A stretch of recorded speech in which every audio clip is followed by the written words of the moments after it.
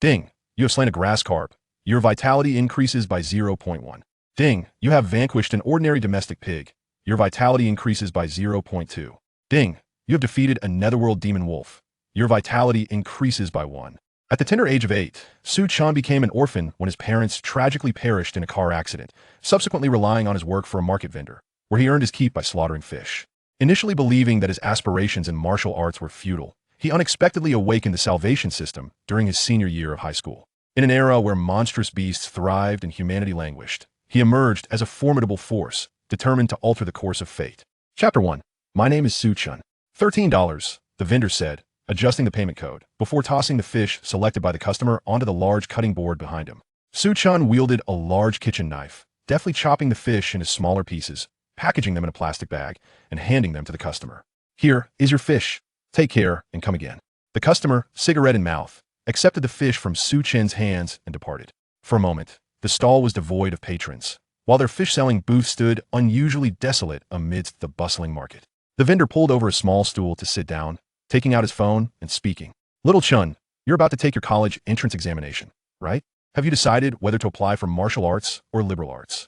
Chen wiped his hands on the blue apron draped over him and settled onto another small stool. Uncle, as you know, my vitality value is only 0.4. I cannot apply for martial arts.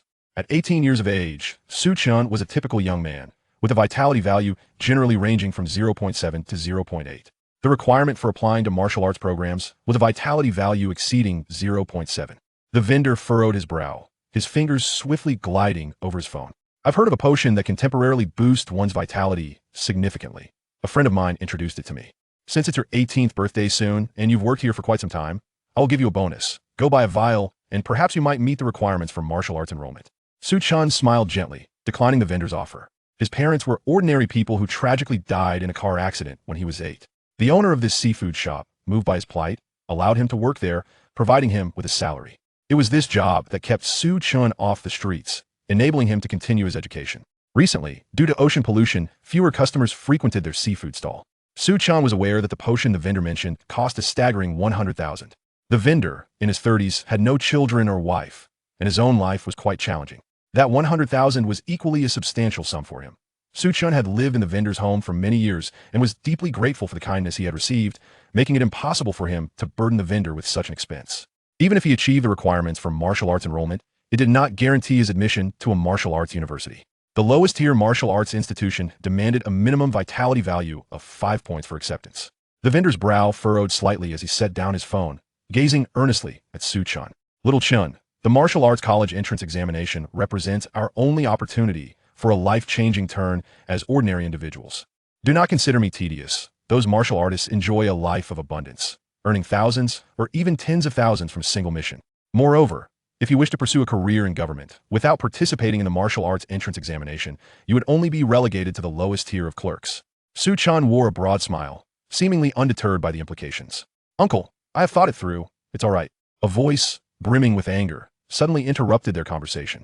Hey, the stall fees for this month are already 3 days overdue. Pay up or get lost. 3 ruffians, clad in casual attire, with cigarettes dangling from their lips and green tattoos adorning their arms, pointed at the vendor and spoke. Fei-ge, just give me 2 more days. I assure you I will pay.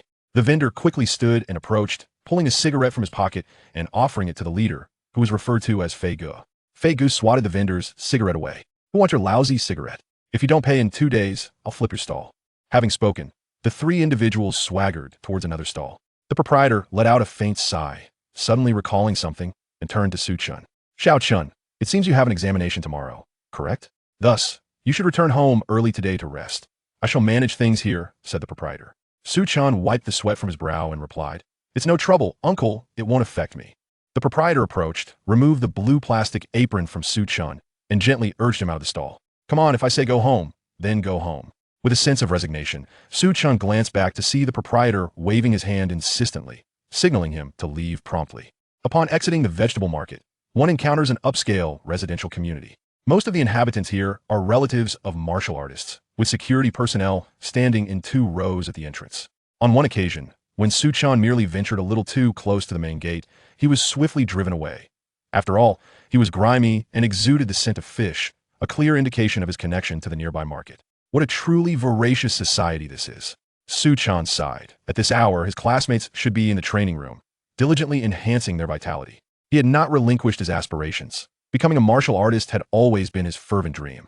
However, his physical constitution was indeed quite feeble, compounded by his poverty, which rendered him incapable of affording any cultivation resources. His vitality had stagnated for an extended period.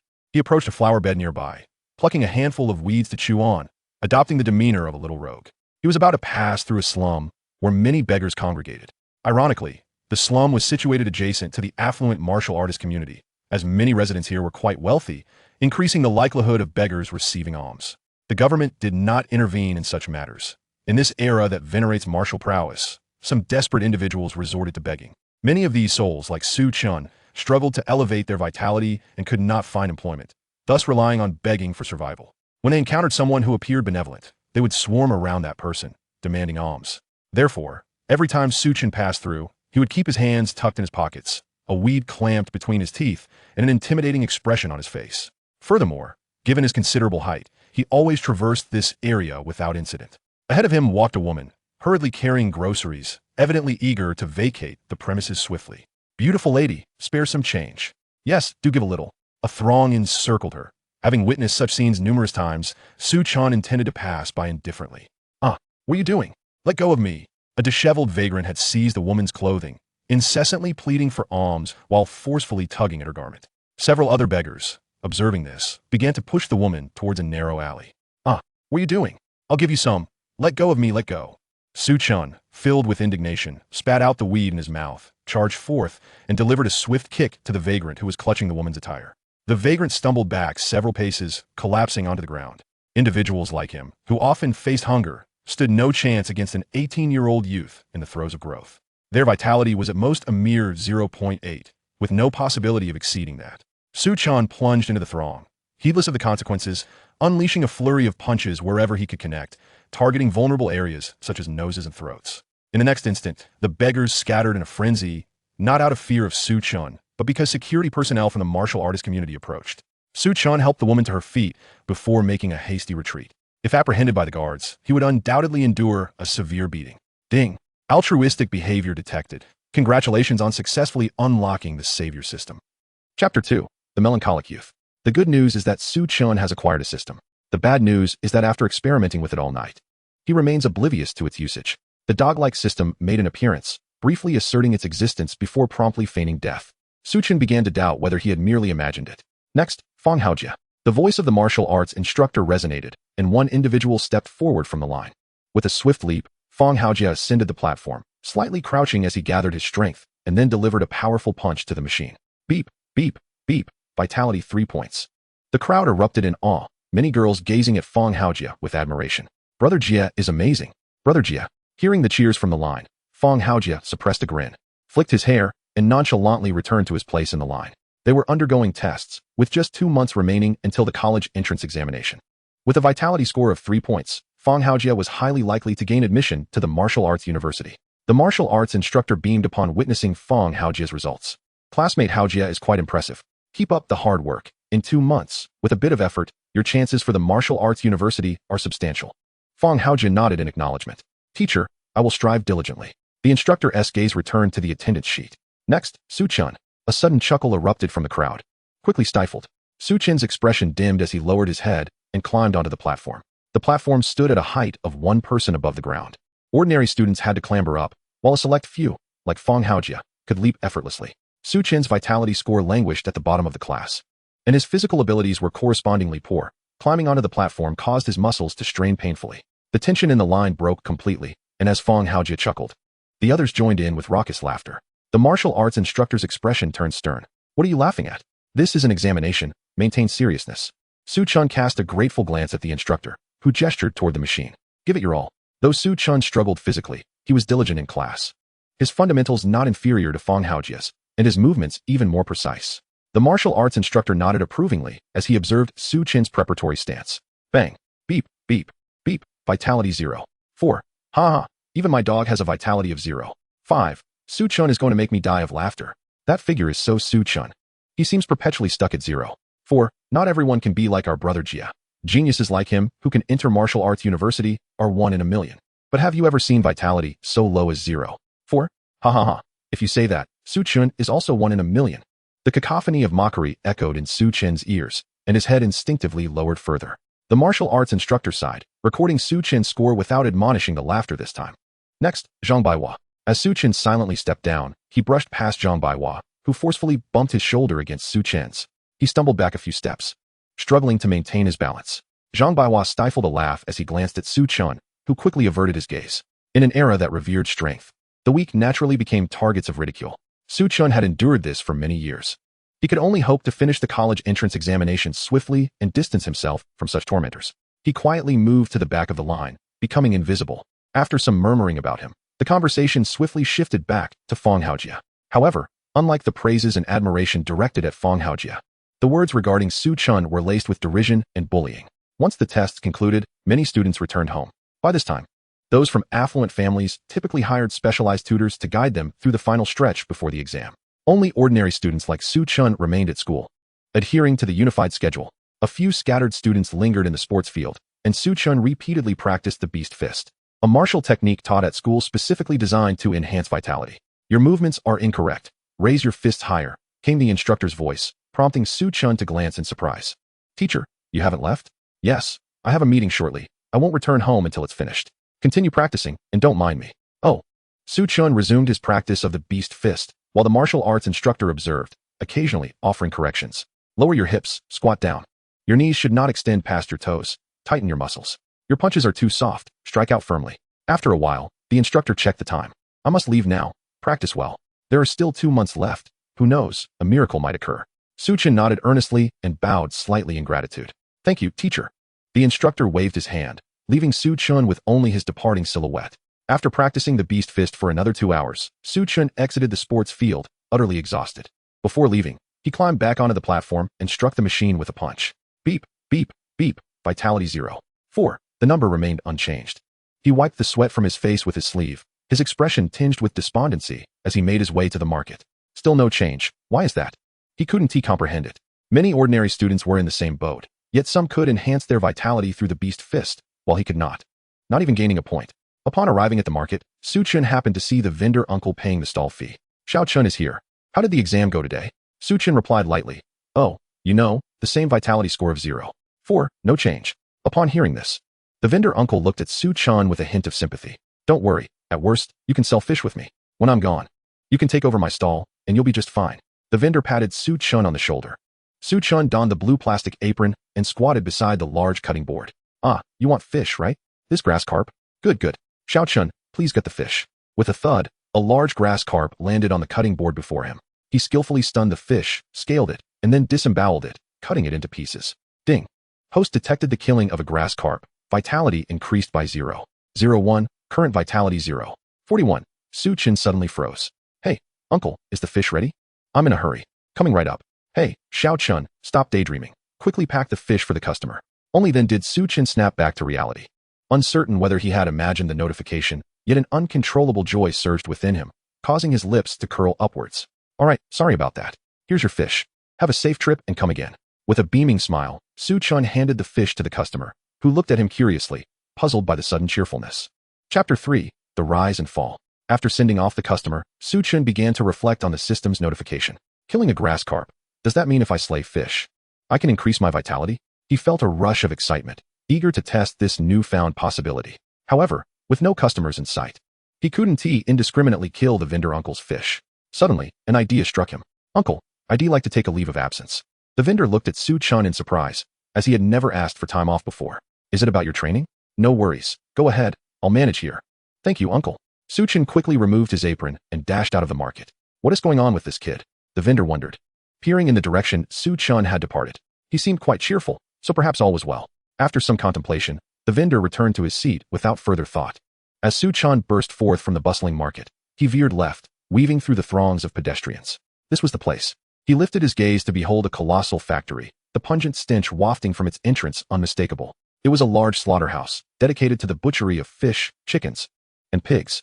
Approaching the security booth at the entrance, he inquired, Uncle, I wish to work as a part-time laborer. Could you allow me entry? The guard glanced at Su Chen before picking up the nearby landline to make a call. Moments later, a man emerged from the factory, swinging open the large gate. Come in, he beckoned, and Su-Chun followed closely behind. Do you have any experience in slaughtering? The man inquired. Indeed, I have worked in the market, handling fish. Su-Chun replied. The man, clad in a suit with slicked back hair, exuded the air of a miner supervisor. Good, that is splendid. You may start by gutting fish over there. The pay is 20 yuan an hour. When you wish to leave, simply inform the foreman. And come to me for your wages. Nodding in acknowledgement, Su-Chun was led to a large basket brimming with fish, where the man pointed towards the contents. Get to it. Dispose of the filleted fish in the adjacent basket. With that, he turned and departed. Su-Chun's excitement surged as he donned the blue plastic apron beside him. He seized a knife from the chopping board, his hands moving with remarkable speed as he expertly dispatched a fish, tossing the fillet into the empty basket like a basketball. Ding. Host has successfully slain a grass carp. Vitality increased by 1. Total vitality, 42. Elation bubbled within him, and he could hardly suppress a cheer. Just as expected, he hummed a cheerful tune, his hands flying with fervor, a passionate fire igniting in his chest. If I continue like this, I shall become the fastest fish butcher. Fresh fish were consistently hurled into the basket, and time slipped away unnoticed as the sun dipped below the horizon. A man in his 30s regarded Su-Chun with a peculiar expression, having stood behind him for some time, completely immersed in the delight of his task. Su-Chun remained oblivious to the presence behind him. Ahem. The man cleared his throat twice, causing Su-Chun to startle and turn around. It's closing time. The factory is shutting down. Realizing who it was, Su-Chun noted that it was the foreman, and they were the last two remaining in the slaughter area. Understood. Su-Chun replied with a smile, following the foreman to seek out the suited man for his wages. Young lad, you don't seem very old. Shouldn't you be preparing for the college entrance exams? Why are you here slaughtering fish? The foreman remarked as they exited the factory, having already collected their pay. Well, I suppose I just enjoy killing fish. Su-Chun chuckled lightly, earning a sidelong glance from the foreman. My home is over there. I won't walk with you any longer. Su-Chun nodded and waved farewell. Goodbye, foreman. Goodbye, the foreman replied, turning to depart in the opposite direction. Unbeknownst to Su-Chun, the foreman's pace quickened significantly once he was out of sight. After both had vanished from each other's view, the foreman exhaled deeply, patting his chest. Goodness, in this day and age, the pressure of college entrance exams is so overwhelming that it drives children to seek solace in slaughter. Little did he know, Su-Chun was merrily skipping homeward, his heart light. With a sudden thought, a data display appeared before him. Total vitality, 8. He had spent the last 2 hours tirelessly dispatching nearly 40 fish. Had he not needed to scale and fillet them, his speed would have been even greater. With a vitality value of 8, I can register for the martial arts college entrance exam. He rejoiced internally, having forgotten he was traversing a slum area. A homeless man lurked in the shadows, glaring menacingly at Su-Chun. He was the very one Su-Chun had kicked away days prior. He gestured to other homeless individuals behind him, indicating Su-Chun was the target. Get him. In an instant, a burlap sack was thrown over Su-Chun's head, and he felt a sharp kick to his back.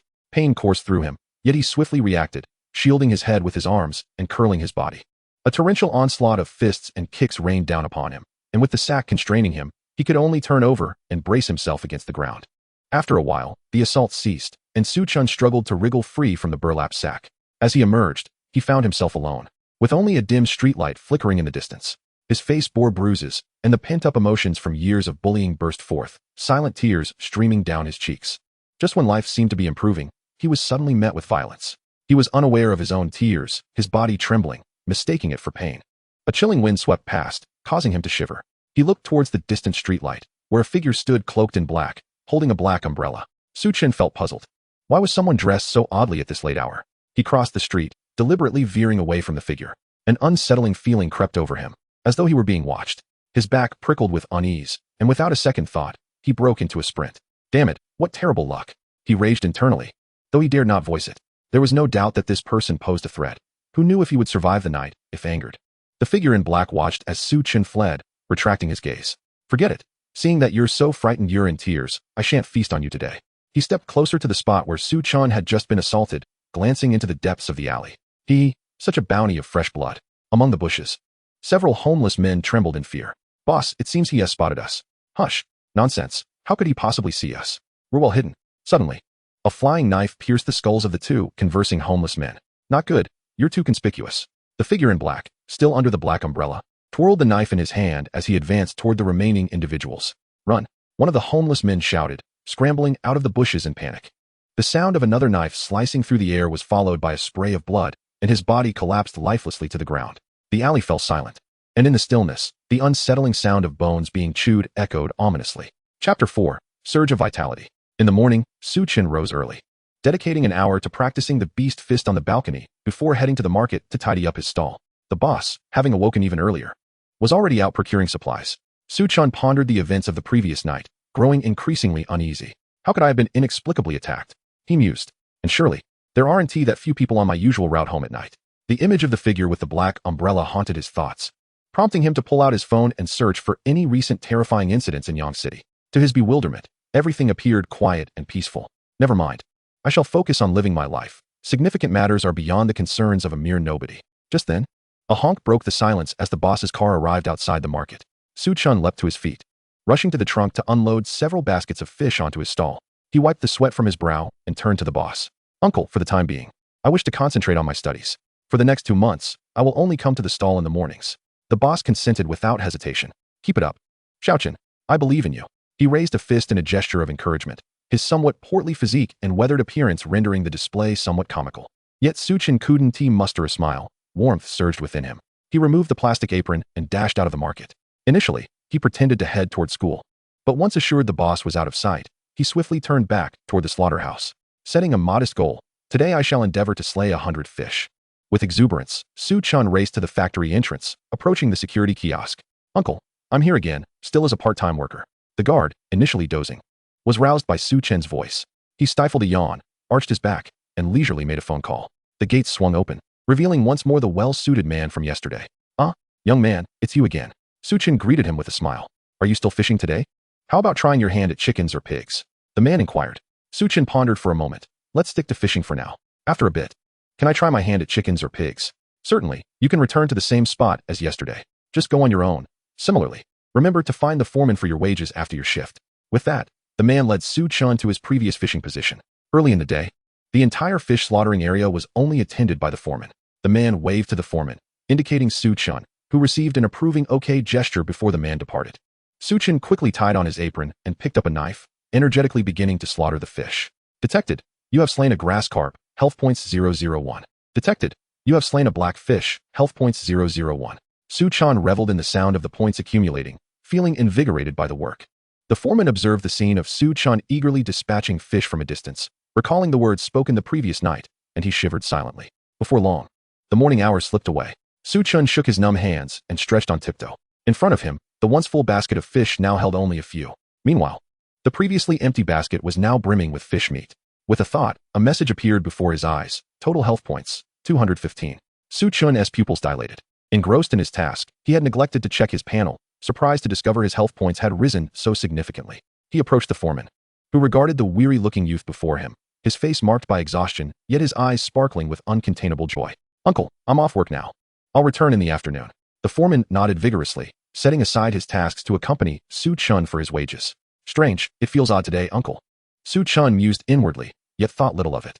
The foreman, however, felt a twinge of fear. This child was far too bloodthirsty. After receiving his wages, Su-chan made his way toward the slaughterhouse's entrance. Kid, what is up, uncle? The foreman suddenly called out to him, prompting Su-chan to turn around. Upon seeing the innocent look in Su-chan's eyes, the foreman found his words caught in his throat. After a moment, he waved his hand dismissively. Be careful on the way, kid. Thank you, uncle, rest assured. Su-chan thought the foreman quite kind for showing concern. Next, he decided to have lunch before heading to school to test whether his health points had indeed increased. Resolute, he glanced at the eateries lining the streets. That's it. The beef noodle shop. Su-chan entered the establishment. Boss, 1 large bowl of beef noodles, please. The proprietor peered at Su-chan. Sure thing, make yourself comfortable. Su-chan settled at a table near the door, and shortly thereafter, his noodles were served. In no time at all, he slurped down the bowl, finishing it off in mere moments. Still hungry, it seems my appetite has grown with my health points, he thought, then requested an additional 4 bowls of beef noodles. After consuming all 4, he finally felt satiated and made his way toward school. At the school gymnasium, Su-chan gazed at the lofty platform and leapt with all his might. With a thud, he landed back on the ground. What a pity, just a tad short. His control over his strength was impeccable. He felt no imbalance despite the surge of power. He leapt again, grasping the edge of the platform and effortlessly flipping onto it.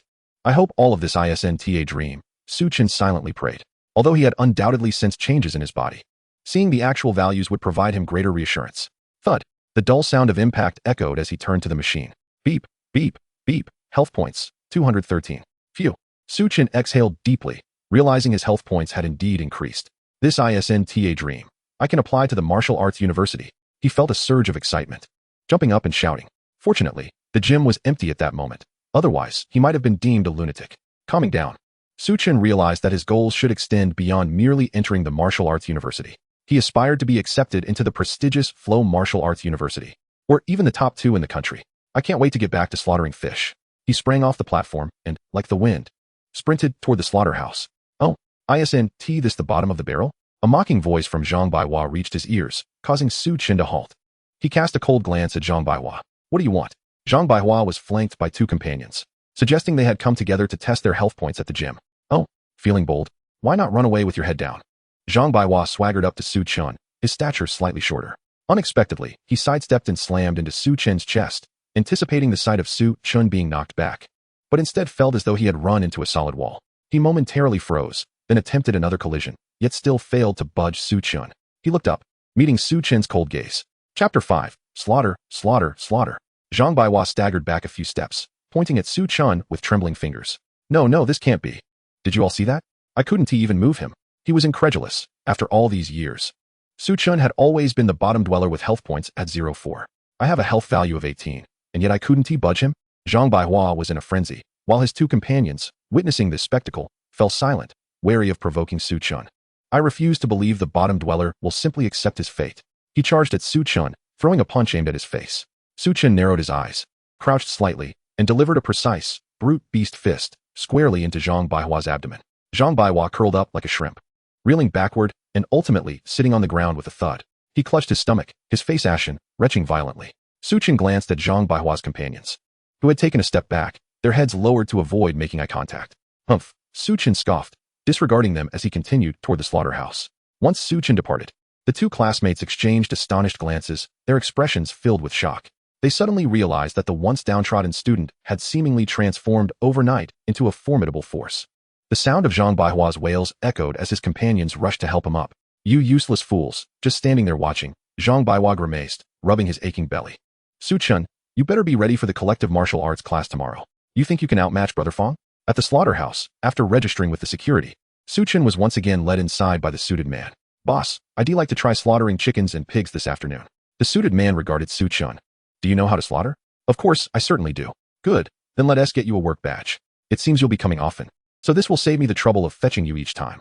Chen received a badge from the suited man, emblazoned with the words work permit in gold lettering on a red background. The suited man greeted the foreman at the chicken slaughtering area and led Chen to a production line before departing. Chen found himself at the beginning of one of several lines in this workshop, responsible for dispatching turkeys before they progressed down the conveyor belt. The individuals behind him proceeded to attend to the plucking and cutting tasks. Chen donned an apron, driven by a sense of curiosity, and plunged directly into the work. He sought to ascertain whether slaughtering chickens could augment his vitality. He lifted the barrier of the chicken coop and extracted a plump chicken. With a precise thrust of his blade into the bird's neck, it flapped its wings a couple of times before falling still. Ding! The system detected that you have slain a domesticated chicken. Vitality increased by 0.01. A look of delight crossed Chen's face. Excellent. He realized that his pace here was far swifter than when he slaughtered fish, as his responsibilities were limited to the killing itself, devoid of additional processing. His hands moved with such speed that the knife appeared to blur, plunging once more into a chicken's neck before tossing it onto the conveyor belt. He then lifted the barrier again, seized another chicken, and repeated the motion. Ding! The system detected that you have slain a chicken. Vitality increased by 0.01 ding. The system detected that you have slain a hen. Vitality increased by 0.01 ding. He continued this relentless endeavor for several hours. The auditory backdrop filled with the system's notifications, completely immersed in the exhilaration of slaughtering chickens. It was only when someone patted him on the back that he paused. Hey, young man, take a break. It's time for dinner. Chen was taken aback. He had come here directly after measuring his vitality at noon, unaware that so much time had passed. All right, thank you, uncle. The foreman, noticing that everyone had gone for dinner while Chen remained at work, assumed he was oblivious to the break and called out to him. After reminding him, the foreman returned to his own meal. Hey, old Lou. On the way to the cafeteria, the foreman from the fish section spotted the foreman from the chicken section and called out from a distance, hurrying over. Old Zhang, let's go eat together. They walked side by side. Did a new young laborer start at your place? Old Zhang from the fish section inquired. Indeed, how did you know? Well, let me tell you, don't provoke that kid unnecessarily. I sense something. Something unsettling. What do you mean? A penchant for bloodshed. Old Lou from the chicken section frowned at this remark. What are you talking about, old Zhang? We work in a slaughterhouse. Killing a few chickens or fish is simply part of the job. Besides, he is just a young lad, probably still in school, not even a martial artist yet. How can you casually claim he has a bloodlust? Old Zhang glanced around, noting their solitude, and lowered his voice. You don't understand. When he was killing fish at my place, he was laughing while doing it, completely lost in the act, or perhaps relishing the process. Moreover, he was the last to leave last night. When I asked him why he came to the slaughterhouse instead of attending school, he said he enjoyed killing fish. Hearing this, old Lou from the chicken section felt a slight unease creeping in. You know, your description is making me feel a bit unsettled too. That kid had a broad smile on his face while slaughtering chickens this afternoon, and I had to call him to stop when it was time to eat. They exchanged glances, feeling a chill at their backs, and lowered their heads, tacitly agreeing to drop the subject. Later in the cafeteria, they encountered old Yu, the foreman from the pig section, and recounted Su Chen's peculiar behavior to him. After dinner, having been informed in advance by the suited man and equipped with his work badge, Su Chen made his way to the pig slaughtering area independently. Just like before, he chose the initial slaughter position on the conveyor line. Most workers were reluctant to undertake the initial killing tasks, deeming it too gruesome, preferring instead to handle the subsequent butchering duties. This serendipitously suited Su Chen, for he relished the act of slaughter. Swiftly, he donned an apron and grasped a large knife. Pressing the button for the conveyor, a hefty pig was delivered. Su Chen aimed for the neck and thrust the knife in. As he withdrew the blade, blood gushed onto his face. Ding! The system detected that the host has slain a domesticated pig. Vitality increased by 0.02. Su Chen was momentarily stunned, but then a grin broke uncontrollably across his face. To think it adds 0.02. Tonight, I shall become the swiftest pig killer. He continued pressing the button, and the next pig was dispatched to him. Having finished his meal, old Yu returned to the work area. Most workers were still dining, leaving the workshop eerily empty, and he immediately spotted Su Chen. He happened to catch sight of blood spraying onto Su Chen's face, only to see him grinning broadly. Old Yu's sanity points plummeted. What the? Could this be the bloodthirsty youth that old Zhang and old Lu spoke of? The nuclear-powered donkey of chicken and fish slaughter? Chapter 6, Crisis. As dusk fell, Su Chen concluded his day's work and approached old Yu, the pig foreman, requesting to collect his wages. Old Yu waved him off, instructing him to collect it himself, as he had already spoken to the suited man. For some reason, Su Chen found old Yu's demeanor peculiar. He seemed to retreat slightly upon seeing him and exhibited a slight tremor, as if in fear of him. Am I really that intimidating? He scratched his head and collected his pay before departing. He had finished work a bit earlier than usual today, concerned about encountering a situation akin to last night. Fortunately, everything was normal. He was not beaten today, nor did he encounter any strange individuals. A thought crossed his mind, and an information panel materialized before him. Total vitality, 42. Su Chen beamed with satisfaction. He had initially intended to continue slaughtering chickens, but the chicken coop ran low on stock, and he would have to wait a while to kill another. Thus, he ventured into pig slaughtering, only to find that the conveyor could not keep pace with his speed, forcing him to alternate between killing and waiting. He felt he could have accomplished even more. Su Chen arrived at the market to assist the uncle in closing up. Xiao Chen, why do you reek of blood? Did you go to the slaughterhouse?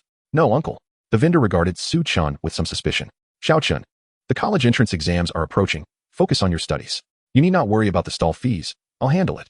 Su Chen scratched his head, as he indeed harbored intentions of alleviating the uncle's burdens. Uncle, rest assured, I am studying diligently. By the way, my vitality has surpassed 0.7. My training speed has been rapid these past few days. I can now register for the martial arts college entrance exam. The uncle paused momentarily before bursting into laughter, patting Su Chen on the shoulder. That is great, Xiao Chen. I knew you could do it. Let us put in extra effort and aim for a martial arts university. You'll have a good life ahead. The two of them loaded the baskets into the back of the van, and as Su Chen settled into the vehicle, the uncle suddenly thrust a handful of money into his hands. Xiao Chen, take this money to register. You're a kind-hearted kid. You hardly take any salary from me, so you probably don't have much saved. Su Chen stared at the money in his hands, his eyes unknowingly brimming with tears. The registration fee for the martial arts college entrance examination was 10,000, a sum he currently could not afford, especially with the deadline looming just 2 days away. Gripping the money, he vowed, Uncle, once I become a martial artist, I will ensure you live well. The uncle was momentarily taken aback. He had never anticipated Su Chen would become a martial artist. Even merely passing the martial arts college entrance exam would be a remarkable achievement, let alone becoming a martial artist, as many martial arts students graduated after 4 years without achieving that status. Xiao Chen, don't put too much pressure on yourself. You're still young. Besides, I'm doing quite well myself, the uncle replied with a smile. As the van started, the two fell into silence. After a day of intense labor coupled with excitement, Su Chen felt drowsy, nodding off in the passenger seat. The uncle's expression gradually darkened as he drove, realizing that the roads around them had grown eerily desolate. It seemed that after passing the martial artist community, the world had suddenly transformed into this void. The boss furrowed his brow tightly. He had traversed this road for many years, Yet today he had been driving for an eternity without reaching home. Xiao Chen. Xiao Chen. Hearing the boss's anxious call, Su Chen dazedly lifted his head. Have we arrived home, uncle? The boss's voice was laced with tension. Look at this. Have I taken a wrong turn? There isn't a soul in sight on this road. I've been driving for ages without getting out. Su Chen abruptly sat up straight, his demeanor shifting to one of alertness. His senses heightened. He peered out the car window. The night enveloped them, and under the dim glow of the streetlights, a gust of wind rustled the sparse grass in the roadside flower beds. Su Chen's expression darkened. Uncle, floor the accelerator, drive faster. With that, he unbuckled his seatbelt and retrieved a metal rod from the back seat, a precautionary measure kept for self-defense. Upon hearing Su Chen's command, the boss inhaled deeply, and the van's speedometer needle gradually climbed, soon soaring to 120 miles per hour on the desolate road. The scenery blurred into mere shadows. While Su Chen gripped the metal rod tightly, his gaze fixed ahead. Uncle, can we go any faster? The boss glanced at the speedometer, which indicated 130 miles per hour, his expression growing grim. This is as fast as it can go. Both of them sat rigidly, acutely aware that the atmosphere had shifted ominously. At a speed of 130 miles per hour, they should have long exited the city limits. Yet both sides of the road remained eerily vacant, devoid of vehicles or pedestrians, and even the familiar sounds of summer insects and frogs were conspicuously absent. Su Chen's nostrils flared slightly. A faint, metallic scent permeated the air.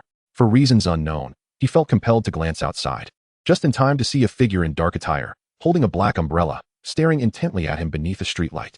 In an instant, their vehicle sped past, and Su Chen's heart nearly stopped. Again? Who is he? What does he want? His mind raced with questions. And with only 42 points of vitality left, though the highest in their class, he knew that even the most ordinary martial artists boasted over 100. Please, let nothing happen. His heart fervently prayed. Suddenly, their speed began to wane. Damn it, this wretched car, why is it stalling? The boss cursed, repeatedly turning the key. Yet the vehicle gradually came to a halt. Xiao Chen, roll up the windows and don't get out. The boss's voice was low and serious as he squinted, catching sight of the man with the black umbrella approaching them through the rearview mirror. He pulled out his phone only to discover there was no signal. His body trembled slightly, but he forced himself to remain composed. Xiao Chen, I'll check if there's a problem with the tire. You stay in the car and don't wander off. Su Chen frowned. Uncle, please don't get out now. It's fine, Xiao Chen, just wait here. No. Stay put. The boss's tone grew stern as he exited the vehicle, slamming the door shut and locking it behind him. What is uncle doing? Su Chen tried to open his door, only to find it locked as well. He leaned out to look at the boss and, through the rearview mirror, witnessed the dark-clad man with the black umbrella suddenly appear before the boss, the umbrella piercing through the boss's abdomen with alarming swiftness. No. Su Chen's vision turned red with rage as he smashed the passenger window with his fist and leaped out, veins bulging on his hands. As he raced to the back of the van, he found the boss kneeling on the ground, a pool of crimson blood spreading beneath him, while the boss clutched the man's leg, desperately trying to prevent him from reaching Su Chen. Damn it, Su Chen roared, leaping into the air and swinging the metal rod down toward the man with the black umbrella. Chapter 7. The Sharp Blade. The man with the umbrella scoffed, not even bothering to evade, allowing the metal rod to crash against his head. With a resounding thud, Su Chen's weapon was violently knocked from his grasp, while the man regarded him with a mocking gaze. He roughly withdrew the umbrella from the boss's body, effortlessly tossing the boss aside. The speed of his movements startled Su Chen, causing his pupils to dilate as he coughed up a mouthful of blood. In a flash, the black umbrella pierced through him in midair, droplets of bright red blood cascading onto the man's hand. Fresh young blood. He licked his lips, a glimmer of green light flickering in his eyes, and Su Chen noticed what appeared to be hair sprouting on his face. You, bastard. Su Chen gritted his teeth, blood still oozing from his mouth. With all his strength, he grasped the umbrella, enduring the excruciating pain in an attempt to pull it out. Ah, how I relish watching you humans struggle, the man taunted, effortlessly flinging Su Chen away, who collided heavily with the rear of the van. Oh, you still have some fight left? What a tenacious little one. The man in black approached Su Chen slowly, each step echoing like a death knell. Su Chen struggled to prop himself up, but his arms were weak, his body racked with pain, and the loss of blood had left him teetering on the brink of unconsciousness. He caught sight of the man's polished black shoes halting before him. In the next moment, the black umbrella came crashing down on Su Chen's back, sending him sprawling to the ground, utterly powerless. Oops, seems like I might have used a bit too much force. I accidentally killed the little mouse. The man chuckled, squatting down to draw closer to Su Chen's neck. His mouth stretched wide, as if his face was peeling back. Suddenly, Su Chen's bloodshot, murderous eyes locked onto him, resembling a beast fixated on its prey. The man froze for a moment, but the next instant, the black umbrella that he had cast aside shot back up to pierce his chin. The scene seemed to freeze in time. Su Chen watched in despair as the umbrella merely grazed his skin. You have truly angered me. The man stood tall, the umbrella falling from his chin. Su Chen lacked the strength to rise, lying like a discarded dog at his feet. With a resounding thud, the man kicked Su Chen in the wound on his abdomen, sending him flying and embedding him into the metal of the van. The man's expression turned vicious as he swung a fist towards Su Chen's head. Suddenly, a strong hand seized his fist with an iron grip. "You cat demon have made it quite easy for me to find you." A young man, seemingly only slightly older than Su Chen, stood before him. He lifted his head, his golden eyes coldly meeting those of the man in black, causing the latter's pupils to constrict as he swiftly withdrew his hand and retreated. The golden-eyed youth kicked the black umbrella lying on the ground, then leapt into the air, delivering a powerful kick that sent the umbrella hurtling like a cannonball toward the cat demon. Whoosh! The cat demon, in a panic, transformed back into its original form. Its fur a deep black, while its fear-filled green eyes widened. The umbrella whisked past its face, a fierce gust creating a gash across its skin. The cat demon felt a surge of relief. This strike had missed, and it believed it could escape. But with a click, a golden cage shot up from the ground, enclosing it entirely within. Meow! It screeched angrily, while the golden-eyed youth, with a glint of coldness in his eyes, brandished a sharp, long knife. The dim light of the street lamps did little to conceal the blade's chilling gleam.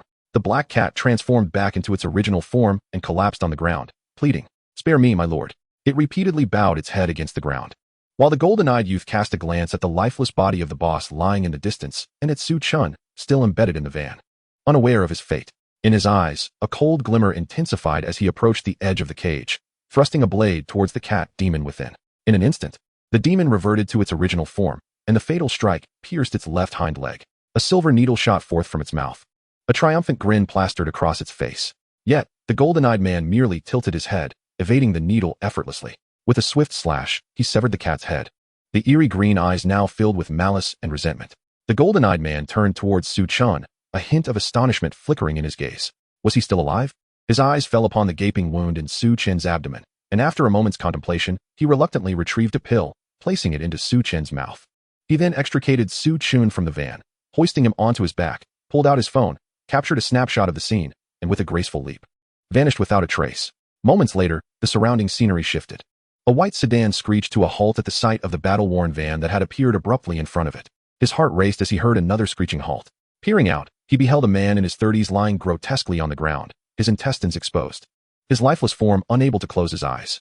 The shrill wail of police sirens erupted as a swarm of police cars surrounded the area, officers spilling out in droves. It wasn't me," the sedan's driver stammered, witnessing the other driver being yanked from his vehicle by an officer, subsequently escorted away by 2 policemen, who then opened his car door. They ushered him into the police vehicle, and just before he stepped inside, he noticed a cat's head glaring at him, its vengeful and sinister gaze inducing an involuntary scream. The officers shoved him into the car, swiftly erecting a cordon around the scene. The lead sergeant approached the cat's corpse, the severed head lying not far away. He examined the photos that arrived on his phone, confirming the demise of the demon cat. Minutes later, as if fearing he might forget, another message pinged in. "The demon cat is dead." The sergeant smirked and dialed a number. "Hello, finance. The demon cat is deceased." "Yes. 50,000. Transfer it to Wang Ping." "Right." After hanging up, another message arrived on his phone, this time from Wang Ping. He opened it to find the message, "The demon cat is dead." However, the next moment, the message was retracted, replaced by a payment receipt image and an accompanying OK hand gesture. The sergeant's brows knitted in irritation as he turned off his phone and crouched down to deal with the demon cat's remains. "Sergeant, regarding the man's body, send it to the morgue and notify the family to claim it promptly. If no one comes forward, proceed with cremation." "Understood." Inside the hospital, Su Chen lay upon the bed, the incessant beeping of machines surrounding him, his heart rate remarkably stable. Wang Ping squinted, astonished, an injured second-tier demon cat. And yet Su Chen had survived. What a remarkable lad. Could you be the fabled child of fortune? A nurse entered, glancing at Wang Ping standing beside Su Chen's bed. "Hello, the total medical expenses for the patient amount to 30,000. His parents have passed. Are you a relative? If so, please settle the costs." Wang Ping pondered for a moment before following the nurse to settle the bill. Chapter 8, System Upgrade. Su Chen felt his eyelids quiver before he opened his eyes to an overwhelming brightness. After adjusting, he realized he was lying in a hospital bed. "Awake?" A crisp voice rang out, and as Su Chen turned his head, he saw a strikingly handsome man with golden pupils sitting beside him. "Who are you?" "I am Wang Ping. I covered your medical expenses, so you owe me 30,000 now. Remember to repay me later." Lacking strength, Su Chen merely nodded slightly. Uncle? You mean that chubby man? He was already dead when I arrived. I rushed you to the hospital because I thought you could be saved." Su Chen's pupils dilated in horror, darkness enveloping him once more as he fainted. Wang Ping, somewhat exasperated, found paper and pen. scribbling a note to leave at the bedside for Chen to see upon awakening. He also bought some food, setting it beside the note before quietly exiting the ward. When Chen regained consciousness again, a nurse was changing his bandages. He recalled the uncle, a pang of anguish gripping him, his vision dimming. Though he did not lose consciousness this time. "Nurse, how long have I been asleep?" The nurse, deftly tending to his wounds, glanced at him. "About 3 days. Today makes 4. By the way, the gentleman who brought you and left this morning. He left you a note and some food, right there." Following the direction of the nurse's finger, Chen propped himself up, sitting up in bed. "I am Wang Ping. Consider me your senior. I attended the same high school as you. I apologize for not being able to save that uncle. I arrived as swiftly as I could. I hope you can recover soon and succeed in your college entrance exams. And remember to repay me. Wang Ping, phone number." Chen set the note down, clutching his chest as a fire ignited within him. "Demon beasts, one day, I shall eradicate all of you." Ding. Host determination detected. Savior system upgrade initiated, shop and mission functions activated. Chen paused, placing the note aside. He donned gloves and seized a chicken leg from the bag, biting into it while accessing the Savior system interface. Mission 1. Become a martial artist. Reward. Level 1 Vitality Body. This was the sole mission available to him. And he opened the shop interface. Vitality Elixir. Instantly restores vitality, limited to first tier, 100 wealth points. Wolf Repellent Spray. Temporarily blinds enemies, limited to first tier, 200 wealth points. The shop was sparse, containing only these 2 items. In the lower right corner, Chen noted his wealth points stood at 3,000. Given the name, it likely pertained to currency, though he was uncertain of the exchange rate. He redeemed a vitality elixir from the shop, and a large red pill materialized in his hand. Ensuring no one was watching, he swallowed it whole. A warm flow surged from his abdomen, coursing through his meridians to invigorate his limbs. He felt his physical condition rapidly improving, his spirits lifting significantly. Another one. No, make that 2. 2 more large red pills appeared in his hand, and his wealth points dwindled by 300, leaving him with 2,700. He swallowed another pill and felt a tingling sensation at his wounds, an encouraging sign of healing. Contemplating his next move, he removed the 4 drip, got out of bed, and donned his clothes. He felt sufficiently recovered. As he exited the room, a nurse spotted him striding confidently out with a roast chicken in hand and hurriedly called out, "Hey, don't run around, patient. You're still injured." Chen turned to the nurse with a smile.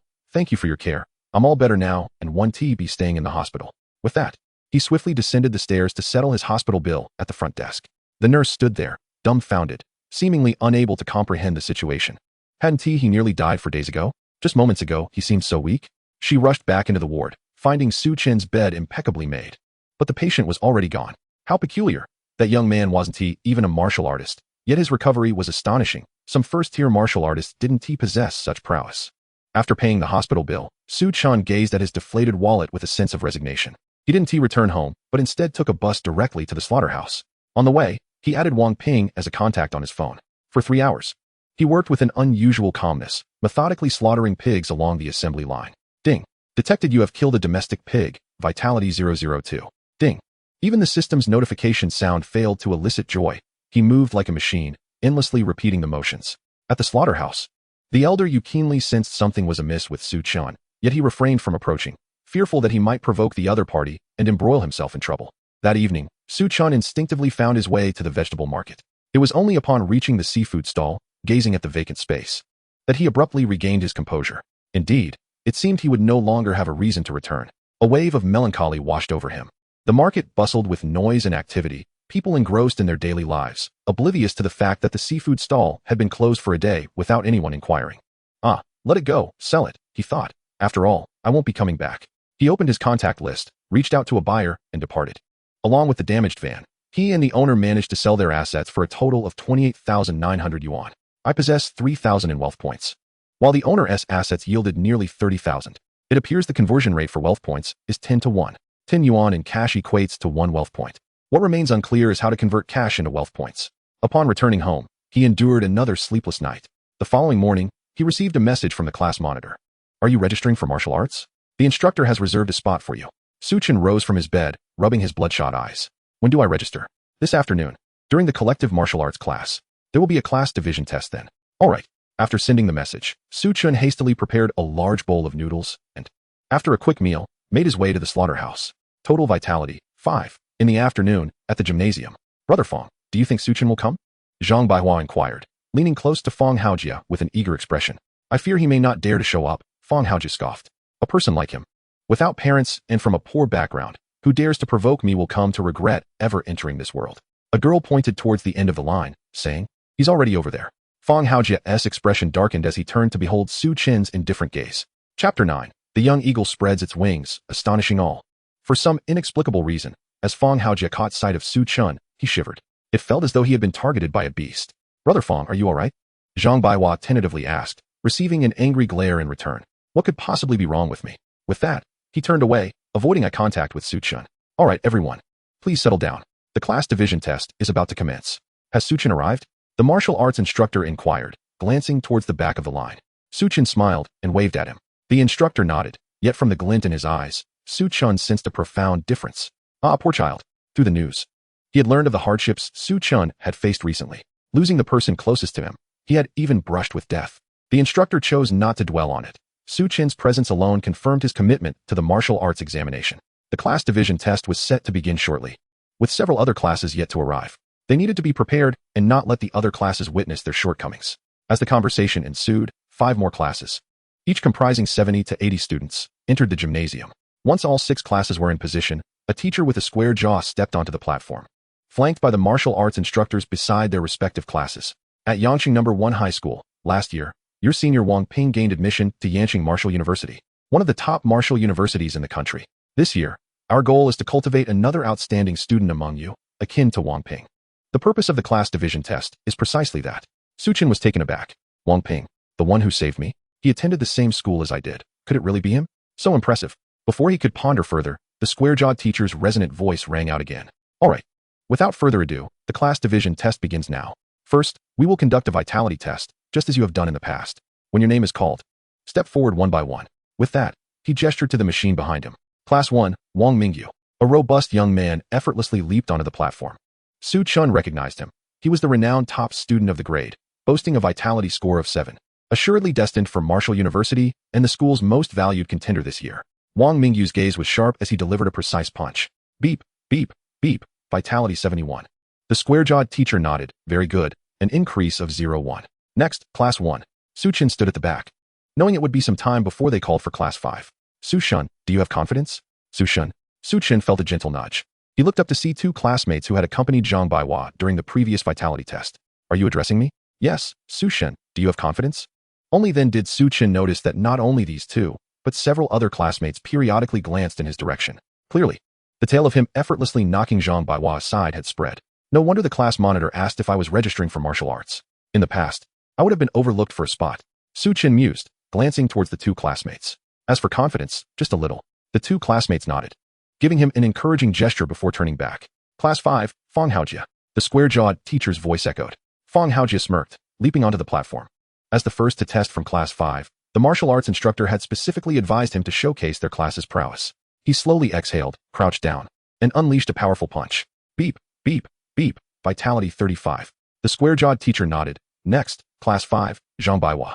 Fanhwaeudiouk, brimming with confidence, had managed to increase his vitality by 0.5 in just a few days. He provocatively glanced toward the end of the line at Su Chen, yet Su Chen ignored him, focusing instead on Wang Mingyu. Fanhwaeudiouk's expression darkened, and he snorted disdainfully. Just wait for the practical test. I will certainly crush you.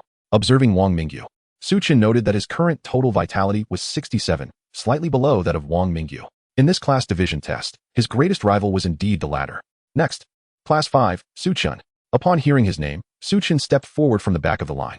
Fanhwaeudiouk stood at the front, and Su Chen deliberately brushed past him, maintaining an expressionless demeanor as he bumped against him.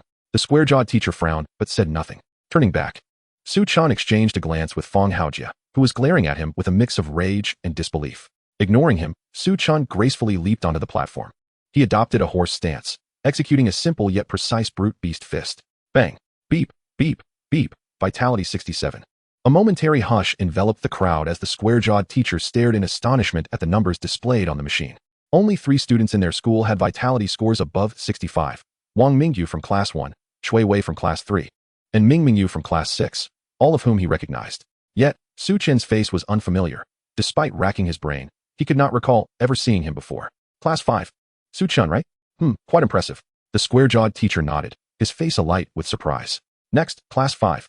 As Su Chen returned to the line, he immediately felt several eager gazes directed towards him. He looked up to find that all his classmates were watching him, including the martial arts instructor, with many from other classes also fixating on him. Su Chen calmly walked to the back of the line, shaking his head slightly in bemusement. People are so. The other students, of course, did not hear Su Chen's words. Many turned to see what he was murmuring about. Su Chen is truly remarkable. How did he achieve such prowess? Your vitality has increased at an astonishing rate. Su Chen is so handsome. Su Chen gazed at the people before him, who not long ago had mocked him as an unparalleled waste, now seemingly oblivious to their earlier scorn. There is no secret to it. Just practice more. Su Chen replied nonchalantly, choosing to remain silent thereafter. Observing Su Chen's aloof demeanor, the others eventually turned away. Wow, I never realized it before. But Su Chen is genuinely handsome, with a touch of melancholy in his aura, accentuated by those piercing, cold eyes. Numerous girls chattered excitedly, while Su Chen found their noise rather bothersome. The vitality test concluded swiftly, as 3 martial arts instructors collaboratively removed the machine from the arena. The instructor with a square face then led the 6 classes of students toward a seldom opened building on campus. This was the training facility, where each student would have access to a capsule, an opportunity to be cherished, as each use of the capsule incurs significant expenses. As he unlocked the door with a key, the instructor remarked, "Let us make the most of this chance." Chapter 10, Unworthy. Su Chen found a capsule at the edge, opened it, and lay down inside. The capsule was entirely white, featuring a central pane of transparent, specially designed bulletproof glass that could withstand even a bullet's impact. Su Chen closed his eyes as the capsule lid slowly descended. Instantly, his consciousness was transported to a cerulean expanse. Please select your weapon. Su Chen glanced around, noting an array of weapons, blades, guns, and clubs, but he had never trained with any of them, as the school had not provided such instruction. After some contemplation, he settled on a knife, having frequently used one for fish filleting, thus finding it more familiar. The blade was considerably longer than his kitchen knife, entirely black, exuding a metallic sheen.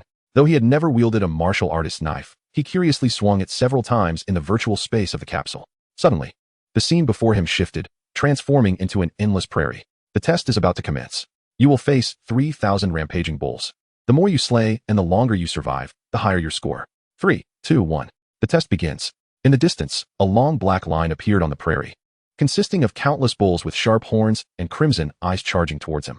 Su Chen's gaze sharpened as he crouched into a stance and swiftly turned to flee. The test indicated that survival time would yield a higher score, so running away would prolong his survival. The square-faced instructor observed the large screen before him, displaying hundreds of images in real time as the students undertook their tests. Old Zhou, as the teacher for the future sprint class, what do you think of their performance? He inquired. Zhou, scrutinizing the live footage, appeared contemplative. Wang Mingyu, Chui Wei, and Ming Mingyu are certainly candidates for the sprint class. Oh, and that dark horse, Su Chen. On the large screen, the real-time footage of the 4 students was magnified, dominating the display, as they deftly maneuvered through the herd of bulls, slaying them with ease. Both Zhou and the square-faced instructor nodded in approval. However, upon turning their attention to Su Chen's screen, their expressions transformed into ones of astonishment. Su Chen seemed to be racing against the bulls, his legs moving so swiftly they appeared to leave afterimages, glancing back occasionally. Due to the initial distance from the bulls, they failed to catch up to him for a moment. The first 3 real-time images faded to black, leaving Su Chen's image to fill the entire screen just as he was finally overtaken by the herd. In a flash, he dodged a sharp horn and swiftly plunged his knife into another bull's neck. However, a horn pierced his thigh, launching him into the air. Seizing the opportunity, he withdrew the knife from the bull's neck and began to run atop its back, hacking downwards at the surrounding bulls. The 7 instructors before the large screen fell silent, particularly the martial arts teacher from Class 5, feeling the gaze of the other instructors upon him, a flush creeping onto his face. Moments later, Su Chen's screen darkened, and the main display turned off, as all others had already failed. Su Chen had survived the longest, so when his screen faded, there was no transition to any other student's test footage. The square-faced instructor cleared his throat and turned to the 6 teachers. The class results will be announced tomorrow morning. Students will directly attend their new classes and will not return to their original ones. Please take good care of them. Especially you, Old Zhou. Teach Su Chen martial arts diligently. That lad fights like a ruffian. The martial arts teacher from Class 5 bowed his head in silence, recalling that Su Chen had originally possessed a vitality level of merely 0.4, far below average, which had hindered his ability to learn any martial arts. No wonder he only knew the basic beast fist. All right, everyone, you may leave. Thank you for your hard work today. Oh, and the former teacher of Class 5, please stay behind. As the others departed, only the square-faced instructor and the Class 5 teacher remained in the room. What is the situation with Su Chen? How did his vitality suddenly soar to 6.7? The Class 5 teacher had expected reproach, but was met with this inquiry instead, momentarily taken aback before responding. I'm not sure. His original vitality was only 0.4, lower than average. Perhaps he encountered some fortuitous opportunity? After a moment of contemplation, the square-faced instructor suddenly recalled something. Could it be that he met Wang Ping? Yes, Wang Ping saved him. Perhaps he bestowed some precious elixir or imparted a technique. I must bring Wang Ping back to the school. No, rather, invite him back to share his insights with the sprint class students. With that, the instructor hastily exited the room. Left in the empty chamber, the class 5 teacher sighed, securing the equipment before locking the door behind him. As Chen opened his eyes, the capsule had already opened. He sat up to find himself encircled by a throng of onlookers, feeling as though he were a spectacle on display. Wow, Chen is incredible. Managing to last so long. Chen, I love you. Chen, taken aback, quickly climbed out of the capsule and squeezed through the crowd to flee. Hey, Chen, wait for us. A group of people hurriedly followed him out of the training facility. Wang Mingyu, Chui Wei, and Ming Mingyu gathered by the window. Observing the throng pursuing Chen. I thought I was the top of the grade, Wang Mingyu muttered sullenly. What can you do? It's not my fault you're not as handsome as Chen, Chui Wei retorted mercilessly. It's as if you're any more handsome than Chen. Among the three of us, only Ming Mingyu stands a chance against him in looks. Ming Mingyu quickly waved her hands. No.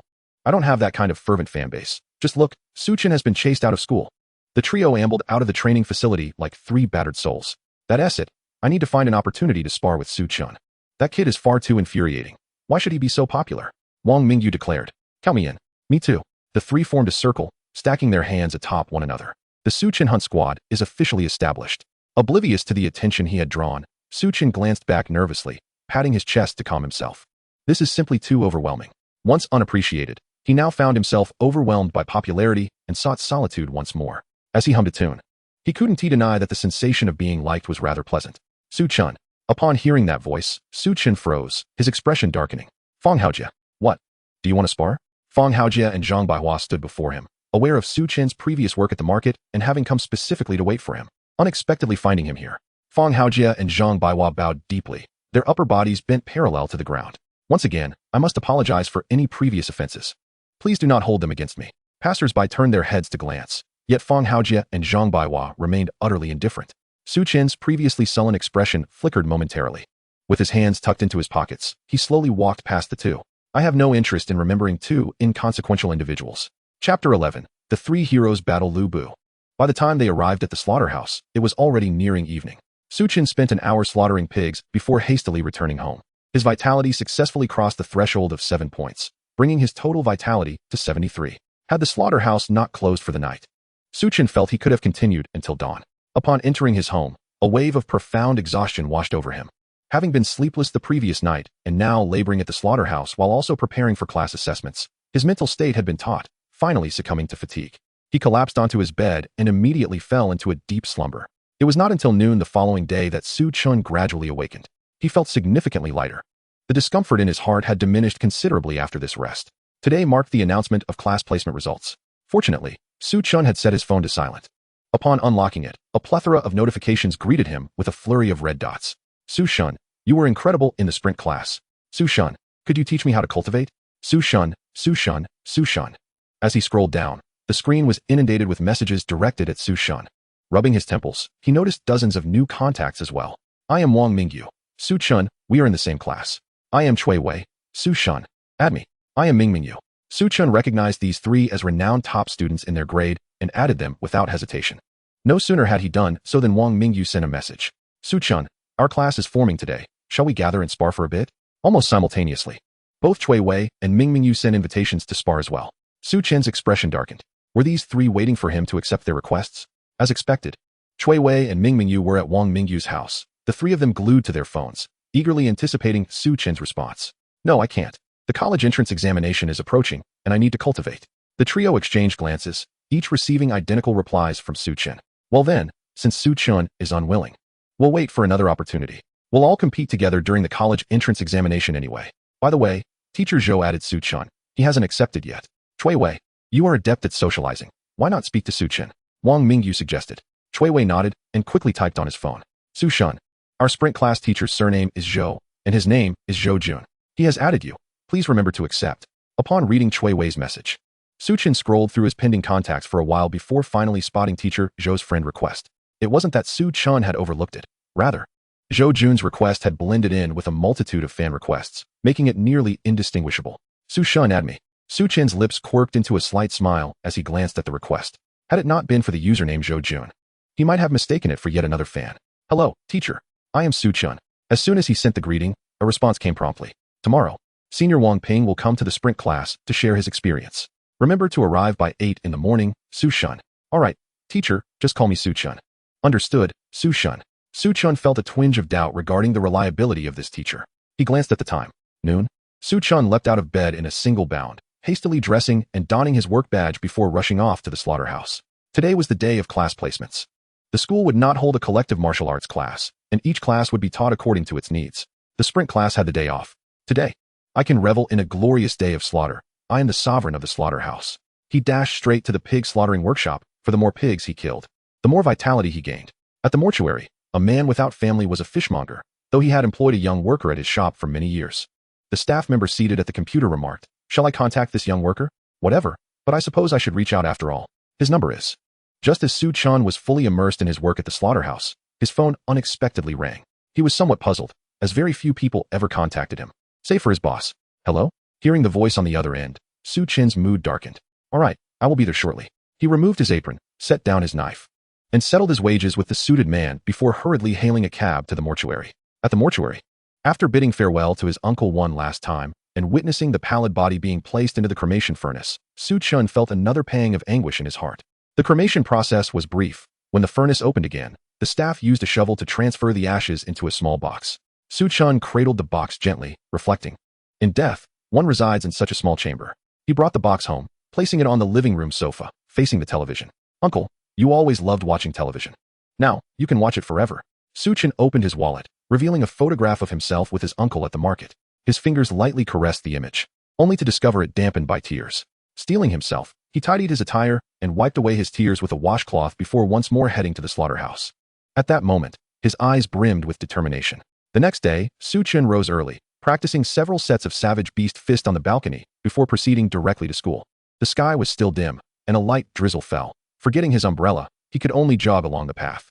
Approaching the school, he suddenly heard faint footsteps behind him. In the next instant, he felt a fist graze his nose as it flew past. With a cold glint in his eyes, Su Chun seized the assailant's extended fist, executing a shoulder throw that sent them crashing down. However, the opponent was remarkably agile, using their feet to brace themselves upon landing, and immediately retaliated with a punch aimed at Su Chun's abdomen. Su Chun retreated several steps to create distance. He suddenly heard splashing sounds, narrowing his eyes as he leaped. His back pressed against the wall at the street's edge. A figure clad in a raincoat, with a hood and mask, charged at him with a running leap. Aiming a kick. Do you look down on me? Su Chun twisted his body, delivering a sweeping kick to the opponent's abdomen, sending them soaring to the side. The individual he had thrown earlier charged at him again, this time with a straightforward and unadorned Savage Beast Fist. Su Chun responded with the same technique. Their fists collided, and Su Chun gained the upper hand, forcing his opponent back several steps, clutching their arm. Seizing the opportunity, Su Chun surged forward, but a heavy thud sounded behind him. An arm swiftly locked around his neck, restricting his movement. Seeing this, the one he had repelled rushed in, swinging a fist towards Su Chen's face. Wang Mingyu, are you done messing around? Su Chun barked coldly, pivoting to allow the assailant behind him to absorb the blow. A punch landed squarely on the neck, and the man collapsed to the ground. The moment Su Chun regained his freedom, he spun around and delivered a kick, which his opponent attempted to block with an arm, yet was still forcefully knocked down. Su Chun glanced at the information before him. Total vitality, 85. Chapter 12. Do I resemble such a person? Su Chun regarded the three individuals on the ground, hands tucked into his pockets, and paid them no mind as he walked into the school. This kid's vitality is rising so quickly? In the shadows of a dark alley, a pair of golden eyes observed the scene with a hint of surprise. Upon entering a conference room, Su Jun had already taken a seat on a stool, awaiting him. Good morning, Su Shun. Where are the other three? They mentioned they would seek you out. Did you not encounter them? Su Chen casually took a seat, brushing off the moisture from his garments. Having encountered a minor inconvenience, he mused that they should be en route by now. Resigned to the moniker Su God, he decided to let it be. Shortly thereafter, the conference room door swung open once more. Turning his gaze, Su Chen locked eyes with Wang Ping, whose golden irises sparkled with mirth. They exchanged cordial greetings, and Su Chan waved back with a smile. Moments later, Wang Mingyu and his companions arrived in a flurry. What happened to you three? Why are your clothes completely soaked? Zhou Jun inquired, as the trio cast resentful glances at Su Chun, only to find him resting with closed eyes. They settled beside him, and Su Chun sensed an undercurrent of grievance directed towards him. He opened his eyes to find Wang Ping seated directly opposite, seemingly stifling a laugh. Zhou Jun had moved to sit next to Wang Ping, having been his instructor the previous year. Well, since everyone is here, let us commence today's lesson officially. This is our first class of the sprinting program, so let us warmly welcome our senior, Wang Ping. The applause erupted. resonating with enthusiasm despite the small gathering of just 6 individuals. Wang Mingyu and his companions gazed up at Wang Ping with admiration, which he acknowledged with satisfaction. However, when his gaze fell upon Su Chen, he noticed the latter appeared somewhat distracted and troubled. A flicker of realization crossed Wang Ping's mind. He had almost forgotten that Su Chen still owed him 30,000. As their eyes met, Su Chen felt a jolt of anxiety. It seemed Wang Ping had not forgotten. What would he do when asked for repayment? At present, he possessed little over 20,000. Wang Ping cleared his throat with a chuckle, signaling for silence as the applause subsided. Greetings, students of the sprinting program. I am your senior, Wang Ping, currently enrolled at Yanqing Martial University. It is a privilege to have been invited by the school to share with you today. Without further ado, let us delve into the core of our discussion. The group leaned in with anticipation, and Zhou Jun, unnoticed, had taken a seat beside Su Chen. The path of martial arts is divided into 9 tiers. Achieving a vitality score above 7 ensures your admission to a martial university. However, 4 top-tier institutions like Southeast Martial University and West Shu Martial University, a minimum score of 50 is required. As for Yanqing Martial University and Modu Martial University, you must attain at least 100 points on your entrance exams. Wang Mingyu and his companions gaped in astonishment, while Su Chen remained pensive, believing he could reach 100 points before the exams with his current pace. Moreover, both Yanqing Martial University and Modu Martial University demand that students master at least 3 martial arts disciplines.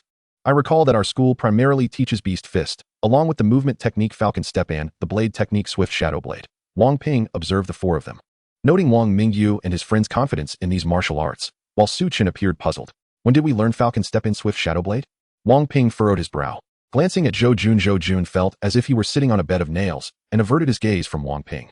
In certain classes, like Su Chen's previous one, most students have vitality scores barely above 1, with a few exceptions reaching 3. Teaching these martial arts would be a waste of time for them, as only Yanqing and Modu martial universities have martial arts prerequisites.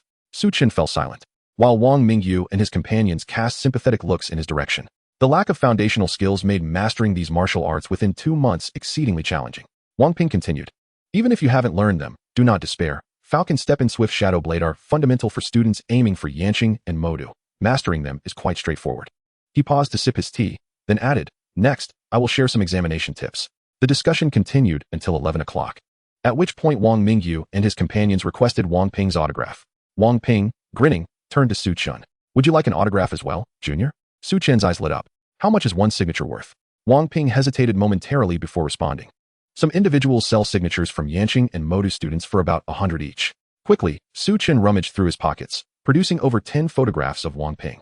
Senior, I truly admire you. Could you please sign them all for me? Wang Ping blinked in surprise at the unexpected number of photos.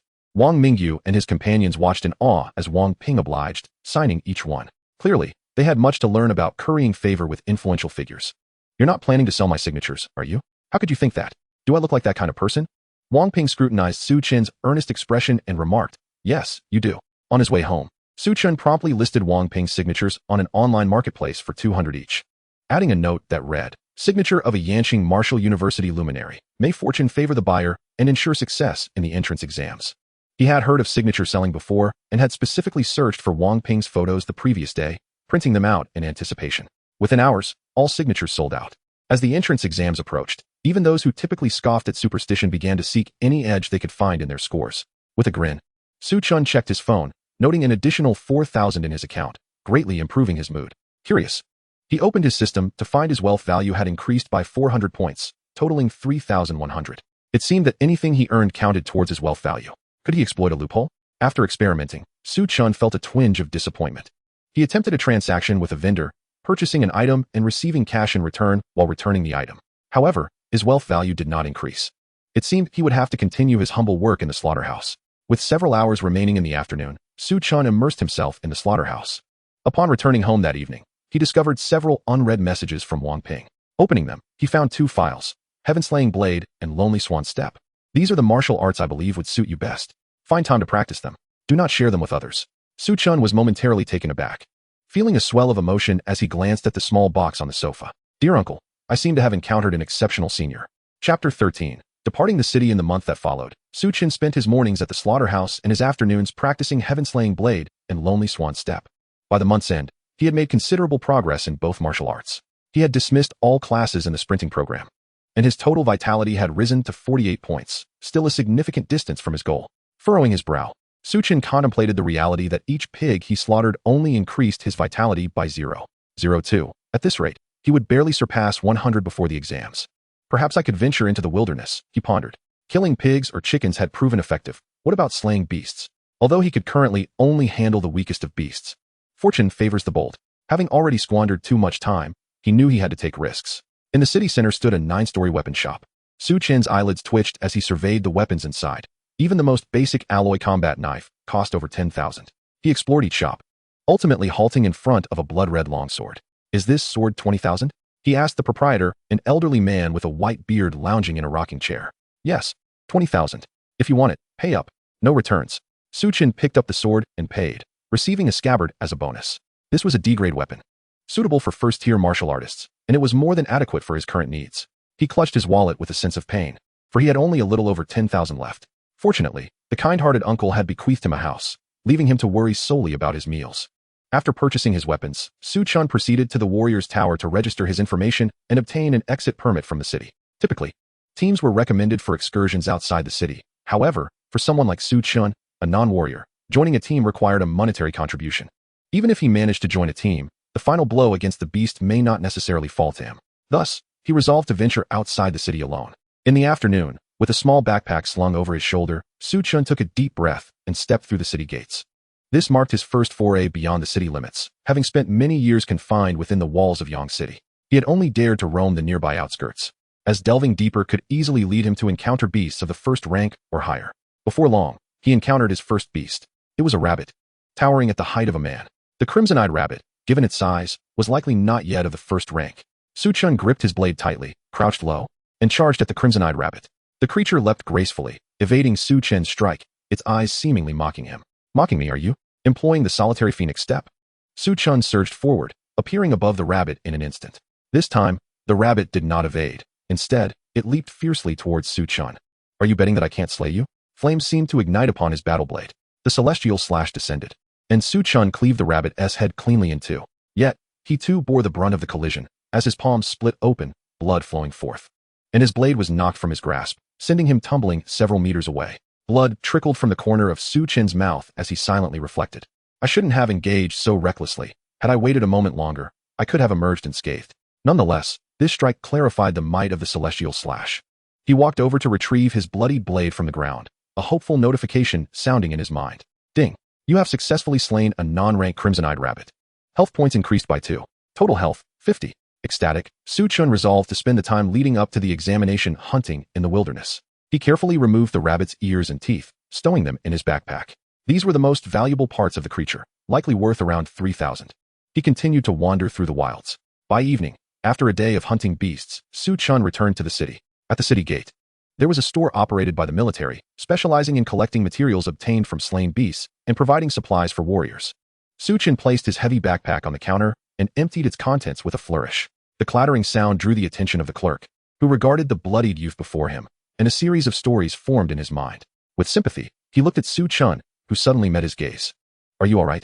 The clerk snapped back to attention, sniffing as his eyes glistened with unshed tears. I'm fine.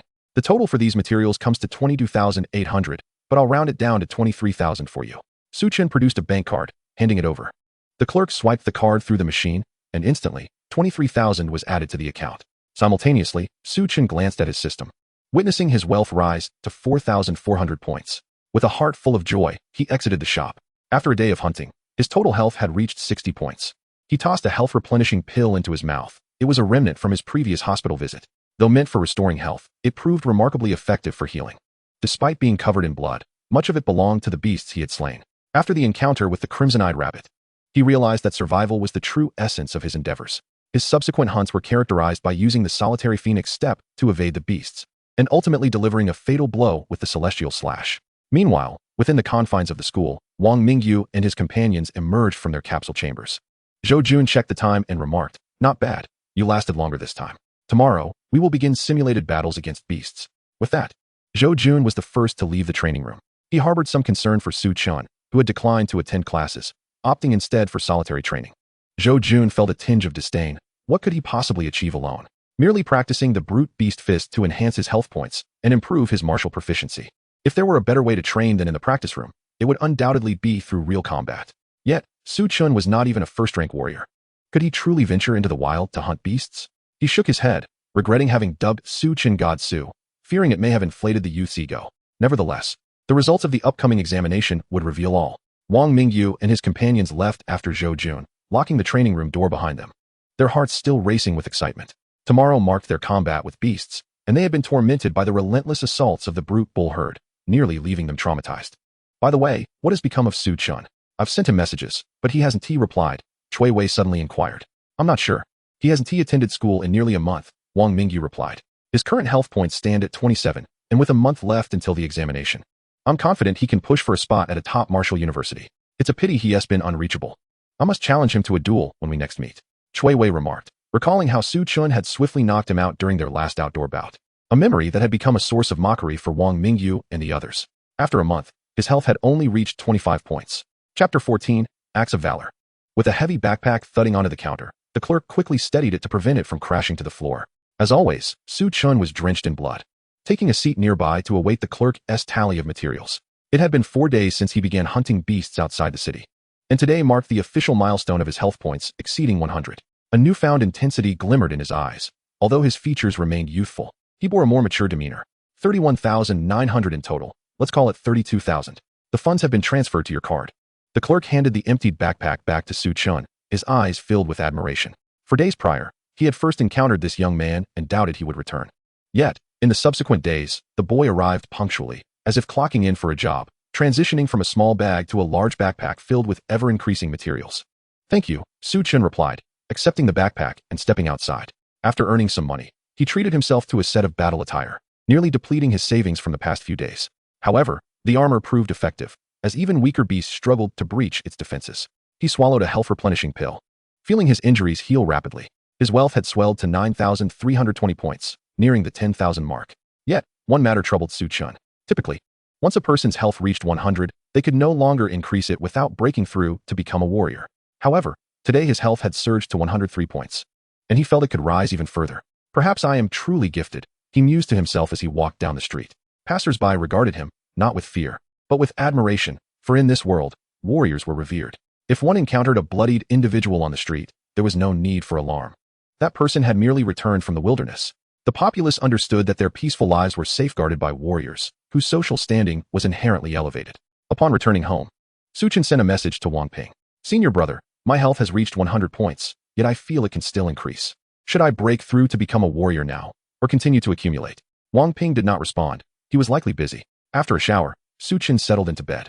Suddenly, he heard a loud thud from upstairs, causing his brow to furrow slightly. As his vitality surged, his senses underwent a significant enhancement. However, this also brought a disadvantage.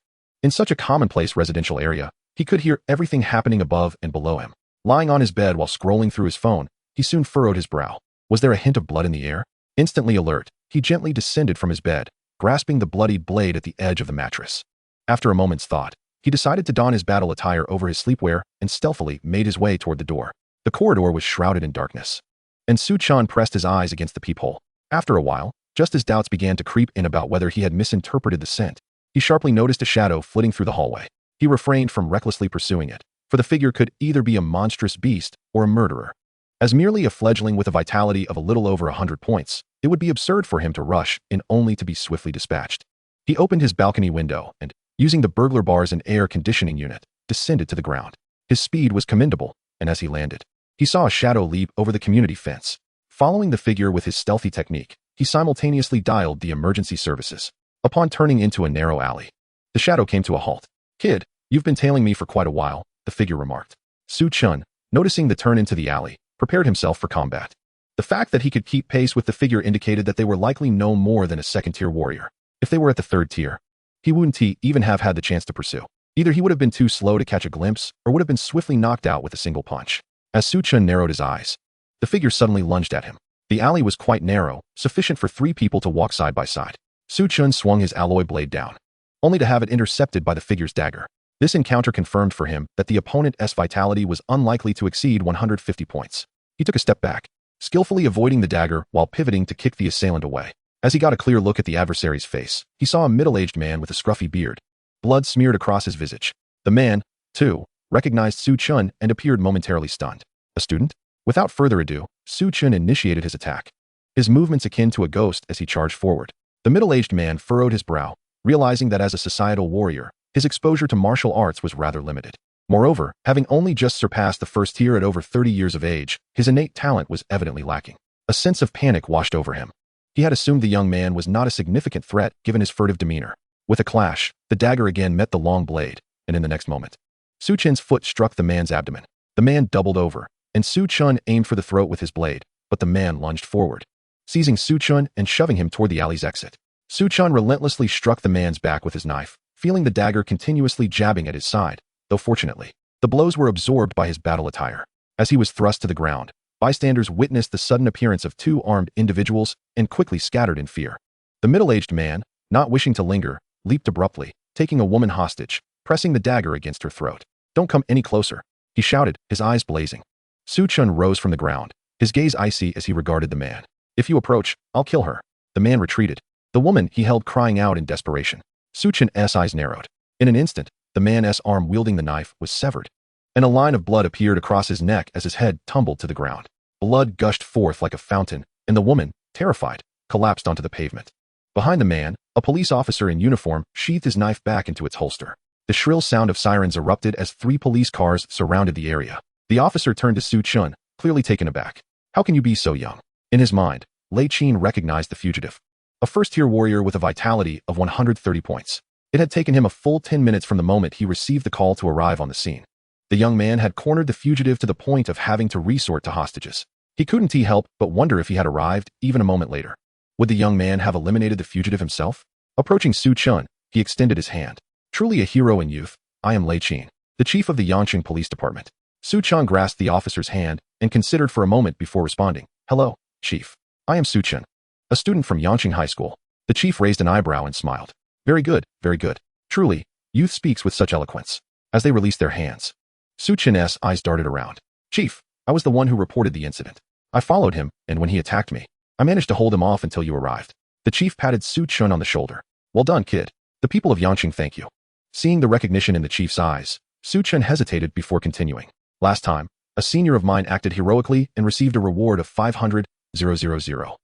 Chen's brows raised, suddenly recalling where he had heard Chen's name before. He was the student saved by Wang Ping. Chen laughed heartily. "No wonder you're so eager to discuss rewards. There will indeed be a reward, but not 500,000. Wang Ping was on a mission, not performing an act of heroism. The department will grant you a reward of 10,000, which will be sent to your school in due time." With that, Chen felt at ease. "Thank you, Chief Lei." After exchanging farewells, Chen swiftly departed. Just like that little rascal Wang Ping. Chen shook his head. Chapter 15. Thank you for saving us after a night of turmoil. Chen returned home and soon fell asleep. The following morning, upon awakening and checking his phone, he discovered a reply from Wang Ping.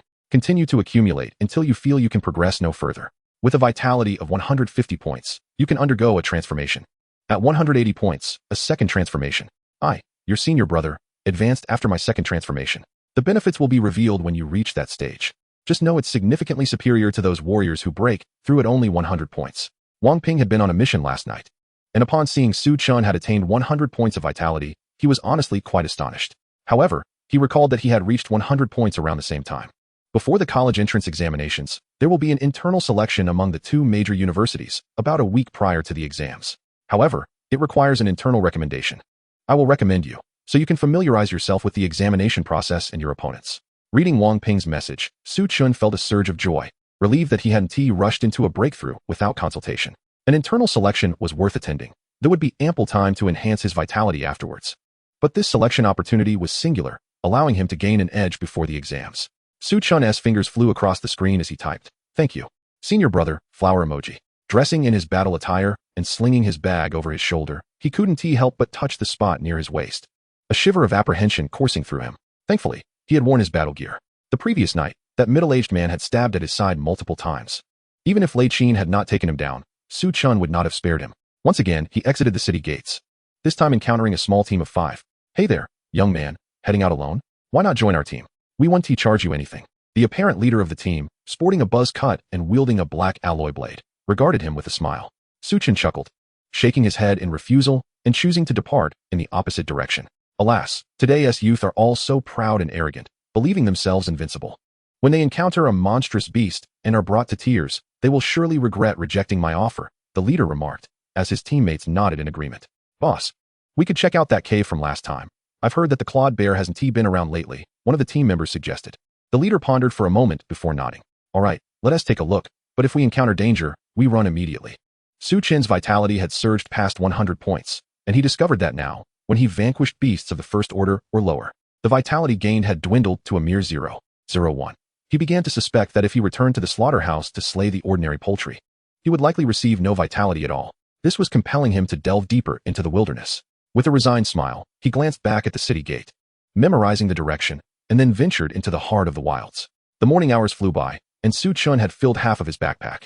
After ensuring the area was secure, he retrieved the jerky and compressed biscuits he carried with him, placed the blood knife beside him, and sat down to eat heartily.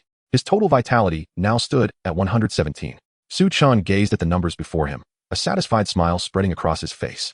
Feeling as though the biscuits in his hand had become significantly more delectable, he realized that defeating these first-order beasts granted him far more vitality than that obtained from lower-tier creatures. In total, he had slain 2 first-order beasts that morning, which had yielded him 14 points of vitality. Having satiated his hunger, Su Chen stood up and dusted off his hands. Suddenly, he heard a bear-like roar and quickly pinpointed its location. It was over there. Su Chen executed the solitary swan step, swiftly making his way towards the source of the sound. Run, I'll hold it off, shouted a man with a buzz cut. The captain of the 5-man team Su Chen had encountered earlier that morning. Before him stood a towering black bear, 3 meters tall, with golden, razor-sharp claws. When they had arrived at the cave, the terror claw bear had not been present. After retrieving a precious herb from its lair, they had been making their way back when they were suddenly ambushed by the bear. The bear's vitality hovered around 134 points, while the rest of the squad, apart from the captain whose vitality was at 128 points, had just over 100. No way, Captain, if we leave, we all go together, one team member shouted, gripping his battle knife firmly and standing resolutely beside their leader. If we leave together. The remaining 3 members, though fear was evident in their eyes, stood steadfastly behind the 2, refusing to retreat. With a thunderous roar, the terror claw bear swatted the 2 men at the front away, sending them crashing into the 3 behind them. Coughing, the captain lay on the ground, 3 bloody claw marks adorning his chest, his expression one of helplessness. I told you not to leave, and now we're all done for. The bear crouched low, then lunged forward, bearing down on the 5 like a mountain. The captain's eyes widened as the bear's form grew larger. In the next moment, a crimson long knife sliced swiftly towards the bear's neck. Startled, the bear struggled midair to twist its body and evade the lethal strike. The long knife struck just behind its neck, sending the 3-meter-tall beast flying. The 5-man team was saved, and the captain looked at the familiar young face before him, who extended a hand. Are you all right? The captain was momentarily taken aback, but then grasped the offered hand. Su Chen exerted force, pulling the captain to his feet. You all run, I'll handle this bear. Su Chen paid no mind to the others, turning to confront the terror claw bear. No, that's too dangerous for you, the captain protested while assisting his fallen teammates. Then it's your choice. With that, Su Chen charged forward. The terror claw bear roared in fury, its massive form charging like a tank, shaking the ground beneath. The captain's eyes widened as he shouted, don't confront it head-on. The bear is immensely powerful. In the next instant, Su Chen appeared like a swan, gliding sideways as he neared the bear. The knife in his hand seemed to ignite with a faint red flame, and in a swift arc, he slashed across the bear's neck. Using the bear's momentum, its head and body propelled forward a distance before collapsing at the captain's feet, the massive head rolling to rest at his side. The team members stared in disbelief. 2 of their own still lay on the ground, while Su Chen had already finished the battle. The captain struggled to articulate his thoughts, unsure of what to say. The other team members looked at the approaching youth with complex expressions, having mocked him earlier that morning, only to be saved by him that afternoon. Ding. You have slain a first-order terror claw bear. Vitality increased by 10. Total vitality, 127. Su Chen's face lit up with joy, pleasantly surprised that this beast had granted him an additional 10 points of vitality. Approaching the bear's carcass, he turned to the captain. I killed the bear. The materials belong to me. You have no objections, do you? The 5 shook their heads vigorously. After a moment of hesitation, the captain exchanged glances with the other 4 and then retrieved a glowing 3-leaf clover from his pack. This is for you. Thank you for saving us. Chapter 16, The Deceitful World. Su Chen gazed at the azure-hued clover. This is the herb we obtained from the terror claw bear's cave. I've had my eye on it for quite some time. It enhances vitality and is worth around 30,000. Su Chen was taken aback and accepted the herb. Since they wished to express their gratitude, he had no reason to refuse, especially as he had a significant experiment in mind. He opened the system and noted that his wealth had reached 12 for 180 points, aligning closely with the captain's claim. It seemed that gifts also counted as wealth. Seeing Su Chen accept the herb, the captain and his team no longer interrupted him. All right, we'll take our leave. Stay safe. Goodbye, big shot. Su Chen nodded, watching as they departed before surveying his surroundings once more. Only after confirming it was entirely safe did he begin to skin the bear and prepare its paws. That evening, as was customary, Su Chen thudded his large bag onto the counter. The familiar shopkeeper, who had once felt pity for him, now appeared to have realized her misunderstanding. It seemed he had transformed into a relentless hunter, bringing back more materials each day than the last. His presence radiated an undeniable aura of growth. You're still in school, aren't you? It's quite rare to see someone your age venturing into the wilderness in our young city, remarked a bearded man. Su Chen offered a slight smile in response. The establishment not only dealt in materials, but also functioned as a sort of inn. Each time Su Chen visited, numerous warriors dined within, naturally taking note of his bountiful harvest. Would you be interested in joining our team? Despite your youth, we wouldn't charge you. One of the younger men, evidently a member of the bearded man's team, suggested. Su Chen's expression remained unchanged, but inwardly he began to mock them. Did they truly think him a fool? Only those below the warrior rank paid fees, and he could dispatch ordinary warriors with ease. This was not some grand opportunity. Across from the bearded man, another noticeably younger team member chimed in. Yeah, check it out. Our rescuer hunting team is among the finest in Yang City. Many students from the Martial Science University aspire to join us, but we don't take just anyone. This opportunity is laid out before you. Whispers of admiration circulated among the patrons, indicating that the rescuer hunting team indeed had a reputation in Yang City. However, Su Chen's ambitions lay with the Yin Wu and Mo Wu, and with the impending college entrance examination, he had no interest in joining a hunting team. The shopkeeper had completed sorting through the contents of his backpack, and the funds had been credited to Su Chen's card, including the vitality-enhancing clover. His total earnings surpassed 70,000, equivalent to the bounty of an ordinary hunting team. I appreciate the offer, but I currently have no intention of joining a hunting team. Su Chen smiled at them, slinging his backpack over his shoulder as he exited the establishment. Humph, this kid has quite the arrogance, refusing our invitation, the young man muttered, glancing at the bearded man, who drained his beer and slammed the glass onto the table with a thud, causing it to tremble. A mere youth. I shall ensure he regrets his refusal. The clerk at the counter, with unwavering focus on the computer screen, had quietly resolved to remind this young man, named Su Chen, the next time he visited. Su Chen, however, was unconcerned by such matters. His primary focus lay upon his own prowess. He accessed the system, and after a day's hunting, his vitality had risen to 135 points. Following the defeat of a fearclaw bear, he had slain a spectral wolf, earning an additional 9 points of vitality, and his wealth had surged to 19 for 180 points. Once impoverished after purchasing battle attire, he now found himself with over 100,000, thanks to his recent acquisitions. Reflecting on his past as a fishmonger, he realized it would have taken years to amass such wealth. Now, he had achieved it in merely 2 days. Upon returning home, he enjoyed a refreshing, undisturbed slumber.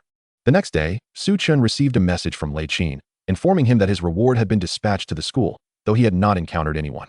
Simultaneously, his homeroom teacher, Zhou Jun, sent a message acknowledging his courageous act and notifying him that the school had prepared a reward for him as well. A satisfied smile graced Su Chen's face. It was for the school's recognition that he had repeatedly reminded Lei Qin of his status as a student of Yanqing No. One high school. After all, with the police having come to commend him, surely the school ought to acknowledge his achievement. In a rush, Su Chen hurried to the school, where he was taken aback by a banner at the entrance. Our student Su Chen single-handedly detained a first-tier martial artist criminal until the police arrived to eliminate him. A special reward of 8,000 yuan is granted. A police vehicle was stationed at the entrance, surrounded by a throng of onlookers. Pushing through the crowd, Su Chen's eyes were drawn to a striking poster featuring his handsome visage, displayed prominently beside the school gate. A sudden flush of heat rose to his cheeks as he lifted the cap from his clothing, lowering his head to hasten into the school. Hey, isn't that Su Chen? Upon hearing a familiar voice, Su Chen froze momentarily, then transitioned from walking to running. Employing the technique known as solitary swan, stepped to swiftly enter the school. Wang Mingyu and his companions navigated through the crowd, gazing at the grand poster. They only saw the advertisement, and not Su Chen himself.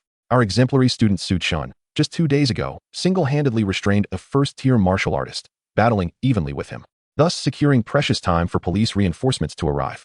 He also rescued a hostage from the assailant, for which the school awards him 8,000 yuan. Chui Wei completed reading the poster, and the three exchanged astonished glances. I can't be mistaken, can I? Su Chen, a first-tier martial artist? How do these words even fit together? They were acutely aware that only 24 days remained until the college entrance examination, and among them, Wang Mingyu, with a vitality of nearly 35 points, was the strongest.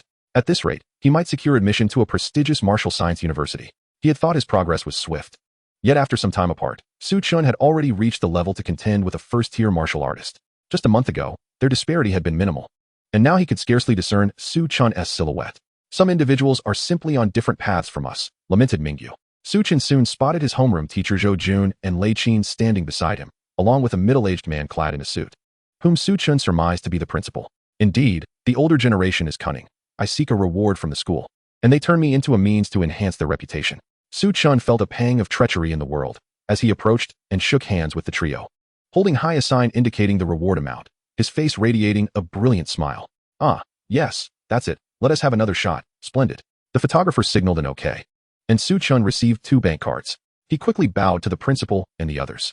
Teachers, the entrance exams are approaching, and I have pressing training tasks, so I shall take my leave. With that, he executed the solitary swan step and swiftly exited the school. Homeroom teacher Zhou Jun exchanged a wry smile with the 2 beside him. This child is just like that. Please bear with him. Chapter 17, A Transformation. After collecting the reward, Su Chen exited the school wearing a mask. He considered that not donning a hat might draw unnecessary attention. Navigating through the throng, he accessed the system. Upon claiming his reward, his wealth had risen to 21,280 points.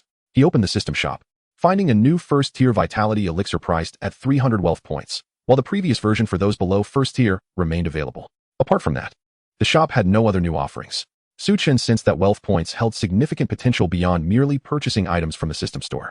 He had not brought a blade or backpack to school and needed to return home to retrieve his gear before heading to the wilderness. The rescuer squad. Captain, do you think that kid will come today? A young team member inquired. Their squad, consisting of 5 members, each boasted vitality exceeding 150 points. The bearded man narrowed his eyes, wielding a large blade over his shoulder as they ventured outside the city. He will undoubtedly come. But let us not delay our hunting mission. We shall lie in wait for him near the city gate this evening. Truly the captain, always thorough in planning. The young man enthusiastically agreed. Shortly after they exited the city, Su Chen followed suit, passing by the martial artist shop at the city gate. Hey, young brother. Wait a moment. Su Chen sensed someone calling him and turned to look. It was the female clerk who had been tidying his inventory each night, waving him over. Entering the service area, he inquired with curiosity, "Is there something you need?" The clerk opened a box filled with osmanthus cakes. "I made these myself. Have a taste." After encountering each other for so many days, we can consider ourselves friends, can't we? Su Chen shook his head. "I'm sorry, but I have matters to attend to."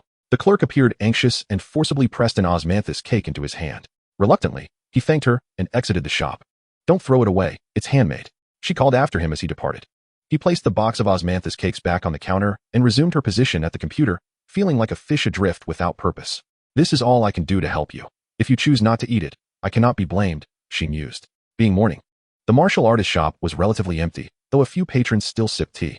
As Su Chen walked, he took a bite of the osmanthus cake, only to find a note concealed within. Glancing around, he quickly devoured the remaining cake and, employing the solitary swan step, hastened out of the city. Once he was certain no one was watching, he extracted the note from his mouth. He had not chewed the remaining cake, ensuring the note remained dry. "The rescuer squad intends to harm you." Su Chen furrowed his brow at the message, swiftly tearing the note to shreds and burying the fragments in 2 separate spots in the ground. Gazing towards the city gate, he squinted. After returning home last night, he had specifically researched the rescuer squad. They were a well-established team in Yangcheng, consisting of 5 members, each with vitality exceeding 150 points. This is troublesome, Su Chen thought. I merely declined their invitation to join, yet I have attracted their ire.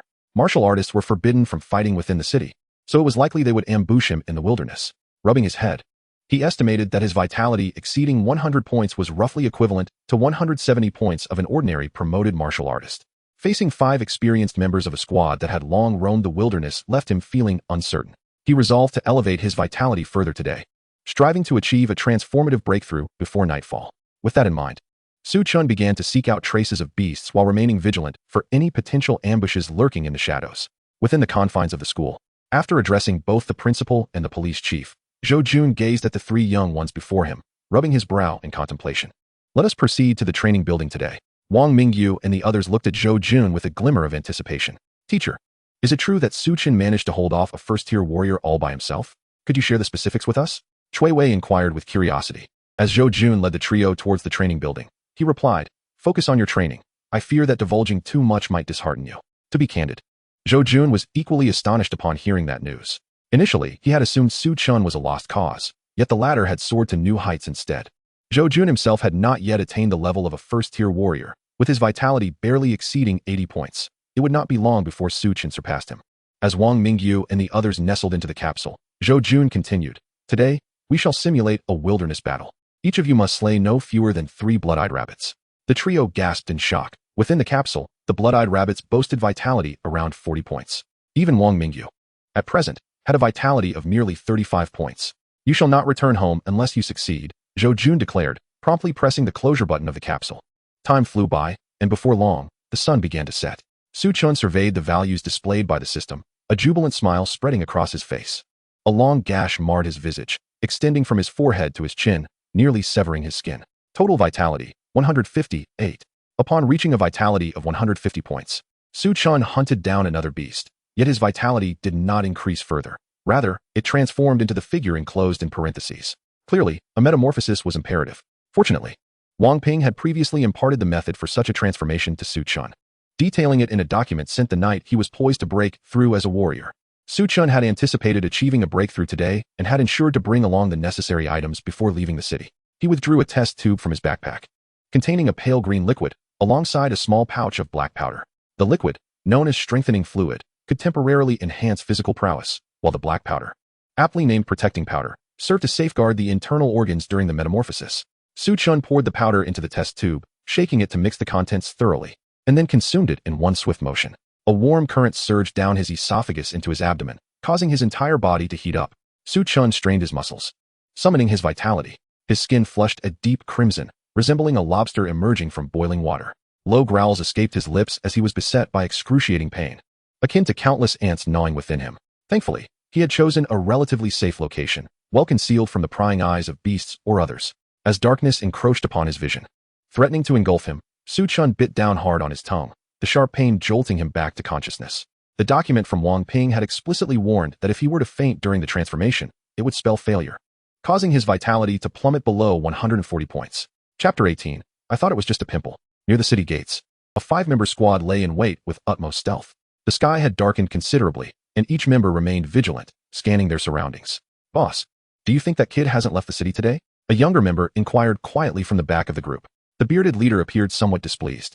Why the rush? You come back inebriated every night, yet today, just because it's barely dark, you're suddenly anxious? The young man shrank back slightly. Boss, it's just that I feel a bit uneasy.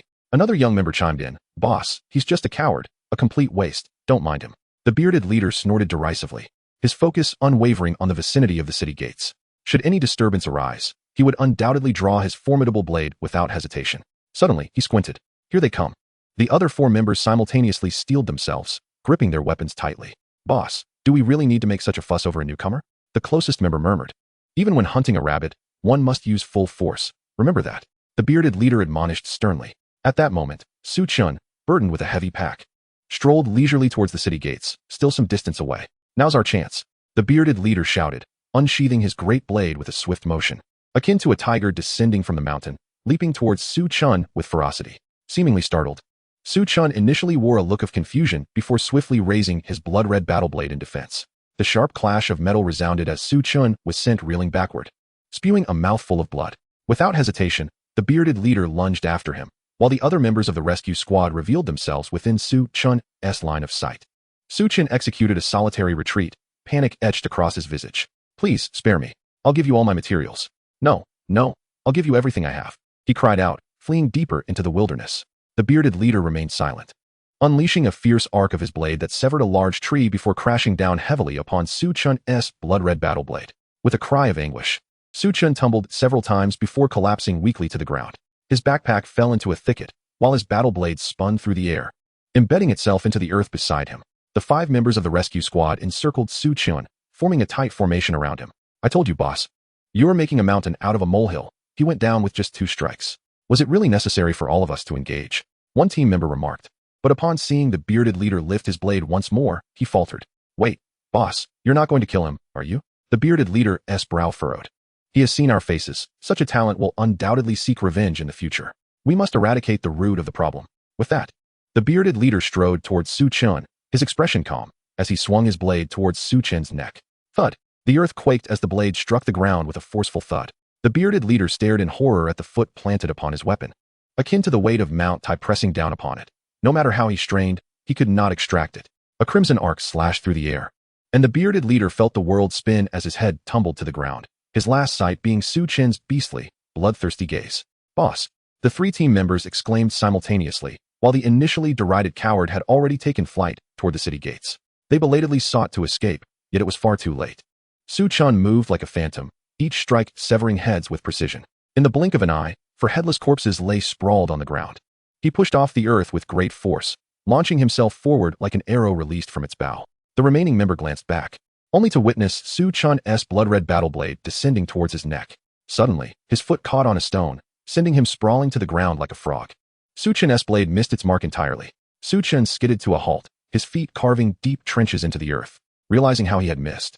A twitch of frustration crossed his lips. The young member hastily sat up, supporting himself with his hands as he scrambled backward. Please, don't kill me. I was forced into this. I want to leave. It was that guy who wouldn't let me go. Tears and snot smeared his face. Yet Su-chan continued to advance step by step. Apologies, but this is just a lesson I've recently learned. One must eradicate the root of the problem. The crimson blade swept through the air, leaving yet another headless corpse sprawled on the ground. Su-chan approached the thicket and retrieved the backpack that had fallen within. This was a meticulously calculated maneuver, as the dense foliage provided concealment, preventing any individuals or beasts from seizing his materials amidst the chaos of battle. Even the knife, which had fallen adjacent to him as he lay on the ground, was a part of his cunning strategy. Presently, his total vitality stood at 158 points, equating his combat prowess to that of an ordinary warrior with 216 points of vitality. In contrast, the most formidable member of the rescuer team, the bearded man, had not even reached the 200 mark. Su-chan gathered the corpses together, brandishing his blood-red battle knife as he sliced them into fragments. Subsequently, he covered the remains with earth before swiftly departing with the grace of a solitary swan. Not long after, Su-chan returned once more. He kicked away the soil atop the dismembered body parts and stood silently, awaiting the inevitable. Soon, the ground trembled slightly, and in the distance, two first-tier Silver Moon Demon Wolves charged towards him, their gaze fixated intensely on Su-chan. In a flash, Su-chan hurled a chunk of bloody flesh from his backpack beside the remnants of the corpses and took off towards the city gate without a backward glance. Upon reaching the remains, the two Silver Moon Demon Wolves halted, their eyes filled with sorrow and rage as they beheld the crimson morsel, which resembled two spheres with a long strip of flesh nestled between them. One of the wolves howled mournfully before glancing at its larger companion, specifically at the bloodstain beneath its belly, where a knife wound nearly severed one of its hind legs. Awoo, awoo. This particular wolf, presumably a female, called out twice before turning to leave. The remaining Silver Moon Demon Wolf, its eyes bloodshot, uttered a distressed howl, "Don't go." Yet, the female paid no heed, her resolute steps unyielding. The male wolf, indeed the larger of the two, lowered its head to inspect the bloody morsel and soon noticed the surrounding remains. Awoo. It roared in fury, transforming its grief into hunger as it consumed all the fragments of flesh. From a distance, Su-chan concealed himself behind a tree, and once he witnessed the Silver Moon Demon Wolf devouring the last of the corpses, he turned and made his way back toward the city gate. How ridiculous. I thought it was a pimple and intended to help you remove it, yet you turned out to be so stingy, he muttered under his breath. And as he reached the base of the city gate, the echoes of the wolf's anguished howl still resonated in his ears. Chapter 19. Are you all just blowing smoke? With the dawn of a new day, Su-chan awoke refreshed from his slumber. It was the 7th day since his entrance into the wilderness, and his wealth had surged to 320 points. Su-chan harbored the belief that upon reaching a wealth threshold of 100,000, the system might unveil some delightful surprises. Outside, a gentle rain fell, and as he gnawed on a piece of beef, he perused the messages on his phone. Su-chan, there's a mock test at school today. Are you coming?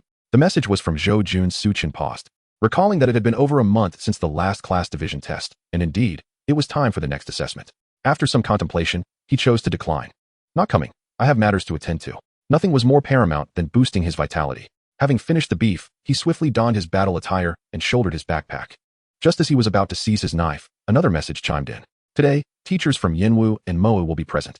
Based on today's performance, they might offer early contracts. Are you sure you want to come? Another message from Zhou Jun. Su-chan glanced at his system panel. Total vitality 158. Not coming. He replied decisively. His vitality was still too low. With the college entrance examination looming just a day away, every increment mattered. While others might see mere fractional increases in vitality, he could augment his by 10 or even 20 points daily. Moreover, he was confident that even without a contract, his abilities would suffice for admission into Yanwu or Moa.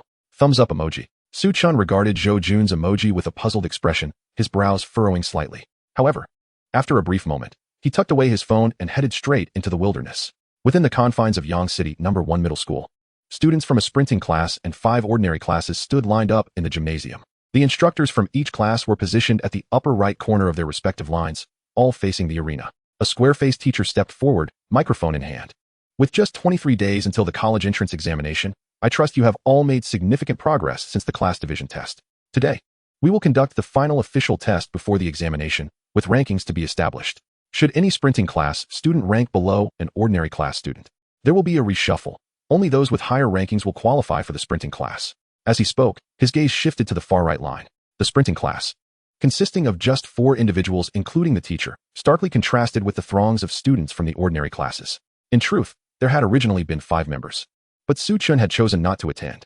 The square-faced teacher noticed Su Chen's absence, furrowing his brow momentarily, but saying nothing further. Today, we are honored to welcome 2 admissions officers from Yinwu and Mo, who will observe our examination in its entirety. Exceptional performers might secure an early contract with Yinwu or Mo, thus gaining the opportunity for reduced admission scores. Let us give them a warm welcome. Upon the teacher's conclusion, a wave of applause erupted from the hundreds of students below, accompanied by a cacophony of excitement. Except for the few students from the sprinting class, who were already aware of the situation and remained unfazed, the ordinary class students were taken aback by the presence of the Yinwu and Mo teachers. Many eyes sparkled with fervor and ambition, each yearning to showcase their capabilities during the test. They turned their gaze to the audience section of the gymnasium, where 2 notably young teachers sat, each accompanied by a youthful-looking student. As the students from several classes looked on, the teachers stood, waved, and bowed in acknowledgement. Now, let the test officially commence. The first event is the vitality test. Despite the college entrance examination being just 23 days away, the vitality test remains the first and foremost examination, and it must be taken seriously. Having said that, the square-faced teacher stepped aside, holding a roster in his hand. Ordinary Class 5, fanhwaedit. The square-faced teacher did not allow the sprinting class students to begin first, as doing so would likely cause the admissions officers to lose interest in the subsequent tests. The disparity between the ordinary and sprinting classes was quite pronounced. Even if there were claims of students switching to the sprinting class, it was merely talk. The square-faced teacher was well aware of the capabilities of the sprinting class students. Aside from Su Chen, and knew no ordinary class student could surpass them.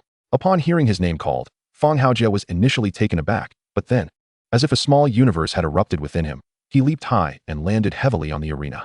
The square-faced teacher had his reasons for selecting fanhwaedit to go first. He was a T2 level student, not lacking in strength, making him an ideal opener. Fanhwaedit assumed a perfectly standard stance for the Beastman fist and delivered a powerful punch against the machine. Beep beep beep. Vitality 16. A chorus of astonished gasps erupted from the students below. Fanhwaedit glanced expectantly at the audience, noticing the 2 teachers leaning in to discuss his score, their ears close together, seemingly engaged in conversation. A wave of delight washed over him, and a radiant smile spread across his face as he returned to his place in line. Next, the square-faced teacher continued to call out names while in the audience. I told you, there's no need to come to such a small city. Look at this, they're showcasing 16 points of vitality as an opener. If others find out, they might think we look down on Yinwu and Mo. The teacher on the right, a somewhat older woman from Yinwu, displayed a hint of irritation. Given their limited resources, isn't this quite normal? Didn't TU secure that promising student, Wang Ping, here last year?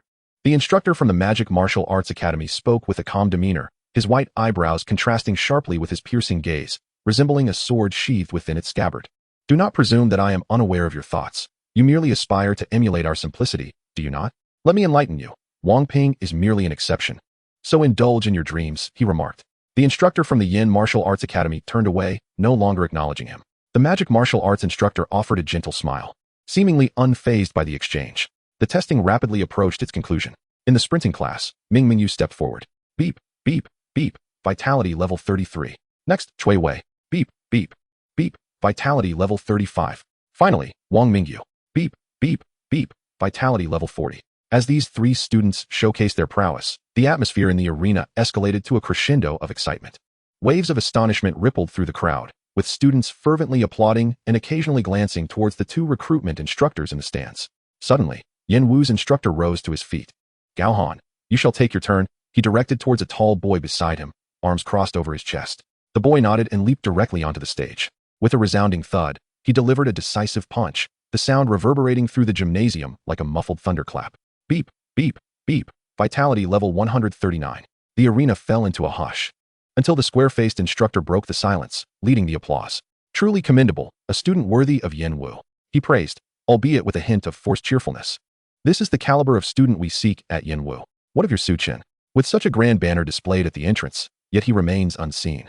You speak of restraining a first-tier martial artist. I suspect you are merely inflating your recruitment numbers. The square-faced instructor's expression turned awkward, and he hastily gestured towards Zhou Jun, signaling him to summon Su Chen to salvage the situation. Zhou Jun quickly grasped the intent, darting out of the gymnasium to call Su Chen. The square-faced instructor smiled at Yin Wu's instructor. As for Su Chen, the Yangqing police awarded him a bonus of 10,000 yuan. This is no fabrication. He should arrive shortly. He hasn't been at school for the past month. Yin Wu's instructor snorted dismissively, while the magic martial arts instructor gently tugged at his sleeve, urging him to sit. No need to fret. You may continue, he said with a warm smile. The square-faced instructor internally sighed in relief, grateful for the magic martial arts instructor's assistance. Otherwise, Yin Wu's instructor might have devised some further antics. We shall proceed to the second phase of testing, practical combat simulations. I invite both esteemed guests to accompany us to the training building. With that, the square-faced instructor leaped down from the stage, leading everyone towards the training facility. Yin Wu's instructor is quite formidable, one student remarked. Indeed, quite intimidating. If the recruitment instructors are like this, one can only imagine the environment within their school, another responded. I prefer the magic martial arts instructor. He exudes an air of elegance, a third student added. As they walked, the students whispered amongst themselves, their homeroom teacher refraining from intervening, as the Yin Wu recruitment instructor left a rather unfavorable impression. Meanwhile, around a corner outside the gymnasium, Zhou Jun urgently dialed Su Chen's number. Come on, pick up, he muttered, growing anxious. He sent Su Chen a message and continued to call.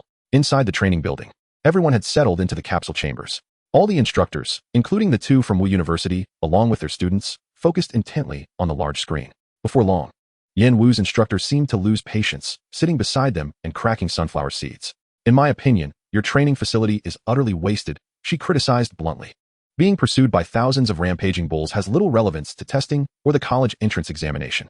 You might as well directly adopt the content from the entrance exam as your testing criteria, just as you did with the initial vitality test. The square-faced instructor remained silent for a moment before responding. We are aware that the college entrance examination involves actual combat against beasts. However, the annual casualty rate among students is not insignificant. Our students lack remarkable talent. Hence, we employ such testing methods in hopes of increasing their chances of survival in the examination. Yin Wu's instructor narrowed her eyes, unusually refraining from countering his argument. The magic martial arts instructor interjected, each has their own teaching methods. Remember last year when Yangqing No. 1 High School produced a Wangping? How long until Su Chen arrives? If he doesn't show, I shall take my leave. I have no time for child's play, Yin Wu's instructor interrupted decisively. Please hold on. Let me inquire. He should be here shortly, the square-faced instructor replied, pulling out his phone to swiftly draft a message. On Zhou Jun's end, come on, he urged. Hello, teacher, what is going on? He exhaled in relief, having finally reached Su Chen. It's about time you answered. Hurry to the school. Yin Wu's instructor is asking for you by name. If you possess any skill, do not hide it, showcase it boldly. In the wilderness, a spectral wolf lay in a pool of blood, with Su Chen's foot planted upon its belly. Having just concluded the battle, he was preparing to rest when he noticed dozens of missed calls on his phone. Upon hearing Zhou Jun's words, Su Chen furrowed his brow. All right, I understand. He ended the call and glanced at the system panel before him. Total vitality, 172. Swiftly dissecting the valuable parts of the spectral wolf, he strode towards the city gates with determination. Meanwhile, the school's practical testing had concluded, and the students exited the capsule chambers. The square-faced instructor's voice echoed through the speakers. Attention, students. The testing has concluded.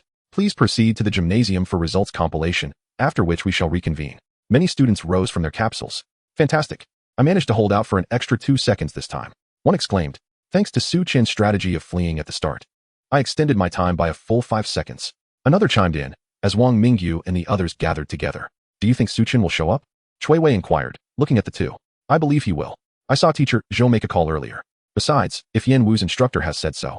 If Su Chen fails to arrive, wouldn't that tarnish our reputation? Ming Mingyu speculated. 10 minutes later, everyone gathered in the gymnasium. All the instructors stood on the stage, with the square-faced instructor holding a results sheet. He stepped forward and announced loudly, the results of this testing have been finalized. First place, Wang Mingyu from the sprinting class. Second place, Chui Wei from the sprinting class. Third place, Ming Mingyu from the sprinting class. Fourth place. He continued to read each student's results, while varied expressions of joy and dismay spread across the faces of those below. That concludes this testing. Students may now return to their training in preparation for the upcoming exam. No sooner had he finished speaking than a voice rang out from the crowd. Teacher, is Su Chen not coming? The atmosphere fell into a sudden stillness. He should be here shortly. If you wish to see him, you may wait. With these words, no one in the crowd moved to leave. At Yangqing No. 1 High School, only Su Chen still gives me hope, Yin Wu's instructor remarked. Glancing at the tall boy beside her, he immediately understood her intent and leaped up to the stage with a thud, standing beside the square-faced instructor. The square-faced instructor furrowed his brow as he looked at Yen Wu's instructor. What is your intention? Without responding to the square-faced instructor, she stood up seriously and addressed all the students below. I observed your testing alongside the magic martial arts instructor. My overall impression is rather poor. As martial artists, you exhibit no spirit whatsoever, resembling delicate flowers sheltered in a greenhouse. Yangqing No. 1 High School is the finest school in Yangqing. Yet, after witnessing your performance today, my impression is that Yangqing students are not particularly exceptional. As she spoke, she pointed a finger at the tall boy on the stage. This is the seedling we just selected from your West Shu province's capital, Shu County, yesterday. Since we are both from West Shu, if any of you can withstand 10 seconds in his hands, no, 5 seconds, I shall make an exception and recruit you into Yenwu. So who dares? On the arena, several instructors exchanged glances before turning their attention to the instructor with a square jaw. The square-jawed instructor silently stepped down from the platform, clearing the way for the match. The remaining instructors followed suit. The Yenwu instructor observed the crowd below the arena, noticing that no one dared to step forward. With a sigh, she prepared to take a seat. I'll do it, Wang Mingyu shouted, leaping onto the stage. Chapter 21. He walked from the light. The Yenwu instructor regarded Wang Mingyu on the platform without uttering a word, yet she did not take her seat. On the arena, a tall male student performed a salute. Gao Han from Shu County No. 1 High School. The spectators below began to murmur, clearly aware of the opponent's considerable reputation. With unwavering determination, Wang Mingyu returned the salute. Wang Mingyu from Yangqing No. 1 High School. In the next instant, a whip-like kick appeared before Wang Mingyu's eyes. His pupils constricted in shock, leaving him with no time to defend himself. Thud! He was sent flying from the stage as if he were a discarded sack. Courageous. Yet mere passion without strength renders one a fool in the end. Just as the Yenwu instructor was about to sit down, a hand grasped the edge of the arena, and Wang Mingyu flipped back onto the stage. The previous sneak attack was not counted. They would start anew. Wang Mingyu's face was smeared with blood, clearly having endured the impact of that kick. With a sigh, the Yenwu instructor contemplated and spoke. Is there anyone else who wishes to try? If so, come up together. I do not have the luxury of time to indulge you. I'll join, cried Shui Wei, and Ming Mingyu leaped onto the stage alongside him, approaching Wang Mingyu. We can't let you take all the glory. Shui Wei chuckled. Yeah, I just want to give it a try, Ming Mingyu added.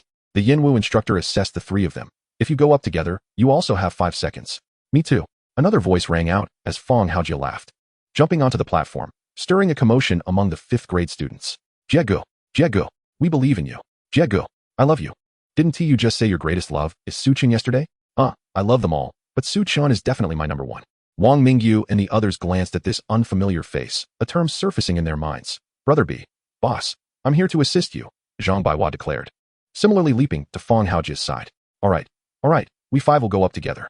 Don't underestimate us Yangqing students. Exactly, we want to allow it, Fong Haojia exclaimed, with Zhang Baiwa echoing his sentiments.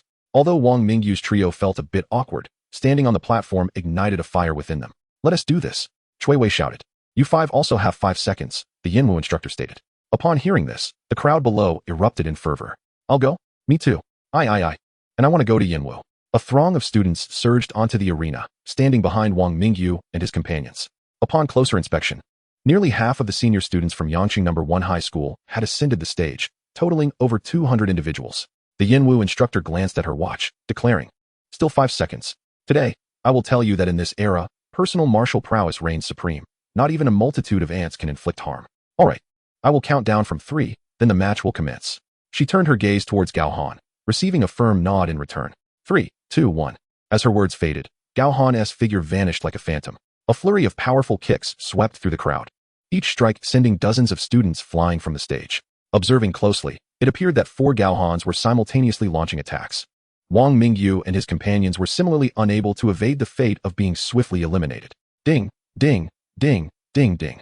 A series of piercing bell sounds echoed as Gao Han stood triumphantly in the center of the arena, with no one else left standing beside him. Trash is merely trash. She switched off her watch and picked up her bag. I am too disinterested to wait any longer. You all seem to be quite fond of your little Su Chen. I shall take my leave. With that, she began to exit the gymnasium. The accompanying Mo Wu instructor pondered for a moment before glancing at the students beside him and stood up to follow her. Who are you calling trash? A figure blocked the entrance of the gymnasium, behind whom Zhou Jun peeked out, signaling an okay gesture to the square-jawed instructor. The Yenwu instructor narrowed her eyes.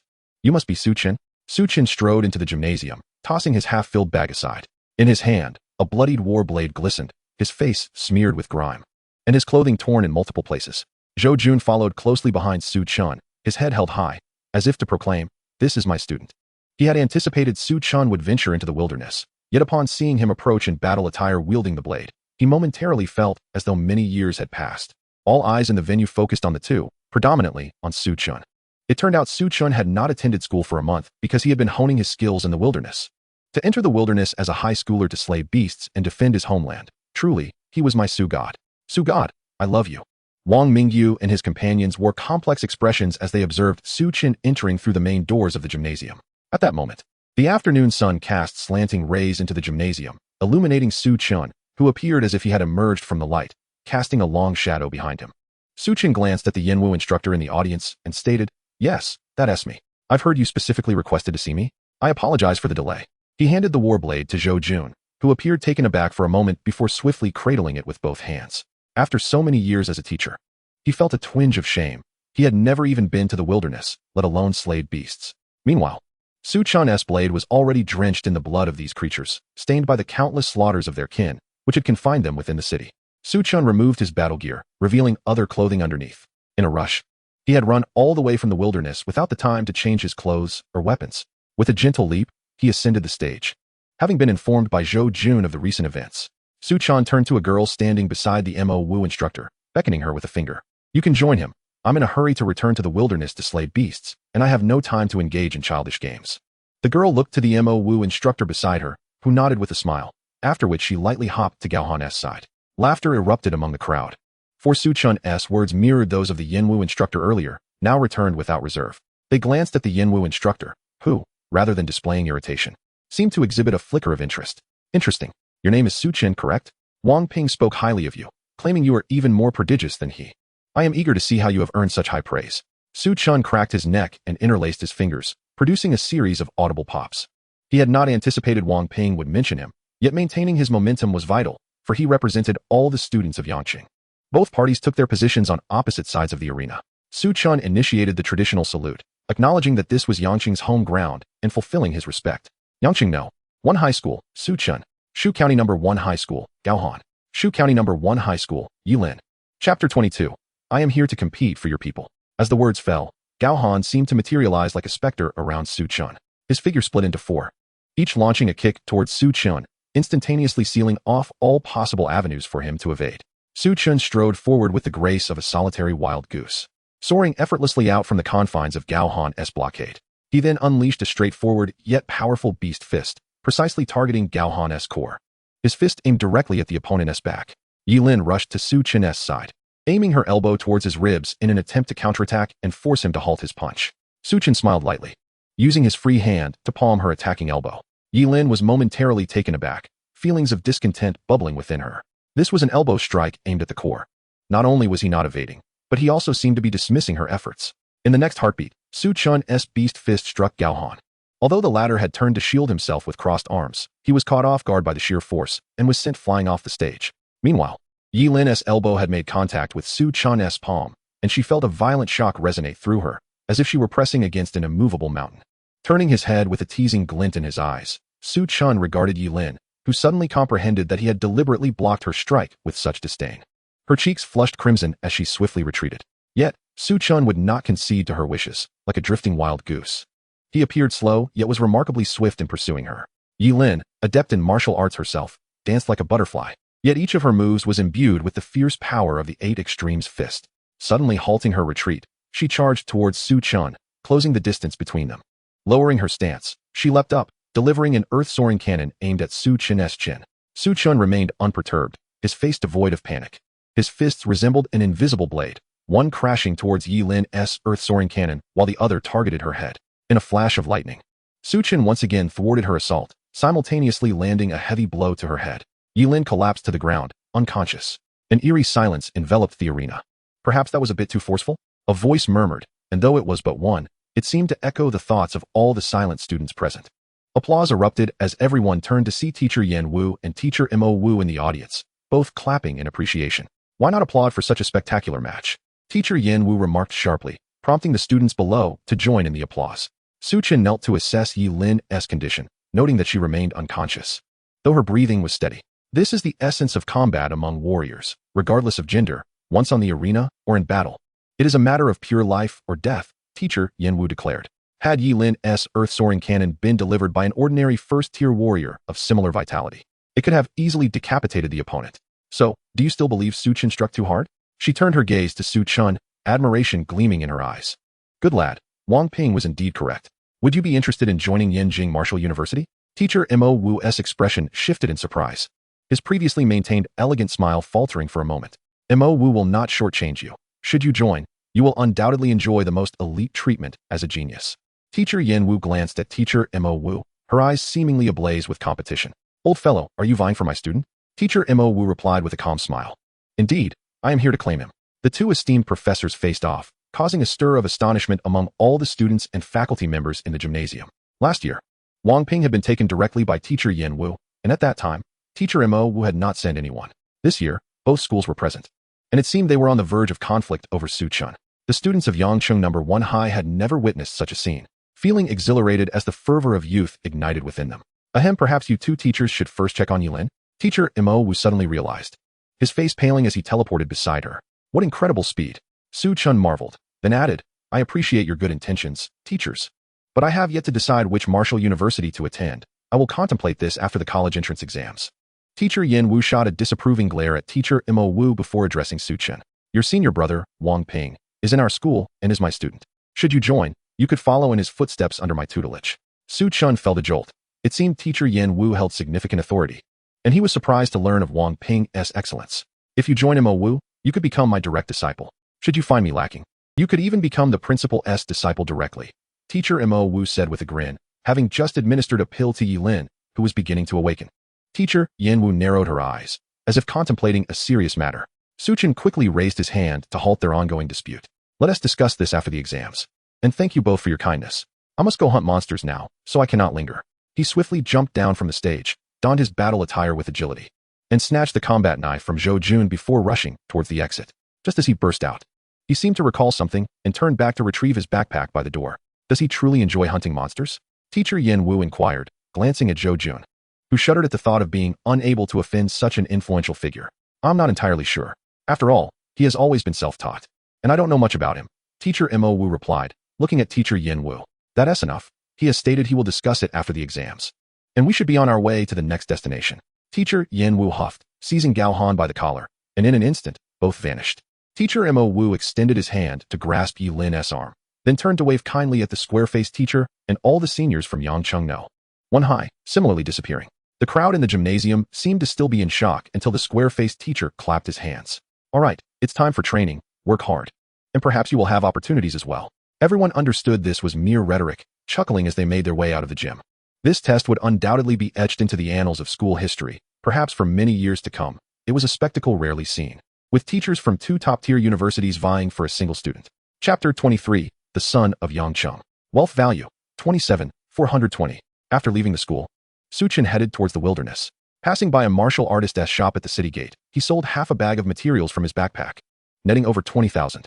He planned to gather the necessary energy for his second transformation today.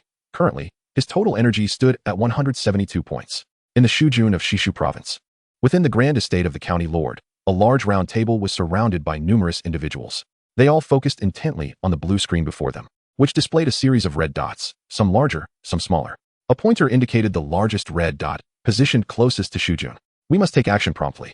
The mixed hunting dragon king has begun to awaken, and we must destroy its incubation egg before it is fully awakened. A sharply dressed man with slicked back hair and gold-rimmed glasses inquired. And when do you plan to act? The authoritative middle-aged man at the head of the table, muscular and with golden hair, radiated a powerful aura simply by sitting there. In 2 days. That evening, Su Chen returned to the city, fatigued and weary. Total energy, 186. He emptied a small portion of materials onto the counter. The clerk quickly counted them and transferred the money to his card. Thank you. Su Chen gazed at the other person, for the implications of the statement were far from ordinary. It's all right. The shop assistant smiled. Having not seen any members of the Savior Squad for the past couple of days, perhaps they had already been dealt with by the individuals behind the young boy. She had never imagined that a seasoned hunting squad would be completely annihilated by such a youthful student standing before her. Rather than returning home, Su Chen made his way to the apothecary in the city center. According to Wang Ping's documents, he purchased 2 vials of strengthening elixir and 2 bags of protective powder, which cost him over 50,000, nearing 60,000. Additionally, he visited the weaponry building, hoping to acquire a C-rank battle knife suitable for second-tier warriors. Moments later, He exited the building, having discovered that even the most affordable C-rank battle knives were priced in the millions, far beyond his means. Never mind, I'll make do for now. Upon returning home, Chen chose not to attempt a breakthrough immediately. Instead, he collapsed onto his bed, intending to replenish his energy first. The next morning, he awoke early. He entered the bathroom, stripped completely, and sat cross-legged on the floor. The 2 vials of strengthening elixir had been mixed with the protective powder. And as he stared at his reflection in the mirror, he held a test tube in each hand. With a decisive tilt of his head, he poured the contents of both test tubes into his mouth. His body rapidly flushed red, and beads of sweat began to form on his forehead. He tensed his muscles, striving to mobilize his entire vital essence, releasing low growls from his throat. A layer of black filth began to surface on his skin, emanating a foul odor. The entire process lasted nearly 20 minutes, doubling the duration of a typical metamorphosis. After enduring the pain came an overwhelming sense of relief. Chen felt a tingling sensation in his mind, as a surge of warmth coursed from his back to the crown of his head. Rising to his feet, he gazed at his reflection in the mirror, noticing that he had seemingly grown taller, now approximately 186 centimeters. He grabbed the shower head and rinsed away the grime. In the mirror, his muscular contours were distinctly visible, and his skin appeared markedly lighter, especially on his face, which seemed to have transformed him into a more handsome version of himself. He proceeded to the living room, donning his wilderness gear. Fortunately, the battle suit had excellent elasticity and still fit him. He accessed the system, noting his total vital essence was now 186. Chen discovered that his vital essence was still increasing. Despite having undergone 2 metamorphoses, it was still on the rise. Could there possibly be 3 or even 4 metamorphoses? He communicated his situation to Wang Ping, but received no response, likely due to his busyness. If there was still potential for growth, he would strive for it until he could grow no more. With a loud bang, Chen closed the door and embarked on another day of hunting monsters. Throughout the morning in the wilderness, he encountered not a single beast. How peculiar! Where have all the monsters gone? Suddenly, the ground began to tremble violently. With a furrowed brow, Chen looked into the distance and saw a dark line approaching on the horizon. Upon closer inspection, he realized it was an overwhelming horde of fierce monsters. Oh no, a beast tide! Without hesitation, he turned and sprinted towards the city gate. A desperate cry for help pierced the air, and Chen glanced to the side, witnessing a person being dragged into the underbrush of the nearby forest. After a moment's thought, he dashed towards the source of the sound. A young man clad in combat attire was ensnared by a massive python, its jaws poised to swallow him whole. At the critical moment, a flash of red blade light sliced through the air, and the python's head fell to the ground. Seizing the young man by his collar, Chen urged, "Wait, materials." The young man shouted, imploring Chen to halt. "Materials? Are you kidding? The beast tide is right behind us." Chen roared, prompting the young man to finally look up. They had emerged from the forest, and before them lay an endless swarm of monsters, now less than 2,000 meters away. Suddenly, Chen recalled the practical training room at school, and in that moment, he comprehended the significance of the survival test. Gripping the young man, he dashed into the city gate. Outside the gates, numerous people were rushing in, while soldiers had already taken up positions on the city walls. A barrage of cannon fire erupted, providing precious moments for those outside to escape. What is happening? Why did the beast tide suddenly appear?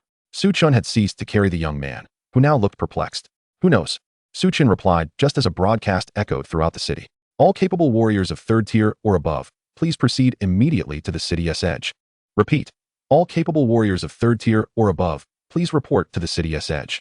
Failure to comply will result in the inability to step foot in Yang City ever again. Since his birth, Chen had heard this broadcast only a handful of times.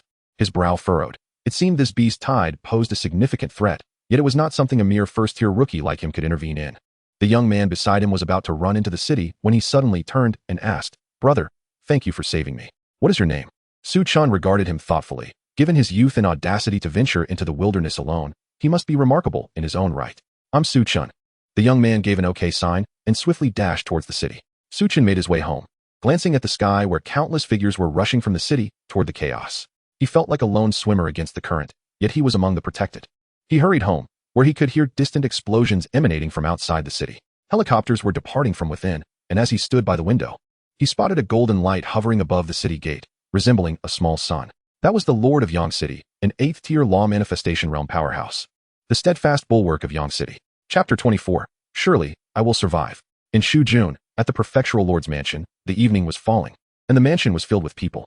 Earlier in the afternoon, news had arrived that over 30 prefectural cities in western Shu were simultaneously besieged by a beast tide. The prefectural lord sat sternly in the main seat, his expression dark as he observed the blue screen displaying the conditions of various cities. Most defenses were timely, with casualties kept below 10,000. However, A few cities were on the brink of collapse, with death tolls reaching tens of thousands. What a chaotic beast king, he muttered, casting a glance at the assembled crowd. Plans must be expedited. We must shatter the eggs of the chaotic beast king by dawn. A man in a suit furrowed his brow. Shouldn't we send support to the cities? After all, most of the powerful warriors in Western Shu are in Shujun. The prefectural lord shook his head. If we do not prevent the chaotic beast king's breakthrough, once it ascends to the 9th tier, Shujun will also be in peril. At that point, whether we can provide support will not be our decision. Some sacrifices are necessary for the greater good. The suited man pondered, seemingly about to voice further objections. I concur with the prefectural lord. The sooner we depart, the better. Given that the beast tide has already commenced in various locations, it is likely that the chaotic beast king has made preparations, a person seated beside the prefectural lord remarked. The suited man narrowed his eyes, but ultimately chose not to speak further. The prefectural lord surveyed the assembly, noting no one else wished to voice an opinion. Very well, let us proceed to discuss our combat strategies. Su Chun turned to Wei Xian, inquiring with Wang Ping about the possibility of undergoing 3 or more metamorphoses. He received a response. Indeed, there are instances of 3 or more metamorphoses. However, for the majority, once they reach 180 points of vital essence, the rate of increase becomes exceedingly slow, taking years for even a slight uptick or ceasing altogether. If you find your vital essence is still growing rapidly, you may wish to test your limits. The metamorphosis process is one of continual optimization of your foundation, and it will also enhance the purity of your vital essence. Having more instances is certainly beneficial, but be cautious. If your body can no longer withstand it and your vital essence continues to grow, I would advise you to break through. It turns out that someone has successfully undergone 4 transformations. However, his combat prowess has been adversely affected due to issues with bodily strength. Accompanying this information was a document specifically dedicated to the study of transformation. After perusing the document, Su Chun resolved to attempt further transformations. With the assistance of the system, his vitality was surging rapidly, achievable merely through the slaying of demonic beasts. In the dead of night, caught in a half-dream state, Su Chun was jolted awake by a piercing alarm. Startled, he glanced out the window. The alarm blared throughout the city, accompanied by the distant sounds of explosions from the outskirts. His phone and television sprang to life, broadcasting urgent notifications. Attention! A Tier 3 demonic beast has breached the defensive line and has infiltrated the city. Residents are advised to seek the nearest shelter immediately. Those further away should secure their doors and remain silent. Warriors are en route to address the situation. If any sightings of demonic beasts occur, please call the following numbers. Su Chen's eyes widened in alarm as he swiftly leapt from his bed. He donned his battle attire and seized his combat knife, ready to rush outside. Suddenly, he halted, slinging his backpack over his shoulders and stuffing the urn of his late uncle inside. He then hastily made his way to Yang City No. 1 High School, the nearest shelter. The city's shelters were typically established in schools, hospitals, or large shopping centers. Upon arrival at the school, he found a considerable gathering of people on the playground. Outside, a ring of police officers stood vigilant, armed with firearms and protective shields, their eyes scanning the surroundings with apprehension. As Su Chun entered the school gates, he spotted Zhou Jun and Wang Mingyu among the crowd. They waved him over, and he approached them. How did it go? Did you encounter any danger on the way? Zhou Jun inquired. No, Su Chun shook his head. Most of the students attending Yang City No. 1 High School lived nearby, some even residing on campus. The majority present were students, clustered on the playground in an effort to avoid isolation. Suddenly, Su Chen's phone vibrated. He checked to find a message from Wang Ping. The Western Shu district is currently engaged in battle at the Dragon King's cave. The pressure on various prefecture-level cities is likely to escalate. I am presently in the command room of the Lord's Mansion in Western Shu. Should Yang City be compromised, I will notify you in advance. A teacher from Wu University will come to escort you to Shu District. The message was dispatched rapidly, indicating a sense of urgency. Su Chun furrowed his brow, surveying the crowd around him. He refrained from foolishly inquiring about the fate of others in Yang City, merely sighing inwardly. A sudden roar of beasts echoed, prompting Su Chun to turn toward the school gate, where dozens of demonic beasts charged forth. Gunfire erupted, a hail of bullets raining down to eliminate the beasts. Su Chen's expression hardened, realizing the gravity of the situation. Weren't Tier 3 demonic beasts supposed to have breached the line? Why are there so many Tier 1 beasts? Zhou Jun remarked, his face darkening. The wailing of infants pierced the air, and soon, many others joined in fearful cries. Su Chen glanced at his phone. There had been no further messages from Wang Ping, suggesting that Yang City was still holding its ground. Many were crouched on the ground, writing farewell letters. As the incursion of so many Tier 1 beasts into the school indicated the defense at the city's edge was crumbling, it was important to note that Yang City No. 1 High School was the finest institution in the city, situated near its center. The fact that demonic beasts had reached this point was alarming, albeit they were only Tier 1 beasts for the time being. Su Chun had encountered beast tides in his youth, albeit infrequently, barely a handful of times, none of which had breached the city limits. Another roar resounded. this time from a greater number of Tier 1 and lesser beasts, an estimated 70 to 80.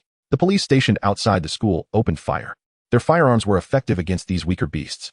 Tier 2 beasts possessed around 500 vitality points, while Tier 3 exceeded 1,000. Only high-penetration sniper rifles could inflict damage upon Tier 3 beasts. Under the barrage of fire, the beasts soon lay vanquished. Su-chun, do you think we will survive the night? Mingmingyu suddenly asked. Su-chun turned to her, his gaze resolute. We will undoubtedly survive. Mingmingyu smiled.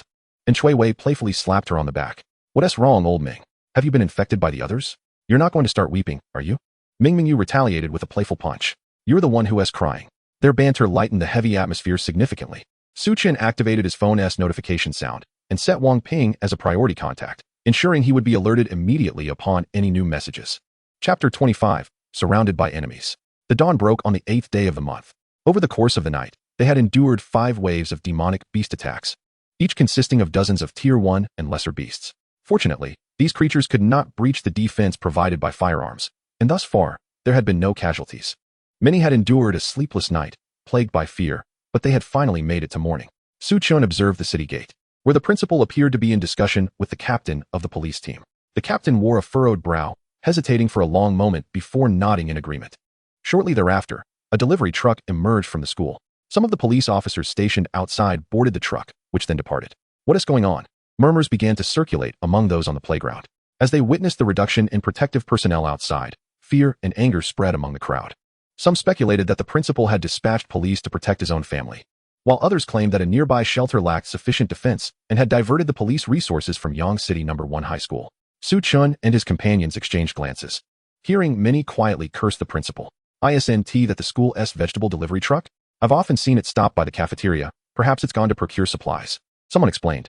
However, this did little to assuage the crowd's discontent, as they continued to mutter curses against the principal and even began to condemn the Yang City police. After a brief interval, the principal emerged with a loudspeaker, addressing the assembly, students and nearby residents. Due to the excessive number of individuals gathered at the school, our food supplies are insufficient. I have just conferred with the police captain outside. We will temporarily allocate some police personnel to accompany our cafeteria staff to purchase provisions. Please do not panic. They will return shortly. Furthermore, according to the emergency management law, the school, as a designated shelter, will provide meals free of charge to all of you.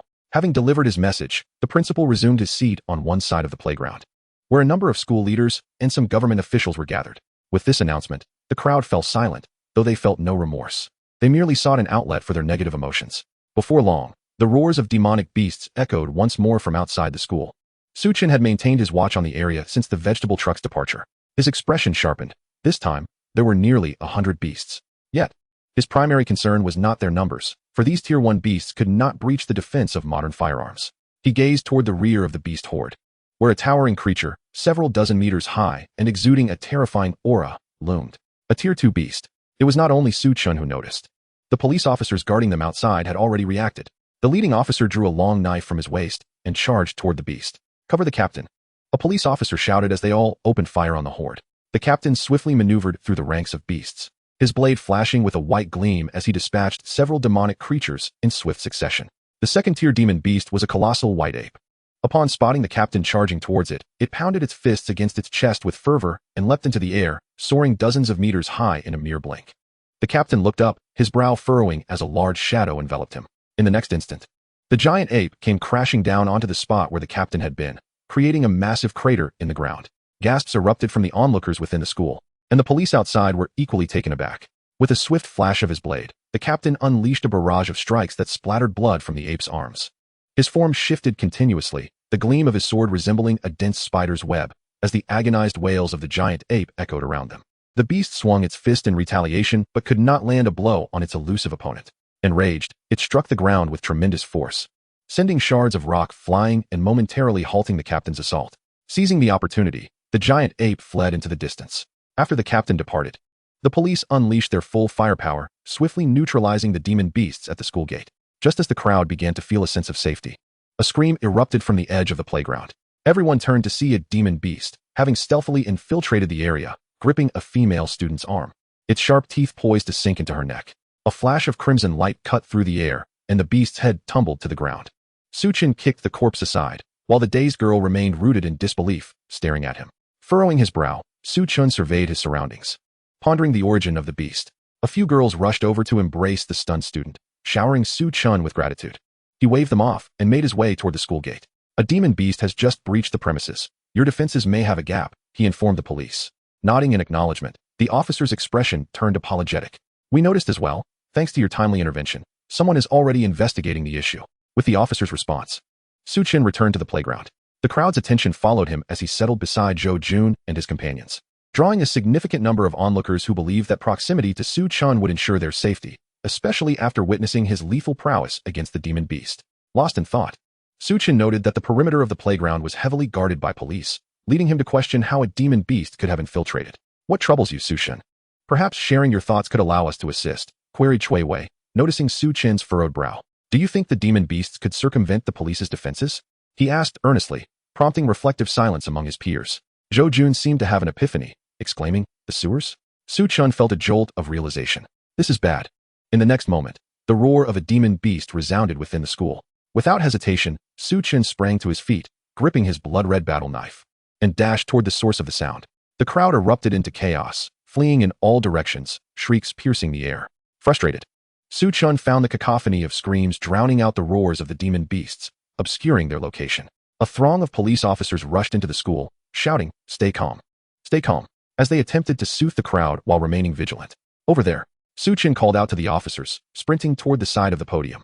It was the equipment storage room, from which a multitude of demon beasts were surging forth. Simultaneously, roars echoed from the distant classrooms and cafeteria. At that moment, calamity struck as a fresh wave of demon beasts, numbering over 100, assaulted from outside the school gates. Yangcity No. 1 high school found itself besieged from all sides. Chapter 26. It's all right, Chen muttered, his expression darkening upon hearing the roars from outside the school. He glanced at the entrance, noting that the police captain had yet to return. No matter, I must first contain the threat inside. With that declaration, he let out a fierce shout, drawing the attention of the demon beasts as he charged into their ranks. In that instant, he recalled his earlier return through the city gates, where he had been the one protected. Now, he was the protector, pushing against the tide. Attention, cover that student, shouted an officer rushing into the campus, prompting a barrage of gunfire to assist Chen in dispatching the demon beasts. Fortunately, most of the creatures within the school were at a lower tier, allowing Chen to fell them with ease, single-handedly repelling all the beasts on the podium's side. The armed officers, inspired by Chen's valor, redirected their fire towards the demon beasts pouring from the cafeteria and classrooms. Look, isn't that Chen? The one from the poster at the entrance. A voice rang out among the students retreating to the playground. Everyone turned to see a youthful figure, standing tall like a fortress, keeping the demon beasts at bay in front of the podium. He saved me earlier today, a girl exclaimed. Yes, it's him, the one that both Yin Wu and Mo Wu are vying for, Chui Wei shouted with enthusiasm, raising his chin. It seemed the crowd was no longer concerned about the demon beasts attacking, for the young man exuded an aura of formidable strength, ensuring no beast could breach his defenses and instilling a profound sense of security. Let us cheer him on, someone suggested from the ranks. Go, Chen, Wang Mingyu shouted, casting a triumphant glance at Chui Wei. Go, Chen. Go, Chen. The enthusiasm spread beyond the students, with parents and teachers joining in the raucous encouragement. As the students of Yangcity No. 1 high school witnessed Chen fighting valiantly, admiration and respect shone in their eyes. The playground was filled predominantly with students across all 3 grades, along with their parents. Chen heard the cheers behind him, but remained focused. Corpses of demon beasts had begun to pile up before him, forming a small mountain of fallen foes. Creatures attempted to navigate around this mound to launch surprise attacks, or even clamber to the top to pounce on him. Constant notifications echoed in his ears. Ding. You have slain a wild boar, health increased by 5. Ding. You have slain a nether wolf, health increased by 5. Ding. You have slain a spotted tiger, health increased by 5. In no time, his total health exceeded 200 points. Chen's battle knife bore notches from the encounters, and his clothes were drenched in blood. Yet his gaze remained resolute, radiating a primal ferocity and thirst for blood. With a final arc of his crimson blade, the last demon beast fell. However, he did not pause. He entered through the door from which the beasts had been surging onto the podium. A large hole had been smashed into the ground, the very entry point from which the demon beasts had emerged. Chen scanned his surroundings, placing a hefty cabinet over the hole and stacking several large dumbbells atop it. Yet, he knew this would not be a sufficient deterrent. The beasts could easily break through. The gunfire from outside continued to erupt, and as Chen peered out, he saw several officers still battling the creatures pouring forth from the cafeteria and classrooms. He dashed over to their side. You need to station someone by the podium. There's a hole there, and the demon beasts may emerge from it, he instructed. Without waiting for their agreement, he charged straight into the throng of demon beasts. Hey, young man, it's dangerous. An officer shouted, but as he finished his warning, he witnessed Su Chen swiftly behead a first-tier demon beast with a single strike. His hand lingered momentarily in the air before he swiftly fired to provide support. Old Wong, you take the guard. We'll handle this side. The policeman referred to as Old Wong bore a deep wound on his abdomen, and one of his arms was drenched in blood. After a brief hesitation, he replied, all right, I'll leave this side to you. With that, he dashed toward the podium. Meanwhile, outside the school, the number of personnel had diminished, resulting in insufficient firepower. And the horde of demonic beasts had encroached upon the school gates. Towering figures of these beasts loomed ominously, their mere presence exuding an overwhelming sense of pressure. The grotesque, gaping maws of the creatures were close enough to reveal strings of saliva, and the foul odor wafted through the air. Many policemen bore numerous wounds, yet none retreated, standing resolutely like an indomitable barrier before the school entrance. Suddenly, a policeman spotted a flash of white blades behind the demonic beasts. The captain is back. Everyone, hold the line, he shouted, his neck veins bulging and his complexion flushed. He bellowed, his submachine gun continuously unleashing a barrage of bullets, the barrel glowing red-hot. Many officers, invigorated by his words, felt a surge of hope at the captain's return, their morale rekindled. The white blades surged forward like a tempest, swiftly reaching the school gates. The captain assessed the injuries of several team members and felt a pang of guilt. Leave the rest to me. With that, he plunged back into the throng of beasts, forcing them to retreat from the school gates. In the distance, gunfire erupted as a truck approached. They're back. A policeman shouted at the entrance, sensing the tide of victory shifting in their favor. Inside the school, the onlookers exhaled a collective sigh of relief upon witnessing the favorable turn of events at the gates. Before long, the demonic beasts outside were vanquished, and the police captain led his team into the school. Upon entering, he was taken aback. The path leading to the playground was littered with the corpses of countless beasts, piled high to half a story. Among the carnage stood a blood-soaked youth, his stature imposing, his gaze fixed ahead, exuding an aura of ferocity. Several policemen, having expended their ammunition, found that all the remaining demons had been dispatched solely by Su Chen. Blood drenched the ground, and the boy's weapon lay shattered. With only a half-blade still clutched in his hand, the police captain gestured for the others to remain still, approaching Su Chen alone. You've worked hard. He spoke from behind him. We returned. You can leave the rest to us. He placed a hand on Su Chen's shoulder, prompting the boy to instinctively raise his broken blade in defense. The captain swiftly parried the strike, and as Su Chen's bloodshot eyes met his, the crimson hue gradually faded, and he hurriedly sheathed his weapon. I'm sorry, Su Chen uttered wearily. It's all right, the captain reassured him with a pat on the shoulder. Chapter 27, A Group Photo. Su Chen walked toward the playground, and a sudden round of applause erupted. He looked up to find everyone gazing at him. What is this? Thank you, someone in the crowd shouted, followed by a chorus of grateful voices. Su Chen stood momentarily stunned, scratching his head, feeling somewhat embarrassed as he waved his hand. It's nothing. Our police comrades outside are the ones who truly deserve our thanks. From a distance, the police captain observed Su Chen's figure and nodded.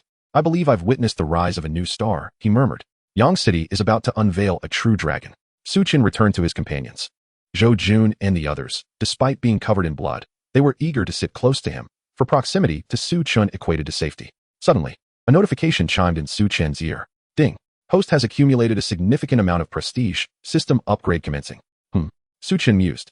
Realizing the system seemed to undergo peculiar transformations, the last upgrade was due to his steadfast will, and this time, it was prestige. This left him puzzled as to how to facilitate future upgrades, seemingly dictated by whims. Suddenly, a thought struck him. The salvation system. If I engage in acts of salvation, will that lead to system upgrades? He wasn't entirely certain, but a semblance of logic emerged. At least he had a general direction, and he wondered what rewards this system upgrade would yield. He was filled with anticipation, though unsure when the upgrade would conclude. For now, he still had access to the system, glancing at his current stats. Total vitality, 210/32. He noted that every increment of 30 points represented a transformation. The first transformation occurred at 150 points, the second at 180, and this third at 210. Observing the number in parentheses, it appeared he had already amassed enough vitality for a fourth transformation. Once the beast tide subsides, I can initiate my breakthrough. In truth, he could break through now, but he currently lacked the necessary strengthening liquid and protective powder. Over the following days, having gained initial experience, the police captain remained steadfastly at the school. This marked the 13th day of the month, June 13th. As of now, the beast tide showed no signs of abating. Fortunately, Su Chen had not received any news from Wang Ping in recent days, indicating that Yang City still held its ground. However, the number of demonic beasts attacking the school was gradually increasing, though they were predominantly of the second tier or lower, with second-tier beasts being a rarity.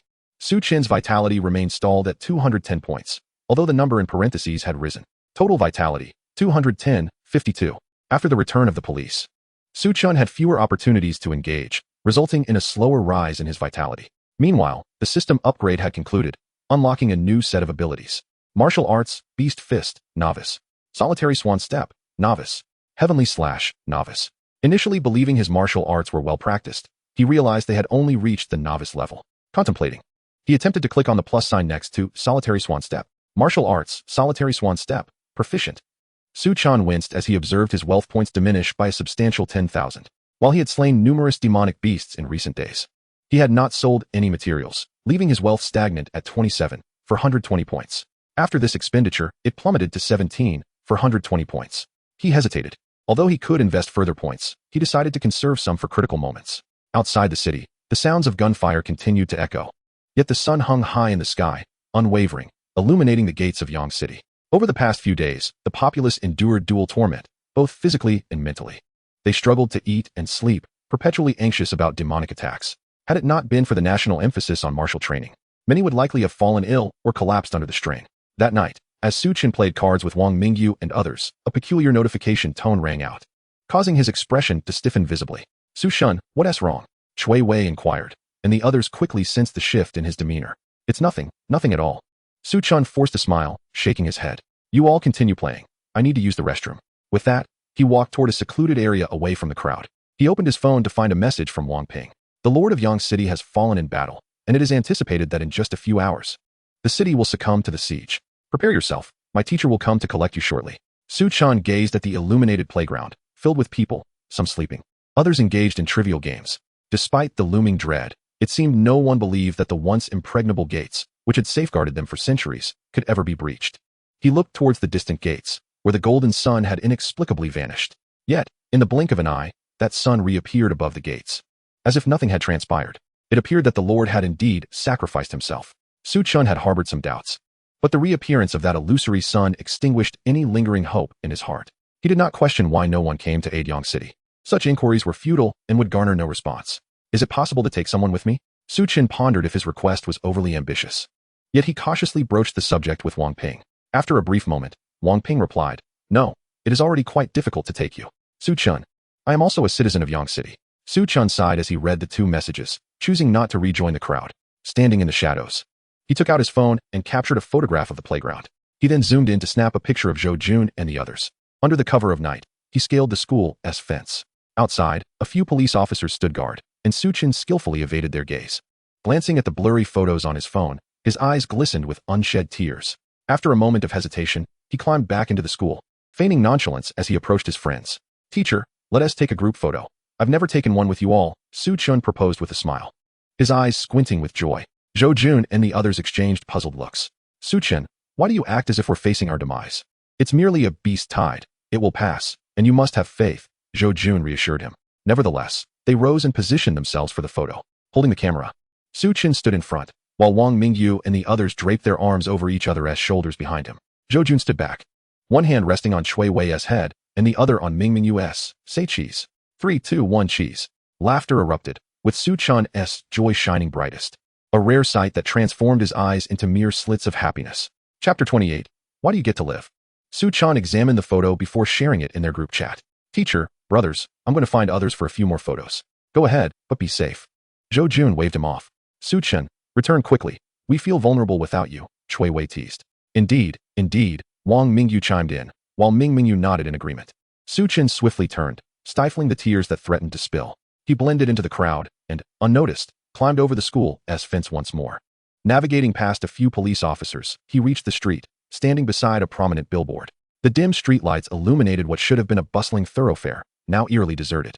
Su Chen surveyed the familiar city, finding it difficult to fathom that soon, this place he had called home for 18 years would be reduced to ruins. He felt a flicker of relief for having brought along the ashes of the old man. Otherwise, he would have had to return for them. He felt like a deserter, hiding in plain sight. Su Chen opened his phone and sent a message to Wang Ping. How will the teacher come to get me? After a short while, he received a response. Do not worry. When I first met you, she had already implanted a locator on you. She should be arriving soon. Closing his phone, Su Chen leaned against a lamppost. An indeterminate amount of time passed before a familiar figure suddenly appeared beside him. How are you? Surprised to see me again? Teacher Yen Wu smiled, and Su Chen managed a strained smile in return. Teacher, is it true that Yang City cannot be saved? Teacher Yen Wu's smile faded as she contemplated her words. Yes, this is a decision made by the higher-ups. A portion of the city must be sacrificed, or the entire region of Shishu will face peril. Su Chun bowed his head in silence, then adjusted his demeanor. Let us go, teacher. Yen Wu nodded, placing a hand on Su Chun's shoulder. In the next instant, he was engulfed by a sensation of weightlessness, realizing he was ascending into the air. He observed the outskirts of Yang City, where monstrous beasts had infiltrated, pouring into the city in droves. The defending soldiers had retreated from the gates, fighting as they fell back. Despite the golden gunfire cascading like rain, it could not stem the tide of the beastly onslaught. As they ascended further, Su Chen spotted an enormous black dragon, nearly the size of the entire Yang City, lurking deep within the wilderness, gazing towards the city. It seemed to sense Su Chun's gaze, its crimson eyes suddenly locking onto him, causing a sharp pain in his mind as an overwhelming pressure bore down upon him. A cold snort echoed in his ears, and in the next moment, the oppressive force vanished. Teacher Yen Wu swiftly propelled Su Chun into the clouds, and the colossal dragon, failing to catch sight of them, turned its attention away. Before the dragon knelt a bloodied corpse, its pristine white robe now stained crimson, even in death. The right hand clutched a sword plunged into the ground. A golden insignia, marking the identity of the city lord, was pinned to the corpse's chest. Su Chun's consciousness returned, and he shook his head, his heart racing. The howling wind filled his ears, and he was enveloped in a thick white mist, rendering the scenery below invisible. A firm grip clutched his shoulder, and upon turning, he saw Teacher Yen Wu's grave expression, her face pale. Teacher, what was that just now? Su Chen inquired. Do not rush. Once we reach Shujun, you can ask your senior Wang Ping. For now, focus, she instructed. Su Chun fell silent, feeling an unsettling sensation of being watched. He scanned his surroundings, but saw nothing. Time became an indistinct blur, and he began to feel drowsy. Suddenly, a sharp pain jolted his shoulder as Teacher Yen Wu gripped him. Stay awake. We are not safe yet, she said in a low voice. And Su Chun immediately regained his alertness. 3 hours later, the two arrived safely in Shujun. Upon landing, Teacher Yen Wu appeared to exhale a sigh of relief, releasing her hold on Su Chun. You may find your own way. I have other matters to attend to. With that, she vanished in an instant. Su Chun surveyed his surroundings, realizing he was at the Shujun airport. He opened a map, followed the directions, exited the airport, and hailed a ride to the city. He found a hotel to settle in, but perhaps due to the Black Dragon's attack, he felt unusually fatigued and drifted into a haze of sleep. Su Chun, save me, Chui Wei's voice echoed, and Su Chun realized he was back on the playground of Yang City No. 1 High School. Surrounded by dense white fog obscuring most of the scenery, with only colossal shadows faintly visible. Hearing Chui Wei's cry, he turned sharply, only to witness a massive beast wielding a giant axe cleaving Chui Wei in two. Su Chun's pupils dilated in horror as another voice pierced through the chaos. Su Chun, hurry and save me. Wang Mingyu's desperate plea came from another direction. Su Chun swiftly turned toward the source of the sound. Discovering Wang Mingyu lying on the ground, drenched in blood, with one eye missing and an arm vanished. Behind him loomed a lizard-like beast, steadily advancing with each deliberate step. Su Chun desperately attempted to flee, yet found himself utterly immobilized, helplessly observing as Wang Mingyu was devoured before his very eyes. Suddenly, the massive lizard vanished, revealing before him a cocoon ensnared in spider silk, within which lay a figure, only the head exposed. The corpse had been drained of life, yet Su Chun recognized it as his mentor, Zhou Jun. In the next instant, the scene morphed once more. He beheld Ming Mengyu sprawled on the ground. Reaching out to him, seemingly yearning to crawl closer. A surge of flames instantaneously engulfed her, and when the fire subsided, her form had been entirely obliterated. No, no, no. Su Chun cried out, yearning to intervene, but discovered his body entirely unresponsive. Tears brimmed in his eyes as the horrific visions continued to shift before him. He witnessed a playground stained crimson with blood, the bodies of his classmates unrecognizable. He saw Yang City engulfed in a sea of flames, every structure reduced to ruins. The ground awash in a layer of blood. Towering beasts, larger than buildings, roamed the city, their jaws clenching the remains of their kin. Why did you not save me? The apparitions of Zhou Jun, Wang Mingyu, and others materialized before Su Chun. Aye. A multitude of figures emerged, encircling him. He recognized among them the girl he had rescued that fateful day on the playground. They were the citizens of Yang City. Why did you flee alone, you coward? You deserter? On what grounds do you deserve to survive? A torrent of invectives drowned Su Chun, and he felt himself shrink in stature, as insignificant as an ant before their imposing presence. Chapter 29, The Fourth Transformation. Su Chun jolted awake, his eyes snapping open as he realized it had merely been a dream. Rising from his bed, he gazed out at the pale sky and the unfamiliar surroundings of his room, suddenly struck by a profound realization. He hastily unlocked his phone, only to discover he was offline. 2 minutes later, a flurry of messages from WeChat erupted on his screen. Su God, where have you been? Su God. The beasts here are multiplying. It seems we cannot hold them off much longer. Su God, the city gates have long been breached. The beasts are swiftly advancing into the city. Su God, I've seen beasts taller than several stories. It's terrifying. It seems we cannot survive this. Su God, carry our will as the ember of Yang City and survive. Most of these messages were from Zhou Jun, Wang Mingyu, and others, their content alarmingly similar, sending a chill down Su Chen's spine. His hand trembled as he opened the news app. The leading headline was a devastating report on the fall of Yang City. An 8th-tier beast, the Crimson Black Dragon, has defeated the city Lord Zhao Qua. Yang City has fallen, and humanity has lost another stronghold. The glaring red letters felt like daggers piercing his eyes, and he tossed his phone aside, collapsing onto his bed, utterly drained. So it seems I am now homeless? Am I, perhaps, a refugee? He clutched his chest, an indescribable ache radiating from within. Ding! A notification chimed, and after a moment, he picked up his phone to read. Wang Ping is coming to the princess's residence to find me. It was now 7 in the morning on June 15th. Yang City had managed to endure alone for 8 days without any support. Okay, Su Chen replied. After sending the message, he descended from his bed and approached the mirror. He caught a glimpse of his disheveled and haggard reflection, then splashed water onto his face with vigor. When he looked up again, his eyes sparkled with renewed determination. I am the last ember of Yang City. I must not tarnish its name. Having swiftly gathered his belongings, Su Chen did not delay in making his way to the princess's residence. Upon entering, he found himself in a grand hall where Wang Ping was seated, busily typing on a laptop. His hair was unkempt, and he appeared to have had little rest. Senior Brother Wang? At the sound of Su Chen's voice, Wang Ping lifted his gaze, his bloodshot eyes straining to remain open, yet a smile broke across his face. Ah, you've arrived, junior brother. Come, sit beside me. He gestured to the seat next to him, and Su Chen complied. Teacher Shu has rescued you from Yang City. You are now considered a student of Yanwu University and have directly become one of Teacher Shu's disciples. Su Chen nodded. To traverse the perilous beasts to rescue him was no small feat. Had he not become Teacher Shu's student, there would have been no obligation for her to save him. It seems you've adjusted rather well, Wang Ping remarked, observing Su Chen's invigorated demeanor with mild surprise. You must still participate in the internal selection and college entrance examination on the 23rd. Many are watching you with great curiosity about the prodigy Teacher Shu has saved. Therefore, not only must you compete, but you must also achieve remarkable results. As he spoke, Wang Ping handed Su Chen a card. This is your temporary student ID. It contains some funds, a gesture of support from the school, given the fall of our city. With that, Wang Ping paused for a moment. Enhance your strength as swiftly as possible. You have an elder brother and sister, and you will meet them once classes commence. You can always come to the princess's residence if you need anything. I will be here until the beast tide subsides. After departing the princess's residence, Su Chen first went to the bank.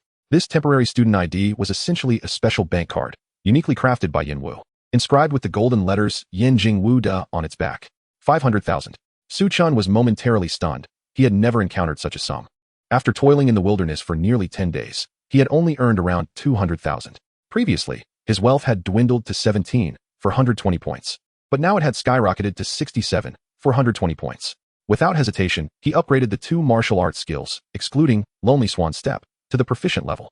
Beast Fist, proficient. Lonely Swan Step, proficient. Heavenly Blade, proficient. Gazing at the remaining plus sign, Su Chen felt a tingle of excitement in his hand. After a moment's hesitation, he opted to upgrade Lonely Swan Step. Lonely Swan Step, Master. Following this expenditure, Su Chen's wealth reverted to 17, 420 points. The upgrade from entry-level to proficient required 10,000 points, while the leap from proficient to master demanded 30,000 points. A flood of insights surged through his mind, as though he had intensely studied these martial arts for many years. After closing his eyes for a moment to fully absorb the newfound knowledge, Su Chen pushed open the bank's doors and headed toward the city's apothecary and weapons building.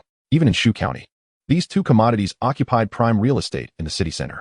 Su Chen procured ample amounts of strength potions and protective powders, intending to proceed directly to the 4th transformation. Casting a lingering glance at the distant warrior building, he felt a pang of regret as he departed. He was still unable to afford the equipment for second-tier warriors. Both the battle blades and combat suits started at over $1 million. Truly, the adage of poverty and culture, wealth and martial prowess held its weight. He couldn't help but admire the wisdom of his ancestors.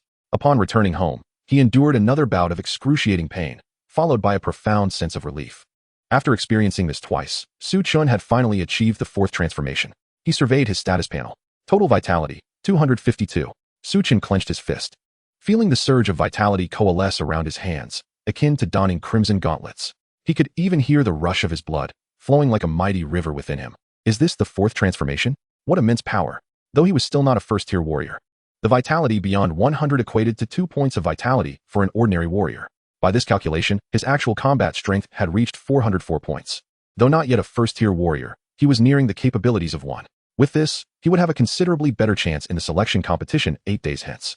After adapting to the sudden surge of power for several days, Chen resolved to break through to the first rank of martial artist. He realized that his body was subtly reaching its limit in accommodating his vitality. The 4 transformations had indeed been his utmost threshold.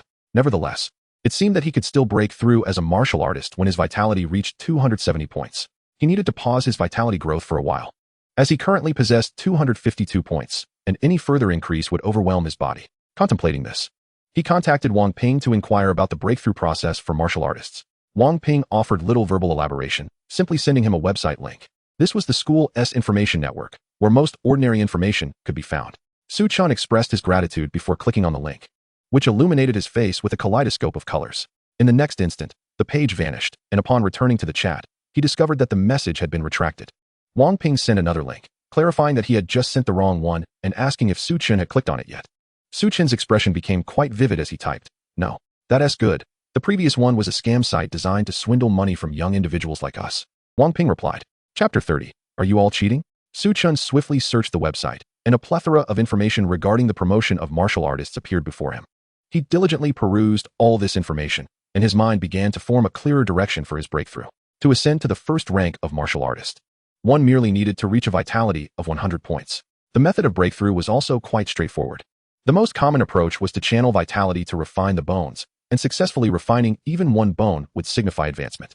At the first rank, one could refine either the upper or lower limb bones, choosing one or the other, while at the second rank, the unrefined parts would be addressed. The effects of transformation primarily resulted in higher vitality quality and faster refining speed. Furthermore, upon ascending to the rank of martial artist, each point of vitality would equate to 2 points of that of an ordinary martial artist. Having grasped the direction for his promotion, Chen realized he would also require some potions as assistance. Currently, he possessed over 200,000, having originally owned over 100,000. And with Yin Wu's contribution, he had a total exceeding 600,000. The cost for the potions used in his 2 transformations had consumed around 300,000. Presently, the Shu County was engaged in battling the Dragon King's cave, and there were virtually no demon beasts outside the city, making it impossible for him to hunt them for money. A bottle of heart protection liquid cost 100,000, a packet of bone refining powder also 100,000, and the breakthrough to martial artist would require 200,000. This was not the most reliable method. It was preferable to have a 4th-rank martial artist nearby to guide and protect him. Chen rubbed his forehead, feeling once again that his wallet was distressingly light. Additionally, if he wanted to break through at 270 points of vitality, he would also need to spend money. Some individuals could only endure 2 transformations due to their innate talent, but through daily immersion in high-tier strengthening liquids, they could achieve 3 transformations. For Chen, having undergone 4 transformations, he likely required the most superior strengthening liquid to yield any effect. At 200,000 a bottle, Chen glanced at the numbers on the screen, grimacing slightly. He lamented, "I cannot afford it. Poverty restricts my breakthrough." Closing the screen, he began to practice martial arts at home, realizing that a breakthrough was unlikely in the near future. 8 days swiftly passed, and Chen had fully mastered the power of his 4 transformations. After simply packing a few belongings, he arrived early at the gate of the princess's residence. There, he encountered 2 acquaintances, Gao Han and Yi Lin. Both carried small packs, and, upon seeing Chen, greeted him with smiles as they approached. Initially, they had been somewhat concerned about Chen's state, as they had recently visited Yang City, where significant changes had transpired in a short time. To their surprise, Chen appeared unfazed, brimming with vitality. As time passed, more individuals arrived at the princess's residence. Chen estimated there were around 100 people, all there to participate in the selection competition. Once the crowd had largely gathered, Wang Ping appeared before them. "Greetings, distinguished talents from various regions. I am your supervising teacher, Wang Ping, a student of Yanwu University." He glanced at his watch. "In a few minutes, our shuttle will arrive." Before long, a tremendous roar echoed in the air. A massive shadow loomed from the distance, drawing closer until it landed in front of the crowd. A tumult of air surged as a gray-black spaceship settled before them. The hatch opened, and Wang Ping gestured for them to board first. Chen gazed at the spaceship with wide-eyed curiosity. Its triangular silhouette was remarkably sleek. The morning sunlight reflected blindingly off the jindan of the vessel. "Let us go, Chen," Gao Han nudged him, then followed the crowd onto the ship. Chen snapped back to reality and hurriedly caught up, having inadvertently fallen to the rear. Upon entering the spaceship, green light seeped through the seams of the black cabin. Black rifles hung from either side of the cabin, and many were curiously observing. Ahem, Wang Ping cleared his throat. Everyone, please find a seat quickly. The ship is about to take off. I will provide you with a detailed introduction shortly. Hearing Wang Ping's words, the crowd hastily located their seats. The seats were affixed against the walls, arranged in a circular formation. Chen found himself seated beside Gao Han on the left and Yi Lin on the right, with a small gap between each seat.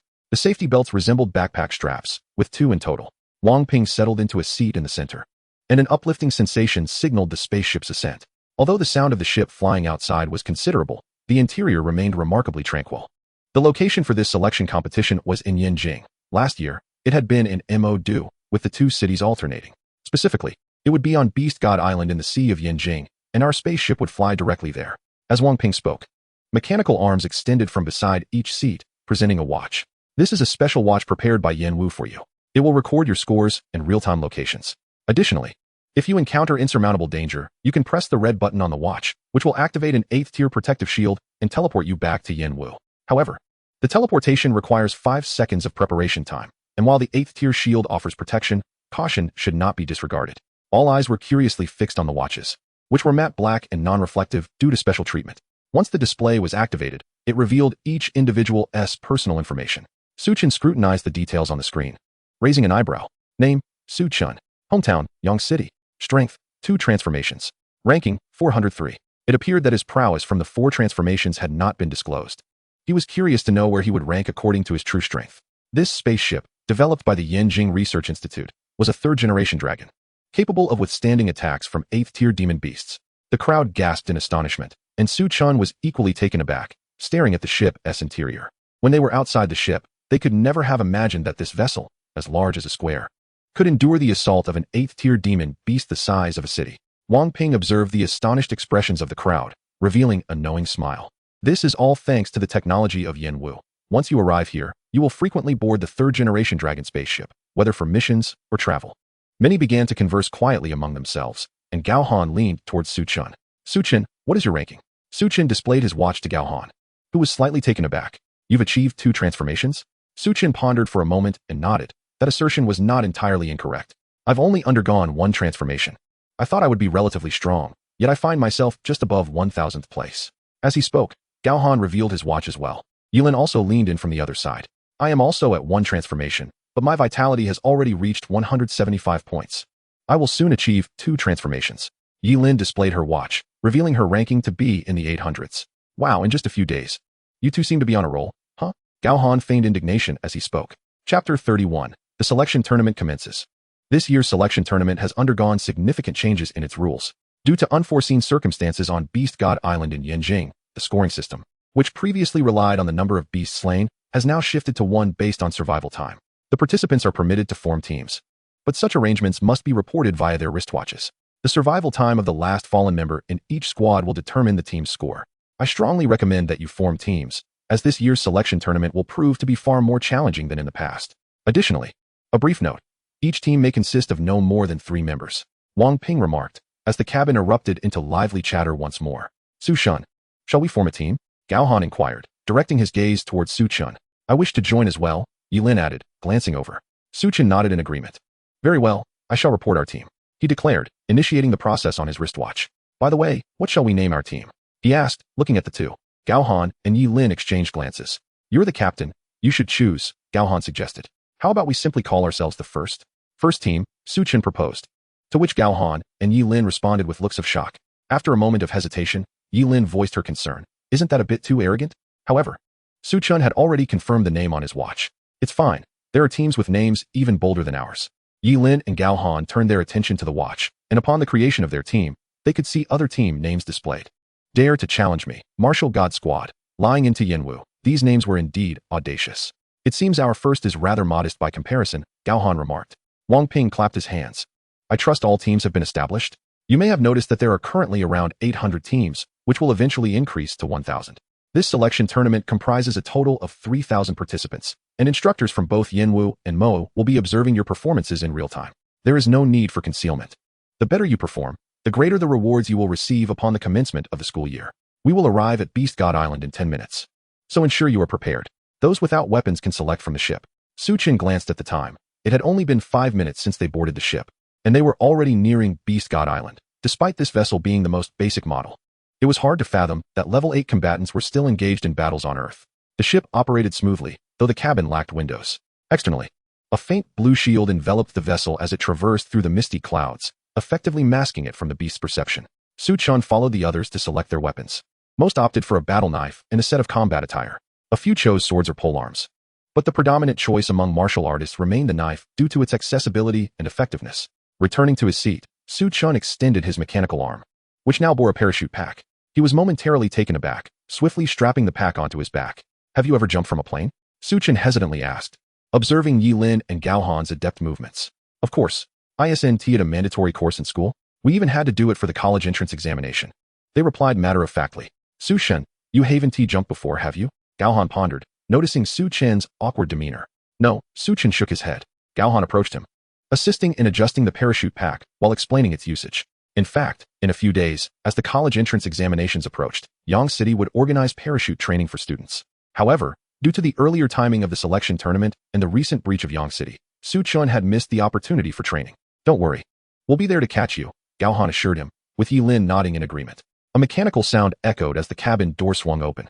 Nearly 100 individuals lined up orderly at the doorway, leaping out one after another like dumplings. Simultaneously, in the conference rooms of Yanwu University and Mo University, dozens of instructors from both institutions were intently watching the live broadcast on a large screen.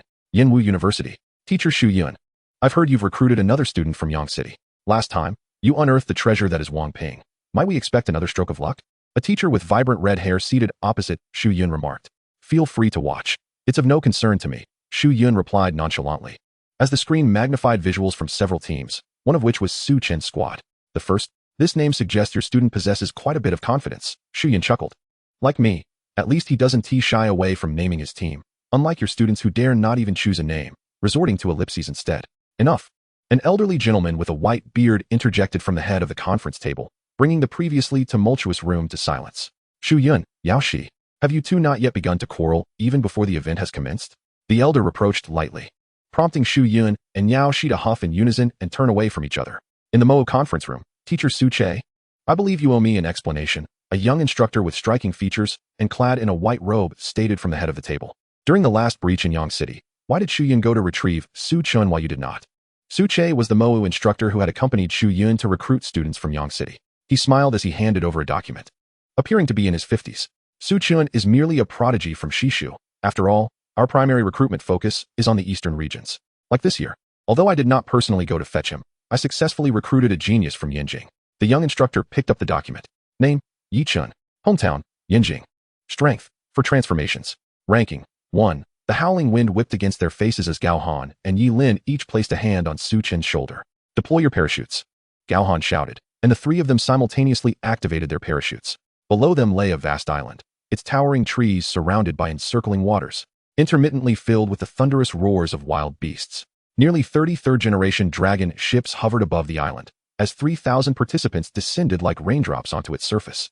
With ample distance separating each parachute, suddenly, a fire pillar erupted from the island, striking 3 small teams and eliminating them instantaneously. Fortunately, the wristwatches were equipped with automatic shields for teleportation. Otherwise, humanity would have lost 9 exemplary students in an instant. Below the island, beams of light shot upward, clearly targeting the 3,000 participants. That fire pillar was quite sudden. Thankfully, it didn't target us, Gao Han remarked, still shaken. Don't rejoice just yet. We won't escape unscathed, Su Chen's voice responded, and Gao Han felt a powerful force kick him from behind, turning to see a blue beam whizzing past. He noticed Su Chen had severed his parachute, using the recoil from the kick to pull Yi Lin's hand and distance themselves from the incoming attack. Chapter 32, A Formidable Adversary. The assault persisted, as the parachutes left the 3,000 students hanging in the air like targets. With a significant portion eliminated in the blink of an eye, the onslaught showed no signs of abating, although the altitude of the parachutes had diminished considerably. Su Chen turned to Yi Lin, shouting, What level is your martial arts agility? Mastered, she replied. Su Chen furrowed his brow, cut the parachute. A flicker of hesitation crossed Yi Lin's eyes, but in the next moment, she decisively sliced through her parachute. Whoosh! Su Chen grasped Yi Lin's hand, and the two plummeted towards the ground like cannonballs, the piercing wind whistling in their ears, the fierce gusts stinging their faces. With a determined yank, he pulled Yi Lin into his embrace, eliciting a startled gasp from her, while he remained expressionless. Lightly, he stepped onto a branch, dancing among the trees like a graceful wild goose. Solitary goose step, master. Gao Han turned his head, his heart momentarily halting as he saw Yi Lin severing the parachute. Although their altitude had significantly decreased, for warriors of their vitality, falling would still spell certain doom. He had prepared himself to shoulder the burden of the entire team alone. Yet unexpectedly, Su Chen embraced Yi Lin and, after a few leaps on the branches, landed steadily on the ground. Numerous teammates, still suspended in the air, stared in astonishment at the duo. Could it be that they, mere first-tier warriors, could perform such feats? Some attempted to emulate them, cutting their parachutes as well, but as soon as they stepped onto a branch, it snapped beneath them, resulting in a disastrous fall. However, there were also those who succeeded. A man with crimson eyes severed his parachute even earlier than Yi Lin, leaping through the treetops like a white ape, soon vanishing from sight. "Yi Chen, wait for us," cried the two teammates still hanging in the air, glancing at their captain who had abandoned them to leap into the fray. With no other choice, they continued to evade the lasers striking the ground. Yet, they soon noticed that the number of lasers had significantly decreased. Upon closer inspection of the ground, they saw several demon beasts lying slain, Yi Chen leaning against a tree with his blade embedded in the earth, breathing heavily as he regarded the two airborne warriors. It was evident that he had dispatched the nearby demon beasts that were launching laser attacks, thereby ensuring a safer landing for his teammates. "Captain." The two gazed at him with fervent admiration, and Yi Chen smiled faintly. Su Chen landed gracefully, setting Yi Lin down. Her complexion was slightly flushed, and when she looked up, she noticed Su Chen had already sprinted far ahead. "Why are you running so fast?" she called out. Su Chen glanced up at the sky, pinpointing Gao Han's location, and in an instant, he darted forward, unleashing a crimson arc that swiftly felled a demon beast firing lasers. Yi Lin hurried to catch up, and upon seeing the fallen beast, she comprehended Su Chen's intentions.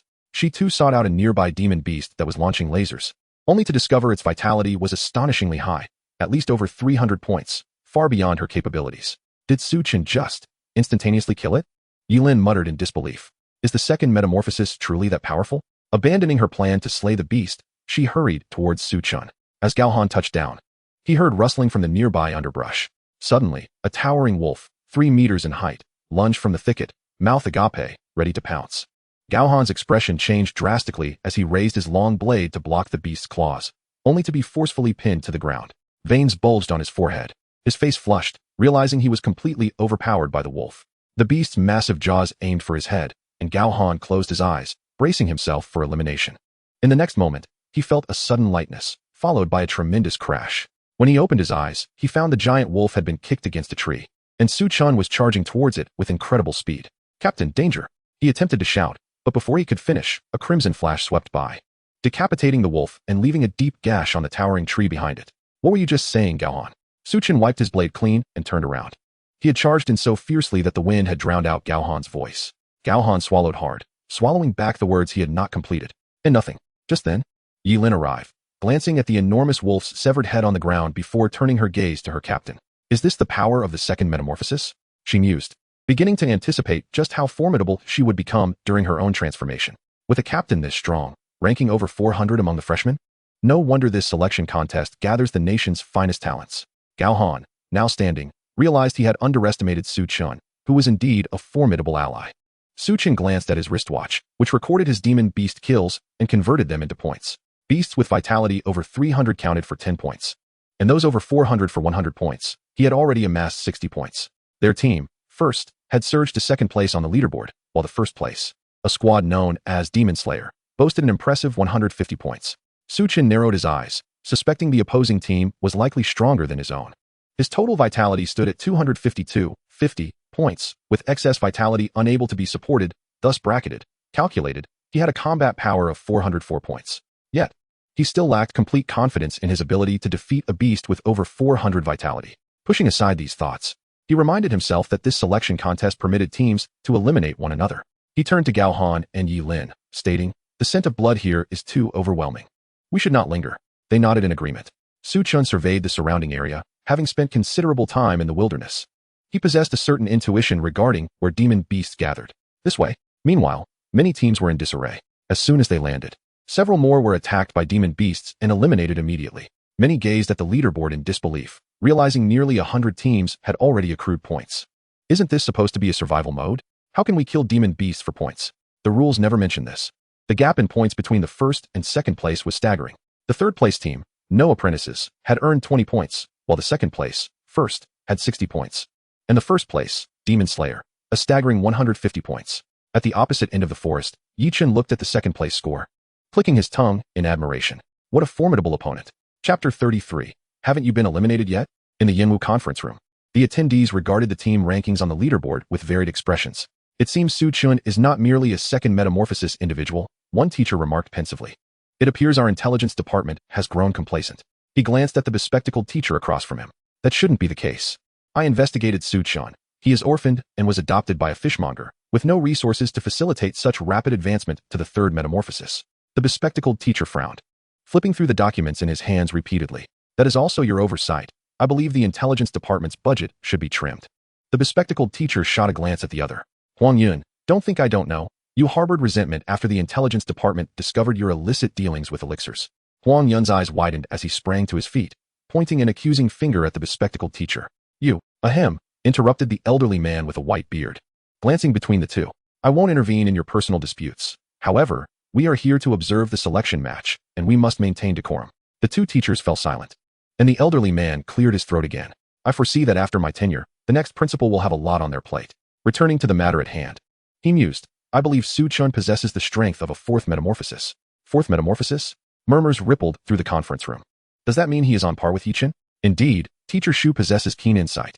If the venerable old Su from the Demon Martial Academy were to discover that he had missed two prodigies in the same location, one can only imagine the expression that would grace his countenance. Many instructors wore expressions of joy, initially. Upon hearing that their own Yi Chen from Yanjing had been recruited by Demon Martial, a sense of discomfort had settled in their hearts. Yi Chen, having undergone 4 transformations, had ascended to the status of an 8th-tier pinnacle general, single-handedly guarding a line against demonic beasts. They had believed this cohort could not rival Demon Martial, yet unexpectedly, a new contender in Su Chen emerged. In stark contrast to the clamor of the Yinwu conference room, the atmosphere in the Demon Martial conference room was notably tranquil. Old Su, this is again Yang City. You have missed your chance twice in the same place, remarked a young man seated at the head of the table. Principal Han, I am uncertain. Su Chun was not this formidable last time, came the reply as the assembly turned their gazes towards Su Che, who felt a sheen of sweat forming on his back. After a moment, Han Feng raised his hand. Never mind, after all. We have Yi Chen and need not fear Su Chen. Su Che swallowed hard in silence. This principal was new this year, having succeeded the previous headmaster who had retired due to advanced age.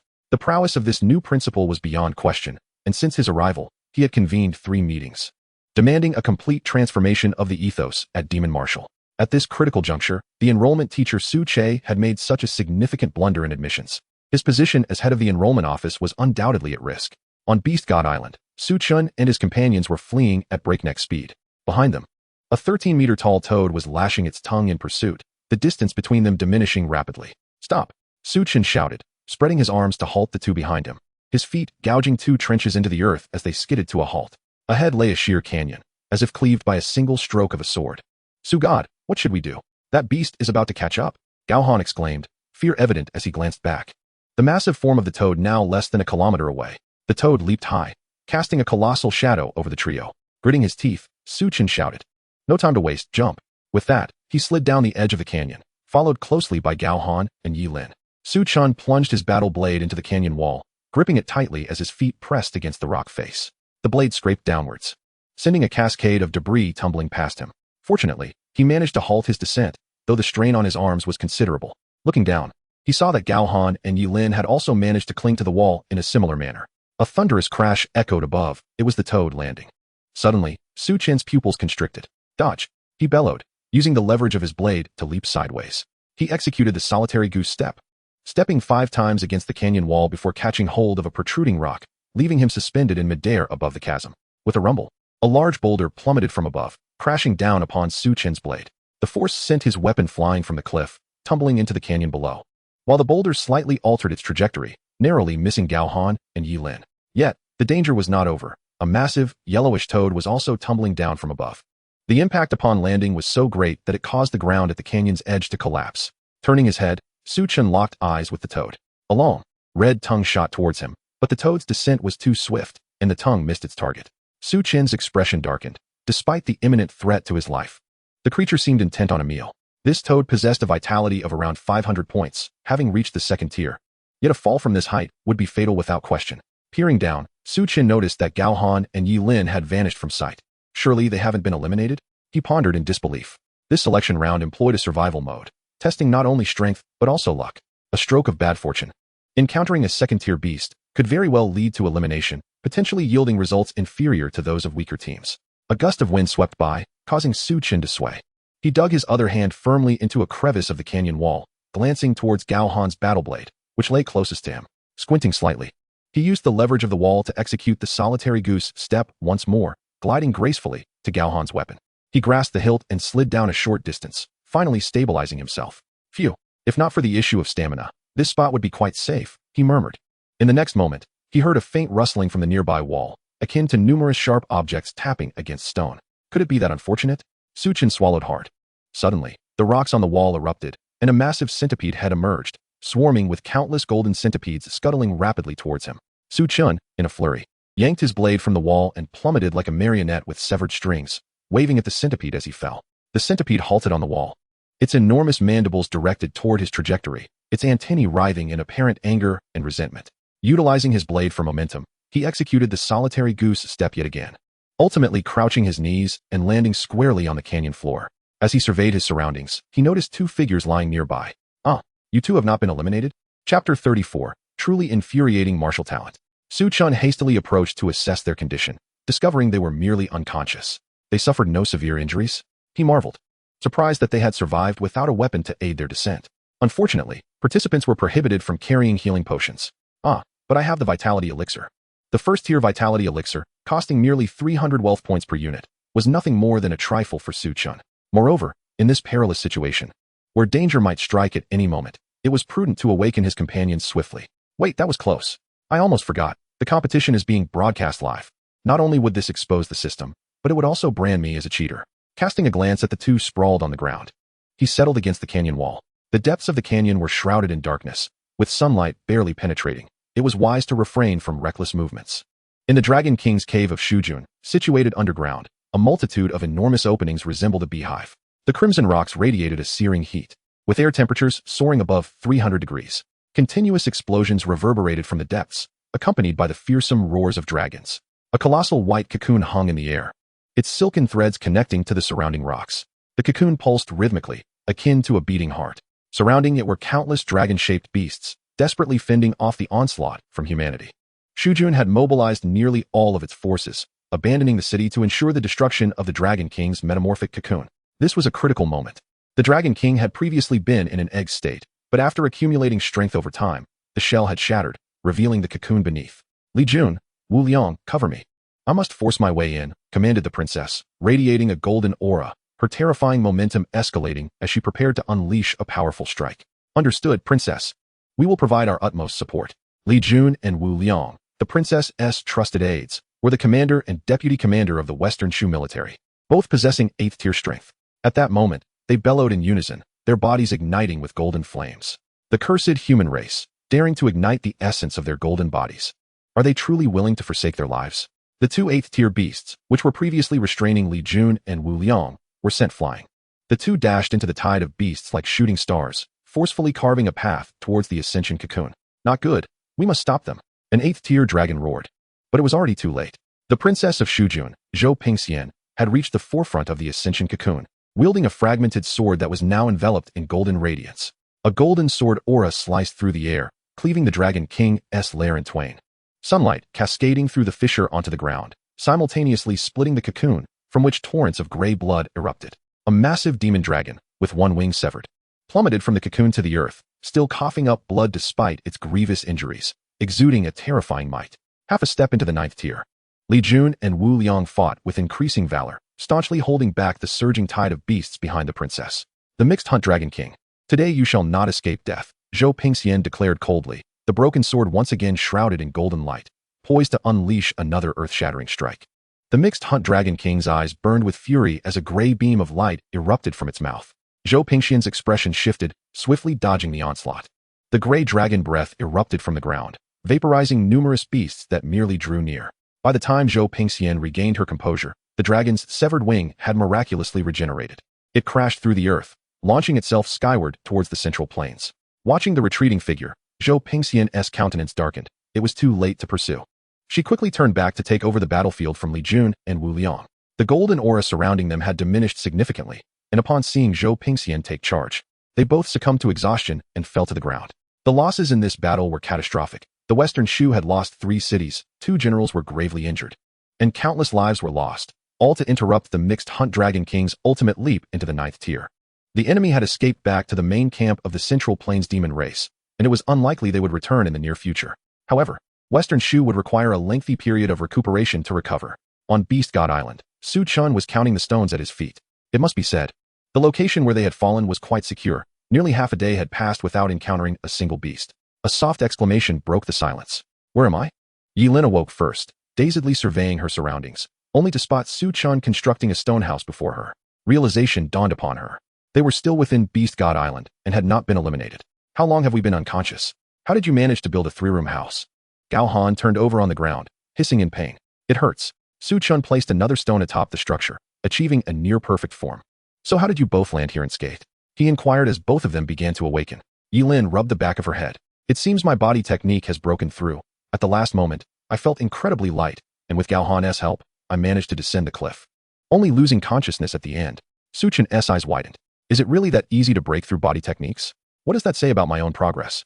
He scrutinized Yilin's face for a moment, and upon meeting his gaze, her cheeks flushed, and she hastily looked away. Do I have something on my face? Chen observed closely but found nothing peculiar. It seemed she wasn't like him, who could rely on extraordinary luck, otherwise. Her vitality wound have only undergone 2 transformations. No matter. Such an enviable talent in martial arts. Currently, it's still relatively safe here. We can continue to hide for a while, Gao Han suggested as he sat beside Chen. Suddenly, the freshly constructed stone house collapsed. Chen's expression darkened. That wasn't on purpose. Gao Han stared blankly. You can't blame me for that. I merely walked over. Chen waved his hand, glancing toward the sky. It's getting late. After a day's time, of the 1,000 squads that began, fewer than 300 remained, an astonishingly high elimination rate. Chen glanced at the squad leaderboard, surprised to see that the toad they had just dropped from the mountaintop counted towards their score. The second-tier toad instantly boosted their score by 1,000 points. Combined with the kills they had made along the way, their total was now 1,100 points. As the leaderboard updated, the first place was suddenly occupied by the first squad. Chapter 35. Let us deal with it. The Chen squad had just endured a harrowing escape, and now they were breathlessly hiding beneath a small hill. Chen checked his watch, eyes widening in disbelief. It hadn't been long, yet their squad south first place had been snatched away. Just moments ago, he had slain a beast worth 400 points, adding another 100 to their score, totaling 320 points. The first squad. Having 2 squads named first was rather conspicuous, Chen thought bitterly. However, when he glanced at the score behind him, his jaw dropped, nearly capable of swallowing an entire apple. Is this for real? You didn't even take the entrance exam. And you're already slaying second-tier beasts? Aren't you afraid of getting banned for cheating? After a moment of contemplation, Chen deemed it unlikely. His own speed of transformation had been rapid enough. It seemed improbable that anyone could surpass him by such a margin. Most likely, they had resorted to underhanded methods to secure their kills. Honestly, if it came down to it, I could also manage to kill a second-tier beast in a clever way. He reassured himself. Contemplating for a while, he turned to his 2 teammates beside him. They too had noticed the change in rankings, now gazing at their captain with an eager glow in their eyes. Captain, I recall that the beast chasing us was a second-tier one. You wouldn't be thinking. Good idea, Zhou Huai. Let us deal with it. Chen interjected. Zhou Huai, when did I say we should deal with it? You clearly thought of it yourself. Chen swiftly opened his watch, meticulously examining the terrain map of Beast God Island. Not far from here is a gorge. If we can lure that gigantic python over there, we might be able to crush it, he exclaimed excitedly. What a stroke of luck. I didn't expect to find such a strategic location nearby. You 2 head to the gorge and wait for me. I'll lure the giant python over. Prepare the traps in advance. Even if it resists, we must bring it down, Chen declared resolutely, swiftly climbing up the small hill and disappearing from sight. Let us go. The captain is already on the move. We must not lag behind. His 2 teammates hurriedly got to their feet, rushing towards the gorge following the map on their watches. In the conference rooms of the martial arts and demon art schools, the principals immediately received news of the conclusion of the Western Shu conflict. The elderly man with a white beard temporarily shut off the competition footage and projected the news onto the screen. Once everyone had absorbed the information, he spoke solemnly. This time, Western Shu cannot be deemed victorious. The losses are too severe. 3 cities, tens of millions of civilians, and several thousand mid to high-tier martial artists were lost. Yet they failed to slay the mixed Hunt Dragon King. Zhou Pingxian, I had thought he was a capable individual. Silence enveloped the room, faced with such grim statistics. No one could find their voice.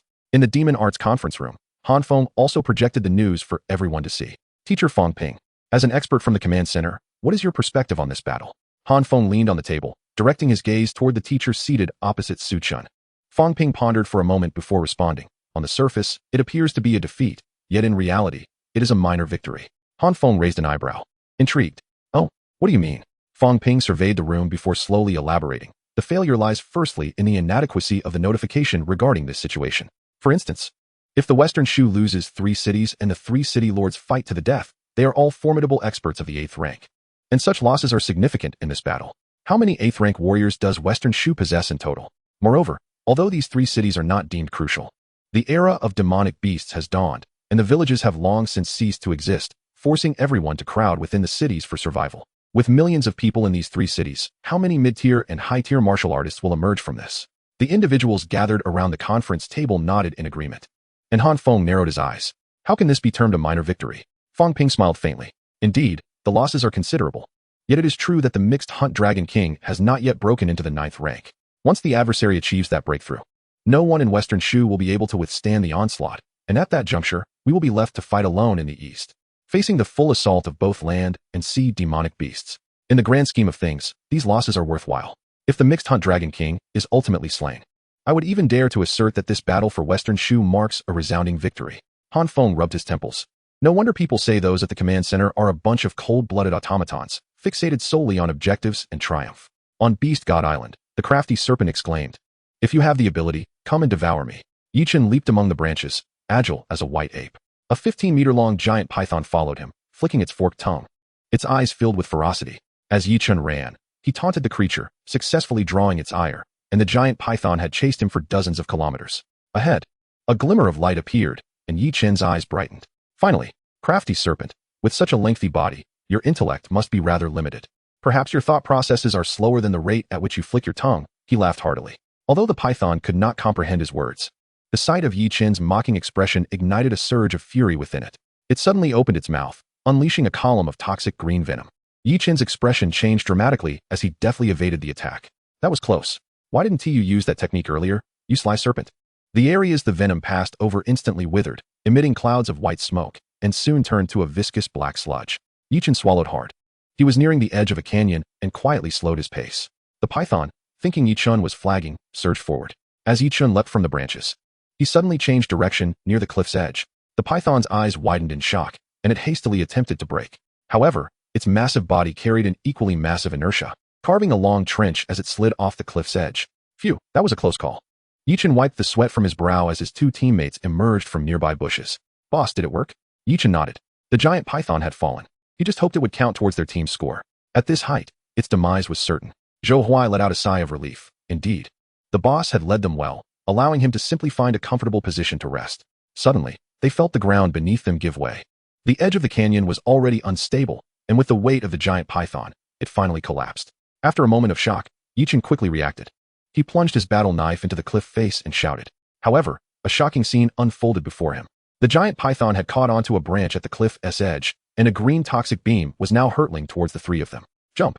Yi Chen yelled, using the wall to propel himself upward, drawing his battle knife and tossing it toward the branch where the python clung. He lost control and plummeted toward the canyon floor. Chapter 36, A Confrontation on a Narrow Path. Boss, Zhou Huai shouted as he saw Yi Chen fall off the cliff. He pushed off the cliff face with all his might, drawing his battle knife as he sped toward Yi Chen. You led us into this, boss. Zhou Huai soared past Yi Chen, pressing the back of his knife against Yi Chen's back and kicking him toward the cliff wall, while he himself fell faster into the abyss. Yi Chen, not one to hesitate, gripped the knife handle and drove it into the cliff face, stabilizing himself on the precipice. Looking back, he could no longer see Zhou Huai. It's just us now, Yuan Qi, Yi Chen murmured. What did you say, boss? Yuan Qi leaned over. Seeing that Yi Chen had no intention of repeating himself, he excitedly exclaimed, Boss, our team's score just increased by 1,000 points. We're back in first place. Just then, the giant python fell to the bottom of the canyon with a resounding thud, and Yi Chen heard it too. He couldn't believe they had indeed received points for their team. Let us descend to the canyon floor. Lingering here will deplete our stamina and lead to trouble. Yi Chen advised. Su Chun had just retrieved his battle knife along with his 2 teammates. He returned the knife, which belonged to Yi Lin, that he had taken from the cliff. He still found the knife he had chosen to wield more comfortable. With only 50 teams remaining, down from 300, the eliminations were happening rapidly. At this rate, the selection process might conclude by nightfall. Gao Han glanced at his watch. Su Chen looked up at the canyon above. For them, it hardly mattered whether it was day or night, as visibility in the canyon remained constant. Let us stay here for now. There is no immediate danger. So let us conserve our strength, Su Chen suggested. Their relocation was primarily to find this battle knife. With more battle knives, their team's combat capabilities would increase significantly. Having found the knife, there was no need to continue wandering in the dark. The three settled down against the cliff to rest. However, fortune did not favor them for long. After a short while, Su Chun heard a series of sharp sounds, reminiscent of objects striking stone. Frowning, he gently tapped his companions, Yi Lin and Gao Han. They looked perplexed, but upon seeing Su Chun stand alert, they quickly understood. Su Chun scanned the dark surroundings, uncertain of the source of the noise. Surely it couldn't be that giant centipede tracking me by scent, could it? A gust of wind swept by, prompting Su Chun to shove Yi Lin and Gao Han aside while raising his sword defensively. Suddenly, a tremendous force collided with his weapon, sending him crashing into the cliff wall and leaving spiderweb-like cracks on the surface, while two sharp mandibles loomed just inches from his chest. Captain, Yi Lin, more adept in her movements than Gao Han, rushed forward with remarkable speed. She swung her sword down, but the sharp metallic clash rang out, and sparks flew as she failed to breach the creature's defenses. In that moment, Su Chun confirmed it was indeed a centipede, though he was uncertain if it was the same one from earlier. Get back! Su Chun shouted, as the centipede swung its tail, striking Yi Lin before she could react. Despite his warning, this was an entirely different caliber of threat. Gritting his teeth, Su Chun recognized he was firmly trapped. Fortunately, this centipede was not of the second rank. Otherwise, he would have been eliminated from the outset. He glanced towards Yi Lin, where a flash of light indicated she had been teleported back to Yanwu University. Gao Han rushed to pick up Yi Lin's knife, intending to assist. Don't come closer. Yuan-Ti break through its defenses, Su Chun warned, causing Gao Han to halt, resulting in an awkward standstill. The centipede seemed to sense that Su Chun was the strongest, refusing to relent in its assault. Su Chun's mind raced, strategizing an escape. The centipede intensified its grip, its mandibles inching closer to Su Chun's chest, as if poised to pierce him against the cliff. Suddenly, a flash of crimson light sliced through the air, striking the centipede and splitting its hard exoskeleton, causing a burst of green and yellow ichor to explode forth. Su Chun turned his head to avoid the splatter of liquid upon his face. Nevertheless, some of it still landed on his clothes. Fortunately, his combat attire provided a protective barrier. With a single strike, the centipede let out a painful hiss. Its strength momentarily diminished, yet it clung to Su Chun tenaciously. Do I have a grudge against you? Su Chun mused as he skillfully maneuvered his battle blade, swiftly evading to the side. He cast a glance into the darkness, locking eyes with a pair of crimson orbs. Without exchanging many words, they nodded to each other and instinctively charged toward the centipede. Having regained its composure, the centipede, upon noticing the approach of the two figures, was instantly gripped by terror. It darted toward the cliff face, seemingly intent on burrowing into it. Su Chun executed the lone swan step, closing the distance rapidly, his longsword imbued with a potent surge of blood energy. I won't let you escape. He delivered a decisive blow, cleaving the centipede's mandibles in an instant, its head colliding with the cliff and causing it to sway, clearly dazed. Yi Chun, witnessing the ferocity of the attack, felt a surge of surprise and promptly employed his agility to catch up. Otherwise, he feared that the points from this 400 vitality centipede would be claimed solely by Su Chun. In a flurry of movements, his blade struck with remarkable swiftness, delivering dozens of cuts in the blink of an eye, reducing the centipede's body into countless grotesque fragments. Su Chun cast a glance, a shiver running down his spine. With one final stroke, he severed the centipede's head, marking the end of its life. Checking his watch, Su Chun noted that their team had gained 50 points, indicating a shared bounty with his counterpart. I am Su Chun, he introduced himself, extending a hand toward the other. Yi Chun blinked in surprise, remarking, what a coincidence. We share different surnames. I am Yi Chun. They shook hands, and Su Chun raised an eyebrow, slightly astonished by the similarity in their names. Are you the captain of the Demon Slayer squad? Su Chun inquired. Indeed, and you must be the captain of the first squad, Yi Chun replied, a spark of combativeness igniting in his eyes. Su Chun quickly raised his hand. Wait. Let us save our confrontation for when only our two teams remain. Engaging now would be disadvantageous. Gao Han and Yuan-Chi approached from a distance, the first and second squads converging, exchanging glances that seemed to ignite sparks, more palpable than the tension between their respective leaders. Su Chun walked towards Gao Han, while Yi Chun headed toward Yuan-Chi. Shall we proceed together? Let us go, they agreed. As Su Chun and Yi Chun met, the numerous instructors in the Yanwu and Mo conference rooms were even more animated than the two of them. I am eagerly anticipating a showdown between these two, chuckled an elderly man with a white beard. In the Mo conference room, Han Feng remained focused. This was the final cohort of students under the guidance of Principal Yanwu, and also the inaugural class he, Han Feng, oversaw as the Mo principal. Chapter 37, A Fortuitous Opportunity. As the night deepened, the canyon was enveloped in darkness. Fortunately, the distributed watches seemed to harness some form of advanced technology, their batteries seemingly inexhaustible, serving as a source of illumination. Su Chun and Yi Chun's squads remained closely knit, their backs pressed against the cliff, vigilant. Chen glanced at the rankings on his watch. The points of both their squads had remained static for a while, yet they still held a clear first and second position. With only 10 teams remaining, it was likely that in a matter of minutes, only the two of them would stand. Silence enveloped the group. Maintaining quiet was prudent to avoid attracting the attention of any lurking beasts. In Central Plains, the aura of the mixed hunt Dragon King appeared somewhat diminished, yet its presence was undeniably formidable. Before it lay a towering mountain range, it seemed oblivious as it charged directly into it. Remarkably, the anticipated impact never occurred. The mountain appeared to yield, allowing the dragon to burrow straight through. What greeted its eyes was an abyss of darkness, as if all senses had been stripped away. An energy swept by, and the mixed hunt Dragon King made no resistance, allowing it to pass over its body.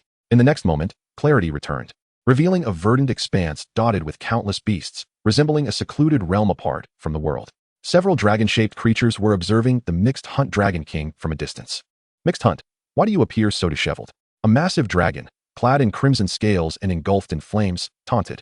The mixed hunt Dragon King cast a fleeting glance at it, a palpable pressure emanating from its form. With a thunderous crash, the red dragon plummeted from the sky, creating a deep crater upon impact, a cloud of yellow dust erupting into the air. Half a step into the 9th rank, the remaining dragons expressed their astonishment, a flicker of wariness crossing their eyes. I am no longer at the 8th rank, according to the rules. The Dragon King's lair requires a new 8th rank dragon for guardianship. You all shall await your turn to be chosen, the mixed hunt Dragon King stated coolly, surveying the dragons before soaring into the distance. This is bad. It has truly broken through. Who would have thought that humans had not slain it? Remarked a black-scaled dragon, adorned with a sharp, jet-black horn. All of them bore the appearance of Western dragons. The recently fallen red dragon returned to the air. Scarlet Demon. The faction of Mixed Hunt has suffered greatly under your oppression. Now it has returned. So be prepared, the spiked dragon warned the Scarlet Beast. Let us not point fingers. Shall we? Among the present company, who can claim innocence? A silence fell upon the gathering, each dragon harboring its own schemes. The decree from the Beast Court will soon arrive. Half a step into the 9th rank. Thankfully it hasn't reached the 9th rank, or we would all be summoned to battle, remarked a teal dragon, wind swirling around it, also at the 8th rank. As they deliberated, the Mixed Hunt Dragon King continued its ascent into the skies. After an indeterminate time, it broke through a thick layer of clouds, revealing an immense, resplendent palace that stretched as far as the eye could see, occupying a significant portion of the sky. The dragon race's aesthetic seemed not too dissimilar from that of humans.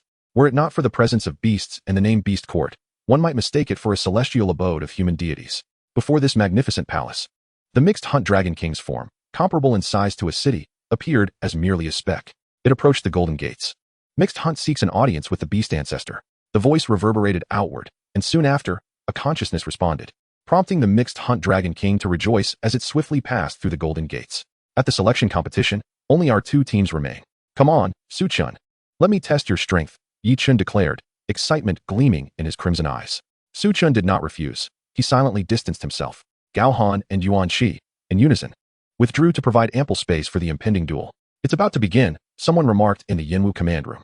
The future national examination champions are likely to emerge from this very battle. I believe Chen has a significant advantage.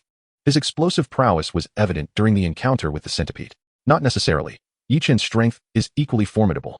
The talents nurtured in Yanjing are not to be underestimated. Others chimed in, the discussion growing animated.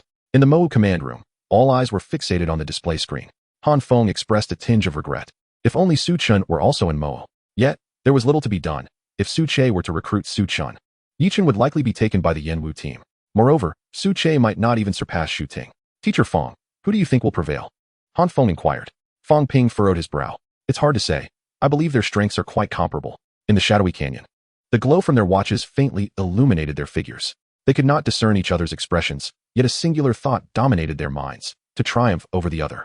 Whoosh. The 2 figures simultaneously vanished, the sound of their clashing blades resonating continuously, sparks flying from various points as their positions shifted rapidly. Chen struggled to discern the location of the blades. The already dim environment was further obscured by the slenderness of the combat knives, which were designed to minimize reflections. He was currently relying on his acute hearing and instincts to engage in battle. Another collision occurred, sending both combatants flying backward. Chen retreated 18 steps, while Chen fell back 17. Narrowing his eyes, Chen noted that Chen's vitality seemed slightly superior to his own, but not by much, perhaps just a fraction. Their swordsmanship was evenly matched, much to Chen's delight. The heaven-slaying blade, chosen for him by Wang Ping, proved to be remarkably formidable. However, Chen felt a weight of gravity in his heart. His sword technique, known as Demon Slaying Blade, was classified as an astral-level martial art. At the first rank of martial artists and below, astral-level martial arts represented the pinnacle of skill. The fact that Su Chen was not inferior to him in swordplay indicated that his opponent was no ordinary foe. They paused momentarily to stabilize their stances before once again colliding, the sound of wind slicing through the air echoing loudly as silver blade lights intertwined in the darkness. How ferocious, Gao Han marveled, standing alongside Yuan Qi at a distance to observe the battle. Although visibility was poor, they could grasp the general situation. Simultaneously, they were also on high alert to prevent any sudden attacks from demonic beasts. My leader will surely prevail, Yuan Qi whispered confidently. Not necessarily, Gao Han replied, his words suggesting uncertainty, yet his gaze was resolute. Su Chen swung his blade toward Yi Chen's neck, prompting Yi Chen to crouch and evade, his combat knife embedding itself into the cliffside. Yi Chen's eyes glimmered with opportunity. What a chance, he thought, as the blade in his hand turned crimson, vitality rapidly coiling around it like strands of silk. Demon Slaying Blade, Demon Slaying / Chapter 38, 100,000 wealth points, new arrivals in the system store. The combat knife traced a red crescent arc, and a subtle smirk played upon Su Chen's lips. He deliberately feigned a vulnerability.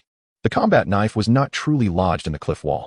With a swift motion, he withdrew the knife and executed a forward roll. Boom. The crimson light of the demon slaying / struck the canyon floor, causing a tremor to ripple through the ground. As he rolled, Su Chen adeptly sprang to his feet. Now positioned behind Yi Chen, it's my turn to unleash my full power. Vitality enveloped his combat knife like a cicada's chrysalis. While Yi Chen's brow twitched as he found himself momentarily paralyzed, his body still reeling from previous exertions. No time left. Voices from both the Yinwu Command Center and the Mowu Command Center echoed in alarm. Boom. The crimson blade light collided with the azure shield. A brilliant flash illuminating the space, and Yi Chen's figure vanished. Su Chen exhaled a puff of white vapor, beads of sweat dotting his forehead. So, shall I come to you, or will you come to me? He called out to Yuan Qi with a grin. Yuan Qi stood dazed for a moment, before responding, congratulations. I'll come myself. With that, he swung his knife toward his own neck. Just as the blade was about to make contact, Su Chen appeared beside him in an instant, deftly knocking the combat knife away before slashing toward Yuan Qi's neck once more. A flash of light erupted, and Yuan Qi was transported back to the Yinwu campus. Boss, this. Su Chen broke into a cold sweat. The system didn't mention anything about preventing suicide. If he had actually died, it would have been disastrous. In the Yinwu Command Center, an elderly man with a white beard chuckled. The selection competition has concluded, and the first place belongs to our Yinwu University. This lad is indeed cautious, but he has underestimated our technology. A shield capable of instantaneously deflecting death attacks at the 8th rank would certainly withstand a mere combat knife wielded by a student who hasn't even reached the 1st rank. In the Mowu Command Center, the atmosphere grew tense. After a moment, Han Feng spoke. No matter, it's merely a lack of combat experience. It's just a small selection competition. There will be more opportunities ahead, including the college entrance examination, the inter-academic competition, and the world academic competition. We will reclaim our honor. The crowd below nodded in agreement. However, Teacher Su, you might as well temporarily step down from the position of head of the admissions department. Su Che sighed in resignation, but ultimately nodded. Dismissed, everyone. Return to your own tasks. They've gone to Yinwu, and 1T be coming back here. Simultaneously, Su Chen and Gao Han were automatically transported back to the campus of Yinjing Wu University. Upon opening his eyes, Su Chen found himself under the scrutiny of thousands of gazes. 3,000 people had gathered in a vast square, where a gigantic screen displayed a continuous loop of the battle between Su Chen and Yi Chen. Su Chen, Yilin called out, rushing toward him. Gao Han stood beside Su Chen, feeling somewhat awkward under the collective gaze. Glancing over, Su Chen appeared unfazed, maintaining a calm demeanor. As Yilin approached, Su Chen quickly assessed her. Are you unhurt? That centipede's attack was no trifling matter. Yilin shook her head. I'm fine. The shield absorbed the impact. Su Chen felt a wave of relief wash over him. Ahem. A series of coughs broke the moment, as a teacher stood on the elevated platform before the large screen. The results of the selection competition will be officially announced tomorrow. The rankings you currently see for the teams are only part of the total. Individual scores will also be released tomorrow. The college entrance examination is just a week away. The school has credited each of your wristbands with 1 million. You may choose to remain in Yinjing, where Yin will arrange your accommodations and meals, or you may opt to return home. A Dragon spacecraft will be available to take you back at 7 tomorrow morning. With that, the teacher vanished in a flash. A beep echoed from everyone's wristbands. Su Chen glanced at his wristband, which displayed 2 options, stay in Beijing, yes, no. After a moment's contemplation, he selected yes. The resources in Shujun could not compare to those in Yinjing, and with Yangcheng no longer an option, returning to Shishu was of little consequence. Su Chen, are you going back? Gao Han inquired, while Yilin also turned her gaze to Su Chen. I'm not going back. I've already enrolled in Yanjing University. I intend to stay here to cultivate for the remaining week. The two nodded in understanding. I need to return for a bit. My family's business requires my assistance, Gaohan stated. I must go back as well. My mother has been nagging me since I left 3 days ago, Yilin lamented, throwing up her hands in exasperation. Suddenly, they realized something and looked at Su Chen. Su Chen smiled. Why are you looking at me? Just because you're staying in Yanjing doesn't mean I'll be taking you along to cultivate. Work hard. If you both come to Yanwu in the future, perhaps we can team up to explore the wilds. Just don't fall behind. Otherwise, I might have to go solo. The two nodded silently, acknowledging his words. Well then, Su Chen, goodbye? Gaohan said. Goodbye. Su Chen glanced at his wristband, which had arranged accommodations for him at a hotel near the school. Following the route provided on his wristband, he arrived at the hotel. Before him stood a building reminiscent of a Western European castle, leaving Su Chen utterly astounded. Is it really necessary for it to be this extravagant? The structure shimmered in golden hues, radiating a dazzling light in the night. Sir, do you have a reservation? A man dressed in a suit noticed Su Chen at the entrance. Su Chen displayed his wristband. You're here for the selection competition, correct? May I see your ID? I'll arrange your room immediately. Following the man inside the hotel, Su Chen handed over his identification. Room 503 on the 5th floor, this way to the elevator. If you need anything, feel free to contact me, the man said with a warm smile, gesturing toward the elevator. Upon entering the room, Su Chen admired the massive floor-to-ceiling windows, marveling at the view. After exploring the room briefly and taking a quick shower, he collapsed onto the enormous bed, succumbing to sleep almost instantly. The next day at noon, Su Chen awoke and turned on the hotel computer. It was directly connected to Yanjing's weapons building and various apothecaries, all offering free delivery. Su Chen currently possesses 1 million, which he promptly spent on 4 top-tier vitality potions, each priced at 250,000, thus depleting the entirety of the 1 million issued by the school. Simultaneously, his wealth value surged to 117,420 points, revealing 3 new items in the system store: Bone Refinement Powder, Evil Repelling Talisman, and Palm Thunder. The original Blood Essence Pill and Anti-Wolf Spray have also been upgraded, now requiring 1,000 wealth points for purchase. Ding! The system detected that the host's wealth points exceeded 100,000, triggering a system upgrade. Immediately, the page before Su Chen closed, and the system powered down. He felt a sense of helplessness, uncertain of how long this upgrade would take or what new functionalities it might entail. Knock, knock, knock. Hello, delivery. Su Chen hastily rose to open the door and retrieve the 4 vitality potions. How swift. It had only been a few minutes. He proceeded to the bathroom, pouring all 4 bottles of potions into the bathtub, followed by water to dilute them, and then immersed himself within. 4 potions should suffice to enhance my physique to 270 points of vitality, he mused. Chapter 39, First Stage Martial Artist. For half a day, Su Chen remained submerged in the bathtub, absorbing the potion's essence. It was not until nightfall that he finally emerged. His muscles were distinctly defined, exuding a sense of strength without appearing bulky. After dressing, he drained the bathtub of the now ineffective water. Regrettably, the system remained in the midst of its upgrade, rendering his vitality value currently indiscernible. Feeling a twinge of disappointment, he suddenly smacked his forehead.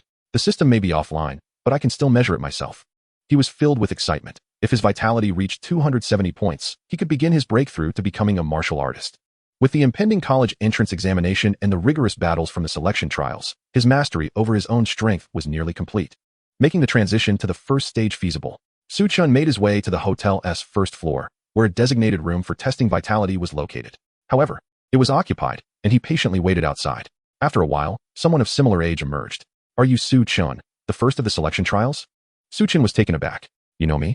Of course. Your fame has grown immensely. Many wish to challenge you. Here's my contact information. Let us add each other on WeChat. A card was handed to him, and the youth's eyes sparkled with enthusiasm as he swiftly operated his phone, soon displaying a QR code. Su Chen, feeling generous, retrieved his phone and added the other party while glancing at the business card. Your name is Zhang Xiao? Yes. Su Chen knows me. Honored to meet you. Ha ha, it seems I, Zhang Xiao from Yanjing, have gained a bit of renown. See you, Su Chen. By the way, I heard you've been accepted into Yanjing Martial University. I plan to apply there as well, so I hope to rely on you for guidance. Su Chen nodded. No problem, we're all classmates. He stepped into the testing room. In truth, he had never heard of Zhang Xiao. His flattery was merely a formality. However, from the conversation, it was evident that Zhang's family held significant sway in Yanjing, as it was uncommon for individuals to refer to themselves by their hometown and name. The testing room was spacious, comparable to several basketball courts. At the front stood a machine resembling a punching bag. Su Chen approached, took a deep breath to adjust his state, and assumed a boxing stance. Boom. He unleashed a powerful punch, causing the machine's numbers to change rapidly. Beep, beep, beep. Vitality, 443 points. A surge of joy washed over Su Chen. His base vitality was 100 points, with excess vitality counted as 2 points for each additional one. This indicated that he had undoubtedly reached 270 points of vitality. The additional 3 points were merely a machine error, inconsequential in the grand scheme. Elated, Chen exited the room. He was ready to break through to the first stage martial artist, and the system would reward him with a first-level vitality embodiment. Not long after Chen left, a figure stealthily returned, slipping into the testing room. Zhang Xiao approached the testing machine. Familiar with the apparatus as it was produced by his family, skillfully, he accessed the historical records to review Chen's recent test results. Wow, for 143? Even a 4-time transformation would only yield 380 points, right? Has he truly broken through to the first stage martial artist so swiftly? Zhang Xiao had no inkling that Chen was, in fact, at 5 transformations, a truly unprecedented feat. He quickly relayed this information back home. Yi Chen's strength was well known throughout Yanjing, undoubtedly a 4-time transformation. Just yesterday, Chen and he were nearly equal, and now his vitality had surged by 60 points overnight. This was undoubtedly the mark of a genius, one who might alter the dynamics of Yanjing's martial landscape. Zhang Xiao gazed at his father's response on his phone. We must find a way to recruit this individual into the Zhang family. You must interact with him frequently, and remember, do not position yourself as his enemy. Upon returning to his room, Chen wore a somewhat helpless expression. He had initially been brimming with excitement at the prospect of breaking through to the first stage, only to realize he was out of funds. Currently, he had merely tens of thousands. While the materials needed for the breakthrough to the first stage martial artist would cost at least 200,000. A single penny can thwart a hero, let alone 200,000. Ding! The bracelet on his wrist suddenly emitted a sound, and Chen grabbed it. Upon opening, he discovered the personal scores from the selection trials had been released. His score was 98, accompanied by detailed feedback highlighting his areas for improvement. After thoroughly reviewing the feedback, he noticed an additional message.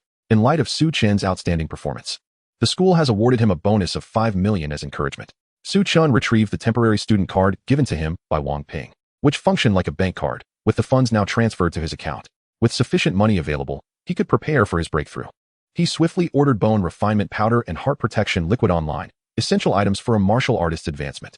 Minutes later, there was a knock at the door.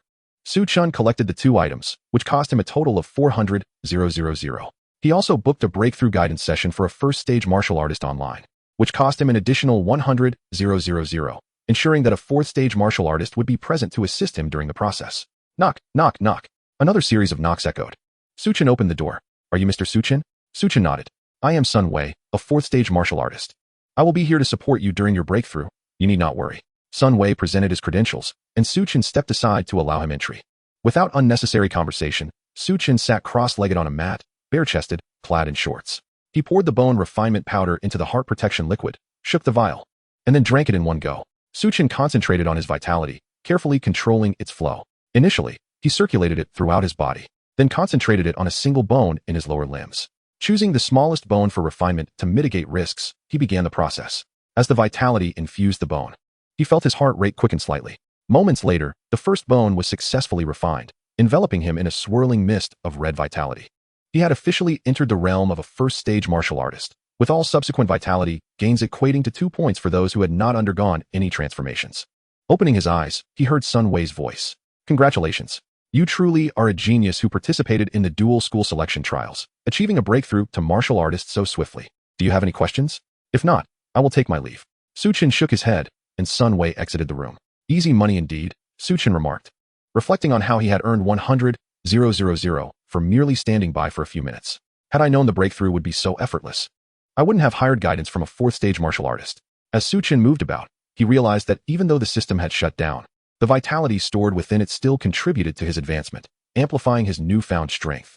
He dashed to the first floor. The vitality testing room was currently unoccupied.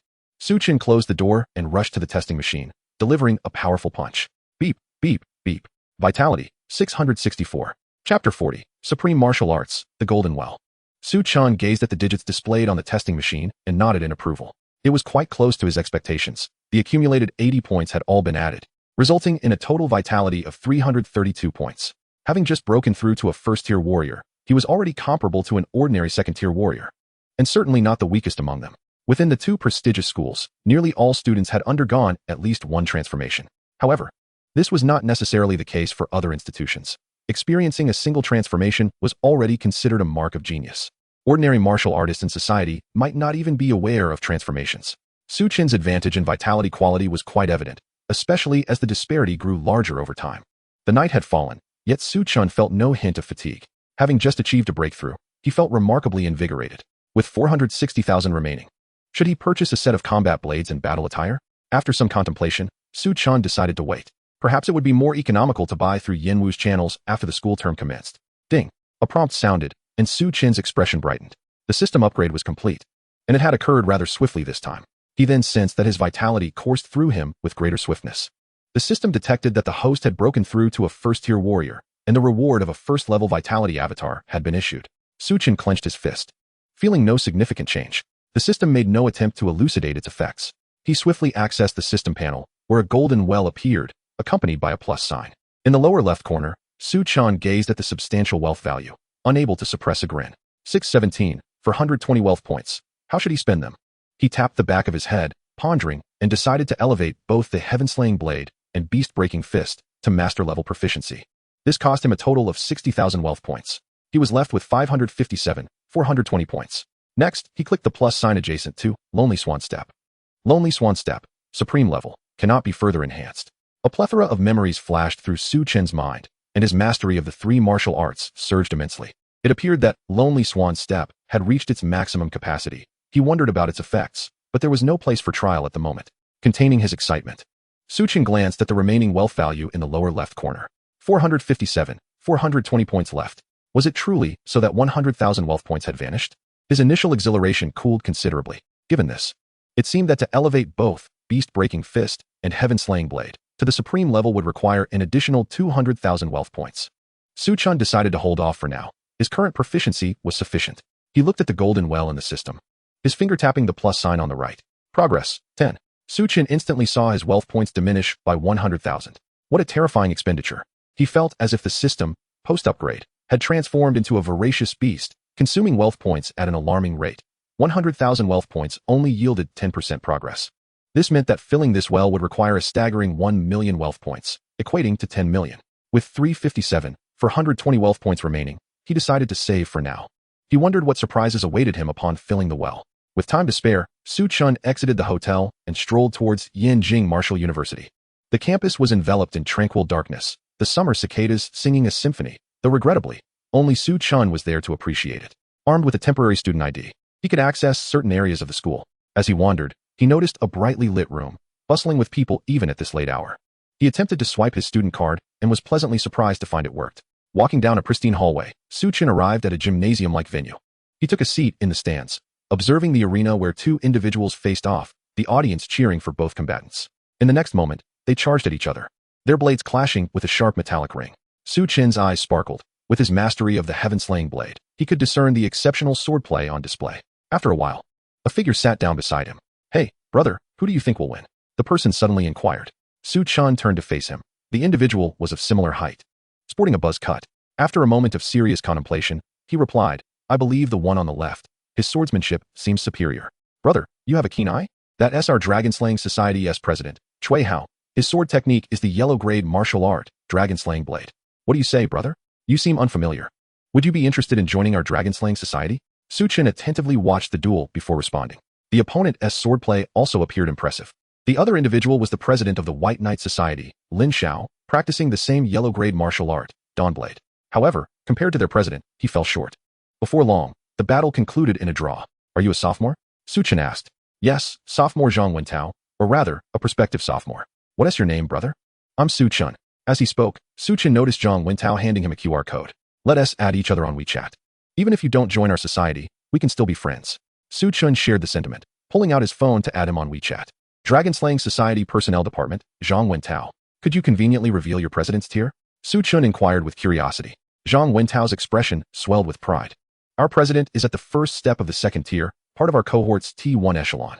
Aside from a certain anomaly, no one from our year has the confidence to consistently defeat our president. Su Chen felt a flicker of confusion. He was uncertain if he had misheard. For it seemed Zhang said the president was at the first step of the second tier. What tier was that? It appeared he still needed to brush up on certain knowledge, as high school had not covered any content beyond first-tier warriors. Rising from his seat after the match, Su Chen prepared to leave. Hey, wait, brother. You must be a freshman participating in the selection tournament. Otherwise, you wouldn't be unaware of Chui Hao and Lin Xiao, Zhang Wentao called out, catching up to him and handing him a business card. This is our dragon-slaying society. Contact information. Once you enroll, consider it. With that, he patted Su Chen's shoulder and sprinted towards another section of the stands. Su Chen followed his gaze and noticed a few students from the selection tournament in that direction. Truly a personnel department member. He examined the business card in his hand, which offered a brief introduction to the dragon-slaying society, along with a location, 5th floor, Qingfeng building. After stepping outside, he wandered the campus for another 2 hours before returning to his lodging. He felt he had only explored a minuscule portion of the area. Yanjing Martial University sprawled over an extensive area, comparable to a small county. Upon returning to the hotel, Su Chen quickly washed up and collapsed onto his bed, drifting into slumber. Chapter 41. The college entrance examination begins. 5 days had passed in the blink of an eye. During this time, Su Chen had not been idle. He purchased a first-tier combat blade and battle attire, spending nearly all his time in the wilderness outside Yanjing City. His gains were substantial, and his vitality value had risen to 403 points. He discovered that his vitality growth was not influenced by bone tempering. The vitality acquired from slaying demonic beasts continued to accumulate. Simultaneously, his lower limb bone tempering progress had reached 20, making the tempering process remarkably smooth due to 5 transformations. Standing within the grounds of Yanwu University, Su Chen observed 5 Dragon aircraft stationed in the plaza, designated to transport students participating in the selection tournament to the examination venue. His combat blade and battle attire had cost him a total of 600,000, securely stored in the hotel.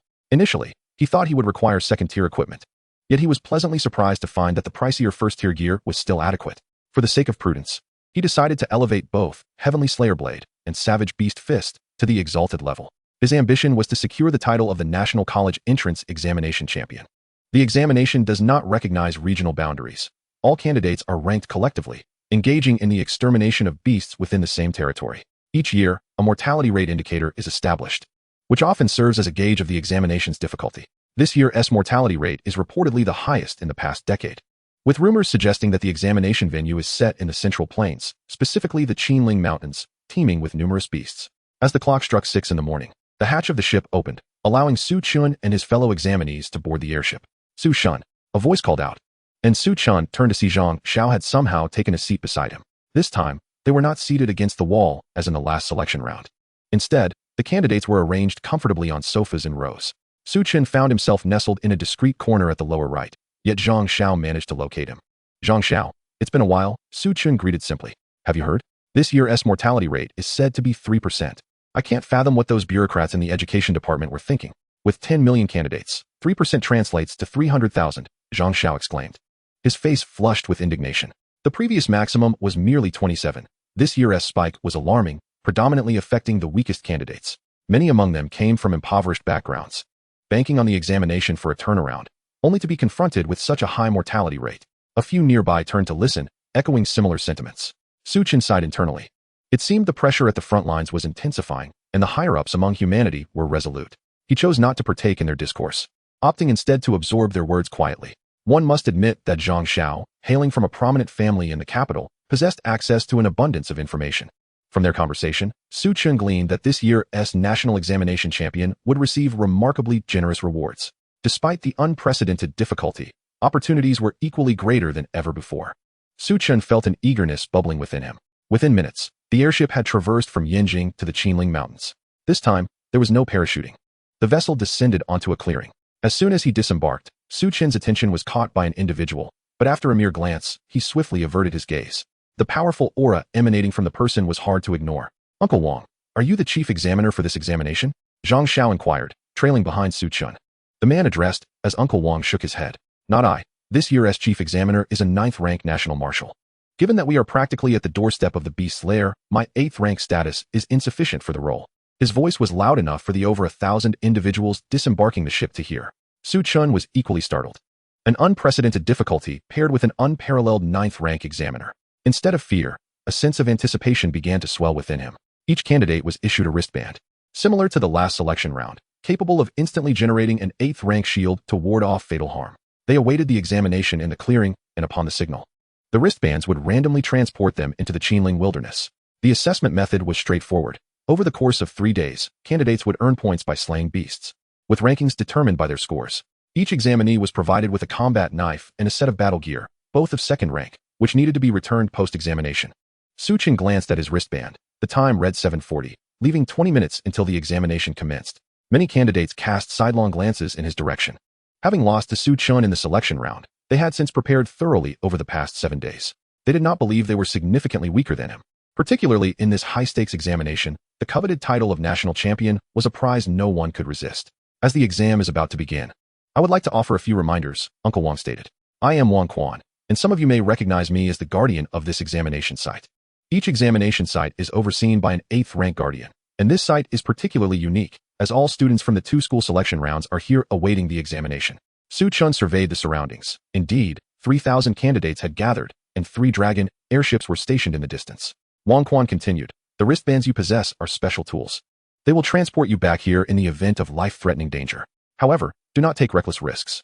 While the shields can withstand 8th rank attacks, they only last for 5 seconds at most. Moreover, the shield activation speed pales in comparison to the speed of an 8th rank attack. Your wristbands are relatively unique. With a release speed akin to that of 6th rank, standard wristbands operate at 5th rank. Wang Quan glanced at the clock. Alright, that's all I have to say. Good luck to you all. As his words concluded, 3,000 candidates vanished simultaneously. Concurrently, within the Qinling forest, 10 million individuals materialized across various locales. Likewise, across cities in Huaxia, numerous television stations broadcasted this examination live. Although only 1 million were participating, the entire populace of 2 billion in Huaxia was riveted by the event. The instant Su Chen landed, he immediately unleashed a powerful strike with his blade. A 5-meter-tall giant wolf lunged at him, its claw descending. Yet Su Chen raised his blade to block it. It was a close call as he nearly succumbed upon landing. It was a 2nd-rank savage wolf. With a deft maneuver, Su Chen deflected the wolf's claw, his figure seemingly teleporting above the creature's head. A crimson crescent-shaped blade aura cleaved through, severing the savage wolf's head cleanly. Upon landing, he looked at his wristband. His score had surged by 1,000 points, placing him directly at the top of the leaderboard. Is a 2nd-rank beast worth only 1,000 points? Then a 3rd rank must be worth 10,000. As he dispatched the beast, a notification chimed in his ear. Ding. Detection of the kill of 1 2nd-rank savage wolf. Vitality increased by 10. Total vitality, 413. With his vitality reaching 500 points, he found himself comparable to the weakest of 3rd-rank beings. Coupled with his 3 exalted martial arts techniques, he was eager to test whether he could achieve a historical first kill of a 3rd-rank beast in the examination arena. Chapter 42, Martial Arts Secret Techniques. Greetings to our viewers.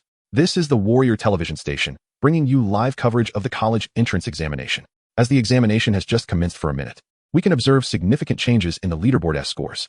Leading the pack is a student named Su Chen with a score of 1,000. The broadcast shifted to Su Chen sprinting through the forest, while the host continued. This young man hails from Yang City in Shishu, a name you may not be familiar with. In fact, this city was recently breached during the battle at Dragon King Cave, leaving Su Chen as one of the few survivors from Yang City. In the bustling commercial square, many paused to watch the live feed displayed on the building screens. As he spoke, Su Chen effortlessly sliced through a charging boar, splitting it in 2, while his score climbed by another 100 points. For our audience who have watched college entrance examination broadcasts over the years, you are likely well aware that 1st-rank beasts yield 100 points, while 2nd-rank beasts yield 1,000. Within mere seconds of the examination starting, Su Chen has already slain a 2nd-rank beast, showcasing his formidable prowess. If the elders of Yang City could witness their exceptional descendant, they would surely feel pride from above. As the examination progressed, merely 5 minutes had elapsed. Many candidates were still acclimatizing to their teleportation experience. Upon checking the leaderboard, they were greeted with the astonishing score of 1,100 points attributed to Su Chen. Is this guy a monster? In just 5 minutes, did he encounter a 2nd-rank beast upon landing? Terrifying. Thank heavens he is one of us and not from the beast faction. Across the forest, numerous candidates were equally astounded by Su Chen's score. Initially, only those who participated in the 2-school selection round and various universities were aware of his name. Now, Su Chen's name has truly entered the public eye. In 2nd place, Chen currently holds a score of 300 points. His fortune pales in comparison to Su Chen's. For others, encountering a 2nd-tier beast upon landing would be nothing short of disastrous, a certain recipe for failure. However, for Su Chen and his peers, it was an extraordinary boon. Chen had managed to slay only 3 1st-tier beasts, while Su Chen, within mere seconds of the start, had already vanquished a 2nd-tier beast, placing him far ahead in the score. How could his luck be so prodigious? Chen cursed inwardly, recalling that based on their performance during the selection trials, he and Su Chen were not vastly different in strength. This indicated that Su Chen had fortuitously encountered a 2nd-tier beast with just over 500 health points upon landing, a generous gift. Chen began to suspect there might be some hidden agenda at play. 10 minutes later, after exerting himself to defeat a 2nd-tier beast, Chen's score surged by 1,000 points. This beast had nearly 600 health points, and if he hadn't broken through to become a 1st-tier warrior after the selection trials, he feared he wouldn't have been able to prevail. Upon checking the leaderboard, He was utterly dumbfounded. First place, Su Chun, Yang City, 5,300 points. Second place, Yi Chun, Yinjing, 1,300 points. Third place, Lei Ming, Magic City, 800 points. How had his strength progressed so rapidly? Yi Chun gasped, realizing that in just 10 minutes, Su Chun had managed to slay 4 second-tier beasts and 2 first-tier beasts, clearly indicating that he had attained second-tier strength, and not a weak second tier at that. To reach second tier during the college entrance examination was simply monstrous. Until now, it had been Yi Chun who was labeled as the prodigy. Now he was experiencing the sensation of being viewed through a similar lens. Even more astonishing were the representatives from over 500 universities across the nation who were currently gathered in a large screening room. How could one achieve such swift kills against second-tier beasts? Surely, one would need to undergo 4 transformations to possess such power. Yang City, where is that? I've never heard of it. Ah, it's that city of Wangping. So that's where it's from. The room was abuzz with chatter. Initially, this year's selection had been anticipated to yield 2 individuals with 4 transformations, but it appeared that the reality far surpassed that. Even the esteemed teachers seated in the front row, such as Teacher Xu Yun from Yinjing and Teacher Hiyu from Magic City's new admissions department, wore expressions of shock. Meanwhile, Su Chen remained oblivious to the discussions swirling around him. 30 minutes into the examination, he had already slain 10 second-tier beasts, and his health had reached the second-tier threshold of 500 points. He swung his long knife, the crimson blood splattering onto the ground. Glancing at the map on his wristband, he noted that the Qinling Mountains were divided into 5 zones, with him currently in the outermost area, predominantly inhabited by first-tier beasts. Had he not been making his way toward the second zone, it would have been difficult to find so many second-tier beasts. Now, it was time to seek out third-tier beasts. With the 3 ultimate martial arts techniques at his disposal, and having achieved mastery in each, Su Chen felt emboldened to hunt third-tier creatures. Observing Su Chun's trajectory, the screening room erupted in excitement. What was he planning? Was he truly heading toward the second zone? That area was home to at least second-tier beasts. With a considerable number of third-tier beasts roaming about, he might even encounter a fourth-tier beast. How arrogant. Although he possessed formidable strength, being eliminated right at the start of the examination would likely result in him settling for admission to an ordinary martial university, given his current score. Many teachers shook their heads discreetly, expressing skepticism regarding his chances. Teacher Xu, surely your student isn't going to be eliminated right at the start? He remarked playfully. Glancing at Xu Yun, I doubt he is so foolish. Be careful not to find yourselves embarrassed in the end. Xu Yun replied calmly, her gaze fixed on the screen. Hiyu chuckled softly and returned her attention to the large display. The television host, surprised, quickened his pace in commentary. What was Su Chen doing? Why was he heading toward the second zone? That area was rife with second and third-tier beasts, even with his strength. It was beyond what he could handle at this moment. Was this rising star destined to falter in this examination? The crowd outside buzzed with speculation. What hubris! I find him rather brave. Bravery without strength is merely courting death. He is squandering such a remarkable talent and will likely end up at a mediocre martial university. This child, while capable, could easily secure first place by steadily defeating second-tier beasts. Why must he venture into the second-tier zone? Unaware of the external commentary, Su Chen focused intently as he finally spotted the third-tier beast he sought. He halted, muscles taut, his gaze locked onto the creature. It was a third-tier tyrant tiger, appearing not yet fully matured but still boasting a baseline health of 1,200 points. Teacher Xu, it seems your student may not be making it into Yinjing Martial University. Hiyu quipped, though Xu Yun remained impassive, her eyes glued to the screen. Before the tyrant tiger could react, Su Chen launched his attack. Solitary Swan Step, shortened distance to the horizon. Su Chen's form moved as if teleported, instantly covering hundreds of meters to appear above the tyrant tiger. Heaven-slaying blade, blade that cuts through heaven and earth. A massive red crescent moon, imbued with overwhelming power, surged forth, resembling a tempest as it descended upon the tyrant tiger below. Chapter 43, The Historic First Kill. The tyrant tiger could not even register what had transpired. Its enormous head had already rolled to the ground. After dispatching the tyrant tiger, Su Chen did not linger, activating the solitary swan step to swiftly distance himself from the scene. The secret technique could not be employed again in quick succession, and should he encounter another third-tier beast now, it would be tantamount to delivering himself as a meal. He had no intention of allowing his entrance examination to conclude here. To Su Chen, slaying a third-tier beast was within the realm of expectation, yet it sent shockwaves through the outside world. In the screening room, one teacher exclaimed, "Did I just witness that correctly? Su Chen just utilized a martial arts secret technique." Indeed, it was the solitary swan step and heaven-slaying blade techniques, another teacher clarified. An eerie silence enveloped the room. 2 ultimate martial arts techniques. No wonder he had the confidence to venture into the second zone. Even if he encountered a formidable third-tier beast, he could likely escape. The teachers resumed their discussions, albeit with expressions tinged with unease. After all, many ordinary university instructors lacked even a single ultimate martial arts technique. While here was Su Chen, a mere entrance examination candidate, wielding two such techniques. Who was it that asserted Su Chen was too arrogant, that he would be eliminated right from the outset? Shu Yun remarked, casting a glance at He Yu and the others. Even if Su Chen were to encounter a third-tier beast on his return route and be eliminated, no one would dare label him as arrogant anymore. This was the first recorded slaying of a third-tier beast in the history of the entrance examination, a feat destined for the annals of history. He Yu, equally astonished, took a moment before expressing her astonishment. Teacher Shu, your ability to select students is truly remarkable. Meanwhile, various television stations erupted in excitement. Switch to the live feed of Su Chen's third-tier kill and loop it, exclaimed one director, his face flushed with excitement. This is undoubtedly monumental news, the first candidate in history to slay a third-tier beast during the college entrance examination. The stations broadcasting Su Chen's exploits were beaming with joy, their ratings soaring as a flood of viewers flooded their live streams. The barrage of comments flooded the chatroom. For those unfamiliar, let me illustrate what it means to slay a third-tier beast during the entrance exam. Imagine your 3-year-old toddler babbling away and then effortlessly knocking you, a fully grown adult, off your feet. A long string of comments scrolled by, followed by a series of synchronized messages filling the screen. In a remarkable turn of events, many individuals have embarked on live broadcasts, specifically showcasing Su Chen's college entrance examination, with titles proclaiming it as the historic first kill of a third-tier beast. While the general populace may not grasp the intricacies of secret techniques, they certainly understand the significance of third-tier warriors. In smaller cities like Yangcheng, third-tier warriors hold esteemed positions, akin to that of police chiefs within the government. The footage of Su Chen's triumph over a third-tier beast has been widely circulated, with the fastest uploaded video surpassing 1 million likes. Meanwhile, Su Chen's personal examination score has reached an impressive 15,300 points, creating a considerable gap between him and the second-place contestant, Yi Chen. In a forest, Yi Chen crouches upon a branch, gazing at the rankings displayed on his wristband, feeling a sense of despair wash over him. How could there be such a significant leap in just 7 days? What fortuitous circumstances could have led to this? He murmurs. For him, slaying second-tier beasts remains a daunting task, let alone third-tier ones. Resigned to his fate, Yi Chen resolves to secure his position in second place. He glances at the third-place contender, Lei Ming, whose score stands at 1,200 points, while his own is 2,500. Su Chen is an anomaly. No one else stands a chance of surpassing him. With that thought, he vanishes from the branch, continuing his hunt for beasts. Many, like Su Chen, have undergone transformations, where their vitality can manifest as double the strength.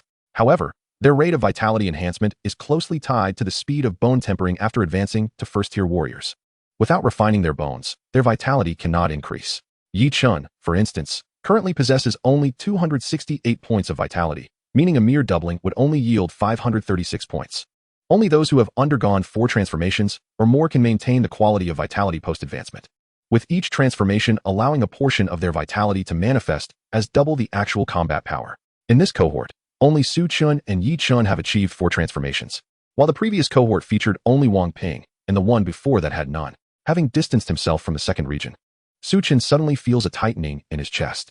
Instinctively, he raises his battle knife before him, and in the next moment, a blazing crimson flame Lion King collides with his weapon. Su Chen is hurled backward, spitting blood upon impact. Quickly regaining his footing, he witnesses the lion gathering energy in its mouth, unleashing a wave of fiery light towards him. Alarmed, Su Chen realizes he cannot evade this attack. He crouches slightly, his unarmed hand clenching into a fist. Beast Fist Secret Technique, Songlin Tiger Roar. A blood-red tiger phantom charges forth to counter the light wave, momentarily halting its advance. As the tiger's apparition shatters, the fire wave engulfs the surroundings, turning the area into a sea of flames. Yet, the inferno cannot spread further, as if a peculiar force within the forest is restraining it. As the light wave dissipates, the crimson flame Lion King finds no trace of Su Chen, appearing somewhat fatigued.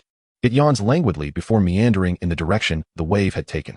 Pale and shaken, Su Chen continues to flee. His chest is concave, as the lion's earlier collision has left him grievously wounded. No longer daring to be reckless, he hastens further away from the second region. The prospect of slaying a third-tier beast has become trivial. All he needs now is to play it safe and casually hunt second-tier beasts to secure his status as the top scorer. This harrowing encounter not only rattles Su Chen, but also raises alarm among many spectators outside.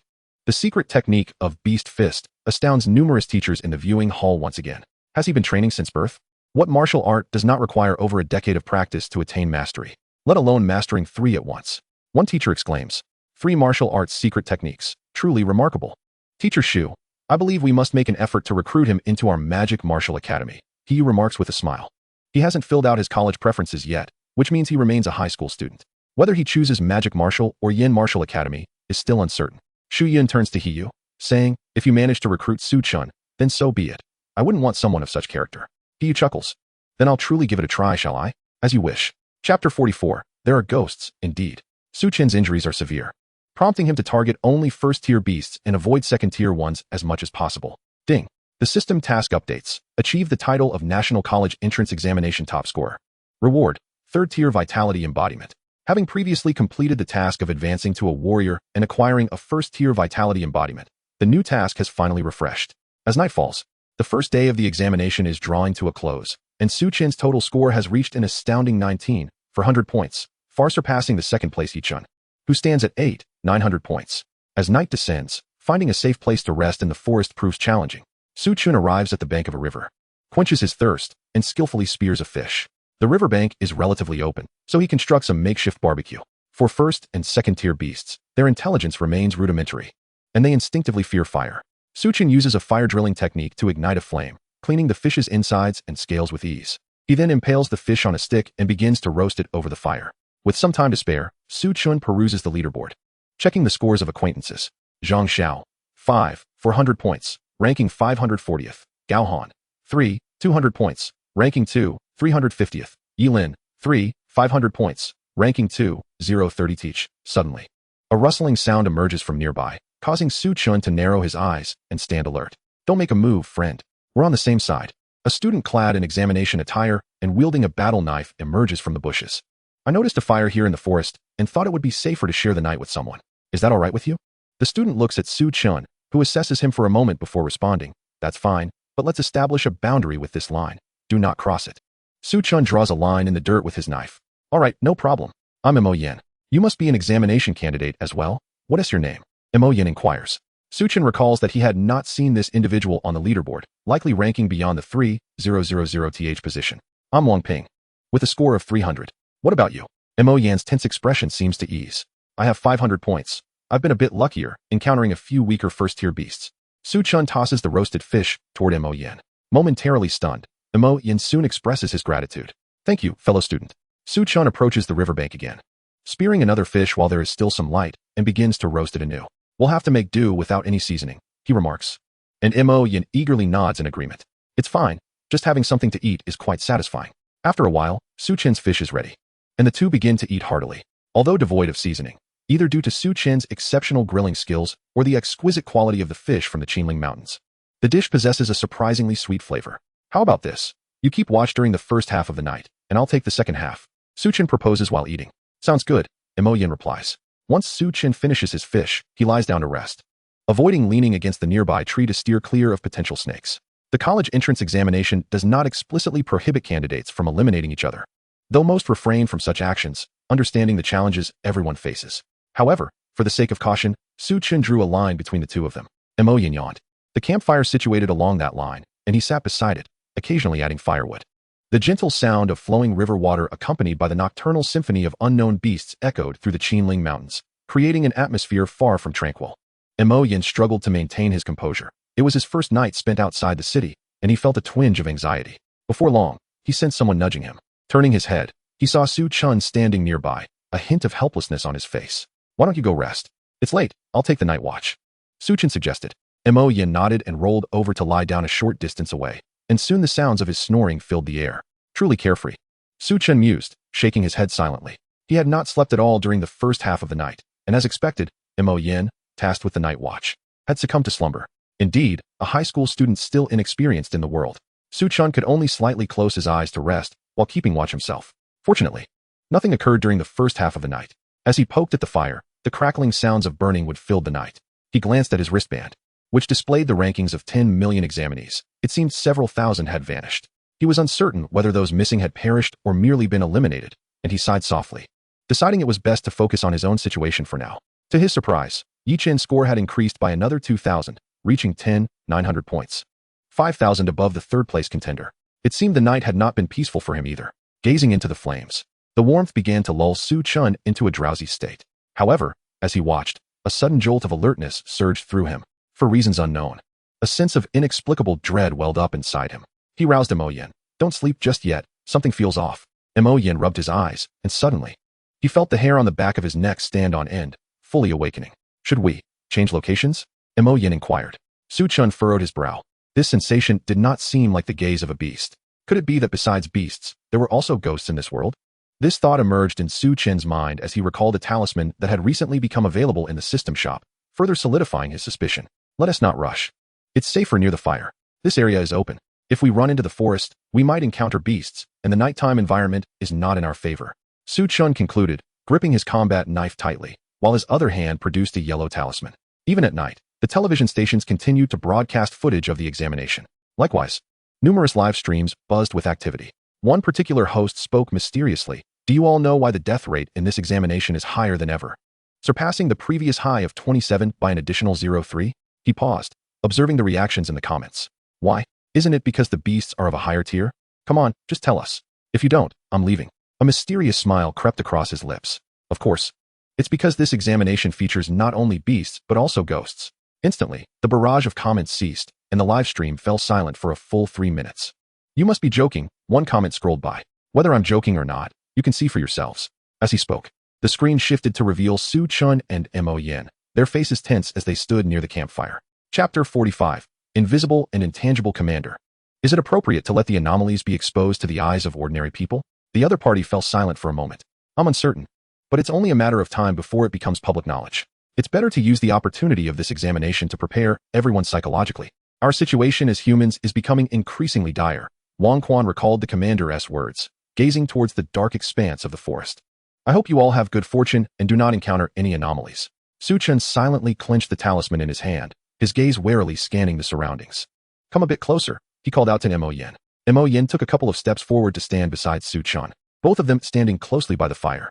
A chill wind swept through, transforming the flames before them into an eerie green hue. Su Chen's brow furrowed, his vital energy coursing through him, radiating warmth like a furnace. The next moment, he swung his knife at Mo Yin. Mo Yin's pupils dilated. Su Chen's speed was so swift he could barely react. The knife seemed to slice through something and halted just above Mo Yin's head. Stunned, he looked up to see the knife eerily suspended in midair. From Su Chen's perspective, a spectral figure with long white hair, reminiscent of Sadako, was perched atop Mo Yin's head.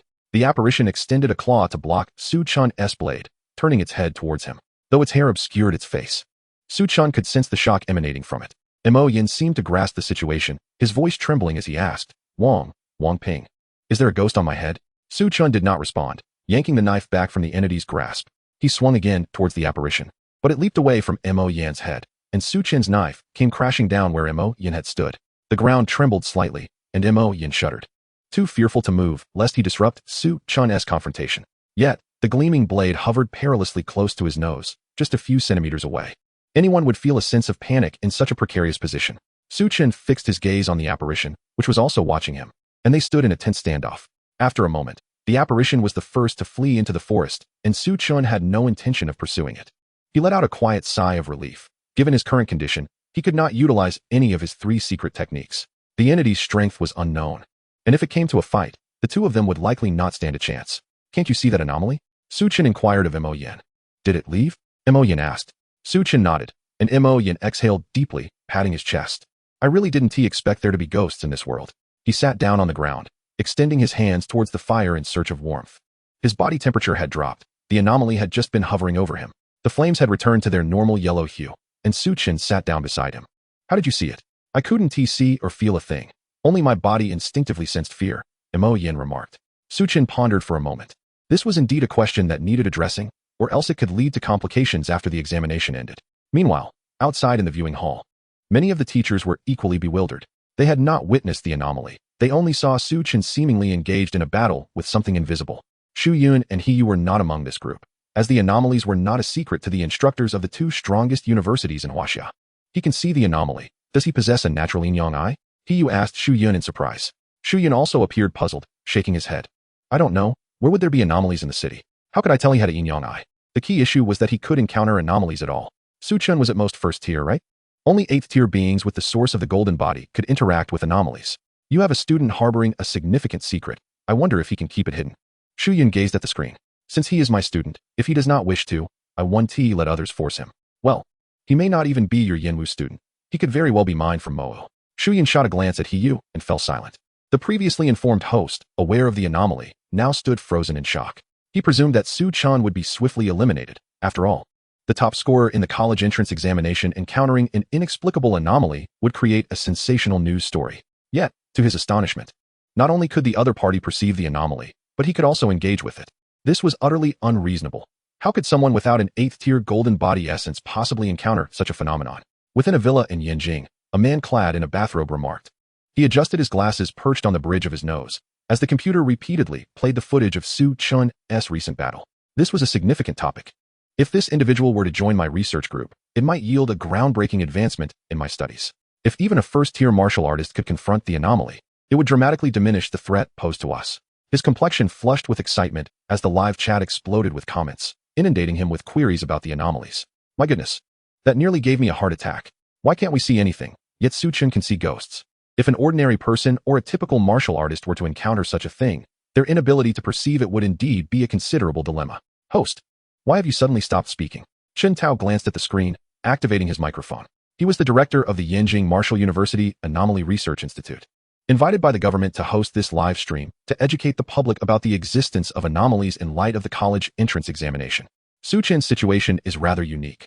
Ordinarily, one without 8th-tier prowess should not be able to perceive or interact with anomalies. However, there is no need for alarm at present. Anomalies primarily manifest in remote mountains, and encounters are relatively rare even in the wilderness outside cities. If you do happen to encounter an anomaly, swiftly head towards areas inhabited by demon beasts. Current research indicates that demon beasts and anomalies are archenemies. Upon encountering one another, they will engage in conflict. Disregarding any nearby human martial artists, the live stream continued to display Su Chun's examination footage. Everyone, let us remain calm. We can listen to Su Chun's explanation and see how he managed to perceive the anomaly, Chen Tao stated, turning off the microphone, his curiosity piqued. A first-tier martial artist not only able to see but also confront and repel an anomaly was indeed a perplexing phenomenon. After some inquiries from Mo Yin, Su Chen pondered for a moment. If he claimed his physique was special, it might lead to scrutiny. If the talisman he possessed were revealed, it could easily be construed as cheating on the exam. Ah, the talisman. Su Chen gently clenched his fist, realizing that his palm was empty. The talisman had inexplicably vanished, leaving only a trace of ash in his hand. Had it self-combusted? It seemed he would have to concoct a tale about a unique method. After all, the authority to explain lay with him. I possess a method, taught to me by my grandfather, which allows one to open the yin-yang eye and interact with spirits. Su Chen declared. Mo Yin abruptly turned to him, eyes wide. Wait, are you from a family of Taoist practitioners? Su Chen chuckled and waved his hand dismissively. Not a family of Taoists. My grandfather mentioned he learned it from a book he stumbled upon. He taught me this method when I was young. And when I felt something akin to encountering a ghost earlier, I decided to try it out, surprisingly to great effect. Mo Yin's eyes sparkled with interest. Can you teach me? I want to learn. Su Chen shook his head. To utilize this method, one must meet specific conditions. There is a particular essence that must be cultivated within. Without this essence, one cannot employ the method. Mo Yin appeared somewhat disheartened. Meanwhile, in a clearing within the forest, Wang Quan sat cross-legged on the ground. Behind him rested several dragon spacecraft, and in his arms, he cradled a tablet that displayed Su Chun's examination footage. A unique method? Have those old Taoists been hoarding secrets? He mused, his brow furrowing in contemplation. It seemed he would need to make a trip to Qingqing Mountain in Shishu. Those old fellows were keeping valuable knowledge to themselves. On Qingqing Mountain, an elderly man clad in a Taoist robe sat meditating on a mat when he suddenly sneezed. Who was thinking of me? He closed his eyes and calculated with his fingers. Ah, Wang Quan, I've told you there's nothing hidden here, yet you still suspect I'm hoarding secrets. The old man's white beard bristled with indignation as he waved his sleeve and huffed. A unique method? Could it possibly be something from Buddhism? Intriguing. He narrowed his eyes and resumed his meditative state. In a temple during the evening, an elderly monk remained seated before a Buddha statue, reciting scriptures. He furrowed his brow, rubbing the beads in his hand. A unique method? The Taoists possess such remarkable things as well. If ordinary people can also perceive and interact with spirits, Ba, that would be a tremendous boon for humanity. In a dilapidated wooden house, a scholar was still burning the midnight oil, studying late into the night. Outside, rain pattered against the bamboo grove, and the wind caused the window of his desk to creak ominously. As he reached a particularly captivating part of his reading, the scholar smiled knowingly, lifted his head, and flicked a finger at the oil lamp beside him. A chilling scream echoed through the bamboo forest, neither resembling a demon beast nor a human. Disturbing my studies at this hour is rather impolite, the scholar murmured. He glanced at the bamboo tube on his desk and drew forth a slip of paper. A unique method? The Taoists and Buddhists possess such treasures? Those old fellows are quite secretive. As he spoke, the scholar gently returned the slip to the bamboo tube. The sound of turning pages resumed in the room. As dawn broke, it was now 7 in the morning. Su Chun and Mo Yin both bore dark circles under their eyes after the tumultuous events of the previous night. Sleep had eluded them. Fortunately, as martial artists, their robust physiques rendered a sleepless night inconsequential. Su Chun stood, brushing the dust off his trousers. I'm off to accumulate points. I'll return here later tonight. Mo Yin also rose. Aren't you worried that the anomaly might return tonight? What is there to fear? The most perilous places often turn out to be the safest, Su Chun replied with a grin. I drove the anomaly away last night. It knows I'm not to be trifled with, so it's unlikely to return tonight. Hence, this place is rather safe. As he spoke, Su Chun grasped his sword and ventured into the forest. All right, I'll trust you this time. I'll come here tonight as well, Mo Yin muttered, choosing a different direction to enter the woods. Time flew by, and soon Su Chun's points had swelled to 32,300. In the evening, when he returned to the riverbank, he found Mo Yin already seated by a fire, which he had kindled. A fish impaled on a stick was tossed towards Su Chun, who caught it deftly. You treated me yesterday, so today it's my turn, Mo Yin declared, seemingly having improved his grilling apparatus to accommodate 2 fish at once. He picked up the remaining fish and devoured it heartily. I accumulated 800 points today, catching a total of 8 first-tier demon beasts. Impressive, right? Mo Yin said, glancing at Su Chun with pride. Su Chun gave him a thumbs up. You're quite the achiever. He settled down beside Mo Yin. The line Su Chun had drawn the previous night had vanished without a trace. What about you? How many points did you score today? Su Chun inquired. After a moment's thought, Su Chun replied, I believe it was around 12,900 points. Mo Yin suddenly began coughing, patting his chest, and dislodging a fishbone. Are you joking? 12,000 points? That would put you in the top 3,000. You'd easily gain admission to 2 prestigious universities. Don't jest. Be honest with me, I won. Laugh. Su Chun smirked. All right. The truth is I only accrued 300 points today. My luck was poor. Either I couldn't find any demon beasts or I encountered ones that were too formidable. Mo Yin nodded in understanding. I currently have 300 points, ranking around 780,000. This year, I should be able to secure a place at Martial University. If you aim for 600 points, you'll need to step up your game to break into the top million, Su Chun advised with a smile. Thank you. Which Martial University do you plan to apply to? Mo Yin queried, gazing at the night sky. I'm considering Yangzhou Martial University. It's conveniently located near my hometown. Oh, what is the cutoff for Yangzhou Martial University? Perhaps you could enlighten me. Su Chun inquired with a hint of curiosity, confessing that he had indeed paid little attention to any martial academies beyond the 2 prestigious institutions. As for the score, it should suffice to be within the top 100,000. Are you aware of the individual currently leading in points? Su Chun? His hometown, Yangcheng, has fallen victim to a beastly assault. I dread the day when my own homeland might be besieged by a horde of monsters, and I find myself unable to return in time to defend it. Should that lead to the destruction of my hometown, I fear I might live with regret for the rest of my life. This is also the reason I aspire to attend university in my homeland. As Mo Yin spoke, Su Chun fell into a contemplative silence. After a pause, he posed a question. If your hometown were to be overrun by these beasts, would you choose to fight alongside it or flee? Mo Yin turned to face Su Chun, contemplating seriously. If such a day were to come, I would choose to fight to the death there. For an ordinary person like me, that would be the noblest end. However, if I were to survive and could protect many others, perhaps even reclaim my hometown in the future, I would not hesitate to flee. His gaze was clear, and Su Chun felt as though he could see his own reflection in Mo Yin's eyes. I understand, Su Chun replied, taking a bite of the roasted fish. Your grilling technique is quite impressive, far superior to my own. Mo Yin chuckled. I picked some fragrant leaves from the mountains and added them to the fire, which infused the fish with a delightful flavor. Once they finished the fish, Su Chun tossed the stick aside. Tonight shall proceed as usual. You will keep watch for the first half of the night, and I shall take over for the latter half. As he spoke, he had already grasped the talisman tightly in his palm. Chapter 47. The bracelet malfunctions. Faster, faster. One person gasped, accompanied by a girl, both of them pursued by a flickering shadow within the forest. There's a fire over there. There might be someone. The girl shouted, her face pale, a gruesome scar marring her arm. Su Chen's eyes shot open, and he sprang to his feet, scanning the forest. Mo Yin rose as well. What's wrong? Are more spirits approaching? Su Chun shook his head, a chill creeping over him, as if needles were pricking at his back. Run with me, quickly, he urged. Mo Yin was bewildered but instinctively trusted Su Chun. The two dashed along the riverbank, striving to avoid the depths of the forest. Help me! A voice cried out behind them, and Su Chun turned to see a figure that sent a shiver of terror down his spine. A student lay on the ground, his abdomen pierced by a sharp scythe, and behind him loomed a creature resembling a massive weasel, nearly 10 meters tall. Its eerie green eyes fixed on Su Chun, and he felt as though it were grinning. A deluge of blood pooled around the student, who soon breathed his last. Behind them, another girl was in pursuit. Activate the bracelet, or you'll be eliminated, Su Chun shouted, noticing the girl's face drained of color. He believed she heard him, yet she still failed to press the button. Damn it, Su Chun cursed. Should we run into the forest? Mo Yin queried, keeping pace beside him. Su Chen seized his arm, quickening his stride dramatically. In no time, the girl's figure faded into the distance until she was no longer visible.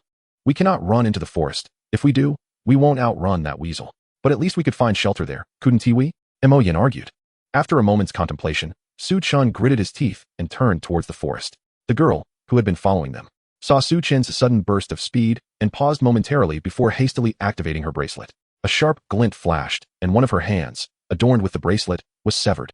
The towering weasel, even crouched, stood at least 2 to 3 meters tall, its enormous green eyes nearly pressed against the girl's face. She screamed and collapsed, as the creature eyed her with a mocking gaze, seemingly savoring her terror.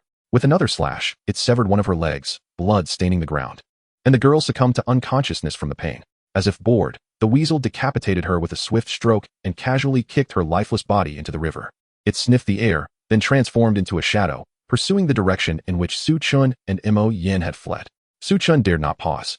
The weasel had easily breached the protective barrier to kill that boy, indicating it was at least a 6th-tier beast.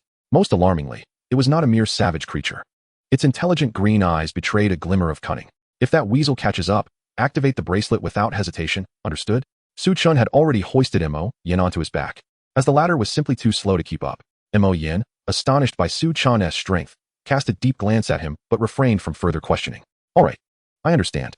Recalling their previous conversation, Mo Yin began to suspect something but chose to remain silent.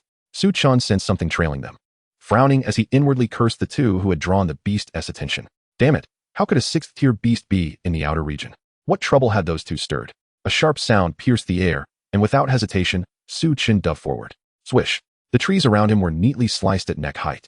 As Su Chen skidded several meters across the ground, with Mo Yin being flung aside.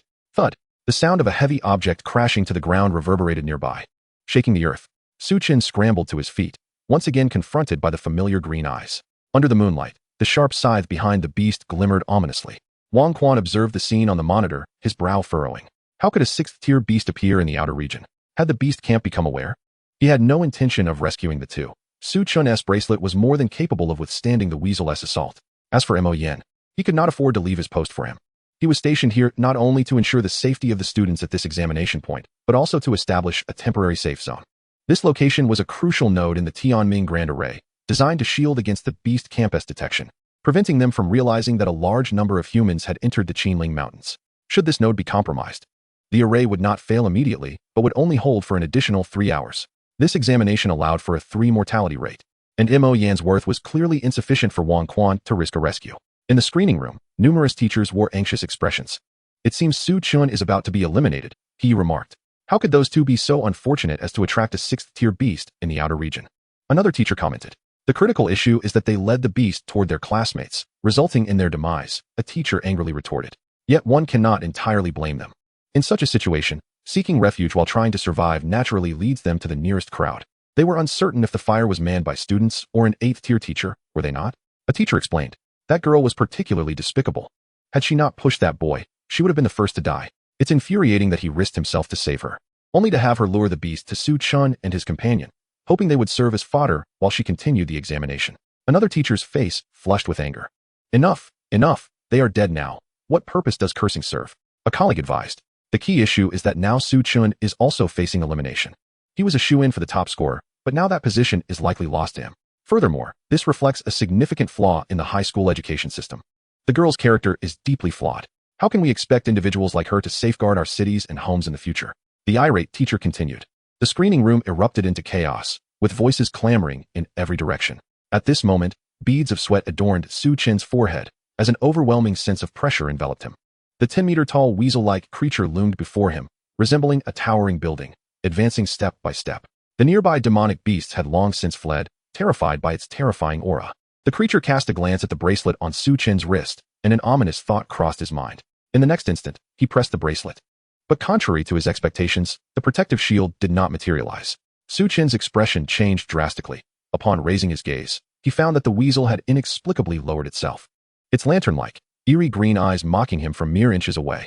Chapter 48. Even ordinary individuals can change their fate. Wang Quan observed the scene on the screen, his pupils dilating in shock as he immediately rose to his feet. Where does General Wang intend to go? A voice rang out. Wang Quan looked up at the sky, where a figure stood. Unlike humans, this being's eyes were snake-like slits. Wang Quan narrowed his eyes. Allow me to introduce myself. I am Jiao, and it is a pleasure to face you, General Wang. The figure chuckled, exuding a terrifying aura. In the screening room, Shu Yun had vanished the moment Su Chen's bracelet failed. This screening room was situated near the Qinling Mountains, not far from the outer regions. Simultaneously with Shu Yun's disappearance, He Yu also vanished. If she could rescue Su Chen before Shu Yun, perhaps he could be recruited into the demon martial faction. Just as Su Chen's bracelet failed, nearly 10 million light pillars erupted from the Qinling Mountains. A multitude of examinees participating in the college entrance examination were instantly teleported away, and in the next moment, a protective shield enveloped the entire Qinling mountain range. Some examinees who had not yet been teleported found their bracelets rendered useless. A thunderous roar echoed, as if an invisible force struck the shield, causing the heavens and earth to change color. The shield shattered instantly, and several tens of thousands of light pillars surged upward, whisking away the remaining examinees. However, their destination was not the originally designated waiting area, but rather the nearest large city, Luoyang. The weasel raised its head and glanced at the ascending light pillars, then without hesitation, swung its scythe-like tail towards Su Chen. A protective shield materialized around Su Chen, who was taken aback. Momentarily dazed, he was enveloped by a beam of light and teleported away. This beam illuminated the surrounding environment. And in the final moment of the teleportation, Su Chen saw Mo Yin gazing at him with a smile, his lips moving silently. Live on for me. As the scene shifted, Su Chen found himself amidst the bustling city of Luoyang. Why hasn't Mo Yin left? Didn't I initially instruct him to activate the bracelet immediately? Su Chen's eyes widened as he stared at the dark mountains in the distance, his demeanor resembling that of a madman as he dashed forward. Upon reaching the city outskirts, a guard intercepted him. Calm down, student. Luoyang is under lockdown. You cannot leave the city. The guard crossed his arms, glancing at a few other guards. Let me go? I must save him. He shouldn't have to die. Su Chen struggled desperately, but the guard struck him at the nape of his neck, causing him to lose consciousness. Take him back to the safe point. There has been an issue with the college entrance examination. If we encounter other students in the city, bring them along. The guard instructed, releasing Su Chen as another guard hoisted him onto his back, nodding in agreement. In the Qinling Mountains, the weasel glared at the spot where Su Chen had been teleported, its expression one of deep displeasure. It turned its ire toward a young man who leaned casually against a tree, hands cradling the back of his head. Seizing the moment while the weasel was distracted by the multitude of light pillars, the young man had pressed a button, tossing the bracelet to Su Chen. The bracelet landed perfectly in Su Chen's hand, activated by his presence, and a protective shield emerged. By the time the weasel turned back, Su Chen had already been whisked away. Both Su Chen and the weasel were momentarily stunned. I rather fancy your mocking gaze, as if you possess sufficient power to command everything. What? Why do you look at me with such fury? Did you not expect that the insignificant creatures in your eyes could escape your control? Even ordinary individuals can change their fates. Mo Yin laughed heartily, while the weasel narrowed its eyes, sensing an urgency in its ears compelling it to leave swiftly. Kid, you indeed deserve my respect. In a flash of cold light, no miracle occurred. A thin line of blood appeared on Mo Yan's neck, and the weasel's figure had already vanished. Shu Yun and He Yu had just been obstructed by the sudden protective shield that arose in the Qinling Mountains. And now they were confronted by two formidable 7th-tier demons that seemed to have materialized from nowhere. I'll hold them off. You go save Su Chen, He Yu shouted. And without hesitation, Shu Yun transformed into a stream of light, darting into the mountains.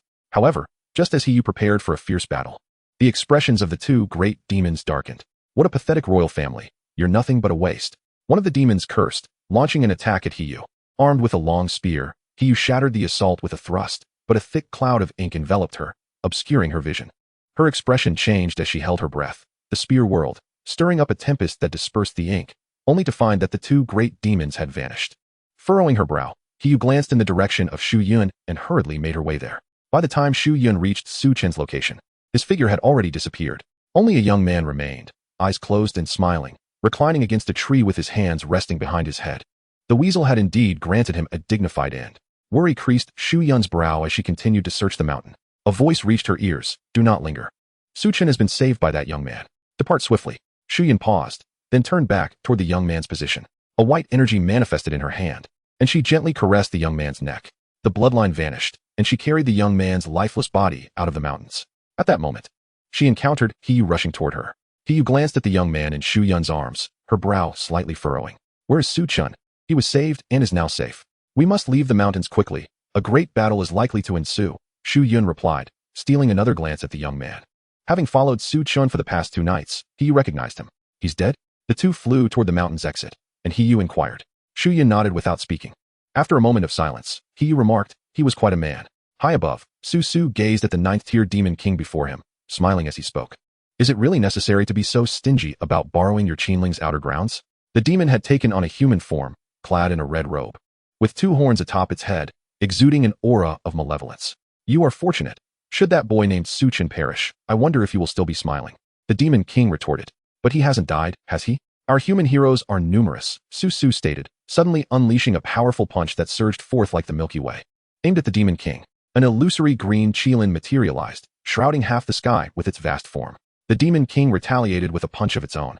Its Qilin manifestation's front feet crashing into the brilliant galaxy. The earth trembled.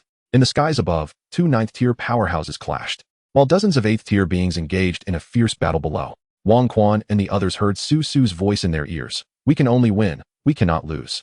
Wang Quan's eyes narrowed, golden light radiating from his body. So your name is Jiao? Just watch how I make you cry out. Jiao's expression darkened as a massive golden fist shadow hurtled toward him. He swung his long sleeves, shattering the fist shadow. Wang Quan, I see you are nothing but a mutt, he spat, as a manifestation emerged behind him. The Jiao beast's manifestation roared to the heavens, unleashing a purple light beam straight at Wang Quan. Wang Quan narrowed his eyes, brandishing a large halberd that split the wide beam in two, directing the energy toward the Qinling Mountains. Chapter 49. The college entrance examination concludes. The weasel is a member of the demon beast royal family, endowed with remarkable talents, capable of transforming into human form at the 6th tier. Almost all members of the demon race can only take on human form after reaching the 7th rank. However, the scythe weasel is an exception. On the day of the human college entrance examination, it was dispatched from the demon court to infiltrate the human realm and gather intelligence on the top scorer, with the intent to eliminate him if possible. Upon arriving at the outskirts, it noticed a young human girl who appeared quite youthful, leading it to suspect that the examination site was near the Qinling Mountains. Consequently, it reported its findings and stealthily followed the girl. The girl cautiously made her way toward the 2nd district. Thanks to the scythe weasel's presence nearby, she encountered no demon beasts along her path. The scythe weasel intended to shadow her discreetly, hoping she might lead it to other humans.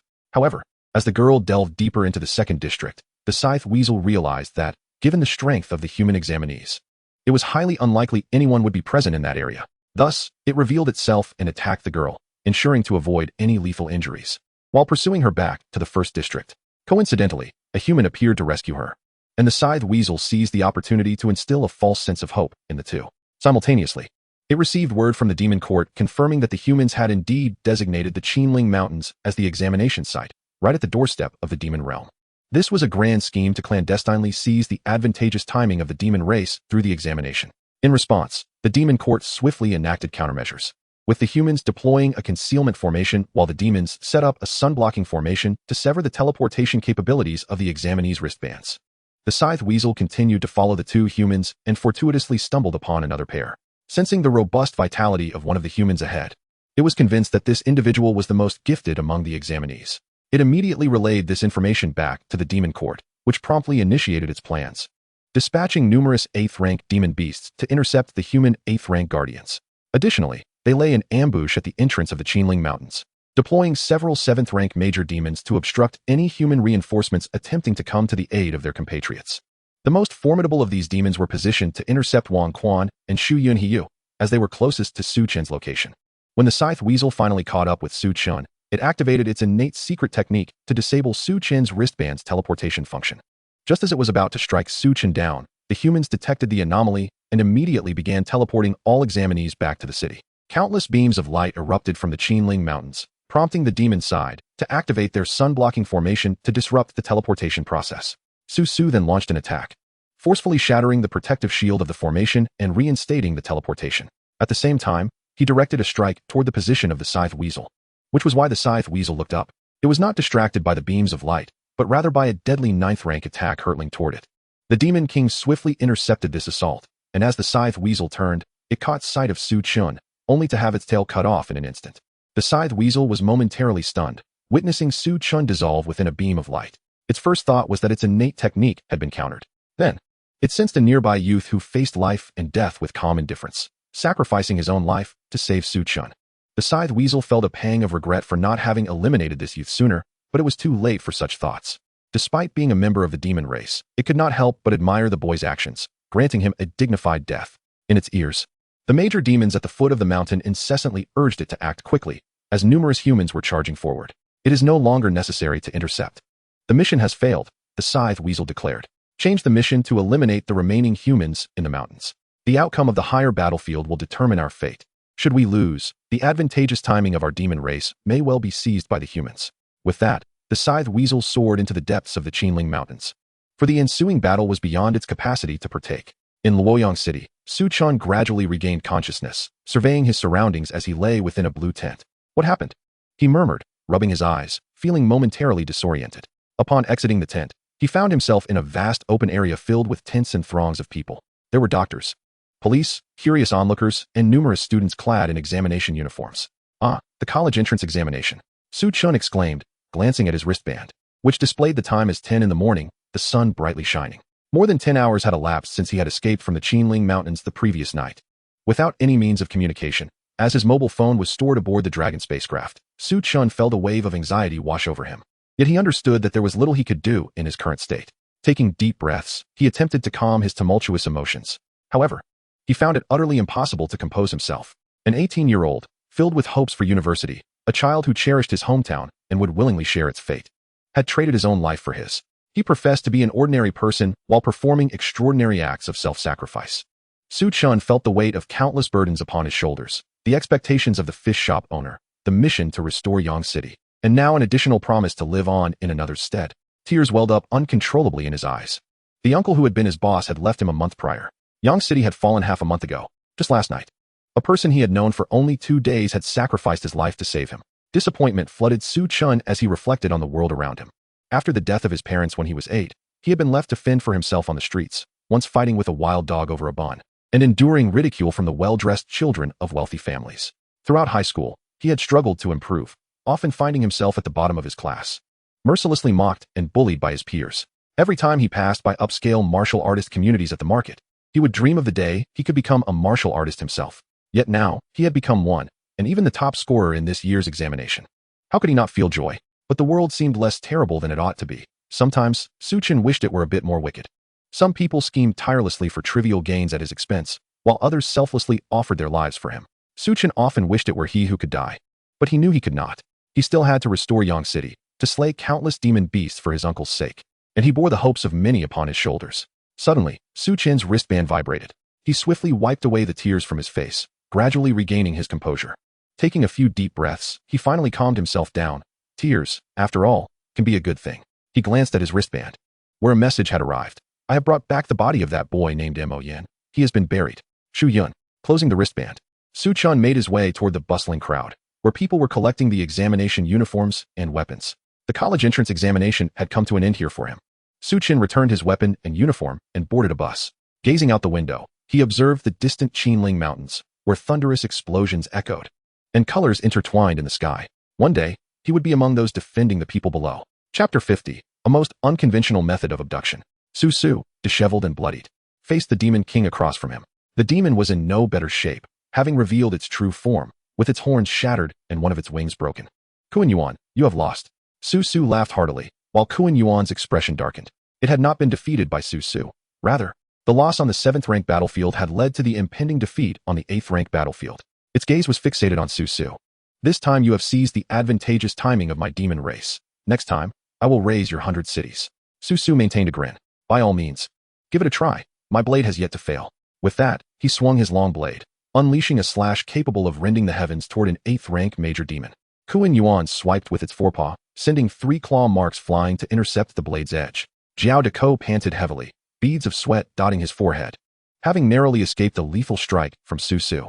Suddenly, a fist radiating golden brilliance crashed forcefully into his face. Dare to fight me and still be distracted? Wang Quan spat a mouthful of blood to the side, the golden aura surrounding him dimming significantly. It must be said that Jiao's strength was indeed remarkable. Sent flying by the punch, Jiao's expression darkened profoundly. With a 9th-tier killing move looming above him, did he expect him to remain focused? Retreat. Kuan Yuan's voice echoed from the heights, and Jiao cast a vicious glance at Wang Quan before soaring into the depths of Qinling. Let them go.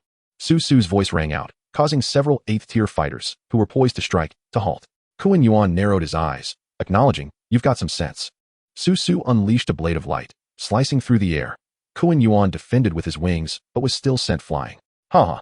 Su Su's laughter boomed, while Kuan Yuan shot him a fierce glare, choosing silence thereafter. Once all the demonic beasts had departed, Su Su's expression shifted, the mirth vanishing from his face. A mouthful of fresh blood spilled from his lips. Those old codgers fight hard. He wiped his mouth as Wang Quan and the others hurried over. Marshal, are you alright? Su Su shook his head.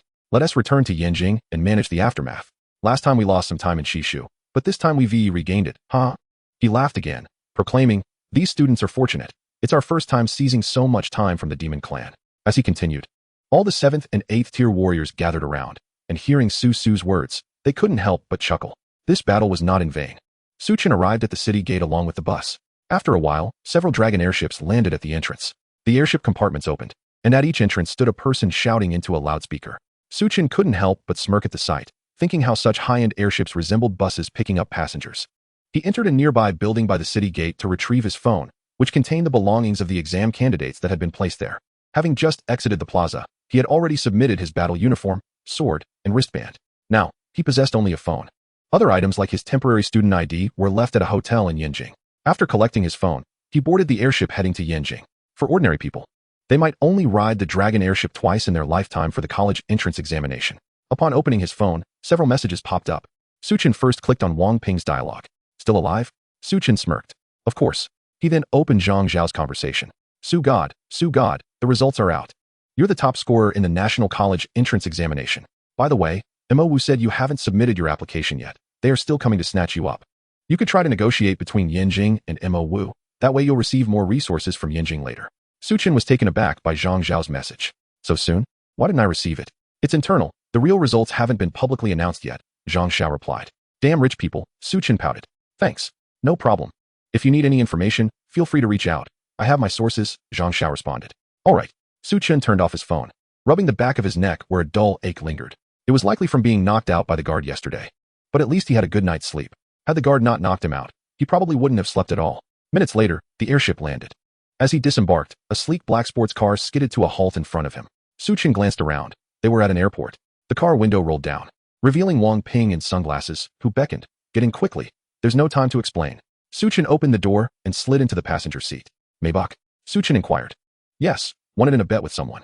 Stylish, right? Very, Su Chen replied sincerely. Having heard about this model in high school when a novel circulated among classmates featuring a classic plot involving a Maybach, he never imagined he would ride in one today. How did you get into the airport? Su Chen questioned, observing the surrounding airships. Ordinarily, cars weren't allowed inside. Thanks to our teacher. Teacher Shu informed the airport. Even tanks could come in without issue. Wang Ping casually gripped the steering wheel. And Su Chen couldn't help but notice how different he looked compared to their last encounter in Shujun, where his hair had been a wild mess. Did Teacher Shu send you to pick me up? No, I came on my own, but Teacher Shu lent a hand. Wang Ping glanced at the rearview mirror. Hold on tight. I'm going to accelerate. They're on our tail. Su Chen was taken aback. Who are they? He turned to look behind, spotting several black Bugattis closely pursuing them. Are they trying to kill me? Su Chen was bewildered. Was he really being chased just for being the top scorer in the national exam? Of course not. You're not that valuable yet. The demon clan might target you, but the human clan won't, at least not for now. Wang Ping pressed the accelerator as they ascended the overpass, a powerful push against their backs. Su Chen gripped the car door and his seatbelt. The ones behind are from Mo Wu. They want to take you there.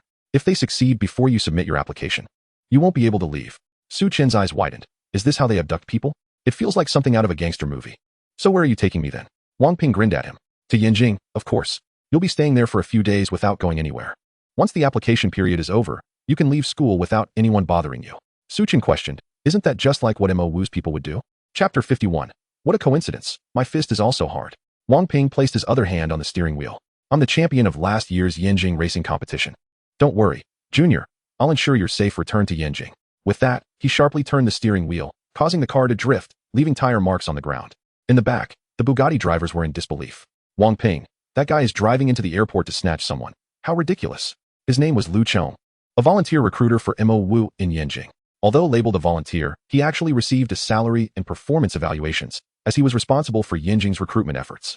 Lu Chong, stay close. He's the last year's Yanjing racing champion, and Su Chen is crucial. Don't let him escape. A voice crackled through the walkie-talkie, prompting Lu Chong to grab it. Don't worry, I'm the last year's racing champion from Mo Wu. I came to Yanjing for recruitment, specifically targeting Wang Ping. His expression was confident and excited. I can drift too. With that, the Bugatti behind executed a drift, following the Maybach ahead. The other three Bugattis surged forward in a straight line, taking the shortest route to Yanjing. Before the college entrance examination, recruitment was the responsibility of the teachers to snatch candidates. After the examination, it fell upon the students. Su Chun was already considered part of Yanjing, but since Shu Yun had given the green light, he naturally wanted to try and recruit him. Unlike Su Che, who placed all bets on one person, she would have sent someone to Yanjing to recruit Yi Chun while personally picking up Su Chen in Yang City. Now, with Yi Chen's loss, Su Che's position as director had also been cut. Su Chun turned to Wang Ping. Brother, if we go directly to Yanjing, they won't be able to catch up, right? Wang Ping smiled. Do not rush, my junior disciple. The individual behind us is the racing champion from last year's martial arts competition. Allow me to entertain him for a while. The Maybach and Bugatti sped through the streets of Yanjing, with several police cars in pursuit of the Bugatti. Wang Ping, brimming with excitement, continuously twirled the steering wheel, while Su Chun swayed left and right, feeling slightly dizzy as if his stomach were churning violently. Stop immediately. You are obstructing city traffic safety. Please cooperate with the investigation. Called a police officer from a patrol car with its sunroof open. Are we stopping? Su Chen inquired. Wang Ping, without glancing back, replied, what is there to fear? I can just explain to Teacher Shu later. Su Chen silently mused about the advantages of having influential connections. After a moment, he asked, brother, are we almost there? Be patient, my junior disciple. Do not disturb your elder brother. That fellow is somewhat formidable. 5 minutes later, Su Chen asked again, brother, are we nearly there? Do not fret, my junior disciple.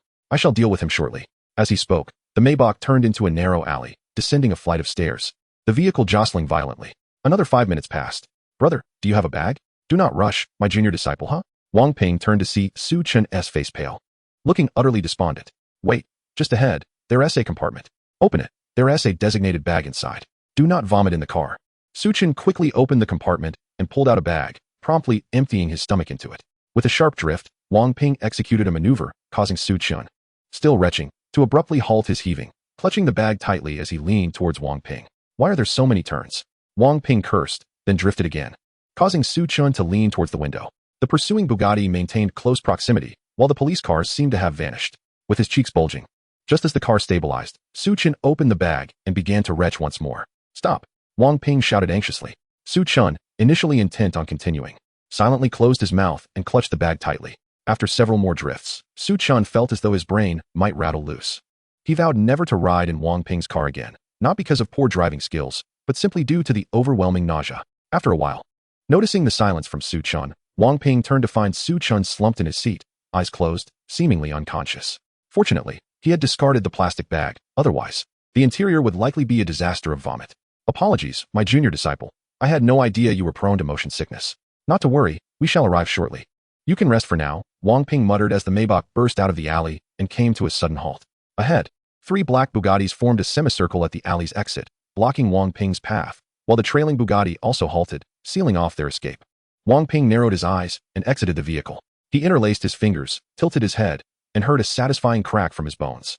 From the 4 Bugattis, over a dozen students from the Martial Arts Academy disembarked, all geared up and fixated on Wang Ping.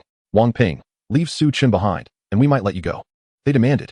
Wang Ping removed his sunglasses and carelessly tossed them aside, his golden eyes locking onto the group before him. It seemed that the racing had concluded, and now it was a contest of who possessed the stronger fist. How fortuitous. Not only am I skilled in driving, but my fists are formidable as well. With that, he raised his middle fingers, one directed at the 3 Bugattis and the other at Lu Chong behind him. I'm not bragging, but you all, in my eyes, are nothing but pathetic. The expressions of the martial arts students flushed with indignation. Let us all attack him together. This is intolerable. I shall see just how much weight the second-year student from Yanjing Martial Arts carries. Lu Chong, employing his martial arts footwork, launched a punch towards Wang Ping's face, letting out a roar akin to a tigress. Unfazed, Wang Ping sidestepped Lu Chong's punch and retaliated with a kick that sent him crashing against the alley wall. Following this, Wang Ping turned towards the 3 Bugattis and stepped forward. Secret technique of the sacred dragon fist, Dragon S might descends. His fist erupted with blinding golden light, and his golden eyes shone brilliantly. With a resounding roar resembling that of a dragon, the advancing assailants momentarily halted. Wang Ping unleashed a punch, and a colossal golden dragon head surged forth from the alley, violently propelling the individuals before him away. After dusting off his hands, Wang Ping approached the passenger side of the vehicle and opened the door. Su Chen remained slumped, still in slumber. So Wang Ping hoisted him onto his back and exited the alley. As he passed one of the fallen individuals, he delivered a kick. Hey, drive my car back to Yanjing Martial Arts after this, or I'll pay a visit to your enrollment office and teach you a lesson. I'll remember your face. Yes, yes, groaned the individual on the ground, curling up in pain. Wang Ping navigated around the Bugattis, carrying Su Chen towards the entrance of Yanjing Martial Arts. Chapter 52. You are the true genius. Su-Chun groggily opened his eyes, feeling somewhat drained. He found himself lying on a bed, clad in a nightgown. With a creak, the door swung open, and Wang Ping entered, holding 2 bags of roasted duck, munching as he walked. Ah, junior disciple, you're awake. Just in time. I just returned with roasted duck. We each have a bag. Wang Ping exclaimed, handing 1 bag to Su-Chun. You must admit, the roasted duck from the capital is authentic, he said, biting into a duck leg, grease smudging his lips. Brother, how long have I been unconscious? Su-Chun asked, tearing off a piece of duck leg to nibble on. Not too long, just a few hours. It's afternoon now. You probably didn't rest well during the college entrance examination, Wang Ping replied, settling into a chair at the desk. By the way, the exam results have been released. Have you seen them? He inquired. Not yet, Su-Chun replied, just as Wang Ping brought over his laptop. Here, I've already looked it up for you. Don't ask how I found it out. Let us just say Teacher Shu provided me with your exam number and such. Su-Chun smirked. It was undeniable that Teacher Shu held considerable influence in Wang Ping's world. On the computer screen was a ranking list, prominently displaying Su-Chun's name at the top. Ding. A notification sounded. Task completed. Host has achieved the highest score in the National College Entrance Examination. Reward, Level 3 Vitality Body. Suddenly, Su-Chun felt a lightness in his body, his mind clearing significantly. He recalled that he had sustained an injury during the exam.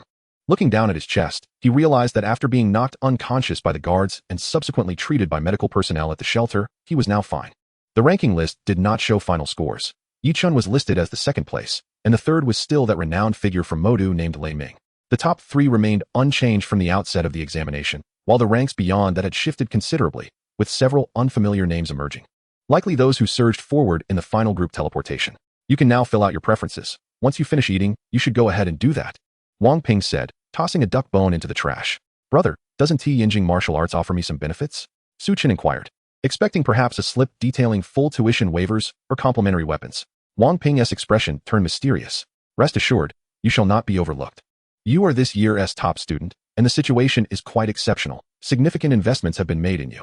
In truth, whether you choose Yinjing martial arts or Moda martial arts, the benefits will be nearly identical, as the state will prioritize your training. Su-Chun nodded in understanding, a sudden thought crossing his mind. Senior brother, may I inquire about the height of your cultivation? I find myself somewhat curious. Wang Ping grinned widely. As for me, your senior brother, I am the foremost among the 2nd-year students of Yanwu University, having arduously traversed 5 steps within the 2nd-tier realm. Su-Chun's eyes flickered with interest. He recalled that Zhang Wentao, who recruited for the Dragon-Slaying Society, had mentioned that their president, Cui Hao, was at the 1st step of the 2nd tier. Senior brother, I've heard that the president of the Dragon-Slaying Society is at the 1st step of the 2nd tier. What do these steps signify? Su-Chun queried, somewhat perplexed, as he could not find relevant information online from the data Wang Ping had provided. Wang Ping dragged a chair from the desk and seated himself, holding another duck leg in hand. Actually, once you commence your studies, the teachers will elaborate on these matters in detail. However, it would be no harm for your senior brother to explain a bit now. After a moment's contemplation, Wang Ping continued. In your 1st tier, you must have undergone transformations, correct? Su-Chun nodded. Exactly. You can understand these steps as several transformations. They are essentially forms of transcendence, which may also be referred to as the pinnacle of realms. I've heard you've undergone 5 transformations in your 1st tier. You truly are a prodigy. Your senior brother here struggled mightily to achieve 4 transformations. Wang Ping clicked his tongue. In the 2nd tier, after completely refining both the upper and lower limb bones, one must refine them once more to reach the 1st step of the 2nd tier. 2 rounds of refinement correspond to the 2nd step of the 2nd tier, which should be fairly comprehensible, no? Su-Chun listened attentively, finding Wang Ping's explanations both clear and accessible. Well then, other details will be covered by the teachers once school begins. Your senior brother needs to focus on recruitment now. Since you've awakened, remember to fill out your application. Oh, and be sure to choose the combat department. Do not select the command department, logistics department, or any humanities majors. With that, Wang Ping tossed the duck bones into the trash and hurried out the door. Seated in the room, which appeared to be Wang Ping's residence, Su-Chun switched his computer to the application page, selecting the combat department of Yanwu University. It was July 3rd, typically the final day for college entrance examinations. As he scrolled through the news, he noted that this year's examinations had faced extraordinary circumstances, with all candidate scores calculated up to the very last moment before submission. Many voiced their grievances, claiming they were waiting to make a final push on the last day. However, this was a society governed by martial prowess, without sufficient strength. Others would not alter their fates.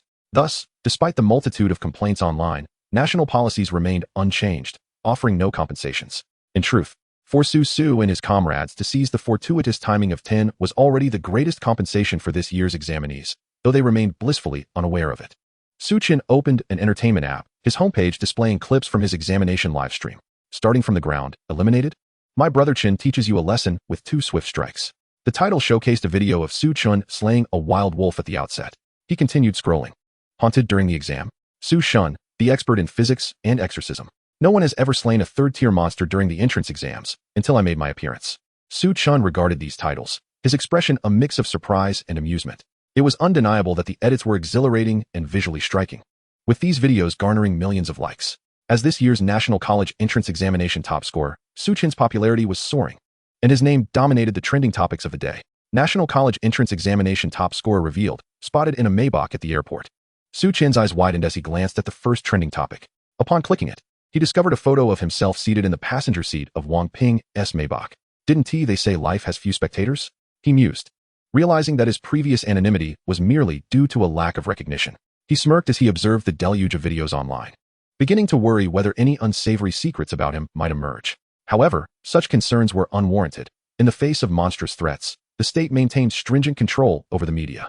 The videos Chen encountered were, in fact, backed by state promotion. Even if any blackmail material about him did surface, it would likely remain suppressed. Suddenly, he paused at a video titled A Common Person's Account, Being Toyed With by a 6th-Tier Demon?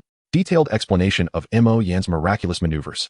After watching the video, Chen turned off his phone and sat on the bed for a moment.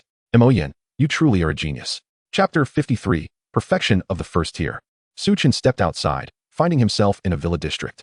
He currently possessed over 4 million in savings, alongside 157 for 120 points of wealth. His priority now was to expedite his bone refinement progress. His lower limb bone refinement was merely at 20, even after 5 transformations. The pace of progress was still too sluggish. The system had refreshed its tasks. The main quest was to become a 2nd-tier warrior, rewarding a 6th-level vitality manifestation, currently at 4th level. The side quest was to make a name for himself in Yanwu, rewarding a 1st-level town yuan manifestation. To this day, Chen had yet to grasp the true utility of the vitality manifestation, and now another town yuan manifestation had appeared. He glanced at the system shop, recalling that a new item, the bone refinement powder, had likely been added. It required 1,000 wealth points for redemption, and with a sufficient wealth balance, Chen made a decisive purchase. A vial of bone refinement powder appeared in his hand. Examining the transparent glass bottle containing green powder, Chen returned indoors, mixed it with some water, and drank it in one gulp. He promptly sat down, channeling his vitality to refine his bones. 2 hours later, he stood up. The results were no different from ordinary bone refinement powder.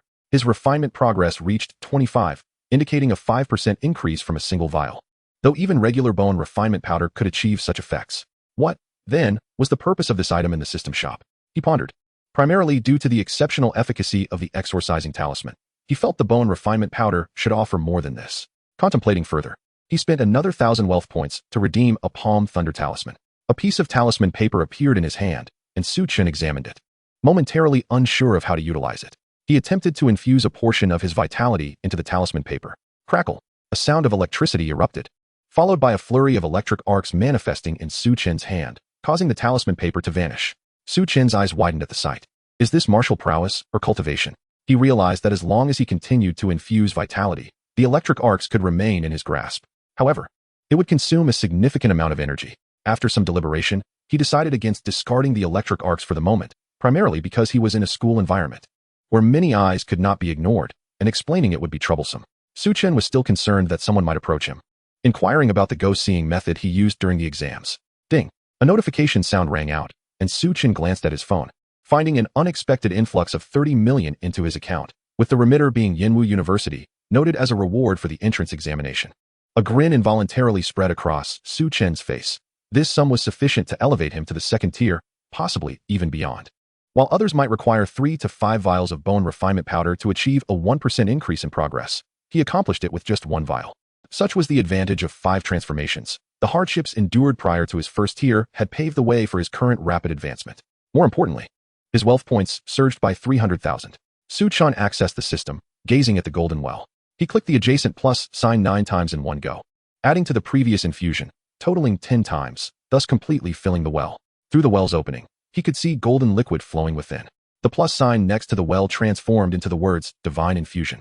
Chen felt a thrill of excitement as he clicked on Divine Infusion. The golden liquid level within the well visibly decreased, and wisps of golden mist began to swirl above his head, entering his body. Chen noticed that the bones he had refined seemed to undergo a golden transformation. 3 minutes later, the golden liquid within the well was entirely depleted, and his lower limb bone had transformed into a golden hue. The bone was situated at the base of his foot. Chen kicked his leg lightly, feeling that his current progress was too low to evoke any significant sensation. After a moment's contemplation, he decided to expend 1 million in wealth to elevate the refinement progress of the golden bone to 2%. With another 1 million remaining, he contemplated upgrading his martial arts. Having already attained the first stage, it was time to transition to superior techniques, as the 3 martial arts he previously practiced were suited for the early stages of a warrior. Upon returning to his quarters, Chen utilized Wang Ping's computer to purchase 15 bottles of the highest grade bone refinement powder, expending a total of 7.5 million, leaving him with 22 million. 10 minutes later, a knock resounded at the door. Chen opened it to find a delivery man wearing a yellow hat, who handed him an iron box. "Thank you," he said, closing the door promptly and immersing himself in training. His intention was to fully refine his bones in one go and then advance to the second stage of a warrior. For the next 3 days, Chen devoted himself entirely to bone refinement, while Wang Ping seemed preoccupied with recruitment and did not return home during that time. On the afternoon of July 7th, Chen rose with excitement. At that moment, his lower limb bones had been completely refined, reaching 100%. However, he discovered that the 15 bottles of bone refinement powder had proven insufficient, as the final few bones were particularly challenging to refine. He purchased an additional 5 bottles, spending 10 million, and finally achieved a perfect first stage. To reach the second stage, he still needed to refine one of his upper limb bones. Stepping outside, he found that the ground of the villa area was entirely covered in grass. With a gentle leap, he soared 5 meters into the air. Chen felt exhilarated. The sensation of weightlessness was akin to flying. After bouncing for half an hour, he grew weary and decided to stop. Returning to his room and tidying up, he resolved to leave the school grounds. His power had surged dramatically, and he needed to hunt some beasts in the wilderness to acclimatize. Plus, he could not indefinitely reside at Wang Ping's home. 4 days had elapsed since the conclusion of the college entrance examination, and he had already submitted his application. There was no reason for him to be restricted from leaving the campus. Upon reaching the school gate, Chen noticed there were no restrictions and walked straight out. He headed towards a hotel where his battle knife and combat attire, purchased for a hefty sum of 600,000, were stored. He couldn't afford to lose them. Even though a considerable time had passed since the selection competition and the college entrance exam had concluded, Yanwu still retained his room at the hotel. After retrieving his equipment, he eagerly made his way into the wilderness. The city gates of Yanjing were notably taller and intricately adorned compared to those he had seen in Luoyang and Yangqing. He glanced at them momentarily, then dashed out the gate. "Wait!" A guard called out to him. The guard scrutinized him for a moment before exclaiming, "Chen, do you know me?" Chen replied, slightly taken aback. "Of course. Your videos are all over the internet. Go ahead, top scorer, you're free to go." Chen raised an eyebrow, expressed his gratitude, and exited the city. An hour later, a pangolin darted from beneath his feet. Chen leapt into the air, landing a powerful kick on the pangolin's snout. Boom!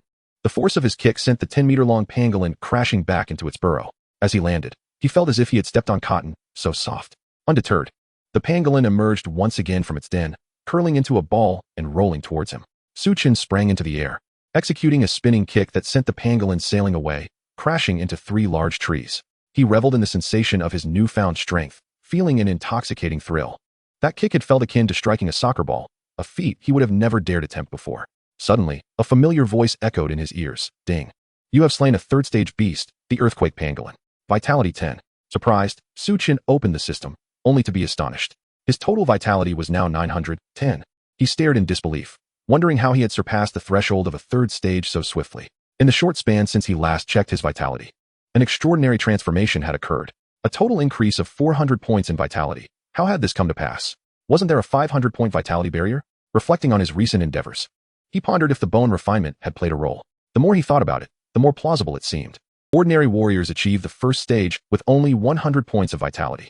Upon reaching the second stage through bone refinement, their vitality increases by 400 points, hitting the 500-point threshold for advancement. However, for a metamorphic warrior like Chen, the second stage threshold was also 500 points. But it was an increase based on prior transformation. For instance, a second metamorphosis might yield 180 points of vitality, followed by an additional 320 points from bone refinement, culminating in a total of 500 vitality points. Yet, Chen had bypassed the bone refinement process, utilizing the system to reach the 500-point vitality threshold. Now that he had refined his lower limb bones, which inherently contributed to vitality increase, he was perplexed by the special reaction that had resulted in another 400 points of vitality. Did this mean that even before refining his upper limb bones, his vitality was already comparable to that of a third-stage warrior? Su Chen felt as though he had gained a new understanding of the martial realm. Whether one refined their upper or lower limb bones, upon completing the process, they would be classified as a second-stage warrior. Regardless of the vitality value achieved during this process, they would still be considered a second-stage warrior. Just as Wang Ping had articulated about the second-stage superlimit, it did not matter how many times one refined their limb bones. As long as they had not begun refining their torso bones, they remained a second-stage warrior. His eyes narrowed slightly, realizing that the recorded vitality thresholds for each stage were merely generalized averages. Clenching his fist, he understood why battling the third-stage earthquake pangolin felt akin to facing a second-stage opponent. He had indeed grown stronger. His current combat capability was equivalent to 1,800 points of vitality, placing him above the weakest ranks among third-stage warriors. Nevertheless, he still had a considerable distance to cover before reaching the fourth stage, which required a vitality threshold of 5,000 points. After contemplating his next steps, Su Chen ventured deeper into the wilderness. A few more days of training, and he would be ready to break through to the second stage. Beneath a tent adorned with the Yen Wu school emblem, Wang Ping rested his head on his hand, fighting off drowsiness. His responsibilities for recruitment had been concentrated in the previous days, and now, with little activity, there were hardly any inquiries at the Yen Wu tent. Suddenly, the ringing of a phone jolted him awake. He answered it. What? Oh, Su Chen. It's fine. He wants to leave the school. Out of the city? Oh, that's all right. Don't worry. He has been in the wilderness since high school. What danger could there be? Nothing to worry about. Goodbye. Ending the call, Wang Ping felt a wave of ennui wash over him. He mused that he should have followed the example of Cui Hao and formed a club. Then he could simply assign a member to handle the duties while he enjoyed his freedom. With a yawn, he sank back into slumber.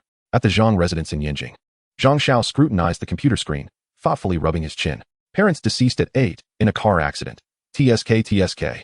He scrolled through the page displaying Su Chen's personal details, which had been thoroughly investigated. Interesting. I believe Su Chen would find this intriguing. With that, Zhang Xiao quickly operated on his computer, and soon he packaged a file for Su Chen. It was now evening, and Su Chen had returned to the hotel. His phone chimed with a notification. Su God, you might find this file interesting. Su Chen glanced at the document Zhang Xiao had sent, feeling a flicker of curiosity. Upon opening it, his pupils constricted. The file contained his parents' personal information, followed by details of several unfamiliar men. The demon god cult. Su Chen narrowed his eyes, questioning Zhang Xiao's intent in sending him this document. Zhang Xiao replied promptly, the death of your parents may not have been an accident. Su Chen's gaze fixed intensely on those words, his brow furrowing deeply. You could try investigating the demon god cult. It might yield some revelations. Certainly, this is merely my personal conjecture. Should you require assistance, I would be more than willing to provide it. Retrieving information or the like is no trouble for the Zhang family. Zhang Xiao continued, to which Su Chen furrowed his brow. After the tragic car accident that claimed his parents when he was 8, the perpetrator had fled the scene. But later the police claimed they apprehended him and sent him to prison.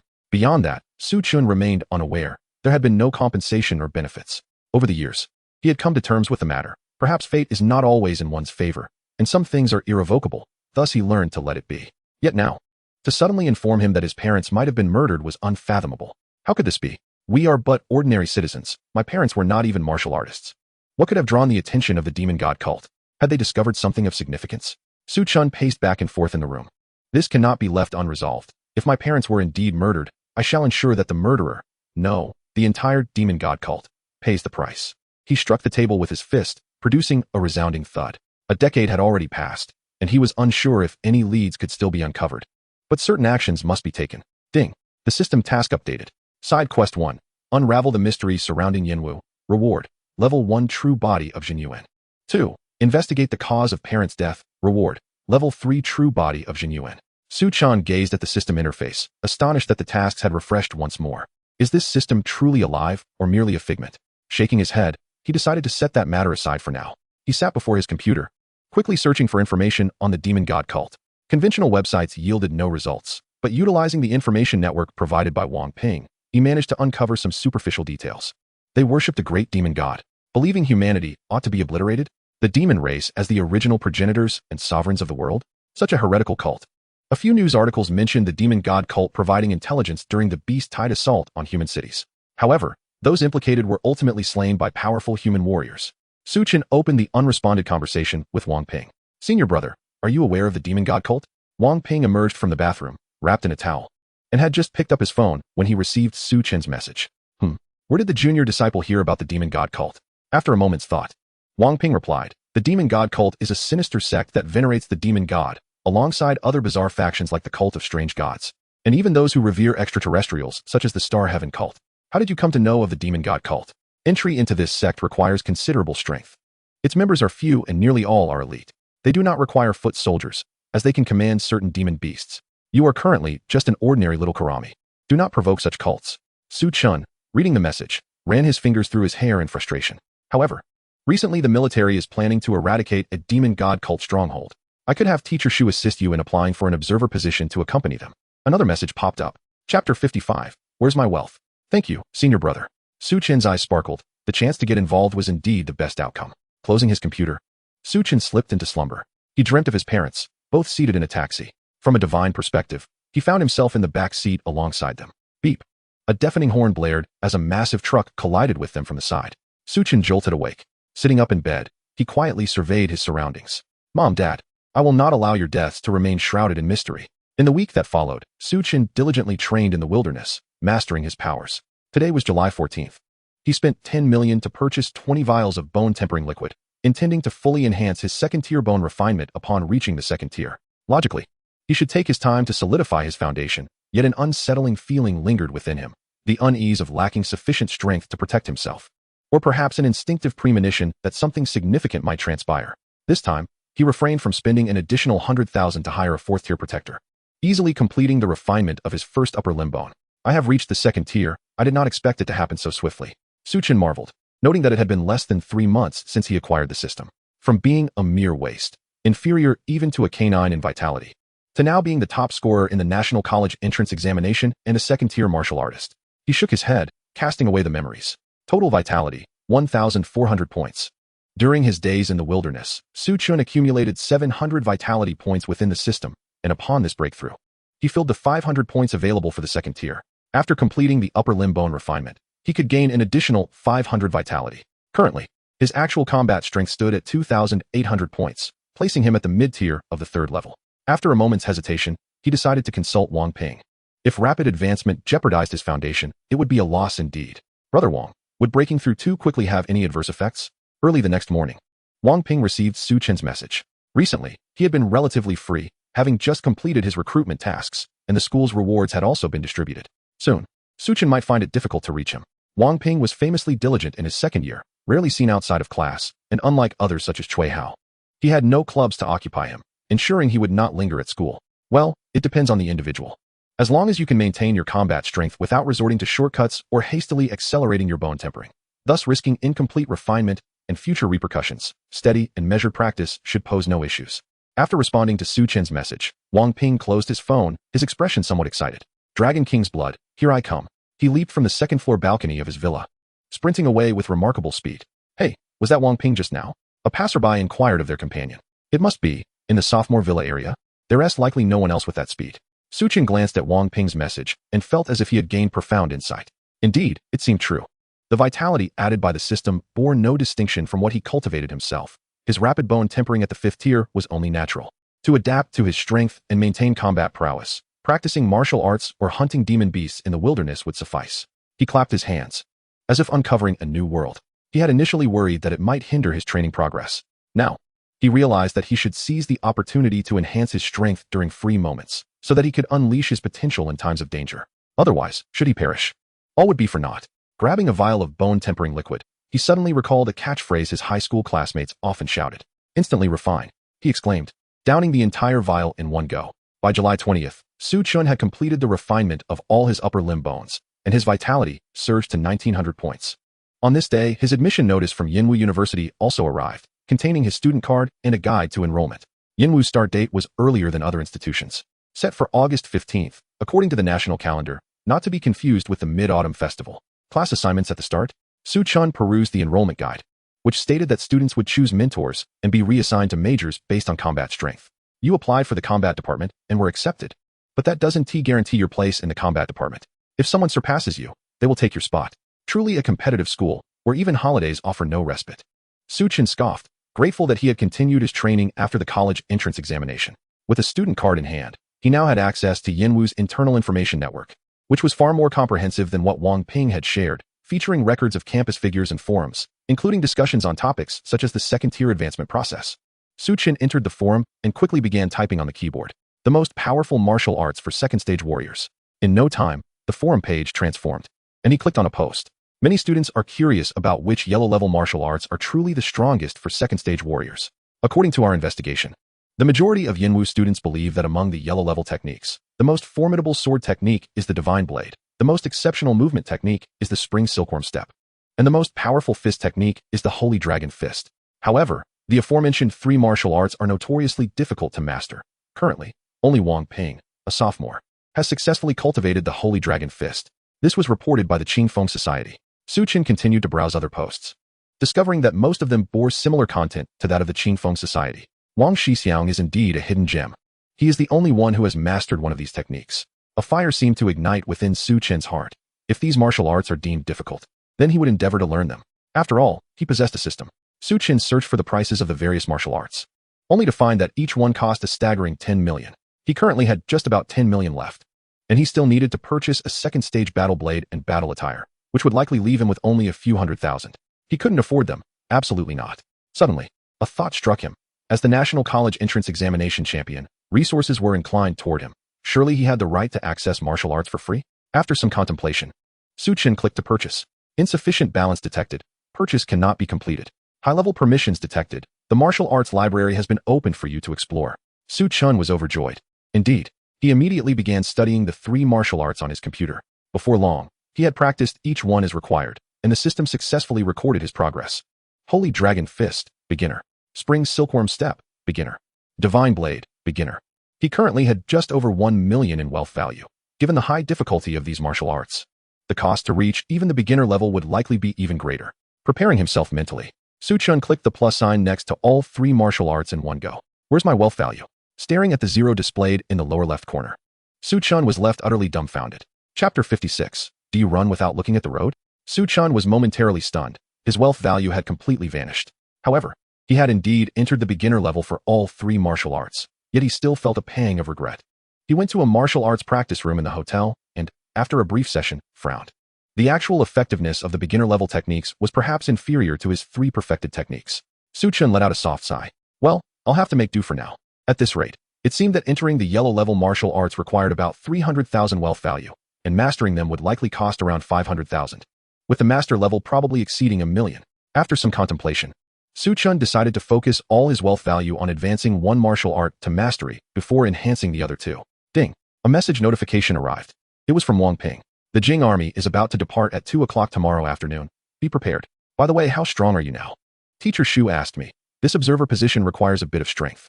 Su Chen considered his current capabilities. His vitality was at 1,900 points, and combined with perfected martial arts, he could likely unleash around 4,000 points of combat power, which could be considered high-ranking third-stage power. Wang Ping, upon reading Su Chen's reply, felt as though he might cough up blood.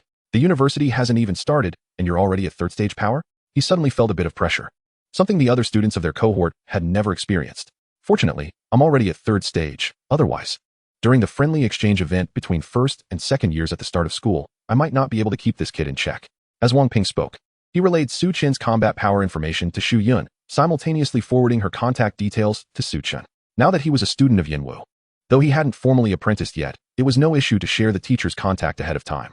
Su Chen added teacher Shu's contact, glancing at her cat avatar, finding it somewhat difficult to associate with the stern teacher she was known to be, now with a few years of age.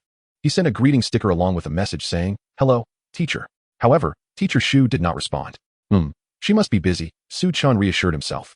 He returned to his room and purchased a set of second-stage equipment, selecting only the finest battle blade and battle attire, which cost him 7 million in total. Now he had just over 3 million left. The next day, Su Chen arrived at the designated location an hour early. You must be Su Chen. Half an hour later, a middle-aged man approached. Su Chen, who had been sitting on a stone by the city gate with his blade on his back, quickly stood up upon the man's arrival. The middle-aged man extended his hand, and they shook. I am Qian Mu, the commander of this Jing army. This journey will likely take several days in the wilderness. Take care of yourself. With that, he walked away, seemingly to converse with his deputy. Su Chen searched for Qian Mu's information on his phone, but found nothing.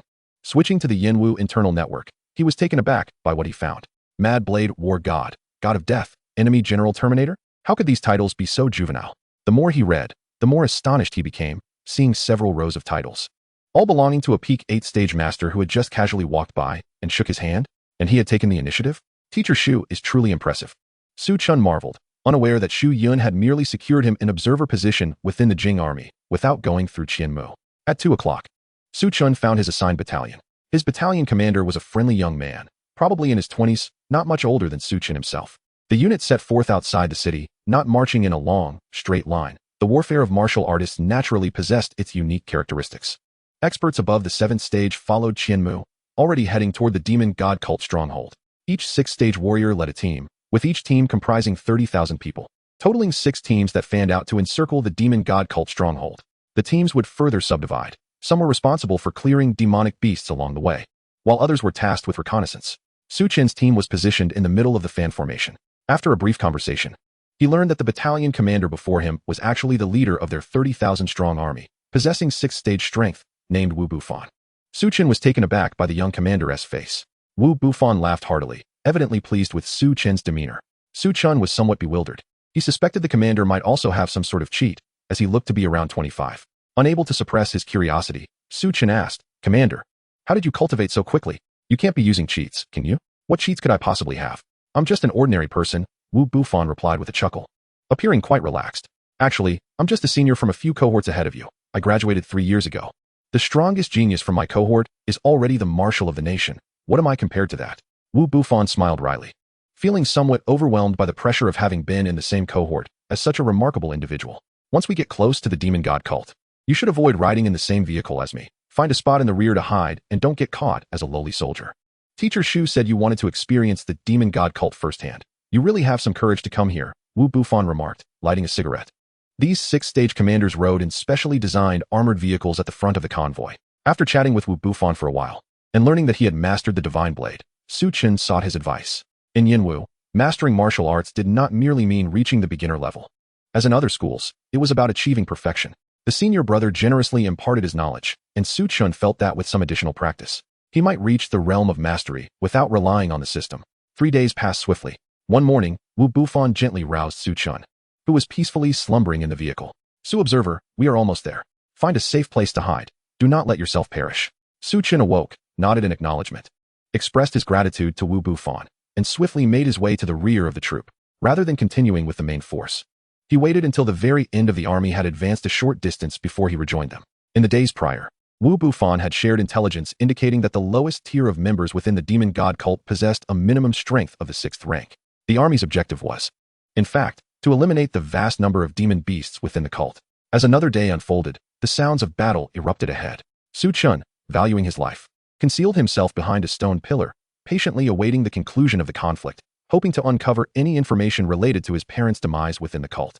After all, the vitality of a 6th-rank warrior exceeded 50,000 points. Even a mere ripple from the battle could spell his end. He remained vigilant, closely monitoring the movements of the army, wary of any sudden threats. Suddenly, a blood-soaked figure clad in a black cloak flickered into existence beside him.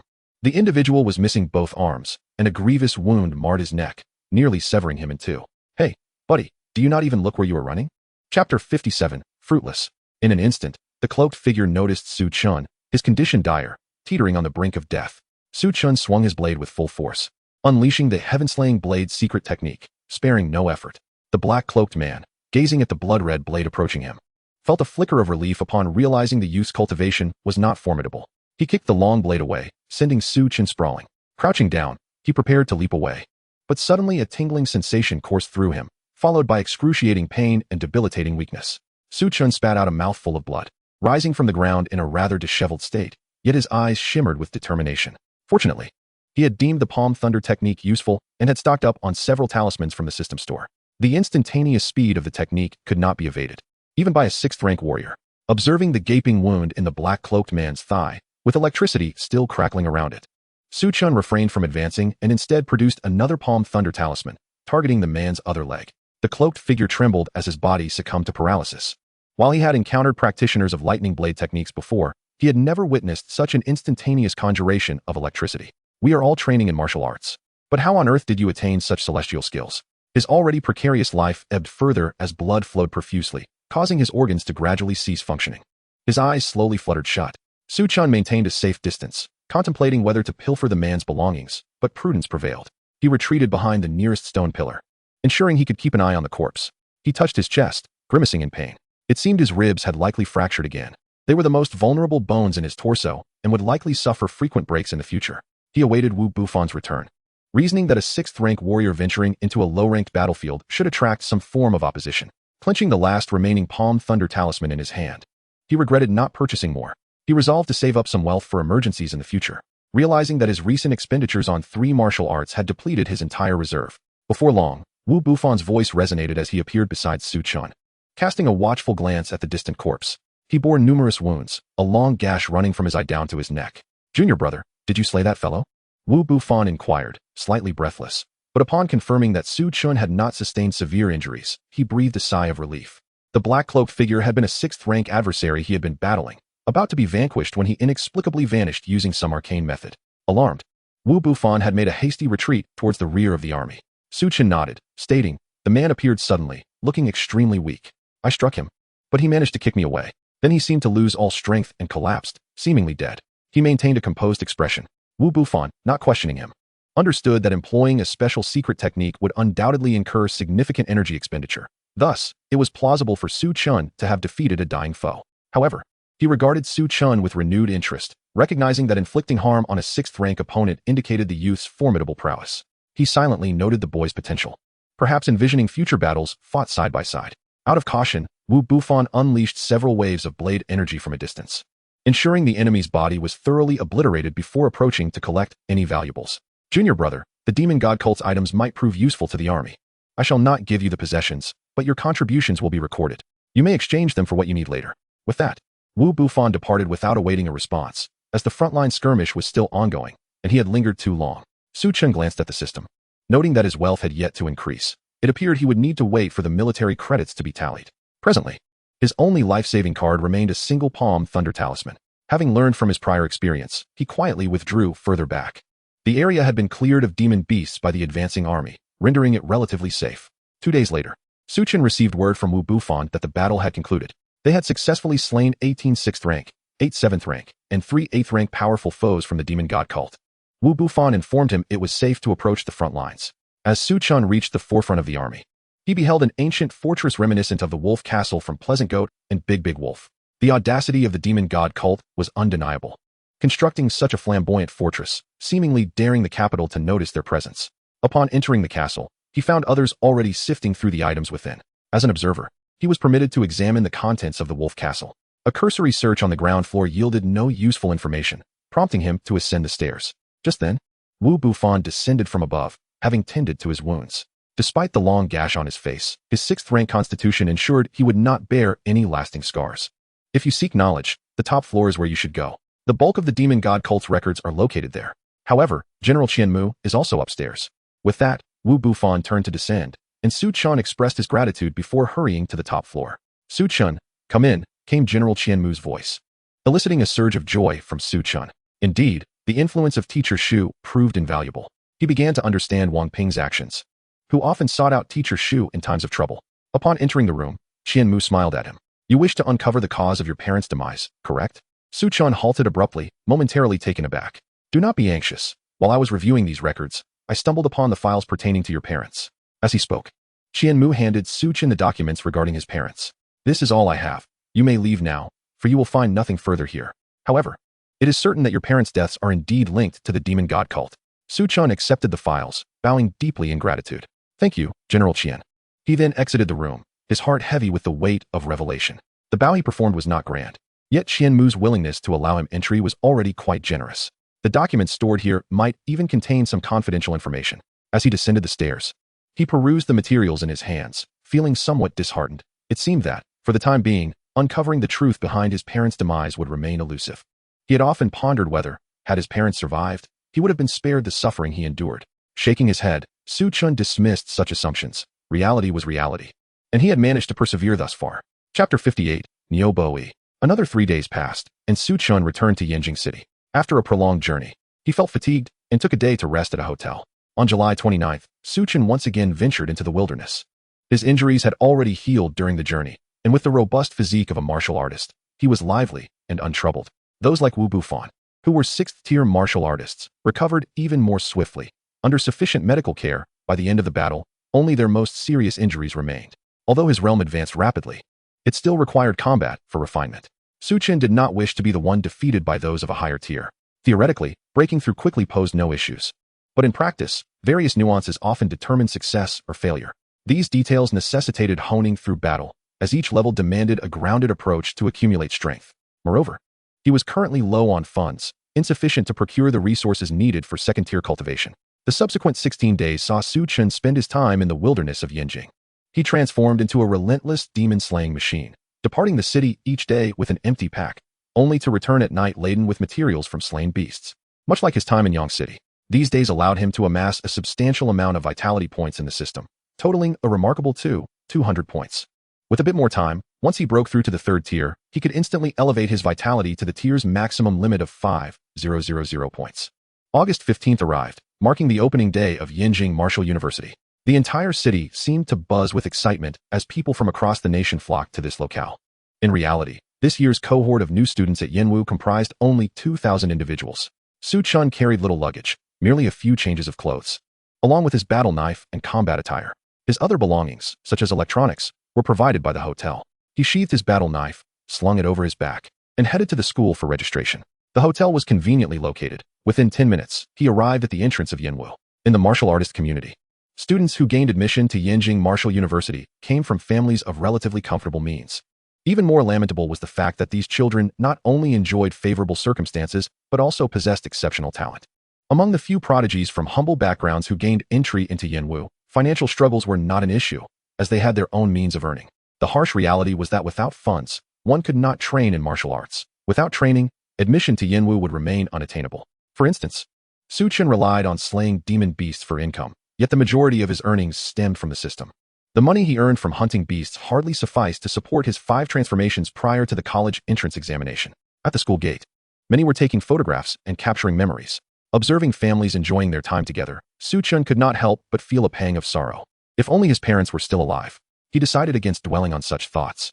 With his small bag in hand, he approached the school entrance and handed his admission notice to a senior volunteer. The senior opened the notice, checked its contents, and began to register him. Just as he was about to return the notice, he paused, glancing once more at the name inscribed, his eyes widening in astonishment. "Are you the National College Entrance Examination top scorer, Chen?" he inquired. Chen nodded with a smile. The senior scrutinized Chen's face for a moment before genuinely giving him a thumbs up. Niu Boi, achieving the first historical kill at the third tier while escaping from the watchful eyes of a 6th-tier demon beast. Upon finishing, he released the warning barrier and allowed Chen to enter the school. Parents were prohibited from entering the campus. On one hand, Yanwu emphasized fostering independence among students, encouraging them to carry their own belongings and organize their dormitories. On the other hand, numerous areas within the school were confidential. Should a parent cause trouble or a demon spy infiltrate, the consequences could be dire. Chen found himself at ease with just a small bag, while others struggled under the weight of multiple large bags. Some even carried nearly 10 luggage pieces. However, this was manageable. Those who gained admission to Yanwu had typically undergone at least one transformation, allowing them to easily handle such loads. Following the prompts on his phone, Chen made his way to the villa area, where he could select a villa for accommodation, specifically designated for first-year students. After some contemplation, he chose a villa situated at the back edge of the area, ensuring it would be less likely to attract disturbance. Scanning his student card at the door, it opened automatically. The villa was a 3-story structure, complete with a garden and swimming pool. The interior boasted all necessary amenities, with fresh bed sheets and linens provided. Only 200 villas existed within the area, allocated to the top 200 students based on their exam results. The remaining 1,800 students resided in single dormitory rooms. Not in the villa section. Chen neatly folded his clothes into the wardrobe. On the coffee table in the living room sat a computer and an enrollment reminder. Picking up the reminder, he noted that it primarily discussed the placement exam scheduled for the following day. Yanwu's exam papers were renowned. These 2,000 students represented the elite among elites, and a full day of rest was more than adequate. In the courtyard, Chen practiced the divine blade technique. Aware that he did not know the extent of others' advancements, but he could not afford to slacken his efforts. There were always individuals more talented than oneself, some who seemed to possess innate advantages. Despite being the top scorer, he harbored no illusions of superiority over his peers at Yanwu, especially after learning from Wu Bufan that a legendary senior from Yanwu had risen to the rank of 9th-tier national marshal just 3 years after graduating, without having been the top scorer at the college entrance exam. After several days of practice, Chen had already mastered the divine blade technique. After completing a set of movements, he noticed someone standing at the edge of the courtyard. "Fellow student, your blade technique is the yellow-tier martial art, divine blade, isn't it? I apologize for intruding and observing you for a moment. I hope I didn't disturb you." Chen shook his head and, setting down his sword, invited the visitor inside. "My name is Shen Wuha. What do you call yourself?" Shen Wuha asked with a smile as he settled onto the sofa. "I am Su Chen," he replied. Just as Shen Wuha was about to sip from his cup, he nearly spat it out, placing the cup down in astonishment. "You said your name is Su Chen? The National College Entrance Examination top scorer?" Su Chen nodded. His fame was considerable. He was aware of the plethora of live-streamed clips of his exam circulating online. He even contemplated whether he should live-stream his demon slaying in the future, perhaps under the title National College Entrance Examination top scorer takes you on a first-person demon hunt, which might yield a considerable profit. Shen Wuha observed Su Chen intently for a moment, then raised his cup to take a sip before standing and extending both hands. "I have long admired your reputation. I never expected my first visit upon moving into the school would be to meet a true powerhouse." Su Chen also stood and shook hands with him. "There is no need for such formality. We are all classmates." As they released their grip, Su Chen added, "However." Shen Wuha waved his hand with a serious expression. "That won't do. You may not mind, but I do. This is my respect for a strong individual." After saying this, he stood up. "Senior, I just moved into the villa closest to you. If you need assistance or require anything, please do not hesitate to call on me. I shall not intrude further."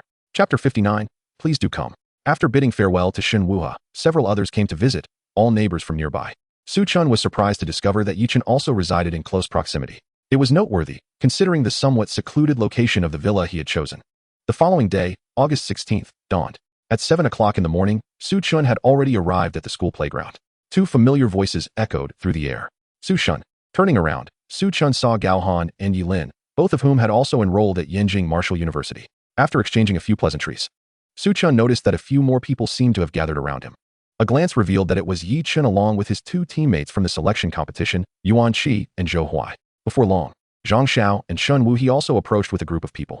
Additionally, several neighbors who had visited Su Chen the previous day joined the throng. To Su Chen's astonishment, he found himself surrounded by dozens of individuals. Curious onlookers began to inquire about the identity of the young man standing at the center of the crowd, wondering how he had managed to amass such a following right at the beginning of the school year. Upon hearing Su Chen's name, their curiosity piqued. They edged closer, eager to see this historically unparalleled National College Entrance Examination champion. At 8 o'clock, the venerable Principal Kai Jun, his beard a distinguished white, ascended the podium. Behind him stood the various department heads of the school: Han Fei of the Combat Department, Lu Ming of the Command Department, Sui Yuntao of the Weapon Department, Duan Wuxiao of the Potion Department, Shu Yun of the Admissions Department, Su Chongqing of the Liberal Arts Department, and Bai Faz of the Logistics Department. Behind these ministers stood numerous ordinary teachers. Each individual on the podium donned a cerulean and white Yinwu long robe. And all who held ministerial positions were formidable warriors of at least the 7th tier. Principal Kai Jun himself was a 9th tier powerhouse. As he took the stage, the playground below remained a cacophony of noise. Kai Jun's gaze immediately fell upon Su Chen's location, drawn to the spectacle of so many people surrounding him, standing prominently at the forefront. Were this not a school, one might mistake him for a leader of a rebellious faction. Su Chen felt a twinge of embarrassment as he noticed the old principal's attention fixed on him, unsure of how to react. After a moment's contemplation, he smiled and waved. "Principal Kai," he acknowledged. The multitude of teachers on the podium also took notice of Su Chen. "This year's cohesion is significantly stronger than that of the previous cohort," Han Fei remarked, casting a glance at Shu Yun. "I must admit, I am quite tempted to recruit this student of yours. If he chooses me when selecting a mentor later, I would not mind taking him under my wing." Shu Yun remained unfazed. "If he chooses you as his mentor, I would not deign to accept such a student, no matter his talents." Kai Jun cleared his throat twice, his voice resonating with formidable authority that echoed throughout the playground. Clear to all present, they instinctively turned to form a line near Su Chen, drawn by the sheer number of individuals gathered there. "Greetings, students. I am your principal, Kai Jun. Today marks the opening ceremony of the school year. As martial artists, we do not indulge in idle chatter. So let us proceed directly to the matter at hand." With that, he tapped lightly on the podium, unleashing an invisible wave of energy that swept through the crowd, causing 2,000 students to collapse to the ground. Principal Kai's methods, despite how often they were witnessed, always seemed uncanny. Lu Ming clicked his tongue in astonishment. Every 9th-tier warrior bore a title, and Kai Jun's was the dreaming envoy. With a jovial expression, Kai Jun turned and waved his hand. "Let us conclude this. The students will entertain themselves later."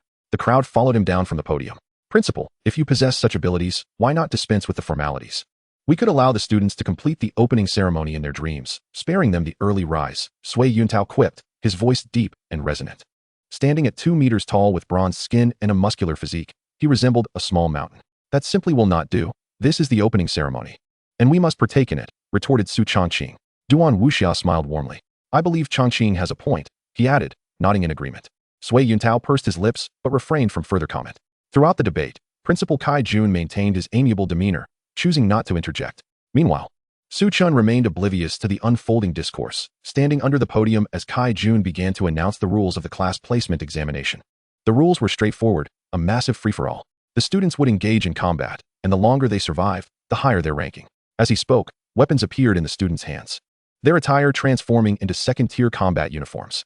This will be a life-and-death battle, so do not hold back. You cannot die, Kai Jun declared. Now, let the examination commence. No sooner had he finished speaking than Su Chun felt a sharp presence attacking him. Utilizing the secret technique solitary swan step, he instantly traversed 100 meters. Landing in an open space, he turned to see Yi Chun descending with a blade, kicking up a cloud of dust. Following closely, numerous assailants charged toward Yi Chun. Narrowing his eyes, Yi Chun elegantly weaved through the throng. Initially, the attackers had aimed for Su Chun, but their speed paled in comparison to Yi Chun's, resulting in their assault redirecting toward him. Ah, how amusing. They all crowded around me with the intent to ambush, Su Chun mused silently. Recalling how they had hailed him as Su Shin just moments ago, now they were the ones delivering the fiercest blows. Yet their movements are so sluggish. A wicked grin spread across Su Chen's face as he twirled his long blade, akin to a leopard springing into the fray. It was now his turn to counterattack. The long blade, enveloped in a thin veil of blood energy, unleashed wide arcs of blade aura with each stroke. Boom, boom, boom. The area surrounding Su Chun appeared as a crimson no-go zone, the dense blade energy resembling a net, as he unleashed his full strength at the third-tier pinnacle. His battle prowess soaring to 800 points. With a series of rapid movements, each appearance elicited screams from those around him, as limbs were sent flying through the air. He nearly obliterated all who dared to attack him before finally pausing. As he ceased his onslaught, an eerie silence enveloped the playground. The sound of several students swallowing hard echoed in the air, and Su Chun could even hear someone in the distance cursing him as a freak. Unperturbed, he plunged his long blade into the ground, resting one hand on its hilt. Anyone else wishing to test my strength is welcome to try. His combat attire was stained crimson with blood, and his face and hair were splattered with gore, resembling a fearsome deity. His expression twisted into a mocking grin that revealed a set of gleaming white teeth. Chapter 60. Haha. No response came from those around Su Chun. Yet the 10-meter radius of emptiness surrounding him spoke volumes. Feeling a twinge of boredom, he yawned and sat down on the ground. The playground was drenched in blood. Yet no classmates appeared shocked or fearful, even with corpses strewn about. Most had heard tales of Yinwu's entrance examination, and those who had not merely frowned before glancing at the numerous teachers on the podium, finding solace in their presence. A revision to the entrance examination rules. A voice rang out as Kai Jun tapped the podium. The students who had just been eliminated revived, as if time had reversed, returning to the moment they first lined up. In light of certain students exhibiting excessive strength, which compromises the fairness of the examination, we shall amend the format. Kai Jun announced, his gaze settling upon Su Chun. The group surrounding Su Chun likewise regarded him with keen interest. Their prowess was formidable, with individuals like Yi Chun and Shun Wu he ranking among the top 10 in the national examination. However, they had been swiftly eliminated by Su Chen's opening moves, nearly preventing them from entering the combat department altogether. Su Chun wore an expression of utter innocence, exclaiming, "You all attacked me first, didn't you? I was merely acting in self-defense." It was then that he caught sight of Kai Jun's malevolent smile. "Since you've made such bold claims, I shall indulge you." During the first phase of the entrance examination, the plan to hunt down Su Chun was set in motion, and upon successfully eliminating him, the participants would divide 1,000 academic credits based on their contributions and performance. A cacophony erupted, and Su Chun was taken aback by the old principal's audacity. 1,000 credits equated to a staggering sum of 100 million in cash. No sooner had Kai Jun's voice faded than Su Chun felt as though he were being scrutinized by a horde of ravenous wolves.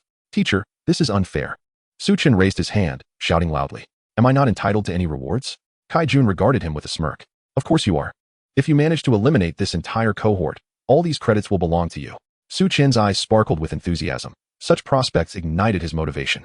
If he were to acquire these 1,000 credits, the wealth converted from them would likely allow him to refine all the bones in his lower limbs into gold.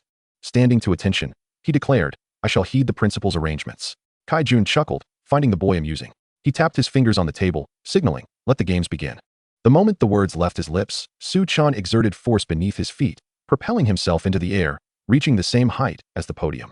A crimson hue spread from the hilt of his sword, swiftly engulfing the entire weapon. Yi Chun, having gained some insight, was aware that his speed paled in comparison to Su Chen's. Thus, he retreated immediately. The group that had just ambushed Su Chun made the same decision as Yi Chun.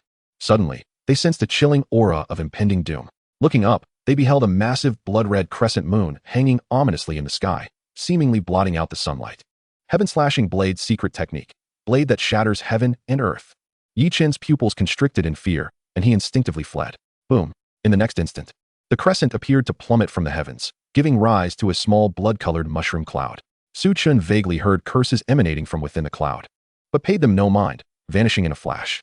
The once crowded playground of 2,000 was suddenly reduced by more than half, leaving only around 300 remaining. Yi Chen, propelled against the playground's stone fence, spat out blood.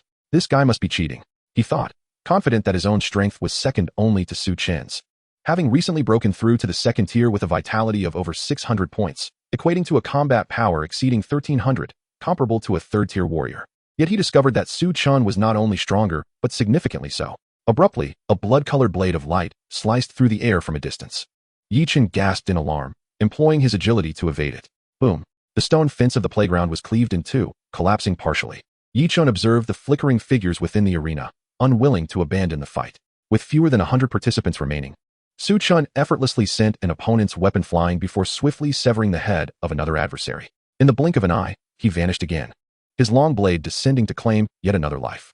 A sudden surge of murderous intent manifested behind him, exploiting the perfect moment when Su Chen had just exerted force and was still in a rigid state. A colossal blood-red blade shadow materialized above Su Chen's head, breaking Evil Blade secret technique, evil extermination. Boom. The ground trembled, dust swirling as a large pit formed at the spot where the blade shadow had struck. Yi Chen furrowed his brow, hastily retreating. It seemed he had missed Su Chen. With such an opportune moment, Su Chen should not have been able to evade. Suddenly, Yi Chen's heart sank. In the next instant, an overwhelming force struck his back, sending him hurtling away. After rolling several times on the ground, he discovered a gaping hole in his chest where his heart had been shattered, and moments later, darkness enveloped him. Su Chen, drenched in blood, cast a grim smile at Yi Chen's lifeless form. A fine strike, but alas, not enough strength. One of his arms had vanished, torrents of blood gushing from the wound, causing his complexion to grow increasingly pale. He staggered, struggling to maintain his balance, planting his blade into the ground for support. He was nearing his limit. "Let's all join forces and eliminate Su Chen to claim the credits," shouted one of the remaining 30 or so students, who then charged at Su Chen en masse.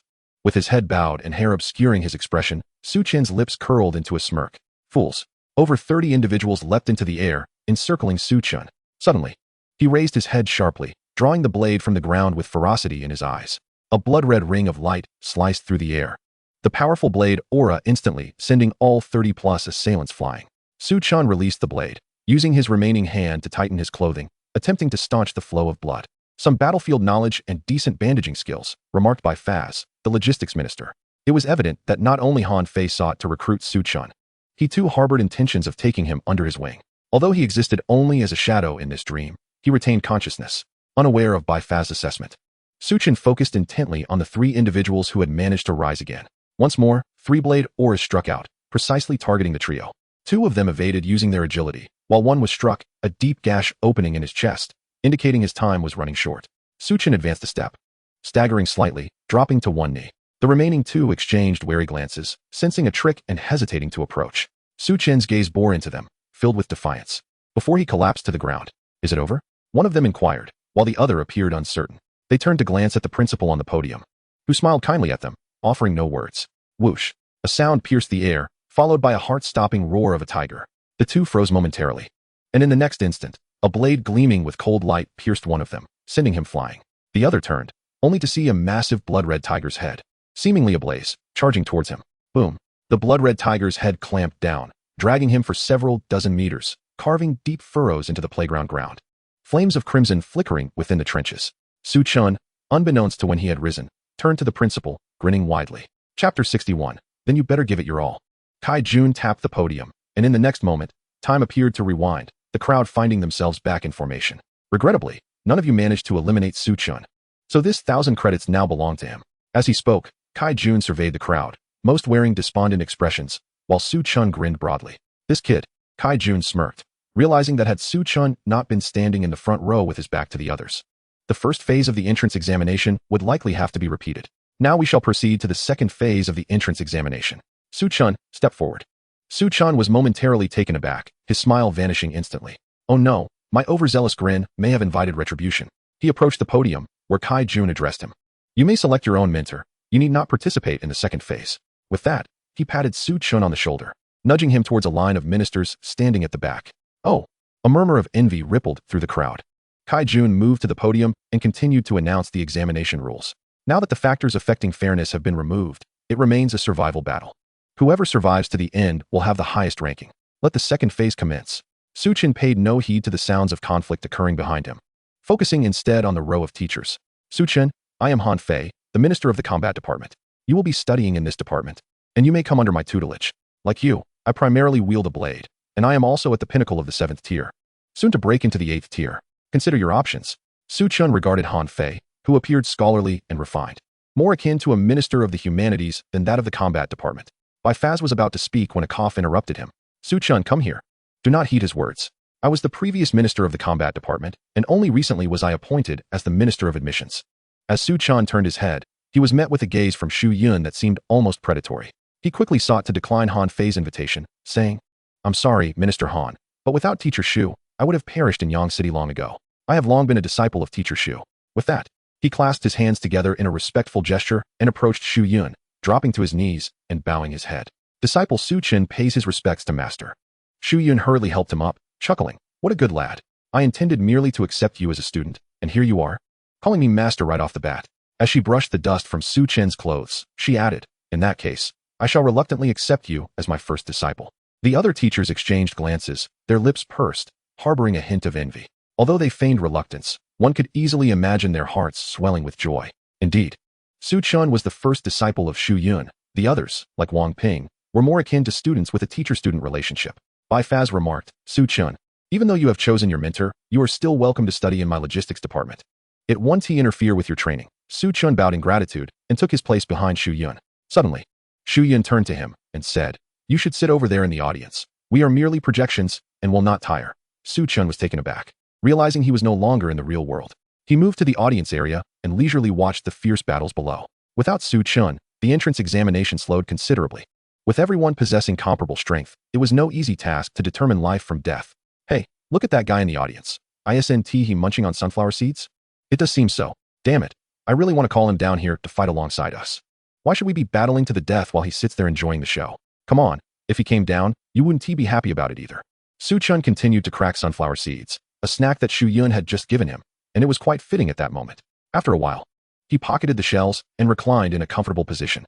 The previously intense skirmishes below were momentarily halted as the participants caught sight of Su Chen's relaxed demeanor in the audience, feeling as if they had a lump of frustration lodged in their chests. If it weren't for the fact that I can't beat him, I'd definitely give him a good thrashing. You said it yourself, you can't beat him. Damn, if I can't beat him, I can't beat you either. The onlookers directed their ire at the person who had been harassing them, charging forward. Hey, dude, wait, that is not what I meant. On the podium, the teachers exchanged glances, their expressions revealing a mixture of amusement and exasperation. Although we are merely projections, why do I feel such an urge to punch that kid? Sui Yuntao muttered. Standing beside him, Su Chongqing nodded repeatedly, for the head of the liberal arts department found Sui Yuntao's words surprisingly reasonable for the first time. You're just a projection, you one tire. What is wrong with standing for a while? Shu Yun glanced over, prompting the two to shrink back into silence. After all, she was the former head of the combat department, her prowess surpassing even that of Han Fei. It was a tradition for the combat department heads to transition to the relatively easy role of admissions head once they were on the verge of breaking through to the 8th tier. After 2 months of busy admissions work each year, they would have ample time to focus entirely on their breakthroughs.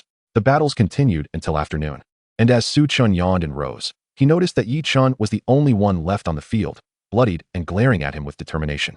I will catch up to you, he mouthed. Su Chen chuckled, then good luck. Yi Chun felt a tightness in his chest, spitting out a mouthful of blood, seemingly suffering a more severe injury. Wasn't he this the moment for a boastful remark? Why did this simple phrase feel more impactful? In the next instant, the world shattered like a broken mirror. When Su Chen opened his eyes again, he found himself lying on the playground, the morning sun casting its warm rays upon him. What is going on? Did we fall asleep? Someone on the playground inquired as they got up, noticing that the teachers were nowhere to be seen on the podium. It's over. Everyone should head back, Zhang Xiao announced. This is the principal's doing. The 9th tier dream weaver. Our entrance examination just took place in a dream. Many soon realized the truth, though the sensation of death had felt so vivid that they instinctively checked their bodies for injuries, only to sigh in relief upon confirming their safety. Su Chen made his way toward the villa area, excitement coursing through him. He wondered whether his 1,000 credits had been credited yet. Once they were, he could immediately commence his training at the 2nd tier extreme realm. Meanwhile, on the other side of the school playground, Wang Ping stood before a group of 2nd-year students, who were lined up in perfect formation. Last year, you all got beaten up, This year, you'll show them how it's done. Let us demonstrate the fierce spirit of our second-year class. As he spoke, he distributed badges. This was the entire combat department of the second year, totaling around 1,000 students. The results of the first-year class division would be announced in the afternoon, after which the principal would initiate another dream, this time encompassing the entire campus. It would be their turn to properly educate the younger students. Many recalled the humiliating beatings they had endured last year, and the thought of being able to bully others in just a few hours caused their lips to curl into grins. Chapter 62, Friendly Exchanges. Upon returning to the villa, Chen eagerly activated the system. Total vitality, 1900. Body constitution, vitality true body, level 10. After receiving that blow from Chen finally comprehended the function of the vitality true body. Its restorative capabilities, level 10 vitality true body equated to a doubling of recovery speed. The primary reason he managed to endure until the end of the competition was largely due to this additional recovery boost. As his vitality true body level increased, Chen envisioned himself capable of cutting through legions alone. Ding. Side quest renown in Yinwu completed. Reward, level 1 Jinyuan true body. Body constitution, vitality true body, level 10. Jinyuan true body, level 1. The current system tasks were, main quest, advance to a tier 3 warrior, reward, level 6 Jinyuan true body. Side quests, 1. Uncover the cause of parents' deaths, reward, level 3 Jinyuan true body. 2. Complete lower limb golden body tempering, reward, level 5 vitality true body. Chen glanced at his wealth points. He had earned over 400,000 wealth points during the summer by slaying demon beasts, and with the 1,000 credits soon to arrive, he would have a total of 10 million wealth points. After waiting for a while, he noticed that the wealth points had still not been credited.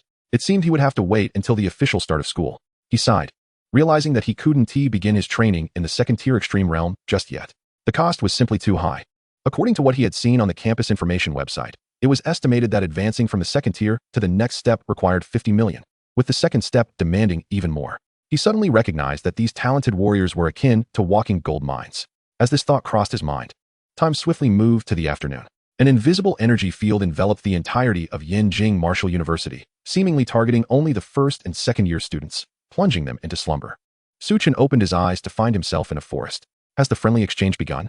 He gripped his knife tightly and began sprinting through the thicket. Whoosh! A glinting projectile whizzed past him, narrowly missing his nose.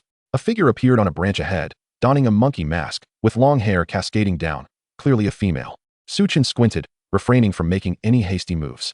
He was uncertain how many second-tier warriors like Cui Haolinxia existed among the second-year students. However, with his fifth-tier metamorphosis, his combat power had doubled, granting him 4,000 vitality points. Logically, there were few who could defeat him. Only Wang Ping had undergone 4 transformations among the second-year students. What is your name? A cold voice inquired, but what met her was a flash of crimson blade light. Meanwhile, in another part of the forest, Wang Ping, wearing a devil mask, glanced at the few people beside him. I'll go find Chen. If you encounter him, just run. Indeed, there is also Chen, who has undergone 4 transformations, doubling his combat prowess. You should remain vigilant. With that, his figure vanished. I possess a locator device, Cui Hao declared, producing an object resembling a compass, adorned with a green display screen, on which numerous red dots were distinctly marked. Let us proceed. It is wiser to engage in a group rather than face them one-on-one. The group exchanged glances, their eyes glinting with mirth. In an open area, 5 students ranked among the top 10 of the college entrance examinations had already gathered. Led by Chen, they had devised a plan upon returning to the villa area that morning, enabling them to locate each other in the shortest possible time. Seated cross-legged, they acknowledged that their familiarity with the terrain could not rival that of the sophomore students who had endured a beating. Thus, they resolved to lie in wait in this open space. Given their current arrangement, it was uncertain whether they would indeed be the hunters or the hunted. As anticipated, within a few minutes, 10 figures emerged at the forest's exit.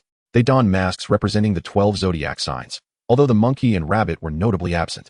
Chen rose, brandishing his weapon towards the 10. Behind him, 4 teammates also stood, weapons at the ready. Allow me to demonstrate the chasm that lies between us, Chen proclaimed, resembling a cheetah as he charged towards the central figures of the dragon and snake masks. The remaining 4 also selected their opponents. However, only 5 sophomores charged forth. Chen narrowed his eyes at the advancing dragon mask, already discerning their strategy. In an instant, as the dragon mask closed in, Chen sidestepped the incoming strike and activated his secret technique, Sha Wu. The dragon mask was taken aback, raising his weapon defensively. With a thunderous impact, the blood-red shadow of a colossal blade sent him hurtling away, shattering several trees in his wake. His arms fell limply at his sides, his chest caved in. The mask shattered halfway, and blood filled his mouth. He is Chen. Concentrate your fire on him. Though his voice was weak, the remaining 5 unengaged zodiac masks heard him. Even without the dragon mask's urging, they had already surmised the situation. In the next moment, all five surged forward, aiming directly for Yi Chen. A flicker of excitement flashed in Yi Chen's crimson eyes. Meanwhile, in the forest, Su Chen dragged a rope behind him, walking leisurely. The rope tethered two girls, one adorned with a monkey mask, the other with a rabbit mask. The sudden strike had severely injured the monkey mask. And just as Su Chen prepared to finish her off, another individual burst forth from the forest, seemingly intent on rescuing the monkey mask. You nearly succeeded. Su Chen glanced back, noting that the two girls had their mouths stuffed with leaves. One glared at him with indignation, while the other lay bloodied and unconscious. Wearing a rabbit mask, Su Chen was aware that the rules for sophomores mandated the live capture of freshmen for credit, while freshmen were to eliminate sophomores. He had just conceived an amusing ruse. The sophomores donned various styles of masks and bore badges on their chests. If he impersonated a sophomore, the monkey and rabbit masks behind him could masquerade as captured freshmen, potentially resulting in a delightful escapade. Su Chen had no intention of lingering within the dense woods, where the terrain favored the sophomores. He aimed to venture into an open area, waiting for the sophomores to seek him out. Casting a glance at the bloodied monkey mask, Su Chen felt a twinge of compassion. He set down the rope and approached the two girls. The rabbit mask struggled futilely, but Su Chen ignored her, focusing instead on the unconscious monkey mask. "Oh well, let me grant you a swift release." With that, he raised his blade. "Stop!" A booming voice rang out. Yet Su Chen, undeterred, severed the monkey mask's head. Simultaneously, he slashed towards the source of the voice with a crimson arc of his blade. The male figure rushing from the forest suddenly halted, striking at the blood-red arc. In the next moment, his weapon was knocked from his grasp, and the arc struck him, severing one of his arms and sending him crashing into a tree. Su Chen approached, dragging the rope, now left with only the rabbit mask. "Fangwan, is that you, Su Chen?" the man managed to utter. "Before you embark on a heroic rescue, perhaps you should assess your own strength." With that, Su Chen delivered a fatal blow, removing the man's smiling mask and replacing it with the rabbit mask he had previously worn. Chapter 63. It seems we have arrived late. "You are Fangwan?" Su Chen inquired of the girl in the rabbit mask, who shot him a glare. The next moment, Su Chen's blade rested against her neck. "Nod or shake your head." Blood began to seep from her neck, prompting the rabbit mask to hastily nod. After dragging Fangwan for a while, Su Chen finally discovered an open area. He halted and sat cross-legged on the ground. Shortly thereafter, several sophomore students wearing masks emerged from the forest. "Brother, sitting here will not attract anyone. You must take the initiative to capture them," one sophomore remarked, approaching Su Chen. "I have a locator device. Why not join us?" Su Chen smiled and stood. "Very well." Chui Hao glanced at Fangwan. "It's all right. We can leave someone here to keep watch." After a moment's consideration, Su Chen opted to carry Fangwan on his back. "I caught her myself. I must ensure her safety. If she is rescued before the competition concludes, I will lose my credits." Chui Hao smirked slightly. "Fine. Suit yourself. Let us be on our way. By the way, what is your name, classmate?" Chui Hao inquired of Su Chen. "You only need to know that I am the smiling face," Su Chen replied, and Chui Hao nodded in acknowledgement. Indeed, Chui Hao and his companions donned various colored devil masks, obscuring their faces, preventing Su Chen from recognizing them. Wang Ping had already pursued Su Chen. If they could eliminate him, this cohort would dominate the competition. This is a photo of Su Chen. You may not have seen it yet. He is the top scorer of this year's National College Entrance Examination. Chui Hao produced a photograph, revealing a screenshot of Su Chen from the exam live broadcast, capturing his face perfectly. The smiling face, Su Chen regarded his image and nodded. "Very well, I shall remember that." Chui Hao stowed the photo and refocused on the compass. "Several freshmen have already gathered. Let us investigate. If Su Chen is not present, we shall capture them all." Behind Su Chen, Fangwan had been whimpering incessantly, her expression one of distress. Lin Xiao observed Fangwan's predicament. "Is she bound too tightly? Should we loosen her restraints?" Fangwan glanced at Lin Xiao and quickly shook her head. "Oh, never mind then." Fangwan felt a mix of desperation. She wished to inform them that the person before her was Su Chen. Su Chen regarded Fangwan, then turned to Lin Xiao. "Fear not. This girl likely only wishes to escape. After a bit of commotion, she will settle down." Lin Xiao contemplated this and found it plausible, recalling that many from the previous cohort had acted similarly, only to abandon their attempts once they realized escape was futile. Meanwhile, on Yi Chen's side, he found himself increasingly beleaguered under the onslaught of 5 sophomore students. Despite undergoing 4 transformations, these sophomores were at the pinnacle of their second tier, and Yi Chen's combat strength was not significantly superior. With a thunderous crash, his teammate Lei Ming was sent flying. Lacking the combat power bestowed by 4 transformations, they were still too weak against these formidable sophomores. Before long, Shen Wu he was rendered unconscious on the ground. Surrounded by 7 sophomore students, Yi Chen sustained numerous injuries, ultimately collapsing in defeat. Among the freshmen, only one boy and one girl remained, Sun Hong and Shang Guanyu. Exchanging glances, they fled simultaneously as Yi Chen fell. The dog mask and horse mask dashed forward, their speed remarkable, swiftly returning with the unconscious Sun Hong and Shang Wanyu. In a few months, perhaps we truly will not be able to surpass you. However, as the new semester has just begun, you are still somewhat inexperienced if you wish to outshine us. The seniors, Ma Mian said as he handed the Shang Wanyu in his hand to Niu Mian. The latter had already bound the other 4 freshmen tightly. Just hold them here. Don't be too greedy. These 5 are merely a few who are about to take their first-year exams. And their points are sufficient for us to share. Long Mian, having bandaged his wounds, approached and sat down while speaking. I believe we can have some of us guard here, while others continue to capture more. Go Mian suggested. I concur. Ma Mian raised his hand. After a moment's thought, Long Mian looked at the others. Then it shall be you 4. Go Mian, Ma Mian, Zhu Mian, and Ji Mian. Don't wander too far. Here is the compass for you. Saying this, Long Mian handed the positioning compass to Go Mian. The 4 swiftly dashed into the forest. Time passed, and eventually, Yi Chun and the others slowly regained consciousness. Yi Chun felt a sharp pain throughout his body. He was tightly bound by ropes, yet they were not uncomfortable. It seemed that Niu Mian had quite the skill in tying people up. Awake? Niu Mian, sitting nearby, glanced at Yi Chun. In a one-on-one confrontation. None of you can best me. Yi Chun attempted to struggle against the ropes, but to no avail. Enough. Who would engage in a duel when you can gang up on someone? You freshmen need to adjust your mindset. Fighting is not a martial arts exhibition, but a matter of life and death. One mistake could cost you your life, Niu Mian remarked. Yi Chun, upon hearing this, fell momentarily silent, lost in thought. It seems we have arrived late. A voice called out as Cui Hao and his 3 companions emerged from the forest. With Su Chun carrying an additional person, making a total of 5. Long Mian looked up at the newcomers. Cui Hao, you have arrived too late. These points belong to us. Su Chen's gaze shifted subtly toward the purple-faced demon. Is that Cui Hao? The others beside him must be some of the strongest second-year students. Ignoring Long Mian, Cui Hao quickly recognized the bound Yi Chun. That won't do. The points belong to whoever holds them until the end. You can either leave, or we will force you to. As he spoke, the 3 members of the demon squad raised their weapons, while Su Chun placed Fong Wen on the ground and also brandished his longsword. The 6 members of the Zodiac squad stood, some still bearing injuries from their recent clash with Yi Chun and his group. The principal's dream realm has limited opportunities. I truly wish to experience your tactics as a squad under one person, Cui Hao declared, referring to Wang Ping, while the 3, Cui Hao, Lin Xiao, and Zhao Lei, were only slightly weaker than him, provocatively challenging them. Long Mian, don't make me uncover your true identity, Cui Hao warned, launching himself forward like a cannonball.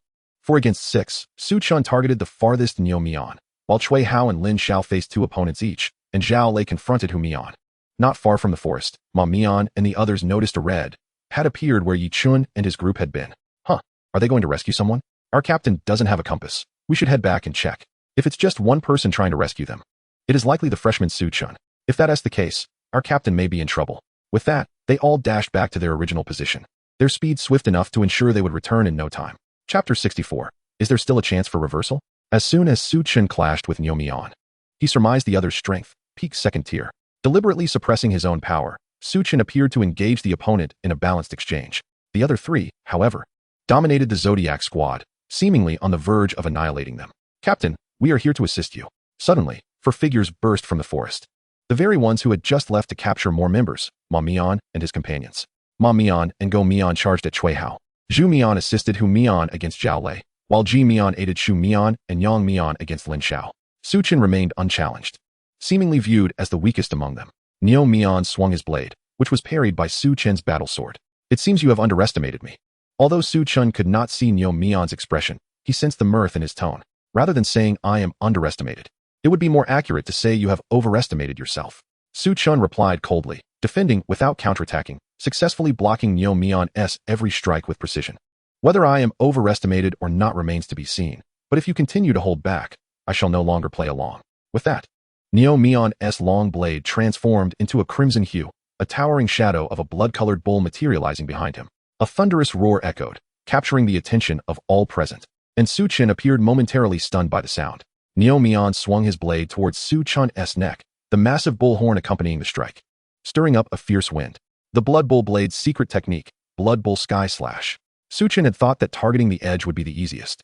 Yet Niu Mian turned out to be the strongest in overall combat power among them, even surpassing Captain Long Mian. Cui Hao furrowed his brow, eager to assist, but was firmly entangled by the 4 before him. Hold them off until old Niu can take down the smiling face. Only then do we stand a chance. Long Mian bellowed as all 9 unleashed their strongest secret techniques, a surge of vitality filling the air, each behind them conjuring a towering shadow corresponding to their respective zodiac signs. Yi Chun and his companions watched in astonishment. It seemed they had not even pressured these 10 individuals to reveal their true strength. Su Chan observed the approaching blood-colored bull, towering like a small building, and a smile crept across his face beneath his mask. Then I shall no longer indulge you. In an instant, a blood-red crescent moon shattered the bull's shadow, slicing through Neo Mion's neck in a flash. Su Chen crouched and leaped into the air, summoning an even larger blood-red crescent, aimed directly at Cui Hao and his companions. The trio, previously focused on defending against the Zodiac Squad's secret techniques, suddenly sensed a deadly crisis looming. A desperate shout echoed through the forest. That smiling face is Su Chun. Fong Wen, having managed to remove the leaves from her mouth, quickly warned Cui Hao and the others. However, it was too late. The blood-red crescent descended from the heavens, merging with the 9 Zodiac secret techniques, resulting in a colossal blood-red mushroom cloud. Cui Hao and his companions coughed up blood. Their masks shattered. Relying on Su Chen's smiling face, Yi Chun and his group stood in stunned silence. Could there truly be a reversal? Su Chen. So he didn't exert his full strength during the entrance examination? A sense of defeat surged within Yi Chun as Shun Wu appeared beside him, patting his shoulder. Accept your fate. It seems we are unlikely to catch up with that fellow. Yi Chun was taken aback, turning around. He saw that the 4 had already freed themselves from their bindings, with Sun Hong busily untying him, taking advantage of the fierce clash between the 2 squads. Sun Hong had quietly escaped his restraints and liberated the others as well. Quickly, let us go while we can, Sun Hong urged. And they swiftly veered into the forest from the other side. Cui Hao was hurled away by the explosion, landing hard on the ground, his finger trembling as he pointed at Su Chun. Why you? So, the smiling face is indeed you, Su Chun.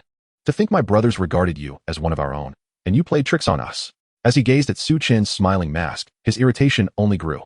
Without further ado, Su Chun unleashed another massive crescent blade towards the Zodiac Squad.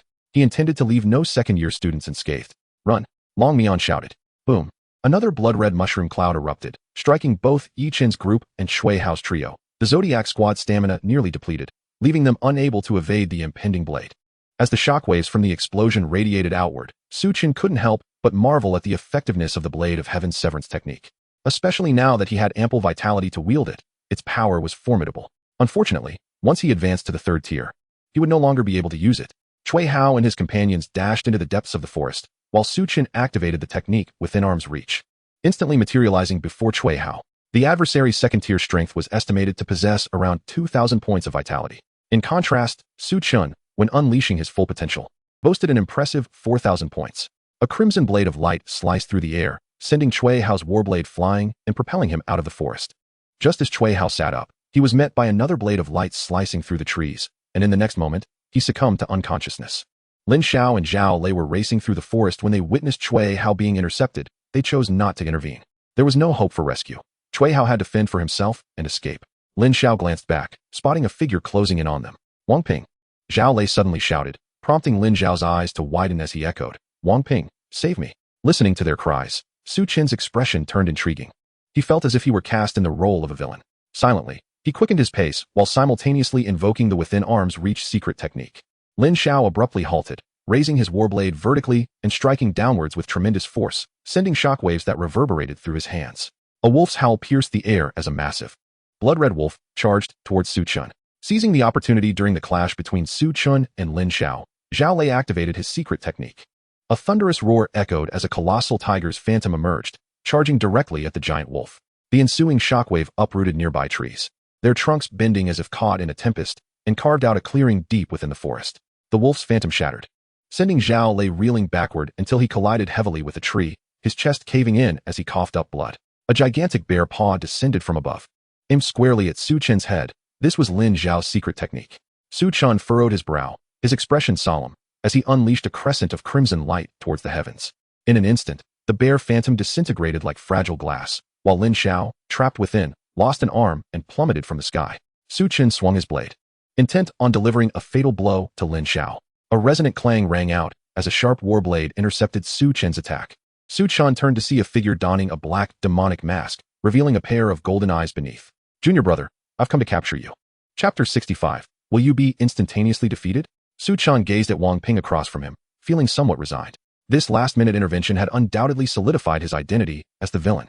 Wang Ping gently placed Lin Xiao, who lay unconscious, against a nearby tree trunk before approaching Su Chen. Indeed, a second-tier step cannot contend with you. I instructed them to flee upon seeing you, yet you managed to blend in among them.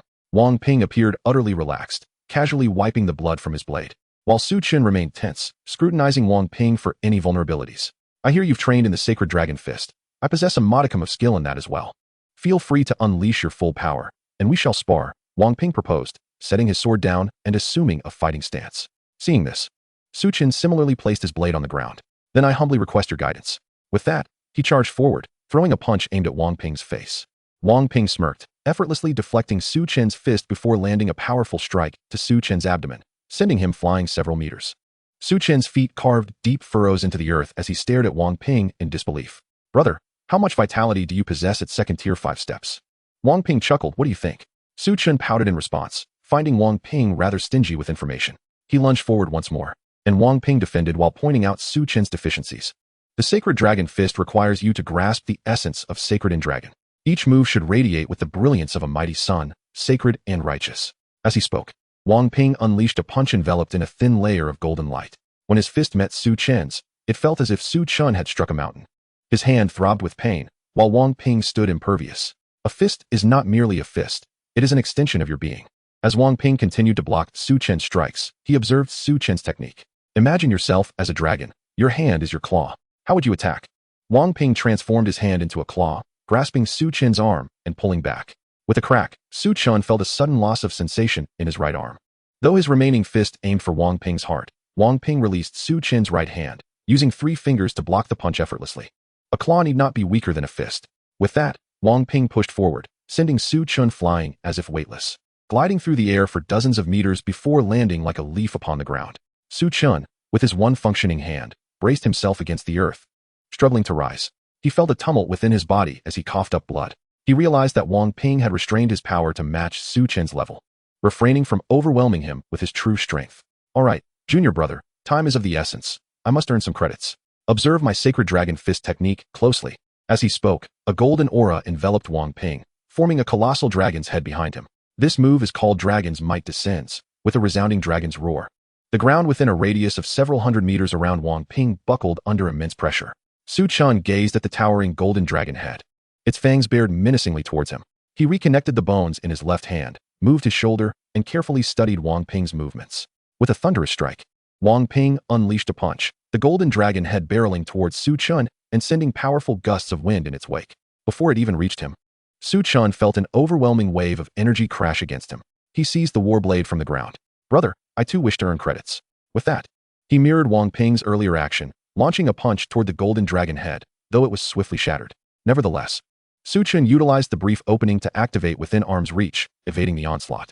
His figure darted past Wang Ping and Lin Xiao, racing toward Zhao Lei, who was propped against a tree trunk, while a thin line of blood appeared across Lin Xiao's neck. With a thundering crash, Su Chen's feet landed upon the tree trunk, and he plunged his blade into Zhao Lei's skull. In an instant, Wang Ping materialized beside him, seizing Su Chen by the throat. What incredible speed! I truly did not anticipate this from my junior brother. In the blink of an eye, Wang Ping had crushed Su Chen's throat and tossed him to the ground, a slight smile gracing his lips. My apologies, old Lin and old Zhao. I simply did not foresee this. Su Chen awoke to find himself sprawled upon the floor of a room. He touched his neck, feeling a lingering phantom pain. At least 5,000 points of vitality, he murmured. A difference of 1,000 points in vitality should not lead to instant annihilation. Chui Hao and his companions were roughly 2,000 points lower than me. Yet they could still exchange a few blows.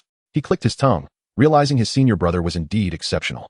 Opening his phone, he checked his account, only to find that his points had yet to be credited. He had vanquished 12 second-year students, plus the monkey-faced one, totaling 13. He estimated around 500 points. Wait. Su Chen suddenly sat up in bed. I've missed one. In the forest, Fang Wen had been lurking nearby, observing the battle between Wang Ping and Su Chen. For a second-year student, there was no place safer within the forest than near Wang Ping. However, she soon witnessed Su Chen right beneath Wang Ping's nose. Eliminate Lin Xiao and Zhao Lei. Hiss, perhaps this place isn't safe after all. Initially, she had come with thoughts of earning credits. But now her singular desire was to survive. Principal Kai's dream realm felt all too real, and she had no inclination to experience that sense of death. Upon witnessing the demise of Su Chen, Fang Wen hastened towards the forest. However, after traversing a short distance, she encountered Yi Chun and his 4 companions, who were also concealed behind the trees, observing the scene. Fang Wen was momentarily taken aback. Were these not the individuals captured by the Zodiac team? How had they managed to escape? When Chui Hao and the others had engaged the Zodiac team, she had noticed numerous injuries adorning their bodies. As a fellow member of the Zodiac team, she was acutely aware of the capabilities of her peers. As a mere peak second tier, she would undoubtedly be dispatched in an instant. The image of Chen knocking her unconscious flashed through her mind. Aye, you must be a freshman. Would you like to join us? Strength in numbers, Chen proposed. Fangwen suddenly realized that she was not wearing a mask. Moments ago, she had shouted in the woods, yet Chen and his companions might not have seen her face clearly. Sure. What are your names? I am Chen. Shen Wuhe, Lei Ming, Sheng Wanyu, Sun Hong. They each introduced themselves, leaving Fangwen in a state of shock. She had intended to infiltrate like Chen, perhaps managing to capture them all, yet these names seemed familiar. They were among the top 10 of this year's college entrance examination. Esteemed seniors, I am Fangwen, she declared, a forced smile plastered on her face. Sheng Wanyu furrowed her brow slightly. I remember all the names of the freshman girls. How have I not heard of you? Fangwen felt as if she had turned to stone, her smile frozen. You aren't a second-year student who infiltrated, are you? Chapter 66. Almost starved to death. The gaze of Chen and his companions turned towards her simultaneously. Earlier on the road, having learned from Chen's misfortune, they had discussed such scenarios. In truth, Sheng Wanyu did not recall every female name. There were hundreds of them. If she is indeed a second-year student, eliminate her. Shen Wu, he said as Chen approached with his weapon drawn. Fangwen hurriedly waved her hands. No, I can provide you with information. The five exchanged glances, stifling their amusement. They had indeed guessed correctly. Over there is a compass just outside the woods that can pinpoint the location of all first-year combat department students. Fangwen whispered. All right, lead us there, Chen commanded, striding forward and waving his blade. Yes, follow me. After a brief walk, they navigated through the forest and returned to the clearing they had started from, where they spotted a figure crouched down, rummaging through something. The commotion caused by Chen and his companions drew the figure's attention. As it turned around, they beheld a black mask and a pair of golden eyes. Oh, another opportunity for points? Wang Ping exclaimed with delight. Fangwen immediately cried out, Wang Invincible, save me. Wang Ping raised an eyebrow, glancing at Fangwen. Another second year has been captured? This time, it was Chen and his companions who were left in shock. They promptly turned to flee. She must be doing this on purpose. Shen Wu, he cursed, but the only response was the wind whistling past him. As he turned, he felt a cold glint aimed at him, and in the next moment, his consciousness faded away. Wang Ping dragged the captured individuals back to the clearing with a rope and tossed a compass towards Fangwen. She caught it, her eyes widening as she recognized the rope. Wasn't this the same rope Chen had used to bind her and the monkey mask? You go draw them in. I will wait for you here. And remember to grab a complete mask from the Zodiac team's corpses. Be cautious of the first years seeing your face. They might come to retaliate once classes resume. Fangwen nodded. Wang Ping had acknowledged her, having seen her face. As evening fell, the dream domain enveloping Yinwu dissipated. All first-year students awakened, most wearing expressions of frustration. Unlike Chen, who possessed the capability to retaliate against second years, the majority were still merely at the second or third transformation, often being hunted down. Some second-year students, upon capturing them, would intentionally release them, only to beat them again once they had fled a distance. What a farce. If I could see their faces, I would certainly seek them out offline. A male student poked his head out of the window of the second-floor dormitory, and another male, also leaning out of his window below, laughed at him. Why are you still following me? He then snatched a paper airplane from the table and hurled it down. The boy below quickly withdrew his head into the room. However, not everyone wore a long face. For instance, Chen sat on his bed, beaming with joy. The points have arrived. A total of 800 points, even exceeding my expectations, equivalent to 180 million in cash. Yinwu truly is generous. Chen opened his computer and ordered a substantial amount of bone refining liquid online. With sufficient funds, he was ready to accelerate his progress towards the second-tier pinnacle. Simultaneously, he accessed the system, noting that his wealth had reached 18 million. The anticipated system upgrade had yet to materialize, leaving him slightly disappointed, though he could accept it, considering he hadn't received an upgrade with 1 million wealth either. After calculating, he realized 10 million would suffice to refine all his lower limb bones into gold, leaving him with 8 million. He contemplated first elevating the divine blade to the pinnacle level, which cost a total of 3 million wealth. Gazing at the staggering expenditure, Chen's eyes widened. He promptly purchased some Qi blood-grade elixirs, exorcism talismans, and stored some thunder palm for future use, lest his wealth accidentally deplete. Each time he ascended a tier, the system store would restock Qi blood-grade elixirs and anti-wolf spray. The former was quite effective, especially during battles in the wilderness, while the latter had yet to prove useful, though he had prepared some of the latest versions. Considering the martial arts Spring Cicada Steps and Holy Dragon Fist, Chen opted to advance Spring Cicada Steps first, believing the importance of agility to be paramount. Besides, he speculated that he could soon master Holy Dragon Fist, allowing him to conserve some wealth. Transitioning from entry-level to pinnacle level, he expended 5 million wealth, leaving him with over 800,000 after accounting for the 10 million needed for refining his lower limb bones. This included the portion he had earned during the summer break by slaying monsters. An influx of memories surged into his mind as Su Chen lay on his bed, closing his eyes to sleep. It was too late to refine his bones today. He would resume tomorrow. On August 17th, Su Chen awoke early, brimming with excitement at the prospect of refining his lower limb bones into gold, rendering him unable to sleep. He sat cross-legged in the living room, drawing the curtains. With each infusion of the golden mist from the system's well, vast amounts of golden vapor enveloped his being. After 8 hours, his lower limb bones had all transformed into gold. From 6 in the morning until 2 in the afternoon, he remained utterly still, concentrating on the refinement process. Gurgle. A loud growl emanated from his stomach, accompanied by an intense wave of hunger, leading Su Chen to feel on the brink of starvation. He abruptly flung open the door and dashed towards the school cafeteria. After his lower limb bones had turned to gold, Su Chen's vitality surged by 2,000 points, totaling 3,900. With a combat power of 7,800, even ordinary 4th-tier opponents were no match for him now. Shen Wu was practicing at home when a sudden explosion outside rattled the entire house. Had the glass not been specially crafted to withstand bullets, it would have surely shattered.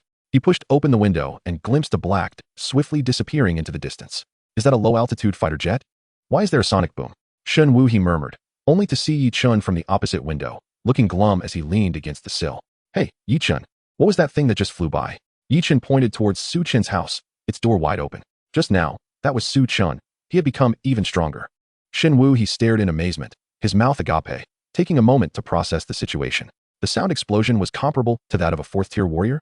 After running for a while, Su Chen quickly halted and hurriedly retrieved a Chi Blood Great Treasure pill, swallowing it down. His speed was too rapid for his internal organs to bear.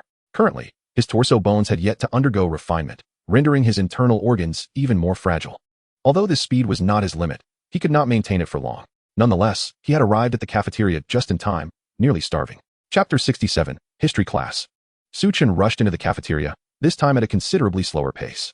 It was his first time dining at the Yanwu cafeteria. The first floor offered ordinary food, while the second floor and above featured ingredients from beast meat. Without hesitation, Su Chen dashed towards the second floor. Meals at the Yanwu cafeteria were deducted from academic credits. However, a small amount of credits could last him for several months. Auntie, I'll have this, and this. Oh yes, please give me extra rice as well. Before long, Su Chen returned with a large basin filled to the brim with food, an actual basin. He found a spot at the edge and began to devour his meal ravenously. His body resembled parched land, eagerly absorbing the nourishment. 20 minutes later, Su Chen let out a satisfied burp. It seemed he would need to prepare some food reserves for his next breakthrough. Otherwise, the consumption would be too great. After exiting the cafeteria, he made his way to the teaching area. Soon, he had a grand history class scheduled for the evening, with over 1,000 students gathering on the playground. For hours passed swiftly, during which Su Chen found an empty training room to refine his bones.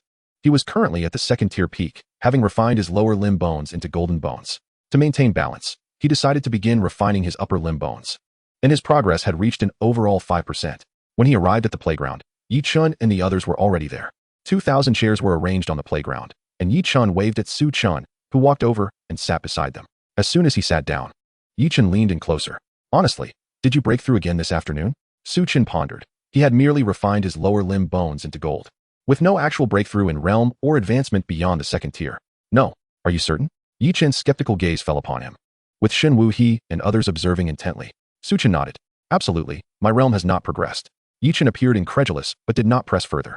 Su Chen felt somewhat helpless. It seemed that no matter how truthful he was, no one believed him. Clearing his throat, the head of the humanities department, by Faz, ascended the podium, lightly coughing twice to bring the playground to silence. The sky had darkened slightly, yet the floodlights illuminated the area as brightly as daytime. Greetings, students. I am by Faz from the humanities department and your history teacher for tonight. As he spoke, a map appeared on the large screen behind him. Without further ado, let us dive directly into the topic. Students, who knows when the beast tide first appeared? A multitude of voices responded loudly from below. 100 years ago. Faz nodded. This year marks a significant milestone, being the centenary of the beast tide. Some speculate that a great calamity may follow. And your generation has emerged in response to this calamity. Faz paused, surveying the attentive audience. Our task as educators is to cultivate you into pillars capable of supporting the world. Before you is a map of ancient Huaxia, and here is the current one. The original image shrank, occupying only half the screen, while a new map of Huaxia emerged. What was once a complete map was now reduced to scattered red dots. Villages and towns had completely vanished. Since the 50th year of the beast tide, only 293 prefecture-level cities remained in Huaxia. By the 70th year, that number had dwindled to 137. As of today, we are left with only 78 prefecture-level cities. As the image on the large screen changed, It displayed the current distribution of prefecture-level cities. A hush fell over the crowd, many furrowing their brows tightly. In the early days of the Beast Tide, we could still contend with them using thermal weapons. The steel torrent wielded formidable dominance on the battlefield. However, by the 10th year of the Beast Tide, the first 9th-tier king-level beast appeared, rendering all human thermal weapons ineffective against it. This includes many super-nuclear bombs and laser weapons that were never publicly disclosed. Thus began the protracted decline of humanity. This beast is what we call the Grim Reaper. An image of a 9-headed black dragon appeared on the screen, clearly taken hastily. The photographer had not even bothered with composition, yet even this hasty snapshot revealed the Grim Reaper's colossal size. An invisible pressure descended suddenly, causing all students present to bend at the waist, only to have the pressure dissipate moments later. Faz stood at the podium, his expression grave. The image on the large screen switched to the next one. This is the Grim Reaper. Many speculate that it has likely reached the 10th tier by now. Any depiction of it exudes an overwhelming aura. Numerous students below displayed expressions of fear, even without the presence of the king-level beast. Its mere representation had such a terrifying impact. The current image displayed the distribution of beasts. Strictly speaking, anywhere outside the cities constitutes their active territory. The distribution highlighted several major beast camps, where numerous beasts congregated, accompanied by spatial rifts connecting to the beast realm. Indeed, not all beasts evolved locally. A significant portion invaded our world through these rifts. On the map, the Kunlun Mountains, Qinling Mountains, and Changbai Mountains were marked in deep red, slicing through the Huaxiao map and dividing it into two major battle zones. Meanwhile, the Greater Xing'an Range, Taiying Mountains, and Snow Peak Mountains were marked in bright red, separating Huaxia into coastal and inland battle zones. As you can see, the current battle zone divisions, Xishu, Baiyu, and Yongzhou are the main forces of the inland battle zone, while Yanjing and Modu serve as the primary forces of the coastal battle zone. Currently, all provincial capital cities remain under human control. These images had hardly circulated. Common people were better off unaware of humanity's current plight, as knowledge would only breed unnecessary worry. Thus, for most students, this was their first genuine understanding of their world. Faz switched to the next image, which depicted Huaxia's water distribution. The Changjiang and Huanghe rivers, once our two mother rivers flowing through many provincial capitals, had since become the mother rivers of beasts following their arrival. Within these two rivers, 9th-tier beasts were known to exist in unknown quantities. If you ever undertake a mission, it is advisable to keep your distance. The class continued for 3 hours, during which Faz shared an abundance of information that Su Chun had never encountered before. He and Yi Chun, alongside Shen Wuhe, walked back together. It was now 9 o'clock in the evening, and the three youths carried heavy thoughts. Su Shun, teacher mentioned that after reaching the 8th tier, there's a chance to become a city lord. Which city would you want to govern? Shen Wuhe suddenly inquired. Su Chen fell silent for a moment. Yang City, your hometown, right? But I recall that Yang City has fallen. Then I will reclaim it. Chapter 68. The senior brother will not kill you. August 18th. The previous night's lesson still lingered uneasily in Su Chen's mind. As he walked towards the teaching area, he was to meet his mentor, or rather, his master, Shu Yun, that morning. For individuals like Su Chun and Yi Chun, having a mentor meant they were exempt from attending collective classes, receiving individualized instruction instead. The history lesson from the night before did not count. Su Chun arrived at the admissions office building, a structure comprising 5 stories, with his class taking place on the 5th floor. As the elevator doors opened, his gaze was immediately drawn to the familiar face of Wang Ping, followed by teacher Shu, a formidable man wielding a long sword, and a somewhat endearing girl with a whip at her waist. Hello, teachers. Hello, Brother Wang. Ah, greetings to my seniors, he acknowledged, as they all nodded in return. Today marks your first day in our esteemed sect. You are already acquainted with Wang Ping. This is your senior sister, LV Fengqing, currently a junior, and your senior brother, Yang Ji, a senior, teacher Shu introduced. LV Fengqing swiftly approached Su Chun, rising on her toes to pinch his cheek. Su Chun looked to Wang Ping for assistance, who merely shrugged. Little junior brother, I assure you, I am far more capable than Brother Wang. Should anyone bully you, feel free to seek my aid for vengeance. Here, take this jade talisman. It may save your life. I have matters to attend to, so I shall take my leave. With that, LV Fengqing entered the elevator and departed. Yang Ji then approached Su Chun, presenting him with a small sword, no longer than a finger. Little junior brother, this sword can unleash a full-force strike at the 6th tier. Consider it a gift for your self-defense. I too have matters to attend to, so I must leave. And with that, Yang Ji exited as well, leaving only Shu Yun, Wang Ping, and Su Chen together. Little junior brother Wang Ping stepped closer. Brother, are you leaving too? Su Chen inquired. Not at all. I'm merely a sophomore, less busy than they are. Soon, I will teach you the Holy Dragon Fist. As he spoke, Wang Ping produced a brown, bead-like object. This trinket was obtained during my last mission from an elderly monk. It is remarkably effective against malevolent beings. He handed the bead to Su Chun and took a seat nearby. Shu Yun approached, her palm glowing with a luminous orb. With a gentle touch, She pressed the orb to Su Chen's forehead, smiling softly. Little disciple, this is my genuine, secret technique. Do not let it go to waste. She gestured to a stack of books on the desk behind her. You are to come here every 2 weeks to collect your books. These are for your personal study. I have no assignments or assessments for you. Should you need anything, feel free to contact me. Although I will be in seclusion to break through to the 8th tier and may not respond. You may also consult your seniors regarding cultivation matters. I must be off now. Your senior brother will instruct you in martial arts. In truth, there were no formal lessons planned for today. Only the intention for Su Chen to study independently. However, Wang Ping was kind enough to offer to teach him some techniques, which she approved of. Soon, only Wang Ping and Su Chen remained on this floor. Wang Ping approached and patted Su Chen on the shoulder, smiling. Su Chen felt an eerie undertone in his smile. Relax, this is not a dream. Your brother will not harm you. Su Chen mused, if only I had fully mastered the Holy Dragon Fist. Meanwhile, Yi Chun and Shen Wuha were passing by the admissions office, books in hand, on their way to class. Huh, what is that sound of distress? Shen Wuha glanced toward the admissions building. Yi Chun looked over as well. Did I mishear? That sounds like someone is being slaughtered. Who would cry out like that? At 2 o'clock in the afternoon, Su Chen emerged from the admissions office, clutching a stack of books. He was bruised and battered, his head throbbing painfully. And he limped awkwardly. Once my chi and blood value is sufficient, I must give Wang Ping a good thrashing, he muttered, his words slightly slurred. Despite the morning's punishment, it was indeed worthwhile. He had progressed from novice to mastery in the Holy Dragon Fist. Wang Ping's teaching skills were undeniably impressive.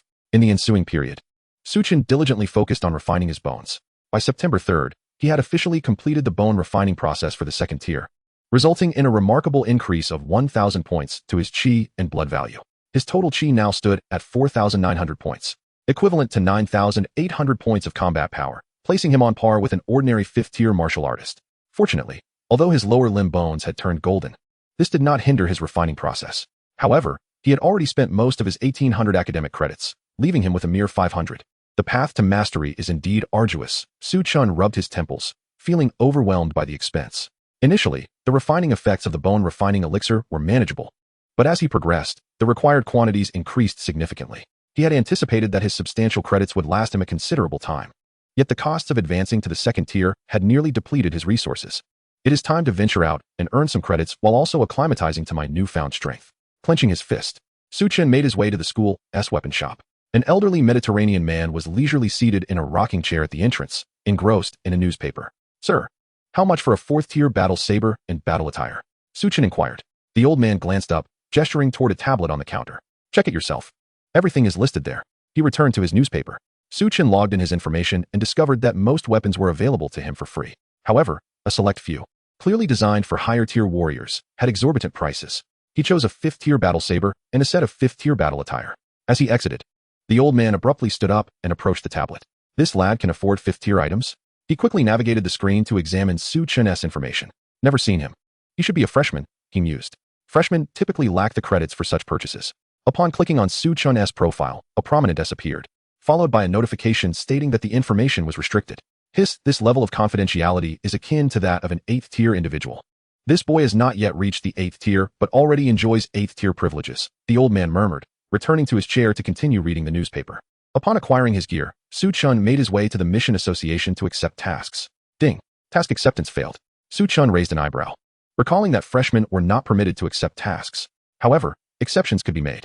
He approached a teacher who was fiddling with matchsticks, seemingly engaged in some form of construction. Sir, I would like to apply for a combat strength test. The teacher looked up in surprise. A freshman? Yes. What is your name? Su Chen. The teacher, who had been registering names on the computer, glanced at him again. After a moment, he handed Su Chen a card. The 3rd testing room on the left when you enter. Make sure to insert the card into the slot on the door. Su Chen smirked slightly, thinking how it resembled checking into a hotel. Chapter 69, Combat Strength Test. Yi Chen's phone suddenly chimed with a notification, revealing a message. Freshman Su Chen is participating in the Mission Association's Combat Strength Test. You are invited to attend as an observer. Out of 2,000 freshmen, nearly 1,000 received this notification. The remainder were either in the school's training chambers without their phones or had already left campus. Shortly, over 300 students flocked to the Mission Association. Standing before a computer, the instructor rose and opened the door to a room. You're the observers, right? Please enter this room. It is the viewing area. As he spoke, a wave of excited students surged inside. They were eager to witness the combat strength test of the strongest freshmen. Yi Chun and Shen Wuha settled in the front row, directly facing a massive screen displaying a darkened space where Su Chen sat cross-legged, meditating. He had been waiting there for over 10 minutes. A voice echoed. The Celestial Tower has established a remote connection. The test will commence in 30 seconds. Please prepare yourselves. At this moment, Su-Chun was in a dreamlike state, untroubled by the specter of death. The Tower of Babel comprises 9 levels, with the assessments for the first 3 stages conducted on the first floor, stages 4 and 5 on the second floor, and the remaining stages distributed across the higher levels. The pinnacle of testing can reach the 9th stage, albeit only capable of evaluating the weakest among them, as those of greater strength would disrupt the dreamlike domain within the tower. Su-Chen's attire has seamlessly transformed into combat gear, and he wields a battle knife in his grasp. As the test commences, the system detects his rank at the 2nd stage, prompting the evaluation to automatically begin from there. With a resounding thud, a 3-meter-tall wolf demon descends from above, crashing heavily to the ground. Shaking its head, the creature's eerie blue eyes lock onto Su-Chun. In an instant, a flash of blade light slices through the air, decapitating the wolf demon with ease. With a mere 500 points of vitality, the creature had been no challenge at all. As its body dissipates, another notification rings out. The 3rd stage test will commence in 30 seconds. Moments later, an 8-meter-tall bear demon plummets from the sky. Before it even touches the ground, Su-Chun has already unleashed a swift strike, cleaving the bear demon in 2 midair. The spectators are not taken aback. They are merely awaiting to see if Su-Chun will continue to challenge the beasts of the 2nd floor. With the task's eligibility threshold surpassed, he is prompted to choose whether to engage in the 2nd floor challenge, with rewards awaiting successful completion.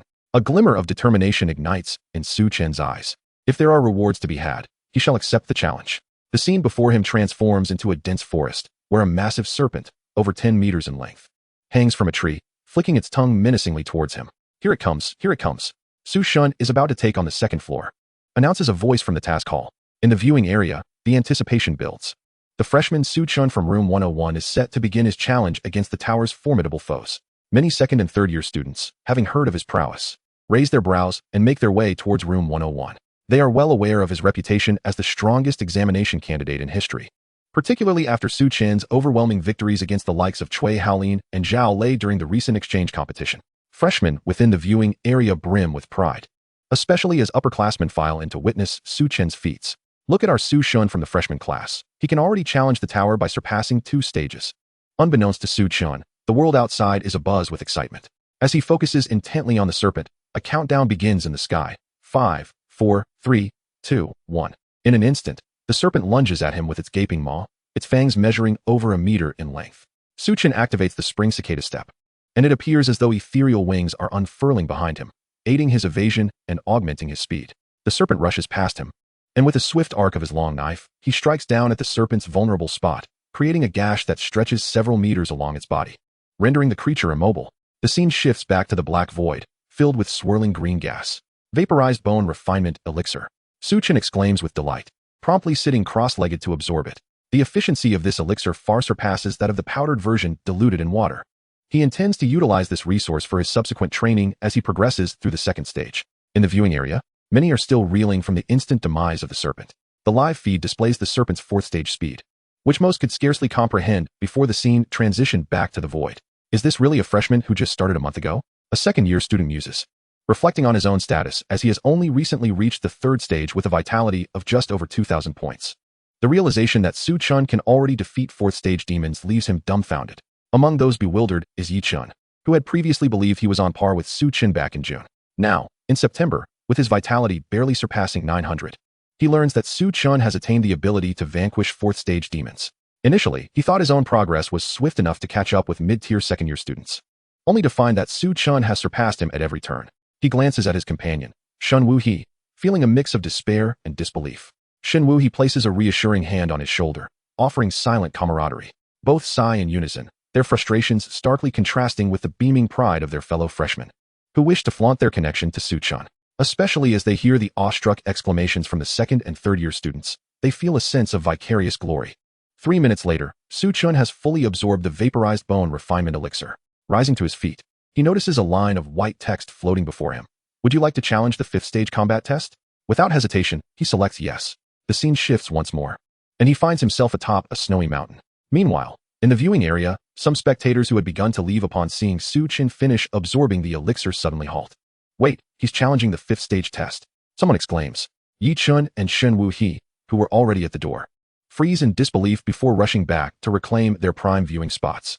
The hall buzzes with a simultaneous announcement. Freshman Su Chen from room 101 is about to commence the third stage combat test.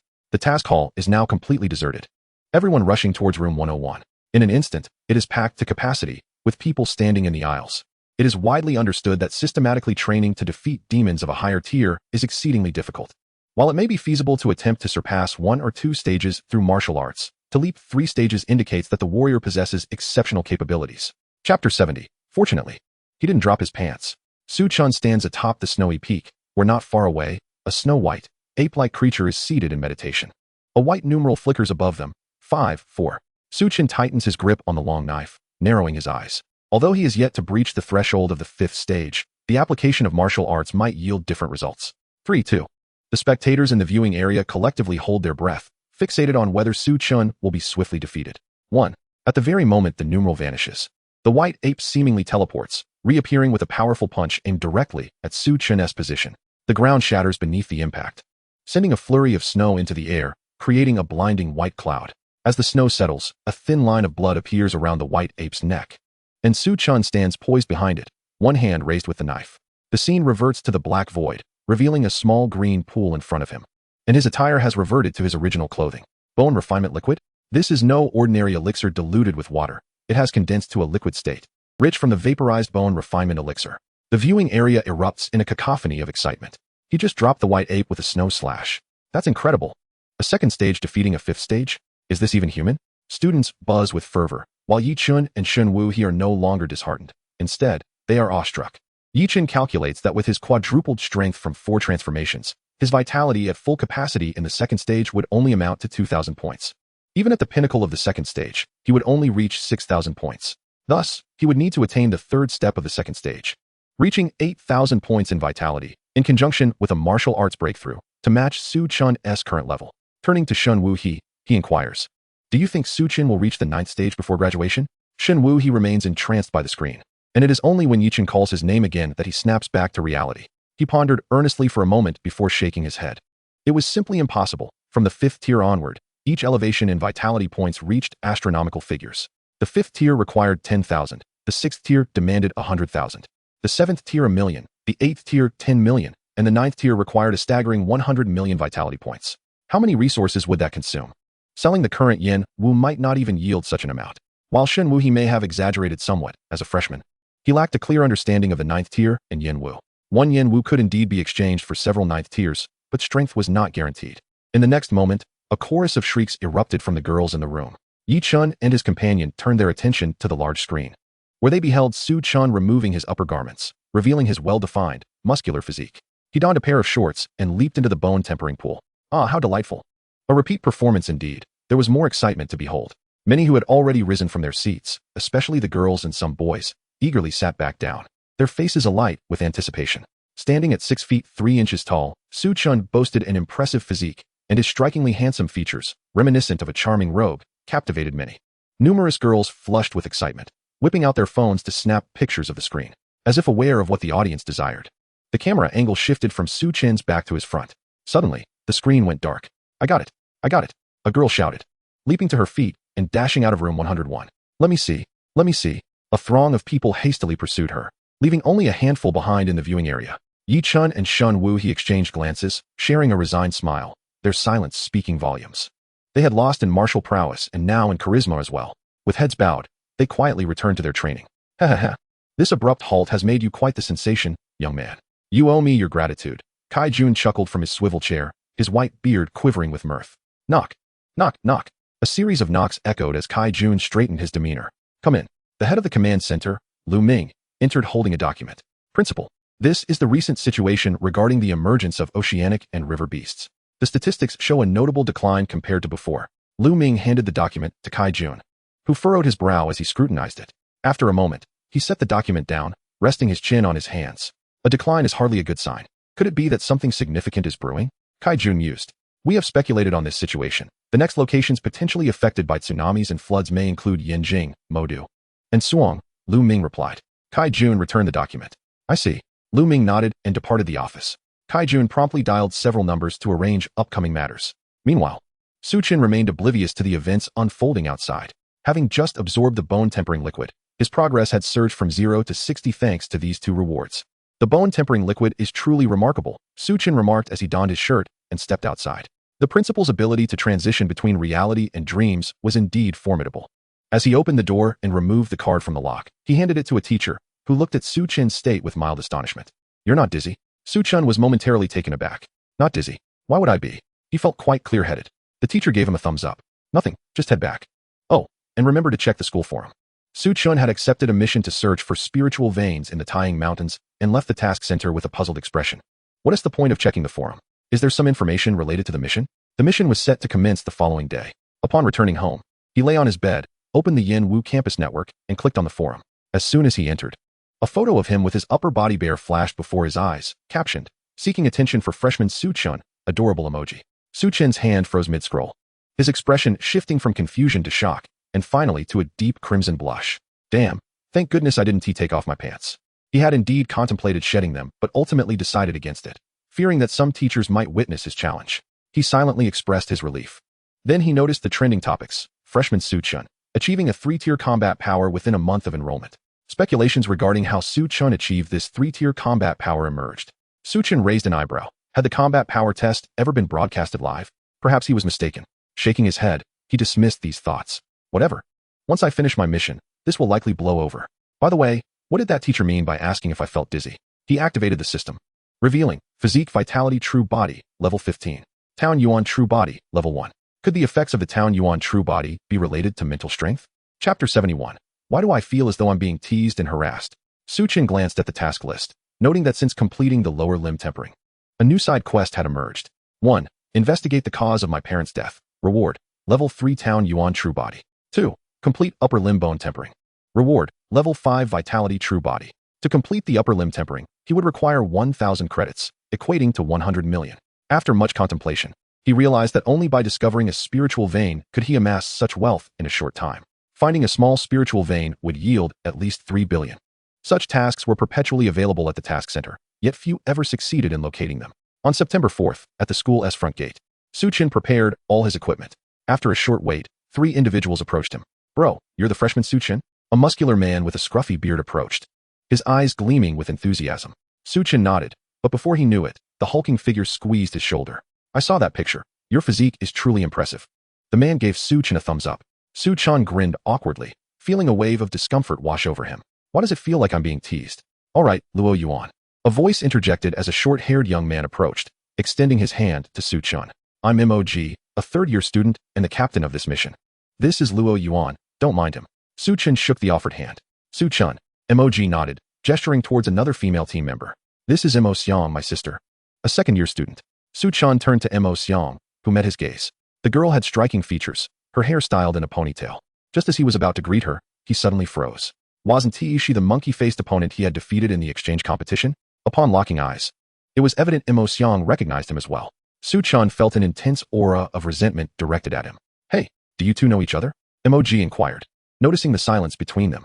"Of course we know each other," Mo Xiang replied, gritting her teeth and letting out a huff as she stepped behind MOG. Refusing to look at Chen. "What's wrong? Don't be so rude. Come on, say hello." MOG gently nudged his sister, who reluctantly dragged her voice out to greet him. "You, hello?" Chen felt a pang of guilt and smiled nervously. "Hello." The 4 of them took a vehicle to the airport, where other Yin Wu students preparing for the mission to the Tying Mountains awaited them. Soon, a dragon-shaped spacecraft landed in a nearby clearing. "Let us go," MOG called back to Chen as the group moved towards the ship. "Don't worry, brother. Although this is your first mission, we'll take care of you. This task to find spiritual veins isn't difficult. If we don't discover anything in 10 days, we'll return." They had boarded the spaceship, and MOG seated beside Chen remarked.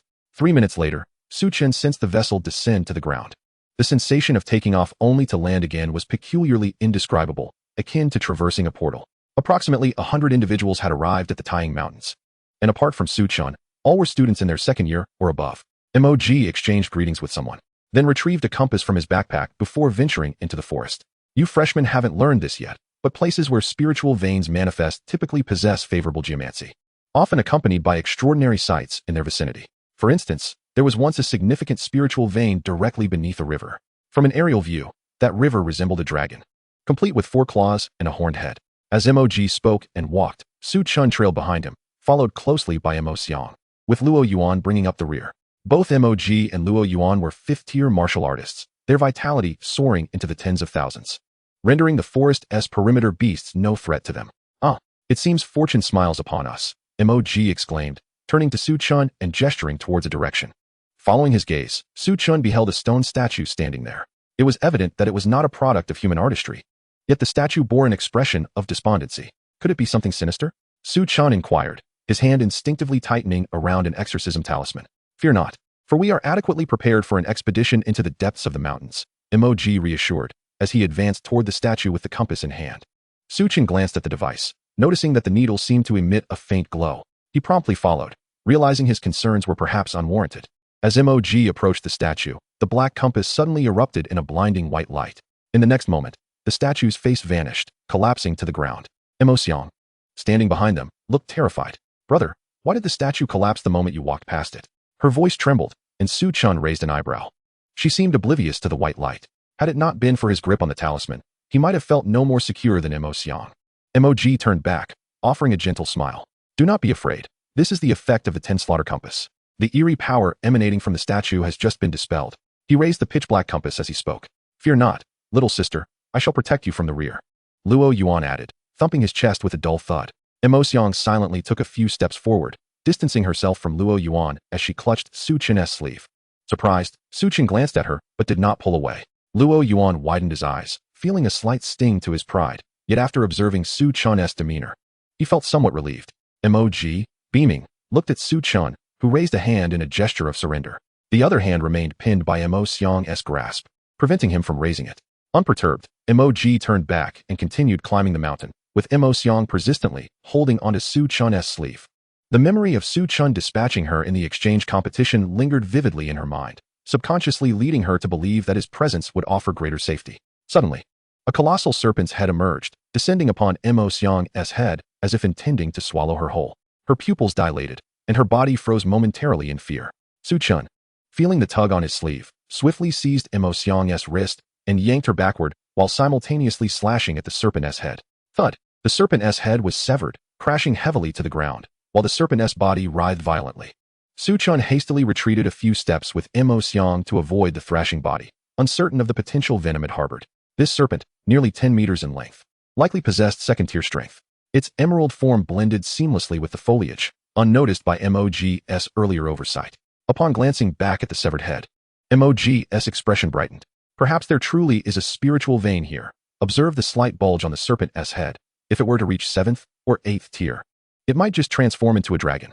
Such serpents cannot thrive in ordinary terrain. The trio examined the head and indeed noticed 2 small bulges atop it. "Come quickly," Mog urged, quickening his pace, a hint of excitement evident in his demeanor. Su Chen and Mo Xiang closely followed, raising their vigilance towards their surroundings. After encountering several more snake attacks, they arrived at a water pool. This pool's water was not crystal clear, but rather a haunting shade of green. Mog frowned as he walked along the edge of the pool, occasionally murmuring to himself, prompting Su Chen to question whether he was some sort of sorcerer. Beneath this pool likely lay a spiritual vein, yet it could also harbor formidable creatures. With so many snakes encountered along the way, it was probable that a serpent king resided within. Chapter 72. Do not open the door. Su Chen furrowed his brow, glancing at the water pool. Must we descend into the waters? Mog clasped his arms across his chest and rested his chin on one hand, seemingly deep in thought. Let us linger nearby for a while and see if the Serpent King emerges. They found a clearing and set up a tent. The clearing featured a small slope, concealing their figures while allowing them to observe the pool's condition from above. The trio waited there for 3 days, during which a large snake captured prey and tossed it into the pool, yet the Serpent King showed no inclination to surface. Let us change our position and see if there are any rivers or caves nearby. It is highly likely that this pool conceals a spiritual vein, and the Serpent King has probably dwelled here for quite some time. Its strength likely formidable. We should avoid confrontation, Mog stated as he began to pack up their gear. Over the course of 3 days, the camaraderie among them had deepened significantly. Mog continued to lead the way, wielding the 10 slaughter compass, occasionally darting into thickets only to emerge looking somewhat disheartened. Suddenly, Su Chen raised a hand and pointed towards a location. There, another statue. The others followed his gesture and found another statue resembling the first one standing ominously. Mog approached it first, while Su Chen tightened his grip on the exorcism talisman. Mo Xiang tugged at Su Chen's sleeve, closely trailing behind him. This time, the 10 slaughter compass did not emit a blinding light, nor did the statue collapse. This statue bore a humanoid visage with a smiling expression. a stark contrast to the earlier statue's despondency. Emoji stood beside the statue, and Chen slowly approached it. However, his sleeve was suddenly gripped tightly. And Xiang looked at him with wide eyes. I don't want to go closer. Chen glanced at Luo Yuan, who shrugged his shoulders, indicating that she was not following him. Feeling helpless, Chen gently reassured her, "It's all right. Your brother is over there, quite safe." With that, he paid her no further heed and continued towards the statue. Xiang hesitated momentarily, but ultimately followed. Luo Yuan lingered behind, feeling dejected. Despite his superior strength over Chen, he still believed that trailing behind him would ensure safety. Chen reached out and touched the statue, feeling as though its eyes were fixated upon him. Could there be more than just these two statues, one with a crying face and the other with a smiling one? They seem reminiscent of some grand formation. Chen pondered aloud, glancing at Emoji. "That's a valid point, though we have already destroyed one," Emoji replied. Suddenly, before Chen and Emoji, a door of dark green energy materialized, and an overwhelming force of attraction surged forth, instantly pulling the three individuals beside the statue into its depths. Luo Yuan, vigilant of his surroundings, turned around only to find that the three had vanished. His eyes widened in shock, and he called out several times, but there was no response. They've disappeared? How could three people simply vanish? A sudden thought struck him, compounded by the conversations he had overheard between Chen and Emoji. Could it be that there is a space-time rift sealed here? Luo Yuan hastily descended the mountain, prioritizing his escape from this perilous location. With over 60,000 points of vitality, Emoji was evidently more formidable, capable of vanishing without a trace. Remaining here was undeniably hazardous. As he ran, Luo Yuan fished out his phone, intending to report the situation to the school. Suddenly, an overwhelming sense of heart palpitations engulfed him. He felt his body tremble uncontrollably, succumbing to a rigid paralysis. Raising his gaze, he was met with a chilling sight. A dragon head, adorned with twin horns and whiskers, spanning nearly 100 meters, was descending from the heavens, its golden eyes, the size of automobiles, fixated upon him. Luo Yuan's eyes reddened, and his complexion flushed. With every ounce of strength, he pressed the send button on his phone. In the next moment, his head exploded, blood gushing forth like a fountain. The headless corpse collapsed to the ground, and the colossal dragon cast a sidelong glance at the phone lying nearby, its expression tinged with mockery. The network signal was strong, yet the message on the phone remained in the process of sending. Chen felt as if he had been thrust into a washing machine. Once he regained his sense of grounding, he collapsed to the ground and began to vomit. 2 minutes later, he composed himself. It appeared he was on a hillside, with a few wooden houses in the distance, resembling a village. Both Emoji and Xiang had vanished completely. Chen squinted and began to make his way toward the village. Finding a means of escape was paramount, and the villagers might provide answers. He approached one of the wooden houses and knocked on the door. "Is anyone there?" he called. Shortly after, the door creaked open just a crack. An elderly woman peered through the gap, scrutinizing Chen, who offered a gentle smile. "Good day, madam. I am here on a trip, but have lost my way. Could you kindly direct me on how to exit the mountain? Is it the door that drew you in?" Chen's smile faltered, his brow furrowing as he regarded the old woman with newfound wariness. The door swung open fully, and the old woman gestured for him to enter. Yet Chen remained rooted in place. The old woman smiled, her grin somewhat unsettling. "You need not worry. I was drawn in by the door as well, as have all the others who reside in these houses. We have been here for over 50 years. Chen's brow knitted tighter. "Are you implying that you were drawn in by the door during the Beast Era, approximately 50 years ago?" The old woman nodded, pointing towards the interior of the house, where a battle blade rested. Although it differed from modern designs, Chen recognized it as a relic from 50 years past. "I advise you to come inside. The flow of time here is different." The old woman glanced at her watch. "In 3 minutes, it will be dark." After a moment's hesitation, Chen stepped inside. The old woman closed the door behind him, a barely perceptible smile playing at her lips. "You will stay in the East Room tonight. According to the outside world's time, night lasts for 20 hours, while day lasts only 4. It is normal for there to be sounds outside at night. Remember not to open the door." With that, the old woman hurried into the West Room, slamming the door shut. Strange, Chen pondered, before entering the West Room himself, one hand gripping an exorcism talisman and the other clutching a thunder talisman. After shutting the door, he found the room shrouded in darkness, although there were windows.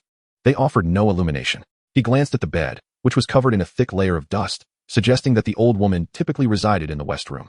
To be safe, Chen plastered the walls with exorcism and thunder talismans. Since the last encounter with the 6th-tier demon cult, which had left him depleted of talismans, he had learned to prepare in advance. Night soon enveloped the dwelling in utter darkness, and Chen had no intention of lighting a lamp. The opposite room equally cloaked in shadow. A scratching sound suddenly echoed at the door, followed by what seemed to be footsteps approaching from the yard. Chen focused intently on the door, his eyes narrowing. The door was adorned with exorcism and thunder talismans. Chapter 73. If you refuse to open, I shall force it open. After a moment of silence, Chen gripped his battle blade tightly, which was also covered in talismans. A scratch against the door was soon followed by an explosive impact. The talismans on the door erupted in a flash. The thunder talisman unleashed a bolt of lightning that shattered the wooden door, sending forth a towering sphere of electricity, followed by a horrific shriek that was unbearable to the ears. A multitude of exorcism talismans floated in the air, emitting a blinding golden light, transforming the yard as if it were day. Through the door, Chen glimpsed a shadowy figure dissipating amidst the lightning. He stepped outside, the exorcism talismans swirling around his waist, radiating golden light. Moments later, the lightning faded, and the figure vanished completely. I used too many talismans. I expected them to be more formidable, Chen remarked, casting a glance at the west room. Despite the commotion, the old woman showed no signs of reaction. He surveyed the pile of ash on the ground. Now you know the consequences of disturbing my sleep, he muttered, striding towards the yard gate. With a creak, he pushed open the large door, a chill breeze sweeping in from outside. You told me not to open the door, yet I shall do just that, he declared, closing the gate behind him. Shortly after Chen departed, the old woman peered from the west room, her body shuddering at the sight of the ash in the yard. She approached Chen's west room, but as her foot crossed the threshold, a burst of golden light erupted, followed by another bolt of lightning striking towards her. Chen traversed the street, hearing another piercing scream, a sound unmistakably belonging to the old woman. From the very moment I saw her, she seemed inhuman. And my instincts were correct. Ding. System upgrade complete. Chen raised an eyebrow. When did the system start upgrading? Ding. Detection of a 5th-tier anomaly killed. Mental strength increased by 5. Ding. Detection of a 5th-tier anomaly killed. Mental strength increased by 5. Mental strength, 21, level 1 true body of genuine. Chen felt a surge of clarity in his mind, his vision sharpening considerably. The effects of this mental strength were remarkably evident. His excitement grew now. Anomalies were also included in his hunting list. Chen approached another wooden house nearby, the one closest to the old woman's abode. He knocked on the door. Hello, delivery. No response came from within. Hello, community warmth delivery. If you don't open up, I'll be coming in myself. Bang. The door swung open abruptly, and Chen leaped back just in time to avoid being struck. A man wielding a battle blade stood in the doorway, his eyes glowing with an eerie green light. Another one drawn in by the door? Come in. The man gestured for him to enter. As Chen stepped inside, a thunderous boom echoed as the door slammed shut. He immediately whirled around, swinging his blade at the man, who, surprisingly, mirrored his movement, swinging his weapon back. The two locked eyes, their thoughts alarmingly synchronized. In the next instant, golden light burst forth from Chen's blade, and a serpentine bolt of lightning coiled around the man. The man's eyes widened in shock as he attempted to escape, but he could not outrun the lightning. Another high-pitched, agonizing scream pierced the air. Chen watched as the man transformed from a normal human into an unrecognizable monstrosity. He stepped back, reapplying the exorcism and thunder talismans to his blade. Without looking back, Chen swung his blade at the door to the adjacent room, which had suddenly opened. Boom. Another explosion of thunder erupted. It wasn't until he heard 2 notifications that he finally exited the house. Mental strength, 31. Chen approached the next wooden house, standing at the door, ready to knock when a transparent plastic bag was hurled out from within. He swiftly stepped back to avoid it, using his talisman-covered blade to prod at it. Sizzle. The plastic bag was engulfed in lightning and subsequently ignited.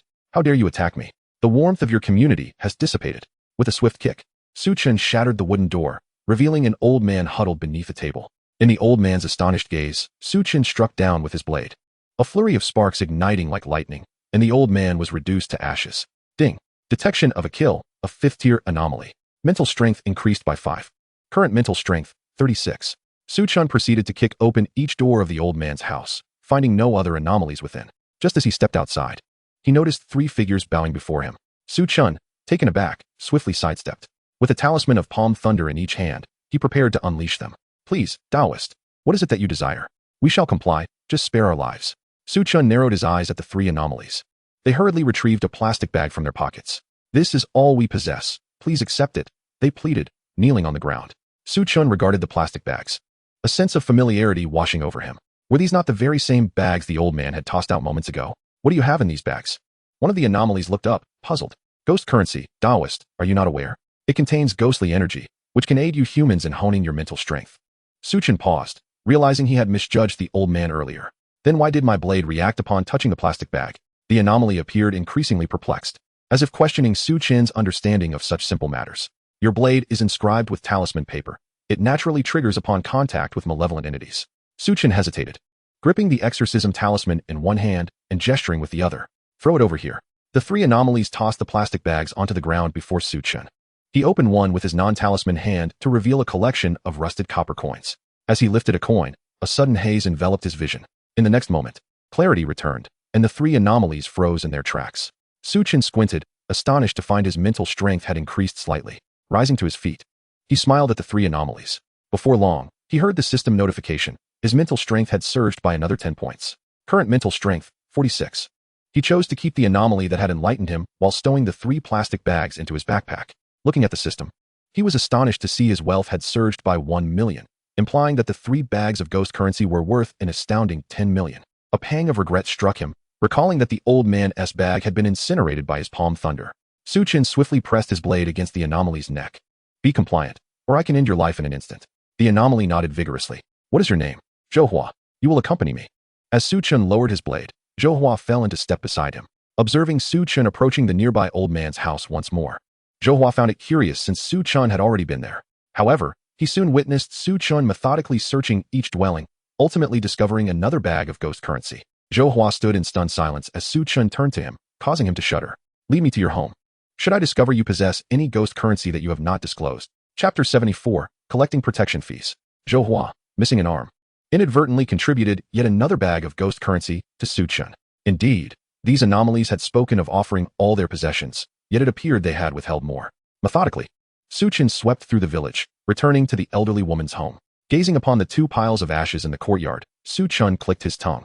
This is what you get for sneaking into my abode. He then opened the western room of the elderly woman's dwelling, uncovering 2 bags of ghost currency, leaving in satisfaction. Zhouhua, clutching his arm, was left frustrated and speechless. Su Chen pressed his blade against Zhouhua's neck, glaring fiercely. So, you're too intimidated to express your anger now? With all the ghost currency stowed away in his backpack, he checked the system to find his wealth had increased by an additional 3 million, bringing his total to 8 million.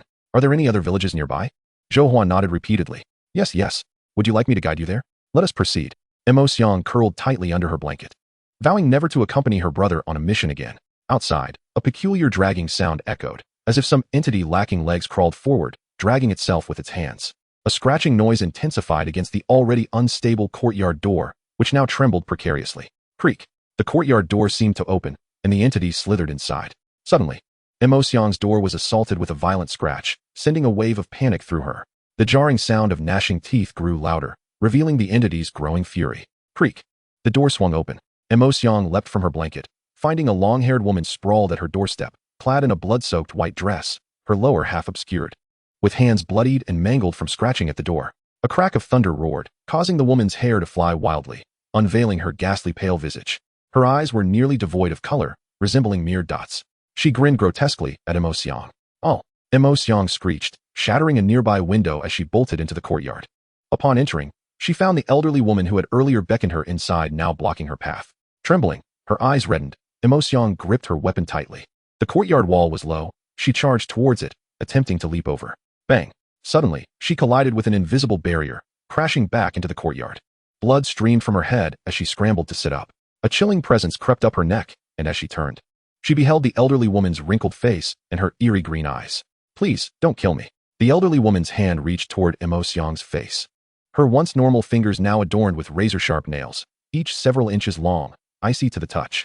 The elderly woman appeared to revel in Mo Xiang's terror, while the white-dressed woman crawled to Mo Xiang's other side, pressing her ghastly face close.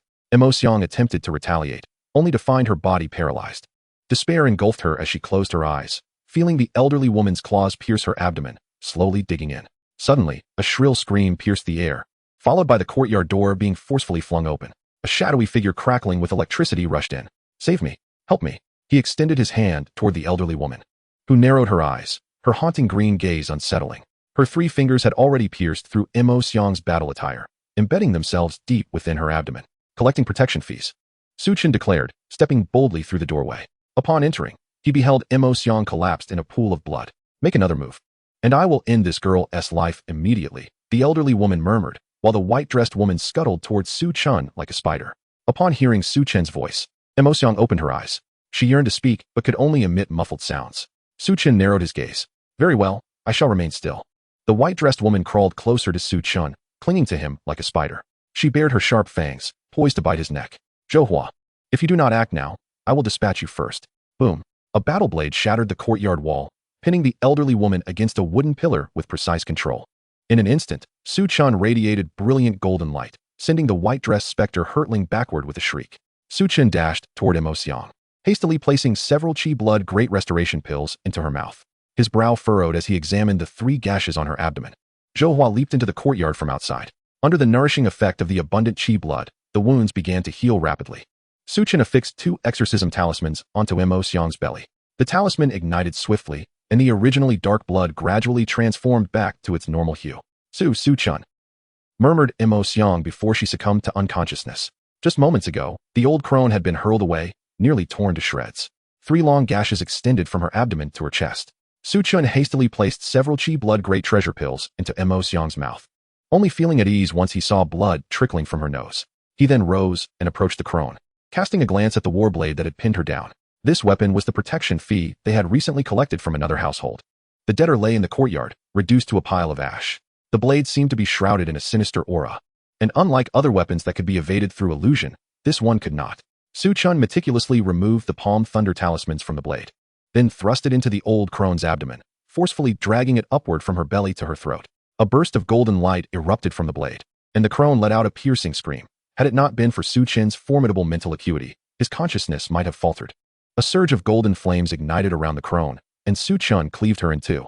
Only when he witnessed her disintegrate into ash did he turn back toward Xiang. The clothing before her had been torn to shreds, revealing a glimpse of spring. Su-chan removed his jacket and draped it over Xiang, zipping it up to preserve her modesty. Furrowing his brow, he turned to Zhouhua. You carry her. Zhouhua's eyes widened in disbelief, pointing at himself. Me? I'm a ghost. If I carry her, with her frail physique, I might perish myself. Su-chan nodded in acknowledgement. I was merely testing your honesty. It seems you are indeed forthright. Zhouhua retorted. Are you sure it's not that you're unaware? Without hesitation, Su-chan hoisted Xiang onto his shoulder. His back was burdened with a pack containing several million worth of ghost coins and numerous talismans. Let us move on to the next house. Zhouhua approached the pillar, retrieving the warblade, and followed Su-chan. They proceeded to clear another village. And Su-chan felt his mental strength surge to 111 points. He sensed that he might soon be able to manipulate objects from a distance. But now was not the time for experimentation. Glancing at Xiang on his shoulder, he suddenly felt a pang of sympathy. She had just begun her sophomore year and had nearly met her demise while accompanying her brother on a mission. Such frailty in undertaking tasks was tantamount to courting death. Su-chan believed the school should raise the task acceptance threshold to the 4th or 5th tier and mandate that second-year students undergo combat assessments before taking on missions. Chapter 75. Do you seem to be guarding something? On the pitch-black stone path, 2 beings and 1 ghost walked side by side. Xiang had awakened and, upon learning that Zhouhua was a ghost, gazed at him with lingering curiosity. He truly doesn't eat people? She inquired. Su-chan nudged Zhouhua. I'm asking you. Zhouhua sighed. Of course I do eat. How could I not? When Su-chan is not around, do you not see me feasting? Xiang recoiled in fear as Su-chan brandished a blade across Zhouhua's throat. Zhouhua hastily halted, the edge of the blade mere centimeters from his neck. I don't eat people. I wouldn't dare. Zhouhua quickly assured, forcing a nervous laugh. What is your method of cultivation? Or were you 5th tier when alive? And thus remained so in death? Su-chan inquired, lowering his weapon, as he generally preferred to resolve matters amicably. Consuming ghosts, instilling fear, devouring humans, acquiring ghost coins, celestial treasures, offerings, and the like. These are the cultivation methods I am aware of, though there may be others, Zhouhua enumerated, as the trio approached another village. Following the path Zhouhua led, as they neared the first house, before Su-chan could knock, the door suddenly burst open with a crash from the inside. Su-chan leapt back to evade the impact, and MOG charged out like a cannonball, thrusting a tin shatter compass toward Zhouhua. Zhouhua was taken aback, raising his war blade, which emanated a dark aura, to block. A clash of white and black light ensued, and Zhouhua was sent flying. MOG furrowed his brow and turned to Su-chan. How did you two end up in his grasp? Those talismans on your blade appear genuine. Su-chan was taken aback, glancing at Zhouhua as he slowly rose. MOG's expression shifted in shock. He is not dead. As he spoke, he lunged forward again. But Su-chan quickly intercepted him. Hold on. Do not attack. This ghost is my guide. MOG paused, then relaxed. Very well. I too sought a ghost to lead me, so this saves me some effort. MOG turned to Xiang, who was clad in Su-chan's jacket. Did you both come from the same village? Xiang shook her head. Brother, were it not for Su-chan, I would be dead by now. She unzipped the jacket, revealing 3 enormous gashes, unmistakably claw marks. MOG gasped, turning to Su-chan with a deep bow, which Su-chan promptly returned. Thank you, brother. He then handed Su-chan a token inscribed with the character MO. When you return, Take this token to Qingqing Mountain in Shujun. The old Taoist there owes my father a favor. With this token, you can request some valuable items from him. Su Chen accepted the token without hesitation. Zhou Hua approached calmly, though he kept a distance from MOG. Is the strength of the anomalies here always like this? Are there still villages nearby? Su Chen asked Zhou Hua. Not necessarily. If we continue searching, we might encounter even more formidable anomalies. Moreover, humans staying here for too long will gradually undergo ghostification. You all have the capability to endure for a while longer. Su Chen frowned, surveying the surroundings. Behind them lay a village, evidently cleared by MOG. While ahead was the stone path they had traversed, surrounded by dark, barren land overgrown with green weeds. How did you all become ghosts? Su Chen inquired, looking at Zhou Hua, who, along with others like him, had likely been drawn in through the gate. I became a ghost because I stayed too long, Zhou Hua explained. But why are some ghosts ancient while you appear so youthful? Zhou Hua looked to be in his 30s, firmly in his prime. He shrugged. How would I know? I've always looked this way. Su Chen narrowed his eyes, raising his blade to Zhou Hua's throat once more. Zhou Hua remained expressionless, simply gazing back. Su Chen lowered the weapon with a sigh. So, you've been here for over 50 years. Have you found a way out? Zhou Hua shook his head, and the trio's spirits plummeted. Let us keep moving. We cannot afford to give up, MOG remarked. This place isn't just villages. There are towns and cities as well. However, I've only been to the town, Zhou Hua added, causing Su Chen and the others to gasp in astonishment. This place resembles an anomalous civilization? Su Chen mused. Perhaps the rift in time and space lies within the city? Let us there. MOG urged Zhou Hua, who nodded in agreement. This is your choice. Let us head to the town first. But beware, the anomalies there may not be within your capacity to handle. Outside. It had been 20 days since Su Chen and his companions had gone missing, 10 days after the task deadline had elapsed. At Yanjing University, Shu Yun frowned as she glanced at the stack of books on her desk. Su Chen was not the type of student to be lazy. He had reported to her throughout his 10-day mission, so she hadn't sought any books for him during that period. Now, 10 days had passed, and still, there was no word from him. Anxiously drumming her fingers on the table, she soon received a phone call. Her brow furrowed as she listened. And then she hurried to the airport. On the line, Lu Ming informed her that the bodies of Su Chen and his team members had been discovered. Kai Jun stared at the photo on the table, his brow furrowed tightly. The image depicted Luo Yuan's headless corpse. MOG, a senior classmate of Luo Yuan, had not reported his team's return 10 days prior, prompting a search in the mountains. Following the initial direction that MOG and his companions had taken into the mountains, after 10 days of searching, they stumbled upon the lifeless body of Luo Yuan. Yet MOG and the others remained unfound. Kai Jun glanced at another photograph depicting a peculiar smiling stone statue. He made a phone call, only to hang up moments later. Since someone has gone, I shall refrain from venturing forth, he murmured to himself. Shu Yun had already arrived at the smiling stone statue. Being below the 8th rank, she refrained from engaging with its bizarre aura directly. The statue exhibited no reaction, standing there in its unremarkable state. Suddenly, a wave of intense palpitation surged through her. Without a moment's hesitation, she soared away from the mountain. Upon glancing back, she beheld a colossal dragon's head emerging from the forest, still fixated on her. In the next instant, the dragon opened its maw, unleashing a beam of golden flame that bore down upon her, as if warping the very fabric of space, reaching Shu Yun in the blink of an eye. Her pupils constricted sharply, and just as she braced for her demise, a gentle voice resonated from behind. A waterfall cascades 3,000 feet. A river of immense proportions descended from above, enveloping her entirely. The dragon's fiery assault failed to penetrate the thin veneer of the torrent. A scholar clad in a green robe approached Shu Yun, wielding a brush, and with a flick of his wrist, he directed it towards her, uttering the words, "The traveler returns from 1,000 miles." In the next moment, Shu Yun found herself back at Yanjing University, her eyes wide with astonishment. Confucian sage Li Taixian. The dragon regarded the diminutive human before it with palpable trepidation. "What are you guarding?" Chapter 76. Do not spit on me. Li Taixian's gaze shifted toward the smiling stone statue. A grand formation, perhaps? The dragon roared in fury, launching another breath attack at Li Taixian. Seemingly constrained in its movements, a tempest surged forth, sweeping across the scene like a shield before Li Taixian. He deftly maneuvered his brush through the air, inscribing a character that rapidly expanded, eventually settling atop the dragon's head. In the blink of an eye, a colossal golden pagoda materialized, ensnaring the dragon within its confines. Li Taixian had already identified the locations of several other statues and frowned at the sight. 2 had sustained damage, rendering the formation perilously unstable. The dragon crashed against the pagoda, causing it to tremble and manifest cracks upon its surface.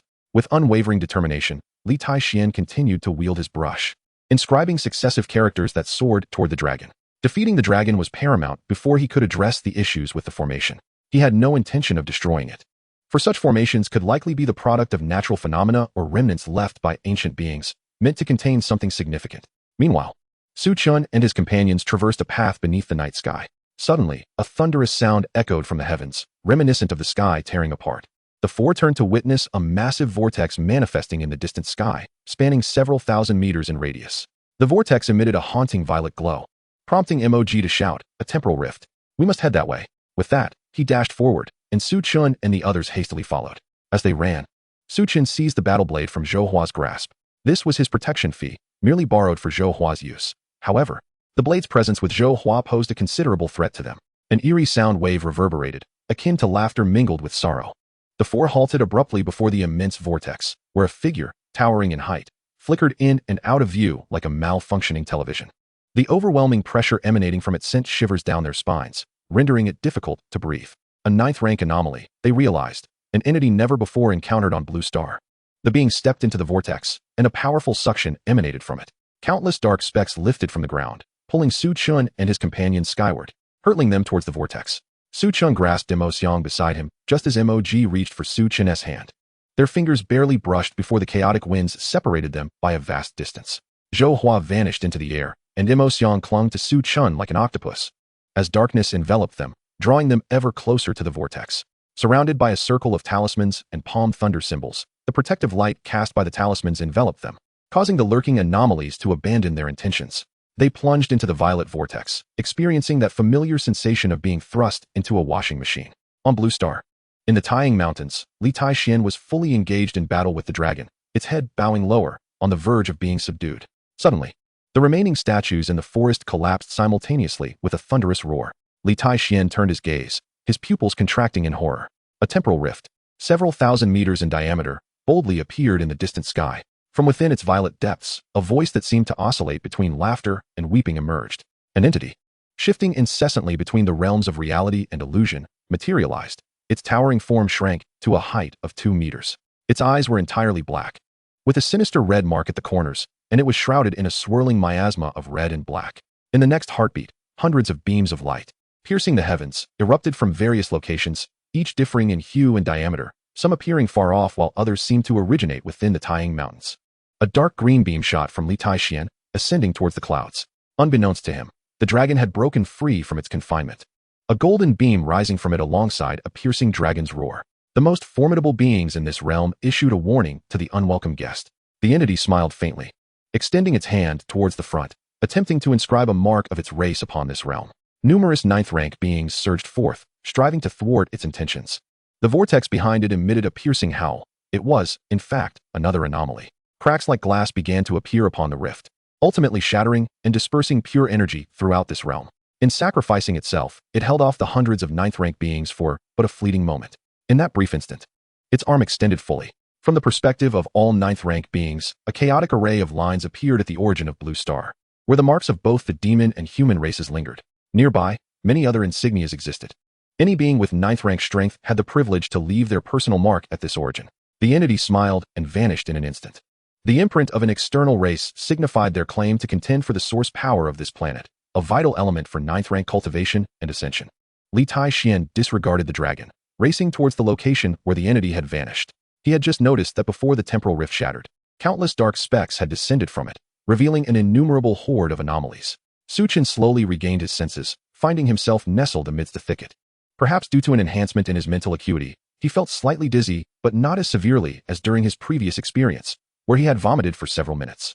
Upon seeing the familiar blue sky above, he realized they had returned, and the tension that had gripped him dissipated. Suddenly, he felt a soft warmth against his ribs, and a flush crept over him. In the midst of his previously tense state, he had failed to notice this sensation, now that he relaxed.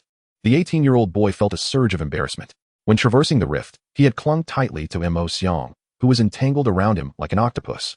Su Chen hastily released his grip, yet Mo Xiang, with her feeble mental strength, remained unconscious, clinging tightly to his side. Despite his efforts to push her away, she stubbornly stayed put, causing a tumultuous sensation against his ribs. Blushing, Su Chen dared not move further. After 2 minutes, Mo Xiang finally regained consciousness, her stomach beginning to heave, and her movements pressed against Su Chen's ribs. "Don't you dare vomit on me," Su Chen exclaimed, urgently pushing her away. It seemed that her awakening finally allowed him to dislodge her. Mo Xiang tumbled to the ground, retching uncontrollably.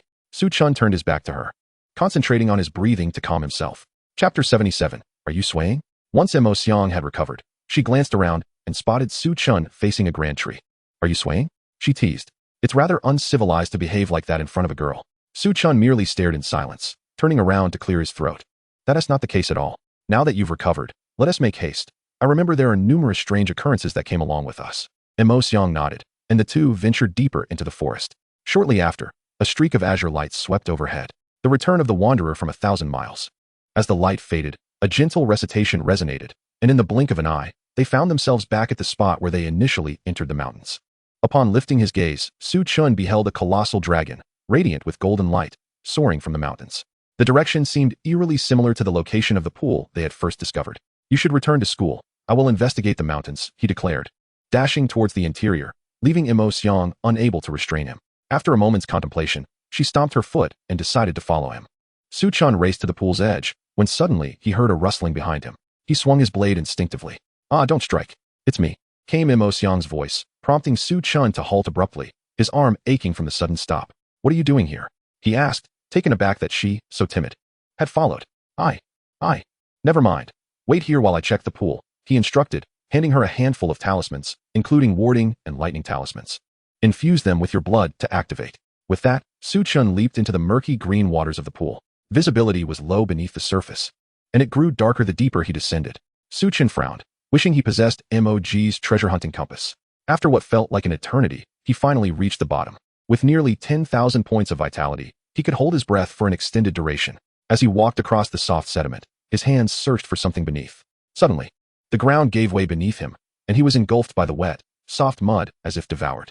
On the banks, Mo Xiang remained vigilant, scanning her surroundings. Suddenly, she noticed a vortex forming in the pool, the water level visibly dropping. As the water receded by half, a massive stone was dislodged by the current, slamming down where Su Chen had disappeared, halting the water's descent. Frowning, Mo Xiang contemplated leaving but hesitated, yawning and eventually squatting down. Su Chen plummeted swiftly, adjusting his posture mid-fall. With a splash, he landed solidly on a rock in an underground river, the space resembling a tunnel. He leapt toward the riverbank, driving his blade into the cliffside. A chunk of stone broke away, revealing a stream of blue light seeping through the crevice. Indeed, Su Chen thought, his expression brightening. The bottom of the dragon's pool was, in fact, a spiritual vein. Changing his position, he struck again, and another blue glow emanated from the fissure. The size indicated it was at least a medium spiritual vein. His lips curled upward in a suppressed smile. He need not mind it himself. Merely reporting the location would yield a mining revenue of 30. This sum was considerable, merely for the discovery. Lacking mining capabilities, these spiritual stones were primarily meant for 4th and 5th tier warriors to refine their organs. He glanced upwards, frowning slightly. The height was too great to scale. Reluctantly, Su Chen followed the river downstream. Hours passed, and Mo Xiang waited patiently by the pool. Are you Mo Xiang? Your brother is waiting for you at the foot of the mountain. You should return, a voice called out. Mo Xiang looked up, startled to see a woman in a flowing purple dress, resembling a celestial being, who had appeared without her notice. Senior, Su Chen has gone into the pool, Mo Xiang pointed out. I understand, the woman replied, glancing at the pool. After a few more looks, Mo Xiang began her descent down the mountain. Midway, a thunderous explosion erupted behind her. Turning back, she witnessed a massive black serpent, hundreds of meters long, descending from the sky. The ground trembled as if the earth itself were collapsing. Mo Xiang swallowed hard. No wonder the senior had waited for her to leave before making a move. One strike from that creature could reduce her to dust. Lu Fengqing observed the collapsing pool, revealing an underground river below. A spiritual vein? She mused, her eyes revealing little astonishment as she plunged into the tunnel. As Su Chen continued downstream, he suddenly heard a rush of air slicing through. He turned quickly, and a figure appeared behind him, grinning widely. Little junior brother, where have you sneaked off to? Your senior siblings have been searching for you tirelessly. Su Chen sheepishly smiled at Lu Fengqing. Well, a sudden splash interrupted him, and he looked up to see a massive wave approaching, towering several meters high. The water from the pool, having been collapsed by Lu Fengqing, rushed down uncontrollably, forming the wave. Just as he opened his mouth to speak, Lu Fengqing threw a punch at the oncoming wave. With a resounding crash, the wave split in two, obediently flowing along the cliff's edge. Su Chen swallowed hard, realizing, you intend to exit downstream, right? That makes sense. You can't fly at 2nd tier yet. Come, I'll take you up. Lu Fengqing grasped Su Chen's hand, lifting off into the air. In an instant, the scenery shifted, and they found themselves at the base of the mountain. Looking up, Su Chen saw Mo Xiang emerging from the mountain. All right, since you're safe, I'll be on my way. By the way, you discovered the spiritual vein. I want to take that from you. Lu Fengqing waved cutely at Su Chun before vanishing, as if teleporting. In the blink of an eye, Mo Xiang saw Su Chun waving at her from ahead, rubbing her eyes in disbelief. So soon? Just then, a figure dashed in from the side and embraced her. Little sister, I'm so relieved you're all right. Do you know how worried I was? Mog exclaimed, ruffling Mo Xiang's hair. Stop it, brother. You're messing up my hair. She protested, pushing him away and fixing her locks. Su Chen approached, noticing the bloody wound on Mog's arm. Brother, what happened to you? She asked, concern evident in her voice as she gently blew on his injury. Mog laughed heartily. It's nothing. I fell from a crevice earlier and encountered a 6th-tier anomaly. Thankfully, a senior arrived in time to transport me here. It's just a small injury. Su Chen recalled the azure light. By the way, you were right about the location. There is indeed a spiritual vein at the bottom of the pool, at least medium-sized. Mog's eyes widened in astonishment.